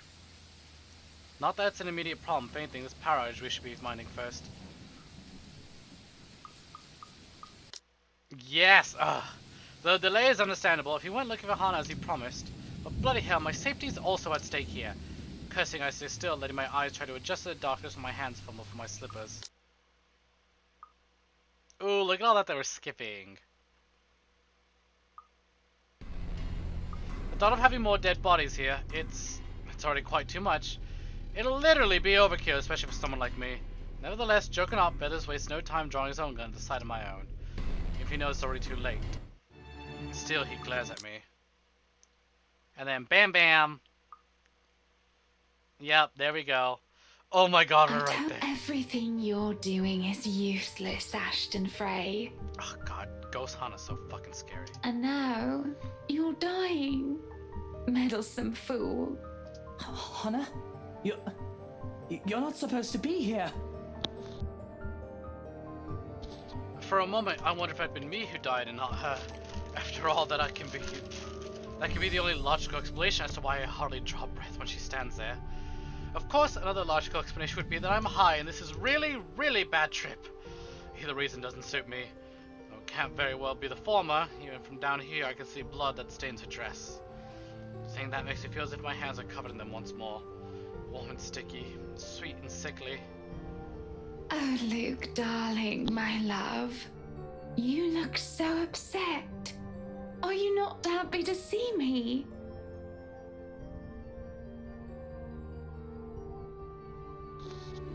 Let's be honest. Any explanation, any reason as to why a dead woman walks once more is a bad one to me. Especially when it's the one I've killed. I mean, how even? How can this be? You're... Do you not find my presence desirable anymore, my love? What sort of sick joke is Tell this? me what's wrong, my dear prince. Does my presence leave you so speechless? She says with a smile on her face. Something filling my throat again. Tiffin forced a dead body's parts doesn't seem as malleable as they would be on a living human. She takes a step forward, her movements are stiff and choppy, like a corpse being forced into position despite her rigor mortis, like the corpse that she should be. I find my voice once more when she takes a careful step forward. Just the thought of that thing approaching makes my skin crawl. She stops to listen, fixated on my voice and all my words. No, you're not. You're not supposed to be here. You can't be here. You're dead. The I killed you is left unsaid, considering present company. And I have returned. For you. You don't have to do this. You can still have it all, Luke. Just please. Don't you love me? We would have been so beautiful. hear her pleas as she begs me not to rid of her. Not once have I forgotten that particular cry of my own. No matter how much I wash my hands, I can see the blood on them. She's dead. That is an irrefutable fact, and nothing short of the devil would bring her back. Why are you acting this way, my love? Does this not make you happy? I feel like there's something lodged in my throat. My heart feels like it's being sat on with how tight my chest Of feels. course I'm happy to see you again, Hannah. Of course I love you, Hannah. But how do I know you're... How do I know you're you, darling? Whatever do you mean? You look perturbed. Why not come here? I can make you feel better. If by act of some malevolent god, she was back. I don't think she would take too kindly to what I'd done to her. This certainly isn't what I would expect. Not the fixated gaze or these loving words. There's no accusation in them, no anger when Hannah has every right to look at me so. My guilt is overshadowed by the oddity of these illogical circumstances. No, stay where you are. Stay back. Don't go near me. Don't touch me. It's that rejection which turns her expression absolutely fearsome, and everything turns to complete utter shite.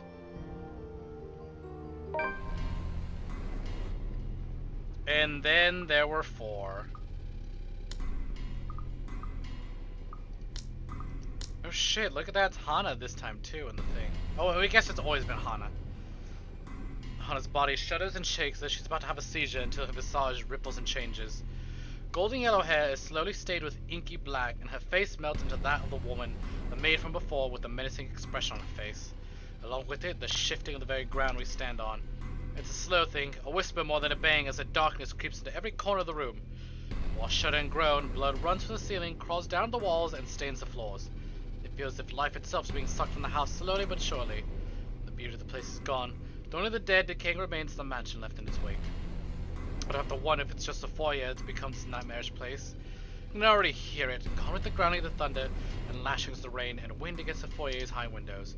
All of it's been replaced by a more grating sound, a cacophony of voices from nowhere and everywhere, echoing throughout the now horrid walls. Voice that neither belongs to us nor the people who live here. What's going on? All through the house, the shots of alarm surprise ring out of a mere horde, creeping in each of us. Who wouldn't be shocked? This is insane! Even Daisy, feisty woman she is, trembles at the sight of it, clinging desperately to Lily and Steele. I suppose it only makes sense for the man to take the role when their friend is gone. Something to hold on to when there seems to be no end in sight to this insanity. If anything, this only feels like it's the beginning of the end. Help me! Oh my god! Please, somebody! Anybody! Who are you? Stay away! No. Stay away. Stay away. Mother of God, pray for us sinners. I'm sorry. The screams fill the mansion. She laughs all the while, a harsh, agonizing sound that goes on for what feels like forever. Until there's nothing but her silence. And skippable calling, beckoning, pleading. I'm terrified, I really am. I should be. But I've never been one to truly stay afraid. Longer, yeah. Fear. Stay away from me. Rage. Remember the blood you shed. The very same one that now taints this house, along with many others. I did not do this, you lie! I did nothing! What of her then? Your wife. Your sunshine. Doesn't her blood already stain these halls? Stain your hands? Then, Hannah's really... You're the one who... You killed her!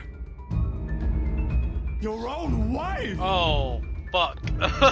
She's lying! The word sounds so familiar. Just a few days ago, I spotted the same ones, that vile woman who ruined everything. If it weren't for that munter, that harlot! But it's no use, a seed's already been planted in their heads. Defending myself, especially against the likes of him, is pointless. Bloody hell, even Daisy's now looking at me with the same revolting stares people have given me once they know my life. So it's true then? With Hannah? Hannah, Luke? I don't know what she's talking about. Are you that gullible, Daisy? Do you really believe the words of a murderer? She killed your friend over there. Now you deny it. Pointing fingers, aren't we? You see, my love, no difference. No difference, you and I. Just like the rest of us. single soul in this putrid wreck. We've waited for so long. You can hear them, yes. And please, that calls their invitation. Damn it! Ah, I knew it. I knew you would finish before me. Why are you streaming? What? Because we need to get the true ending. I messed up so many times. I got a really good ending. I got the nicest ending possible in the game. And then we tried to get the true ending and I kept screwing up and messing up the decisions. But now we're here. Now we have it. Also, Stella! Fuck! I was really, really hoping. I got stuck for like It's so funny too because literally. Oh, that's funny. I literally like I would check the guide, and then I would pop open my like little Twitch. I'm like, she's still streaming. Maybe I can finish this up. Maybe I can go check the Nancy Drew stream before she ends it. I hope I can make it. Ah, damn it. Well, I guess it happened. You finally rated me back. Oh, Jesus Christ, how long have I been here? 10 hours! Look at that! Another visual novel at the 10-hour mark. Oh, it's a good thing I'm home alone. Like, absolutely no one's here. I can be as loud as I want.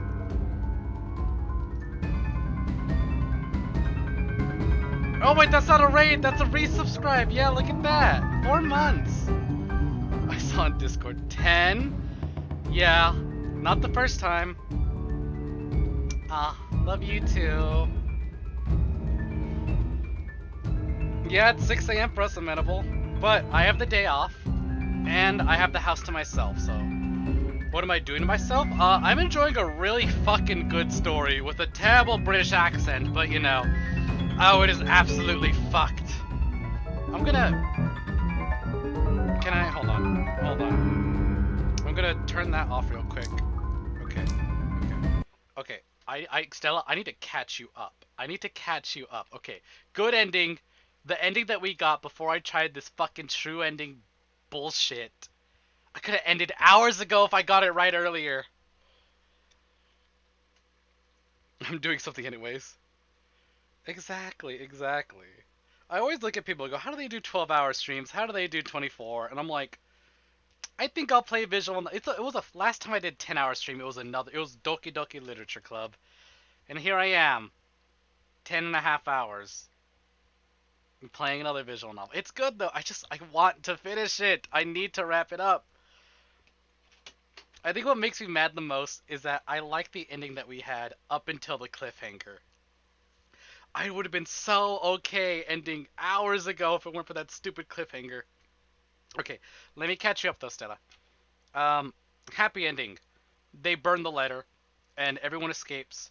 Luke flees the country. Hannah gives birth to twins. Hannah and Zach start dating. Marianne moves back home and starts her own business. Every now and again, she'll commission Isabella to paint big anime murals for her. Ashton gets promoted into police stuff. Him and Isabella are dating. And what else? Oh, oddly enough, Luke fucking will come back from... Luke flees the country. He's a big wanted criminal, so he flees the country. But he'll come back every now and again to bring gifts to his kids and hang out with Becca and his goddaughter. Kind of crazy he does that. So everyone had a really, really happy ending up until the fucking end credits where Kylie, the little blue-haired girl, the adorable little girl, one of the only children video game that I like, is crying and she says, "Tia Luke, she's still here," and the fucking ghost kills her. So I'm like, oh, god damn it. I have to get the true ending now. And I fucked up. We got like 3 different endings, but none of them were the true ending. So, here's what happened. Luke, I'm just gonna get it. It's the first character to die. Luke kills Hannah. Luke kills Hannah at the end of her chapter. And he goes fucking crazy. Marianne falls for the ghost trick, and the ghost kills her. So her body is also in the house. And then Ashton sacrifices himself to protect Isabel. So Hannah, Marianne, and Ashton are all dead. The burn down the house endings are pretty good, but they don't lead to the happy ending. All right, back to it. Their invitation. The house seeks its master. Yup. To get the true ending, Hana has to die, Marianne has to die, Luke has to go crazy, Ashton has to die. I hate it. The monster reaches out again. Her hands a gory, abhorrent sight, along with that smile spread across her face. My body's already moving on instinct, stumbling back one step at a time in desperate bid to be away from her. Anything to put distance between me and that vile creature. No matter what she says, I'm nothing like her. I need to get out of this house. Out of this country, preferably. There's nothing for me here, not anymore. Nothing to keep me tied to this place. With Hannah gone, Schrock and liking taken by the woman as well, nothing's left behind. Nothing's left to bind me to this wretched city. I can leave. My foot steps on something, sending me sliding my back and flat on the floor. Beside me, a paper, familiar one, flutters down. It's this thing again. From the open house, though it feels like a gimmick and more like a threat with the recent events. Must have fallen from the detective in the commotion earlier. With its owners having died a gruesome death, now it simply bears its equally grisly message for everyone in the room to see. Help me. Help me. Help me. Is this it? What they've been telling us? Why everything in my life has gone to shite? Because some stupid letter? An invitation indeed. One I'm not willing to accept. Not any time. On top of the stairs, the creature moves again, drawing my attention back to her. Her gait remains slow and awkward as she walks forward, that smile never leaving her. But I won't give her the chance. I'm not dying here. Adrenaline kicks in, despite panic gasps and worried glances from Daisy's friends. I pay them no mind as I reach for the main door and... without warning, the door slams open, revealing not the mansion grounds like I'm expecting. Before my mind can even comprehend what's happening, black tendrils have already coiled tightly around my limbs, dragging every person in the foyer into the room. None of us even get to scream when darkness completely envelops us upon the doors closing. Understand where your place is now, my love. Yeah, you have no fucking clue how many times I had to read that bloody fucking word, because we redid this scene like 16 fucking times. Every time I see it, I pronounce it different, and I just think back. I think back, and I get angry. The angry cat. Is it so difficult to grasp? Yeah, the music's fucking bonkers. I feel like I have to yell over it. Like, I'm looking at the audio, and I'm peeking ever so slightly over it, but, like, it's so loud in my ears. There's a moment of panic when the feeling of tendrils around my limbs finally dissipates. As soon as my eyes adjust to the darkness of the room, and I'm on my feet, I'm reaching for my knife and holding it out, watching, waiting for every movement, using it as a way to put distance between me and these peasants. Who knows what they'll do to me, now that they know what I've done. There's only 4 of us in this room, 3 of them, friends at that, and only me. I can't trust these people not to turn on me. Can't trust anyone. Not anymore. Not after this. Despite the pleading looks Lily shoots my way while they all huddle in the corner behind Steel, I have to remind myself that even people like her are capable of doing the unpleasant. She's only human after all.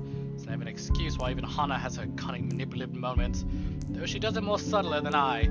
Oh yeah, we got to play as bitchy Hana. Like, bitchy Hana is mean. She's like a completely different character. Thankfully, that one's not canon. Why else would Lily show this letter to us today if not to save herself? I guess that backfired on her now that she and her own friends are also stuck here. Still, I have every right to be livid. Everything that I built, everything I built has fallen apart. My wife, my children. Oh yeah, he found out Hana was pregnant with twins, and that absolutely broke him. There was a different ending where he was like a good guy. He's like, I'm gonna be the best dad ever. I'm gonna protect my kids and my family. I'm gonna be great. I'm gonna stand tall. I'm gonna like yell at that ghost and tell her to leave my wife alone. Cause I love my wife. Nope. True ending, he's an absolute revolting piece of shit. All because these people came into our lives. You 3, all of you. And he fucking did it even. This is all your fault. If I'm dying to this bloody case, I'm taking you all down with me. Hey, now, Mr. Wright. I know the situation ain't good. Look but how we have to calm angry down. she is. I hope she's the one who punches us in this version. We're all in the She's same fucking boat right here. furious. You shut your mouth. If it weren't for you, or this letter, Ooh, she's for all planning, of you, she's none of scheming. this would have happened. Anna would still be. I hope she's the one who punches Luke in this timeline. So, yeah, yep. Not a punch, but hey, it works. Suddenly, Daisy steps up and slaps the knife away from my hand. Don't you dare, Luke! Don't you dare put that blame on us! Oh my god, I love you. Without batting an eye, glaring at me as if she might just rip my head off in this instant, said knife slides uselessly under the table, out of my reach. Should have expected she's not the kind to submit even under threat. For all the black man's height right now, all of us appear smaller facing her anger. Last I checked, we're not the one whose hands have been stained with his wife's own blood! And what about your friend over there? Are you saying she is responsible for this mess? For the lives this sorting letter took? Dragging other people into her own problems just so she could save her little sorry self? You think I haven't seen that before? Getting real tired of your double standards, Daisy! You know this curse is an entirely different issue from what you've done, Luke. Because, knowing you, I don't doubt that even without that blasted letter, you would have eventually... Rebecca, stop! All of you, stop this! To hear Lily speak out loud, I can't say I'm not surprised. She always given me the impression of someone so meek from the moment I've met her, either from her inexperience or her station in life. She never struck me as someone fitting to be a real estate agent. If anything, that meltdown she had during the open house has only proven my assumptions. Until now. Quietly she puts herself between me and Daisy, cutting whatever scathing words we've yet to hurl at each other. The way she glares at me reminds me a little of the way my own mum would look at me, particularly when I've done something wrong. It's not the stares she's unused to showing. She's done this before, probably to a younger sibling. Huh. She only sees us now as a pair of squabbling kids, not two mature adults. Well, that's only to be expected. No doubt how she sees us. For a long moment, there's only silence in the room. Steele, the big oaf, doesn't even dare break it, merely watching the three of us behind two women who he towers over significantly. Too soft. Not that it matters when Lily starts speaking again after some of the anger and tensions lifted from the room. Stop this, please! With or without that damn piece of paper, A deep breath. An exhale. And then she closes her eyes, a crease forming between her eyebrows while she grips her hand tightly in front we of her. still would have ended up in this mess. The atmosphere that descends in the room right after that admission is anything but pleasant. Can I call it that, an admission? It seems like from the way her eyes nervously flick between her friends and I, she appears to know more than she lets on, how she makes herself appear smaller after dropping that bomb on us, which doesn't quite sit well with me. And patience is something I don't have the luxury of having right now, bestowing upon other people. What else does this girl know? What is she not telling us? 'Cause from the looks of this, even her friends had no idea what she's talking about. Unwilling to wait, I grab my arm before she retreats without explanation, waving the letter still in my hand in front of her. Sir, you're hurting me! Luke, will you stop taking it out on every single person? Your friend is hiding something, Daisy. She struggles for a moment, my hold eventually forces her to look up at me. Fear and uncertainty spread across her features, especially when her eyes land on the damn paper. Much as I want to be considerate right now, I want answers! What do you mean, Lily?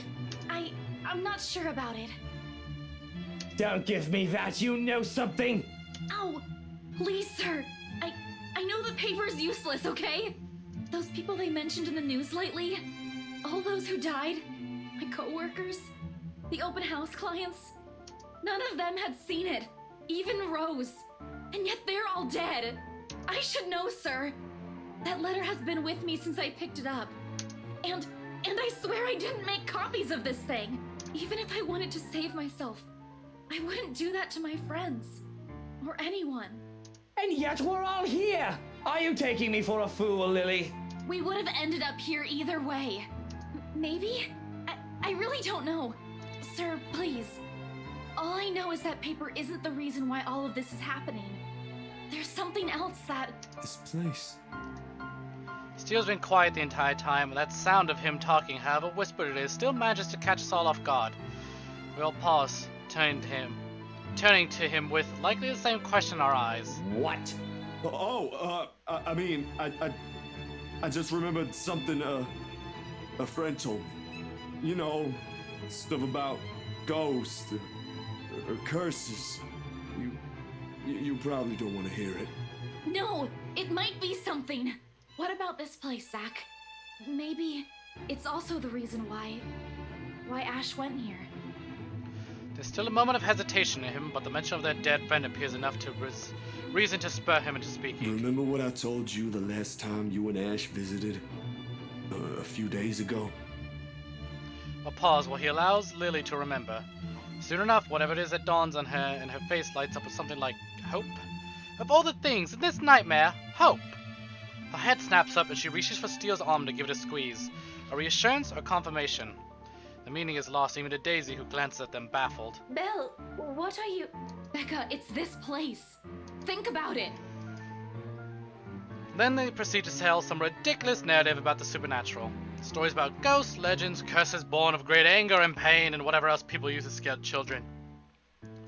Not that I believe any of it, as if unknowing will help. But to loons, these people, officially off their rockers. To think I'll be stuck in this nightmare with people like them. What did I ever do to the world? It's all absurd until... I think it's just like what the professor guy said. Just like that old story. This mansion and some other thing might be keeping her here. You know, something he wanted in life, but never got to have. Something like that. Or maybe it's not something, Zachary. Someone. The who doesn't have to be uttered out loud. There's only one person in this room who that woman calls after. Every single one of them has heard it. But he held, and the reluctant shift in Daisy's eyes when they flick over to me, though only briefly. She's also holding information on her own, or perhaps a realization she just had. Doesn't matter. I know when people have slowly started to turn on me. How do they think I lasted this long in the cutthroat world? Betray them before they do the same to you. Put a knife in their back before they can act. Kill or be killed. Survival in a nutshell. Why did they think I put Hana out of the picture before she could cry for help and ruin everything? What now? Are they going to throw me to the creature? See what happens to save themselves? I'm no fool. No. You're all in on this, aren't you? Of course! Of fucking course! Luke, that isn't what I... My hand's already on the door, pushing it open before she finishes. Betrayal or not, this isn't anything new. They may not be thinking of it right now, but eventually, trapped in this nightmare, the first thing to do is put a distance between us before a plan even hatches in their minds. There's 3 of them. Only one of me. I have to get out of here, find an exit this place, or a way to get rid of each of them. But karma, the damn thing, seems to be at work here. Because when the door swings open, I bail into the next room, and it's only a reminder of the blood I've shed. Of her. Of them. You don't have to do this. You can still have it all, Luke. Just please, don't you love me? It is not only her sobs that I hear, but his, hers, theirs. I'll never know now, will I, what kind of life I would have lived with them, if I'll ever be a father better than my own. But I suppose I have my answer now. I killed them after all. It's their blood that stains my hands in this room. Well, it would have been so beautiful. It's like the 12th time you reminded me. Stop! By my own doing, I've ended all of it, even before anything has begun. Now their blood drips from every wall, pulling at every inch of the floor, leaving a sorry mess at the hem of my pants with every step I take into the room. Like the cold, suffocating embrace of my sins, the dread from the sight creeps up my limbs. Slow and unhurried, twisting and turning. Up and up it goes, until nothing but a sharp, guttural cry escapes from my mouth and a realization hits me like a gut punch, sending my knees buckling to the rest of my sprawling. Behind me, Daisy shouts, a worried cry running to the room and placing a comforting hand on my shoulder. Following after her are Lily and Steele lingering by the doorway of that room. Hana's little nursery, or at least supposed to be one, until things in this place have gone haywire. I can't even bring myself to look at it. Are you alright? You vampot. Don't just run off like that. We don't know what's going on in this house. After everything he's done, you still show him compassion. The sharp timbre always present in a tone pales in comparison to every voice ringing in my ears, along with Hana's and the very distinct cry of baby somewhere. How many people have died here, I wonder? How many of them are still trapped in here? This isn't just the creature's murmurs and pleas that I hear. It isn't just my wife's or the lives she carried, but hundreds, thousands of them. Not that it matters now.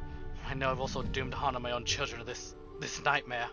Somehow, out of everything, it's the thought of them trapped in here that sets me on the edge, sends my stomach churning and bile rising up my throat. Then slowly, laughter. I also laughed back then, didn't I? The moment my eyes had seen what was to be of that room. Days later, Shulkin asked if I'm happy, that bastard. Suppose I have a clear answer now. There's no happiness in this. Despite the chuckles and giggles spilling forth, it's only a hollow void. Don't deserve them, Daisy! Any of them!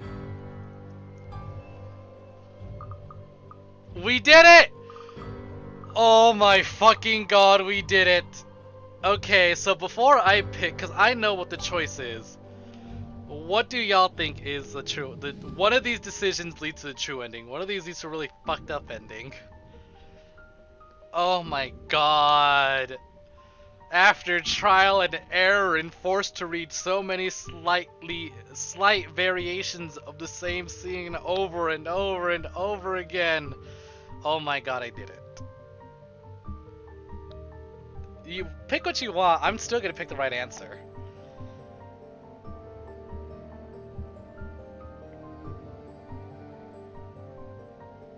Oh my god. I will admit, I had a lot of fun reading these lines, reading Ashton's death, reading Luke's fucking breakdown. Hey, congrats! Y'all got it. It's go leave. If you do this isn't how it's supposed to end, Luke fucks all of them over. And you get like the biggest, shittiest villain ending ever. But this, maybe we can set things right. One way to correct a mistake. Mistake. Is it even one? Isn't this what I want for myself? To have everything. Money, power, hell, even women. Don't I have the freedom now, and so much more. I married her for this. This has always been the plan, had things not been derailed. Get rid of the dad, marry the starry-eyed heiress, acquire the company, and make her disappear. Make it appear like a terrible accident. Clean, efficient. Yet somehow, it feels wrong to use that word. I loved her, didn't I?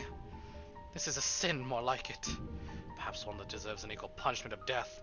A life for a life, sir. This is where I was supposed to get the fucking achievement! When we got the good ending, like the happy ending, I got a life for a life achievement. I said, oh, did I trigger the true ending? Nope. Because it's not supposed to be happy. I hate bugs. I hate that I got the fucking true ending achievement as a bug. Payment for the countless other lives have also ruined and ended to get where I am. There used to be satisfaction in this, in getting what I want. Now I only feel remorse. This is going to get me, no matter what I do, isn't it?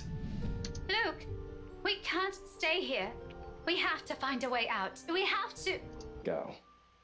Oh. He's a huge piece of shit in this timeline. This is the worst he's ever been, but like, I think about the way he says that reminds me of like better timelines. What are you talking about? Especially considering that I kind of like the friendship those two had. You heard me, Daisy. Go. Leave. Have you also gone deaf now? Sir, is this about what we said? Forget about that. We're not leaving anyone here. Ash wouldn't want that. As if I give a damn shite about him, he still pisses me off. If anything, he should be the one thanking me. I'm saving his friends. I suppose I should make note of that. Something to keep in mind in case we're ever going to meet in the afterlife. Provided we end up in the same place. Crap I've done, I've likely end up in the 7th level of hell. Funny how easy it is to think of these things with your death looming over you. Maybe it's simply because I'm getting old. Not that old, but it certainly feels like it. Done a lot of shitty stuff in my lifetime. So maybe this one time, I might as well do some good. Pushing myself off the floor is a struggle in its own. More from the metaphorical weight on my shoulders and the pain in my limbs or this headache. There's no backing out now, I suppose. Even if Daisy still doesn't quite understand what I mean. There she sits, looking up at me with nothing but worry. What if in a different lifetime, we'd become friends? I got to see that lifetime. And had I been born to a more decent family, or Damien Wright took me away from the slums before I even learned how to use a knife. Daisy, do fetch me one final drink, would you? There's a stash in that dresser beside you. She quietly hands me one as I've requested, but only after a look of protest flickers across her face. I look at anywhere but her, fixating on the colorful glass bottle she just handed over to me, before I pop open the cork and take a swig. Or rather, a huge chug of the stuff. With some delight when I feel a delightful burn in the back of my throat and realize that isn't exactly wine I have in my hand. Whiskey. How quaint, how fitting. Ah! It's the name Marianne gave him. That explains where the rest of the alcohol is. This isn't the time for some booze, Luke. We're still stuck in this bloody nightmare.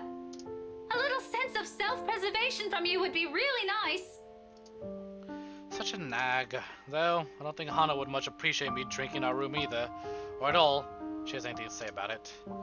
Probably say something scathing and witty like, "You might as well shoot yourself in the liver, Lucille. Really now?" Well, she can just tell me about it once we see each other again. You, Steele, isn't it? Make sure your friends make it out of this place in one piece. It shouldn't be too hard for you, right? Wait, what about you? For all the weakness he displays, at least this man knows the right questions to ask. That is exactly when it dawns on Daisy, her concern quickly melting into an expression of utter horror. Any other day, I would have laughed loudly at that. To think she cares! I'm almost touched. What are you...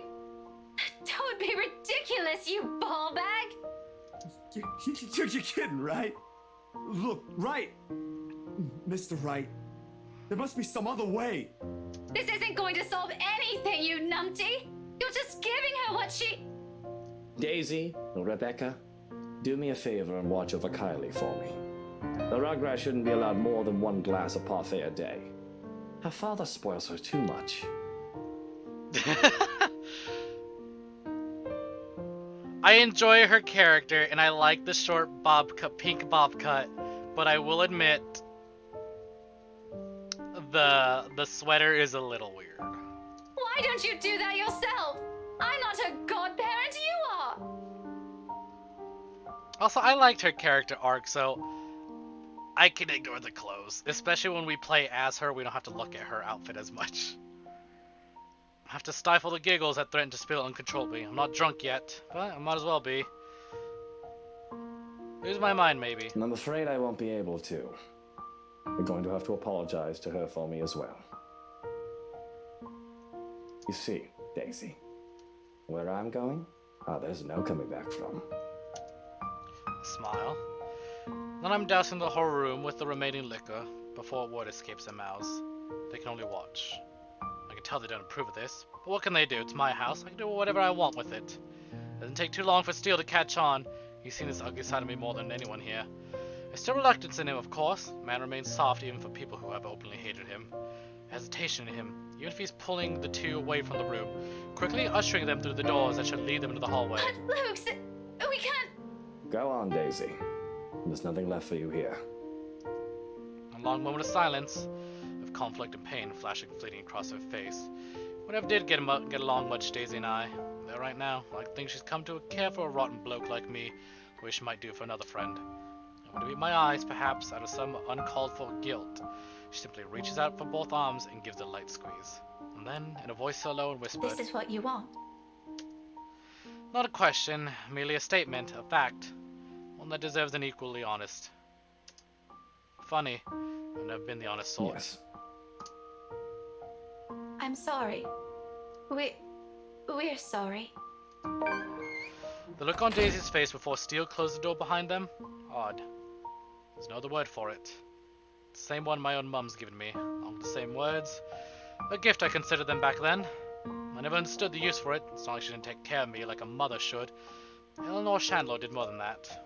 Seeing such a strikingly similar expression on Daisy. I understand it now. It was not her misgivings as a mother. It's for all the what-ifs, could-haves, and should-haves. Things that'll never be because it's far too late. I'm sorry, too. Under the room's low light, the amber liquid gleams tautly where it's landed. On the floor, on the bed, on the walls. On every dresser its splatter has reached. It's brighter, of course, when set alight, but I don't wait for it to spread. If I'm to die here, this place also has to go, burned to the ground with every sin and horror it hides. Suppose the closest I can get to atonement. Without a single glance back, I take the rest of my liquor stash from the dresser with me, and heading inside instead for the door to Hana's nursery. It opens to a study before, though. With how fucked up this place is, I'm not entirely sure what I'll find next. One thing's certain. Anyone, help me. Help us. Luke, please. Our children. No! Fuck. Why you gotta hit me with Hana at the end there? Someone in this house, she waits. I allow her voice to lead me, following her cries and pleas as I go and douse each room I pass with alcohol and set it ablaze. Not a comforting thing to hear, but certainly a better sound than an agonized wail. Amidst the gore and the horror, it's the closest thing I can cling to, including the stray thoughts that somehow chosen to surface. Short bursts of memories I've always been fond of, more than I care to admit, without a fear or How embarrassment. about Botany Bay, Luke? In Kent. It's gorgeous there. I don't know, but don't you think it's a little too far from here? Remember, I still have a company to manage. Well, it won't always be that way, yes? And maybe we can also get a dog. I suppose. So, someday? Someday, Buttercup. Someday. In truth, a half-hearted response, spoken out of ignorance, or some sort of complacency over the kind of life I assumed we'll have, or I'll have. She's never meant to live past the second year of marriage. She has no idea how tempting those paltry dreams of her now. A little house by the beach, a dog, or children, her, and the vast expanse of the sea before us. She was right. It would have been so beautiful. But as a whole of this place smolders, so do those. When I run out of liquor, I simply drop the bottles and take one from the many nooks I've stashed one. There's no lack of it in here. The hard stuff, the shorts, watered down kind, gifts from a distant relative, friends, so-called friends. You name it, I made sure there's always one within reach. Hannah's called me out on this numerous times, telling me I have a problem. Always told her she doesn't know the half of it before completely dismissing her concerns. Don't worry, what? That woman. Right now, however, I give everything to hear her say that again. If only for the last time.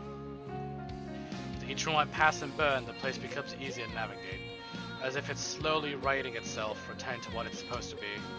Soon, I finally find myself standing before the door to the attic. From the bedroom nearby, it's strong outdoor burning wood, cloth and varnish alike, wafts from under the door, slowly filling the halls with the thick black smoke. Hopefully Steele's able to get his friends out of here before it's too late. The blaze already started in earnest in every part of the house. I can already feel the heat seeping from the rooms I've set ablaze. In a matter of minutes, the flames will engulf the whole house. There's one more place left. Upstairs, where her cries echo from. My feet fell hard and heavy against the old steps. A steep, rickety thing I should have been fixated during the renovation. I suppose it's the only fitting this is where I make this march. Trapped in the highest point of this place, as the rest of the world burns to the ground with me. A final fall. To death. To her. For some reason, nothing about this scares me, no matter how much I've dreaded this kind of ending in the past. Psst, amenable! Silent Hill 2 vibes right here, this scene with the burning staircase, yeah? There's only a calm, a stillness. The same hush that comes from a terrible storm has swept the countryside. As I open the door, I'm greeted not by Hana's warm embrace, but her cold, chilling smile. Yeah, the "it's always been this way for me" line. So good. But the reality of this, the terror doesn't take hold and sink in till my knees hit the floor and I hear a whisper in my ear.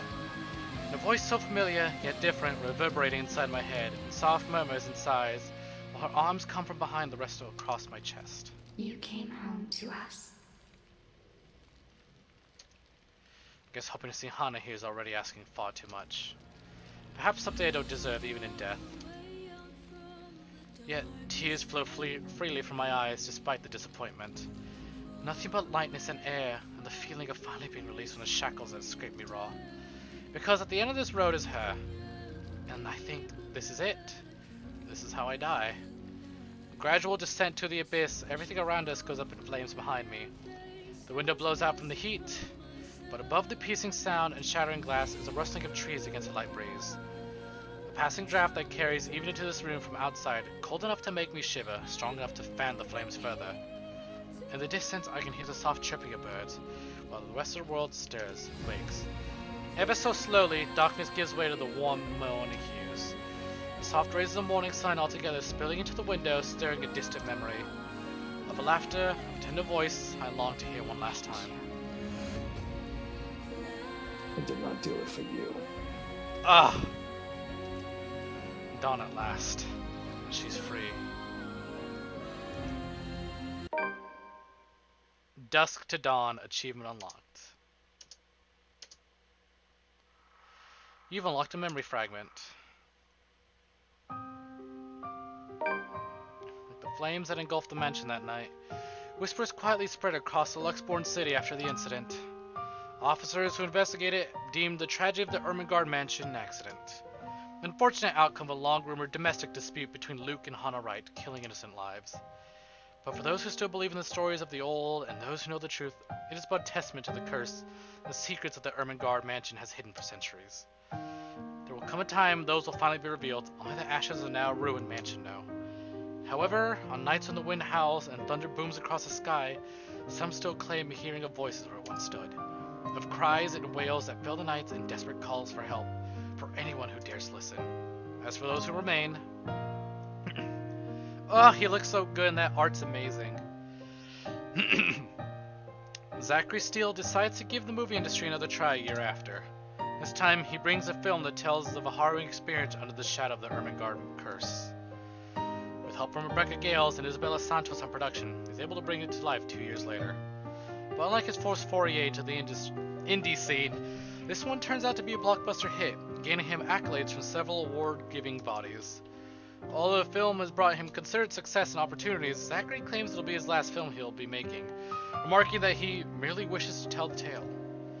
A decision he has yet to change his mind on, much to his fans' disappointment. After the clamor for the movie has died down, he quietly returns to his freelance photography business, living a simple life in the same old apartment, away from the spotlight. All the same, he dedicates the film's success in honor of an unnamed friend. Aww. Determined to disclose the truth, Rebecca Gales writes a book detailing Luxborn City's true history. With help from Professor Andrew Clark, she pieced together every omitted information from current accounts. Charlotte Ermengarde's role in the city's foundation, and the truth behind the very woman who built it. This, in spite of the professor's stern warnings against bringing those to light, Charlotte Ermengarde has always been revered by the people of Luxborn after all. Sure enough, upon publication, it creates a huge stir. Although considered a masterpiece by some, even becoming a bestseller, it's also met with harsh criticisms from Luxborn's academic circles. Fuck the Academy! Others believe it's an attack on the city's way of life, outright condemning it. It doesn't take long for it to reach controversial status, and mere months after its release, the book becomes subject of litigation. As a result, it's since been withdrawn from the shelves by the publisher. To date, Rebecca continues the effort of bringing it back to the market, knowing its worth, a war that she seems to be winning in the time. Doing it not for herself, but for the memory of a dear friend whom the book has been dedicated to. Months after the incident, Isabella Santos finally found the courage to pursue what she truly wants. And having made enough money to keep her family afloat for a few years with their blessing, she quits her job at Briar Realty Corporation and takes a scholarship offered by the local university. Slowly, she gains recognition, both in the local and international art scene, for her livid depictions of death and suffering. Although continuously lauded for her talent, no one knows why she's chosen such a dark subject. She's kept mum about it through the years. Perhaps the closest answer the curious will get when she asks is the slight shift of her eyes when the wistful look that crosses her face. A quiet glance towards the painting of a young man in her studio. Her best known work, and strangely, the only one from her collection with an ardent expression of life, of love realized far too late. From the Ashes. I will not lie, the music and the name of that painting got me. Immediately, I had to bite my lip, cause that was really fucking good. And maybe it's cause it's 6:40 in the morning, but I am in shambles. It doesn't sound like it, but fuck. That was such a fucking good line. It was good. I have been sitting through this game for 50 hours. If it doesn't make me feel something, I will quit streaming. I'm going insane. I'm going insane. I am no baby. You're the baby for not feeling anything. Ah. Although now busy with their new lives after the curse, Isabella Santos, Rebecca Gales, and Zachary Steele remain close friends. A bond that's only grown tighter throughout the years. But even after so long, Ashton Frey's loss is still a grief all of them carry. On the same day as what became known as Ermengarde Mansion tragedy to the public, they always make it a point to meet where he lies. Once a year when they exchange stories and talk like the way they all used to, a shadow of what they were before the tragedy. A way of coping with sorrow that still looms over them. Though they never speak of it, will never, each of them know that his death is a wound that may never heal. And they can only carry on. No fucking talk of Mary Ann or Hannah. Like, I get, let's ignore Luke. He's kind of a big piece of shit, but come on. Ugh. I like my happy ending more. I like the emotional weight of this one, because this one fucking hit. Where's the Mary Ann, right? She deserves so much fucking better. Or Johannes ever, the game hates. To be fair, he was an accomplice in the murder.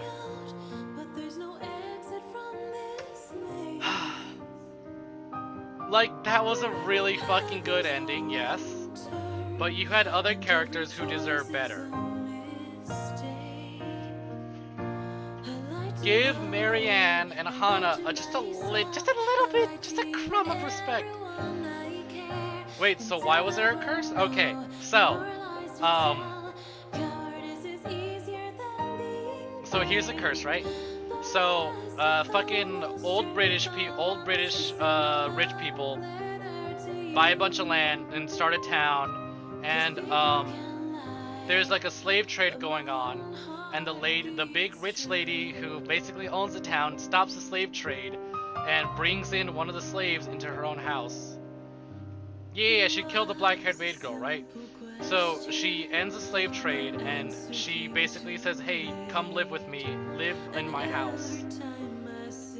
And, you know, the maid is just going about doing her work, and the maid, the former slave maid, finds the lady of the house fucking some stranger, and she tells the prince, she tells the lord of the house, and the dude flips out and leaves Lady Ermengarde, and she is livid. She is fucking pissed. So she convinces the judge should have minded her business. She was in love with the prince. She tried to escape with him by telling him, hey, yo, she's cheating, you should get me instead. So the lady is like, alright, she's a witch, burn her. And then they burn her alive and she dies. But she's so mad and angry. But mind your business. SMH my head.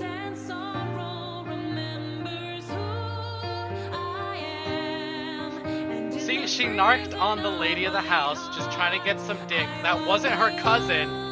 By the way, the lady and the lord of the mansion were cousins. Ew, gross. Let me turn this down. Holy fuck.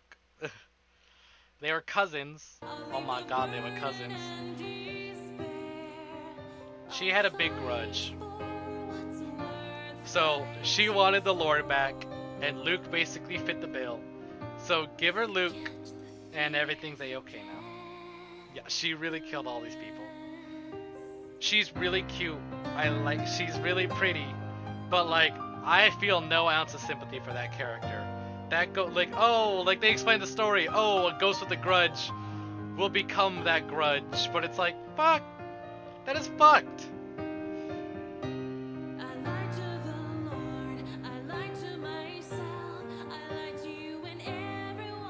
Boo-hoo. Stay dead.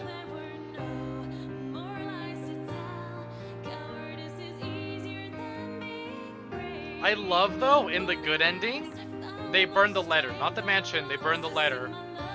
And the achievement you get is called, that's it, that's all it takes, or something like that. Or it was that easy.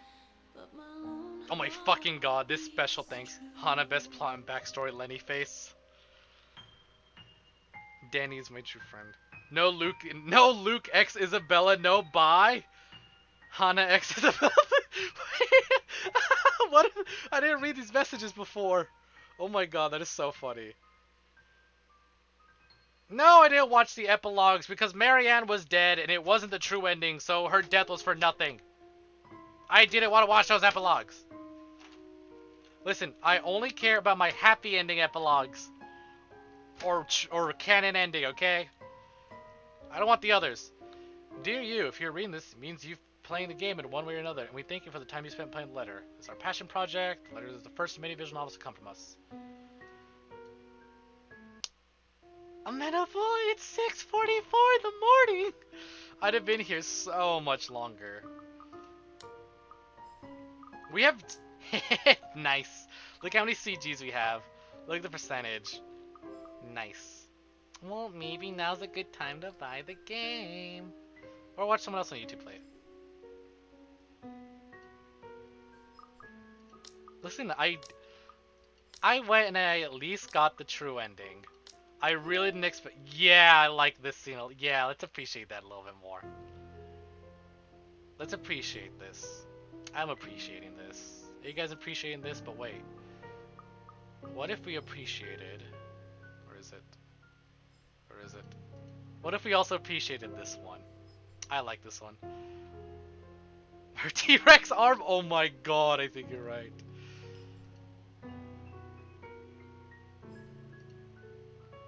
Fair, fair, fair. You know what's funny? I've seen this picture so many times already, by the way. I think this is in the fucking trailer. I think the final CG is in the goddamn trailer.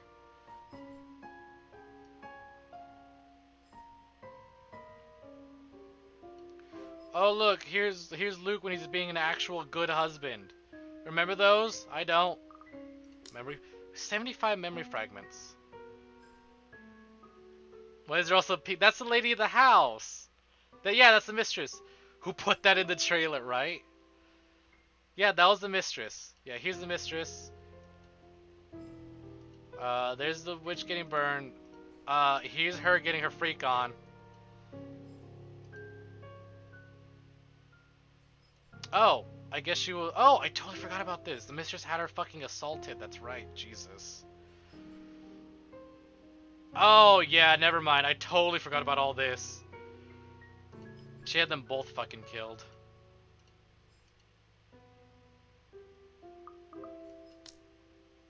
Dude, Hana's so great. But wait, where's that, Oh, those are fucked. Let's not look at those. There we go. I want to look at this. Don't. Why'd the mistress hug Luke at the end? Probably because she was also trapped in the mansion. You know what it was, Amenable? We got that CG, that really fucked up CG, when I think we got it when we accidentally got Rebecca killed. So we must have just skipped over it and like reloaded her to save. Oh, she's so pretty. Okay, miscellaneous. Oh god, yeah, here was the bad ending. So we had the happiest ending ever. Everyone had the best time of their lives. And then it fucking hit me with this. This thing right here is the whole reason I fucking decided to restart the game. This is the whole fucking reason, just because of that.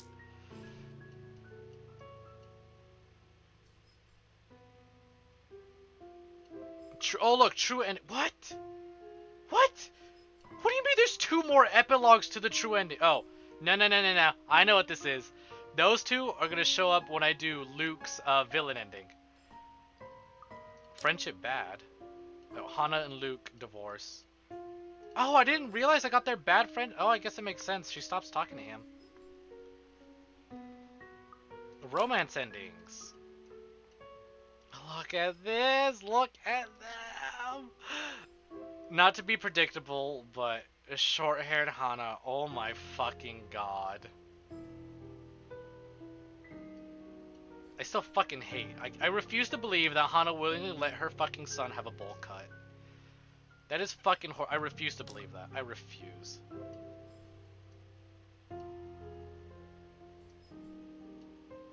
Ugh, Marianne when she lives. Zach is so cute that, right? Oh, God. Wait, where's the one where she's fucking commissioning Isabella? Friendship good? Like, this was fucking weird. I can't believe this. He's a criminal on the run, but he still comes back to visit his... I get his goddaughter, but then also to come back and hang out with Rebecca? That fucking got me.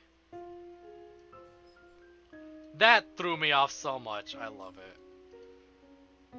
Ash posing for photos. Marianne commissioning more giant murals of her OC and her favorite girl.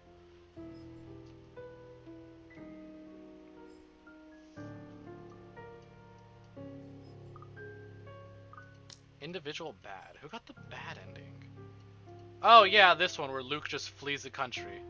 That didn't feel like a bad ending. He's confident. Like, yeah, he lost his company and his business, but he stole all the money in the accounts and fled. I wouldn't say that was necessarily bad.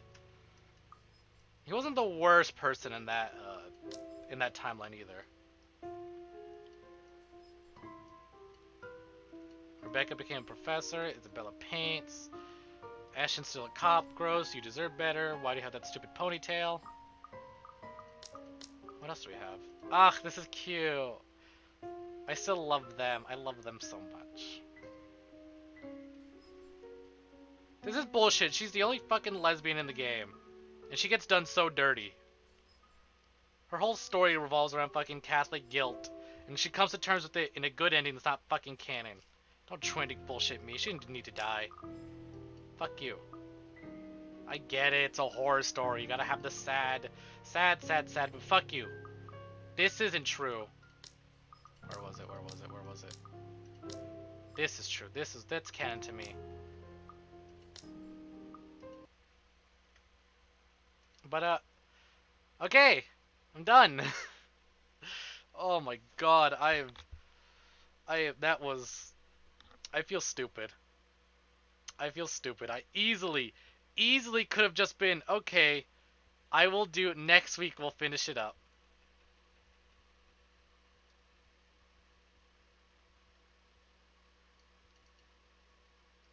I easily could have finished it up. Well, hi, Mark. Thanks for name dropping me. Thanks for doxing me at the end of my stream.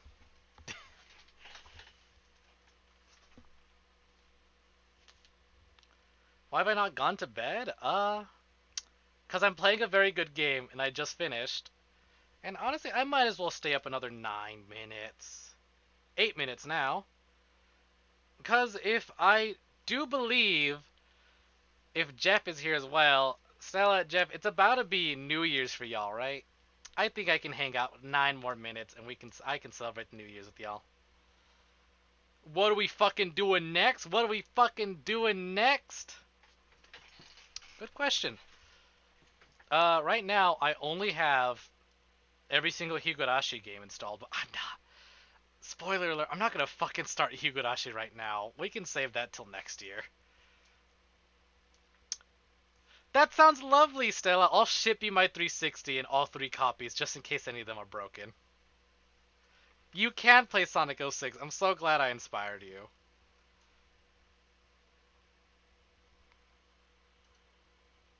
Honestly, I could show off my Steam right here.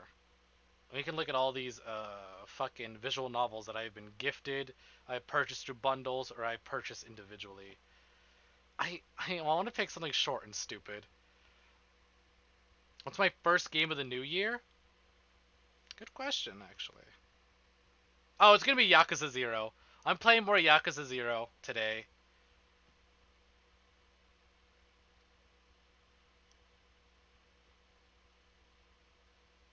So, if knowing me, I'm gonna wrap up stream around 1 a.m. like I normally do. I'm so sorry for your loss. I really, truly am. By the way, I think fucking having you as a friend on Steam makes David Cage games show up, because every time I go to my store and it's like recommended games, it's always fucking Beyond Two Souls on there.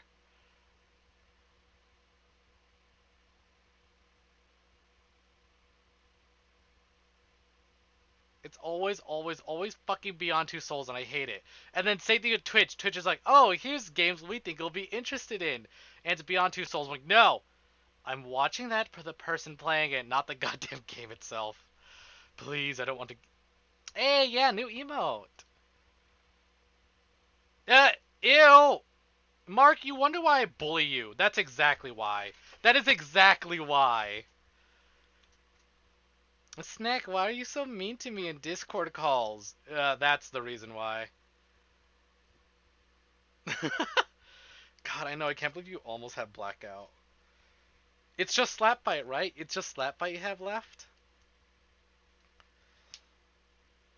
Ugh. Anyways, okay, but to answer a question, I think the next visual novel I want to do is something dumb and goofy, but also short. Or maybe something bad.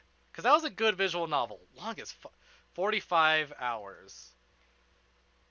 I think I'll play something bad, but I need to make sure I have something that's bad, but not porn. There's a lot of porn visual novels on here. But they're very short. Yeah, I got a lot of bad dating sims. Like those really, like before Steam really had like actual VNs. Bad but not porn, exactly. I want Uncle Dating Sim. Damn, you know what, Mark? I can't even argue. It has been. Can't say my dating life's been all that great.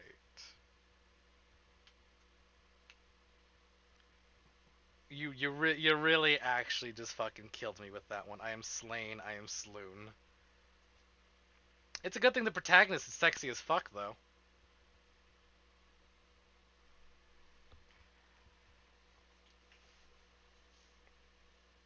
What do you mean, lol, why? Because I made bad dating decisions. New year, new me. I'm a day and 4 minutes behind. Hold on. New year, new dating route. Very true, very true. Hell, I got one of the biggest routes done and over with, finally. I got closure to a certain story. So, very new me indeed. It's called DLC, baby! Ugh. I hope it's a one-time purchase and not just, you know, microtransact. Are they gonna stories me? I'm like, oh, you want to wear that cute outfit on your date? Pay up, pay up. Ah, ah. You want to get down and dirty in the mazes? Pay up.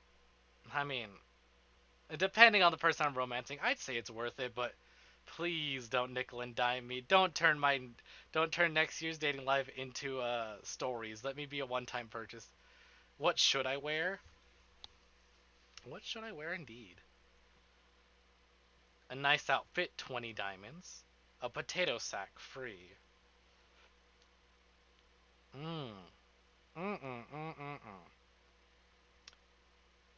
Listen, I'll Marilyn Monroe it. I'll make that fucking potato sack work, okay? I make it look sexy. Also, I'm like scrolling through all my visual novels, and I'm like, fuck. I want to play good ones that are long. Can I cheat? Should I just should I start 999? It's not short at all. But like, oh, you know what? Let me just share my Steam.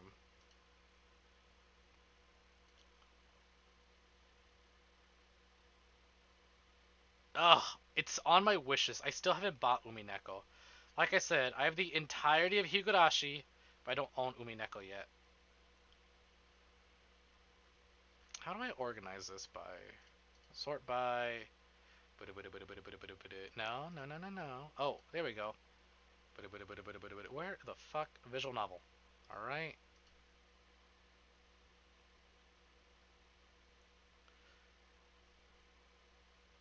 The first 4 Higurashis?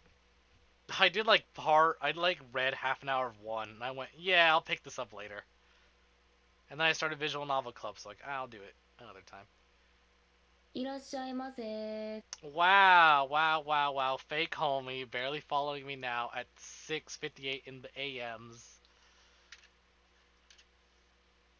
Okay, fine. I take that back. Thank you very much, Mark. Thank you, Mental. I like the way I look. I like the way I look hiding behind that Hikage. It highlights highlighted my really poorly done eyeline. Oh, that's fucking right. I can't capture a monitor because I'm. Ugh, laptops are weird. That's right. That's right. I can't just capture my screen. Hold on. Hold on. Am I stalling for time? Maybe. Maybe I am. But I enjoy hanging out and chatting with y'all. You know it. Okay. All right. Can I just capture Steam itself? Does that count? Capture specific window. Ah, fuck.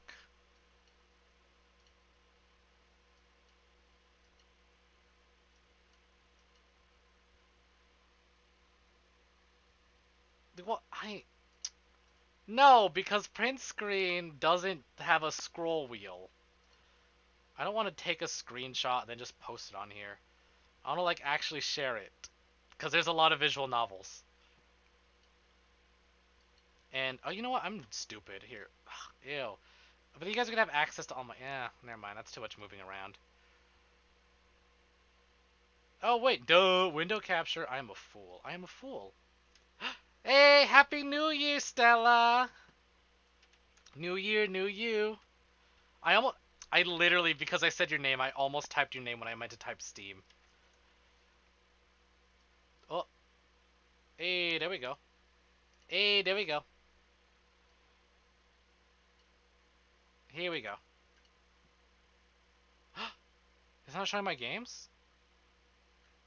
Why is it black?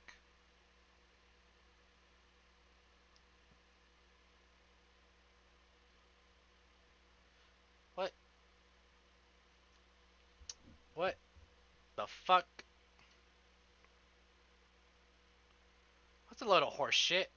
Maybe for privacy? Maybe. Ah, whatever. Bummer. Bummer, bummer, bummer, bummer. Yeah, I gotta head to bed too. But Happy New Year. I'm glad we can share it together.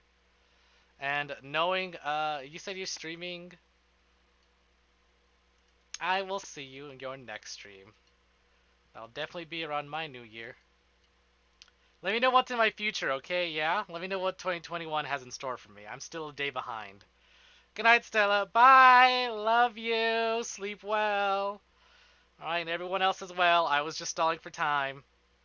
I was absolutely 100% stalling for time. I just wanted to wish... I want to wish those future time travelers over there a very happy new year. Okay. My throat is incredibly dry because my heater's been running and I've been out of water for a while. So I'm gonna drink. I'm gonna pass the fuck out. I've been wearing jeans. I've been wearing skinny jeans all day because I've been too lazy to change. Oi, oi, oi, mental. What part of I'm out of water don't you understand? I have to go up and get it. I'll hydrate off stream, I promise. Thanks for stopping by though. You be sure to get to bed too. Or do whatever it is you're doing. I forget what time zone you're in, but it's probably like 10 for you or something. Enjoy the rest of your day. I'm gonna knock the fuck out. Y'all have a good one. Thanks for stopping by. Thanks for hanging out. My fucking... nearly 12 fucking hours! If I stay up another half hour, it's a 12-hour stream, but I'm not gonna do that. Yeehaw time, but not Texas. Alright, that's up chit-chat. I leave. Au revoir, c'est la vie. Deuces, bitches. Bye-bye.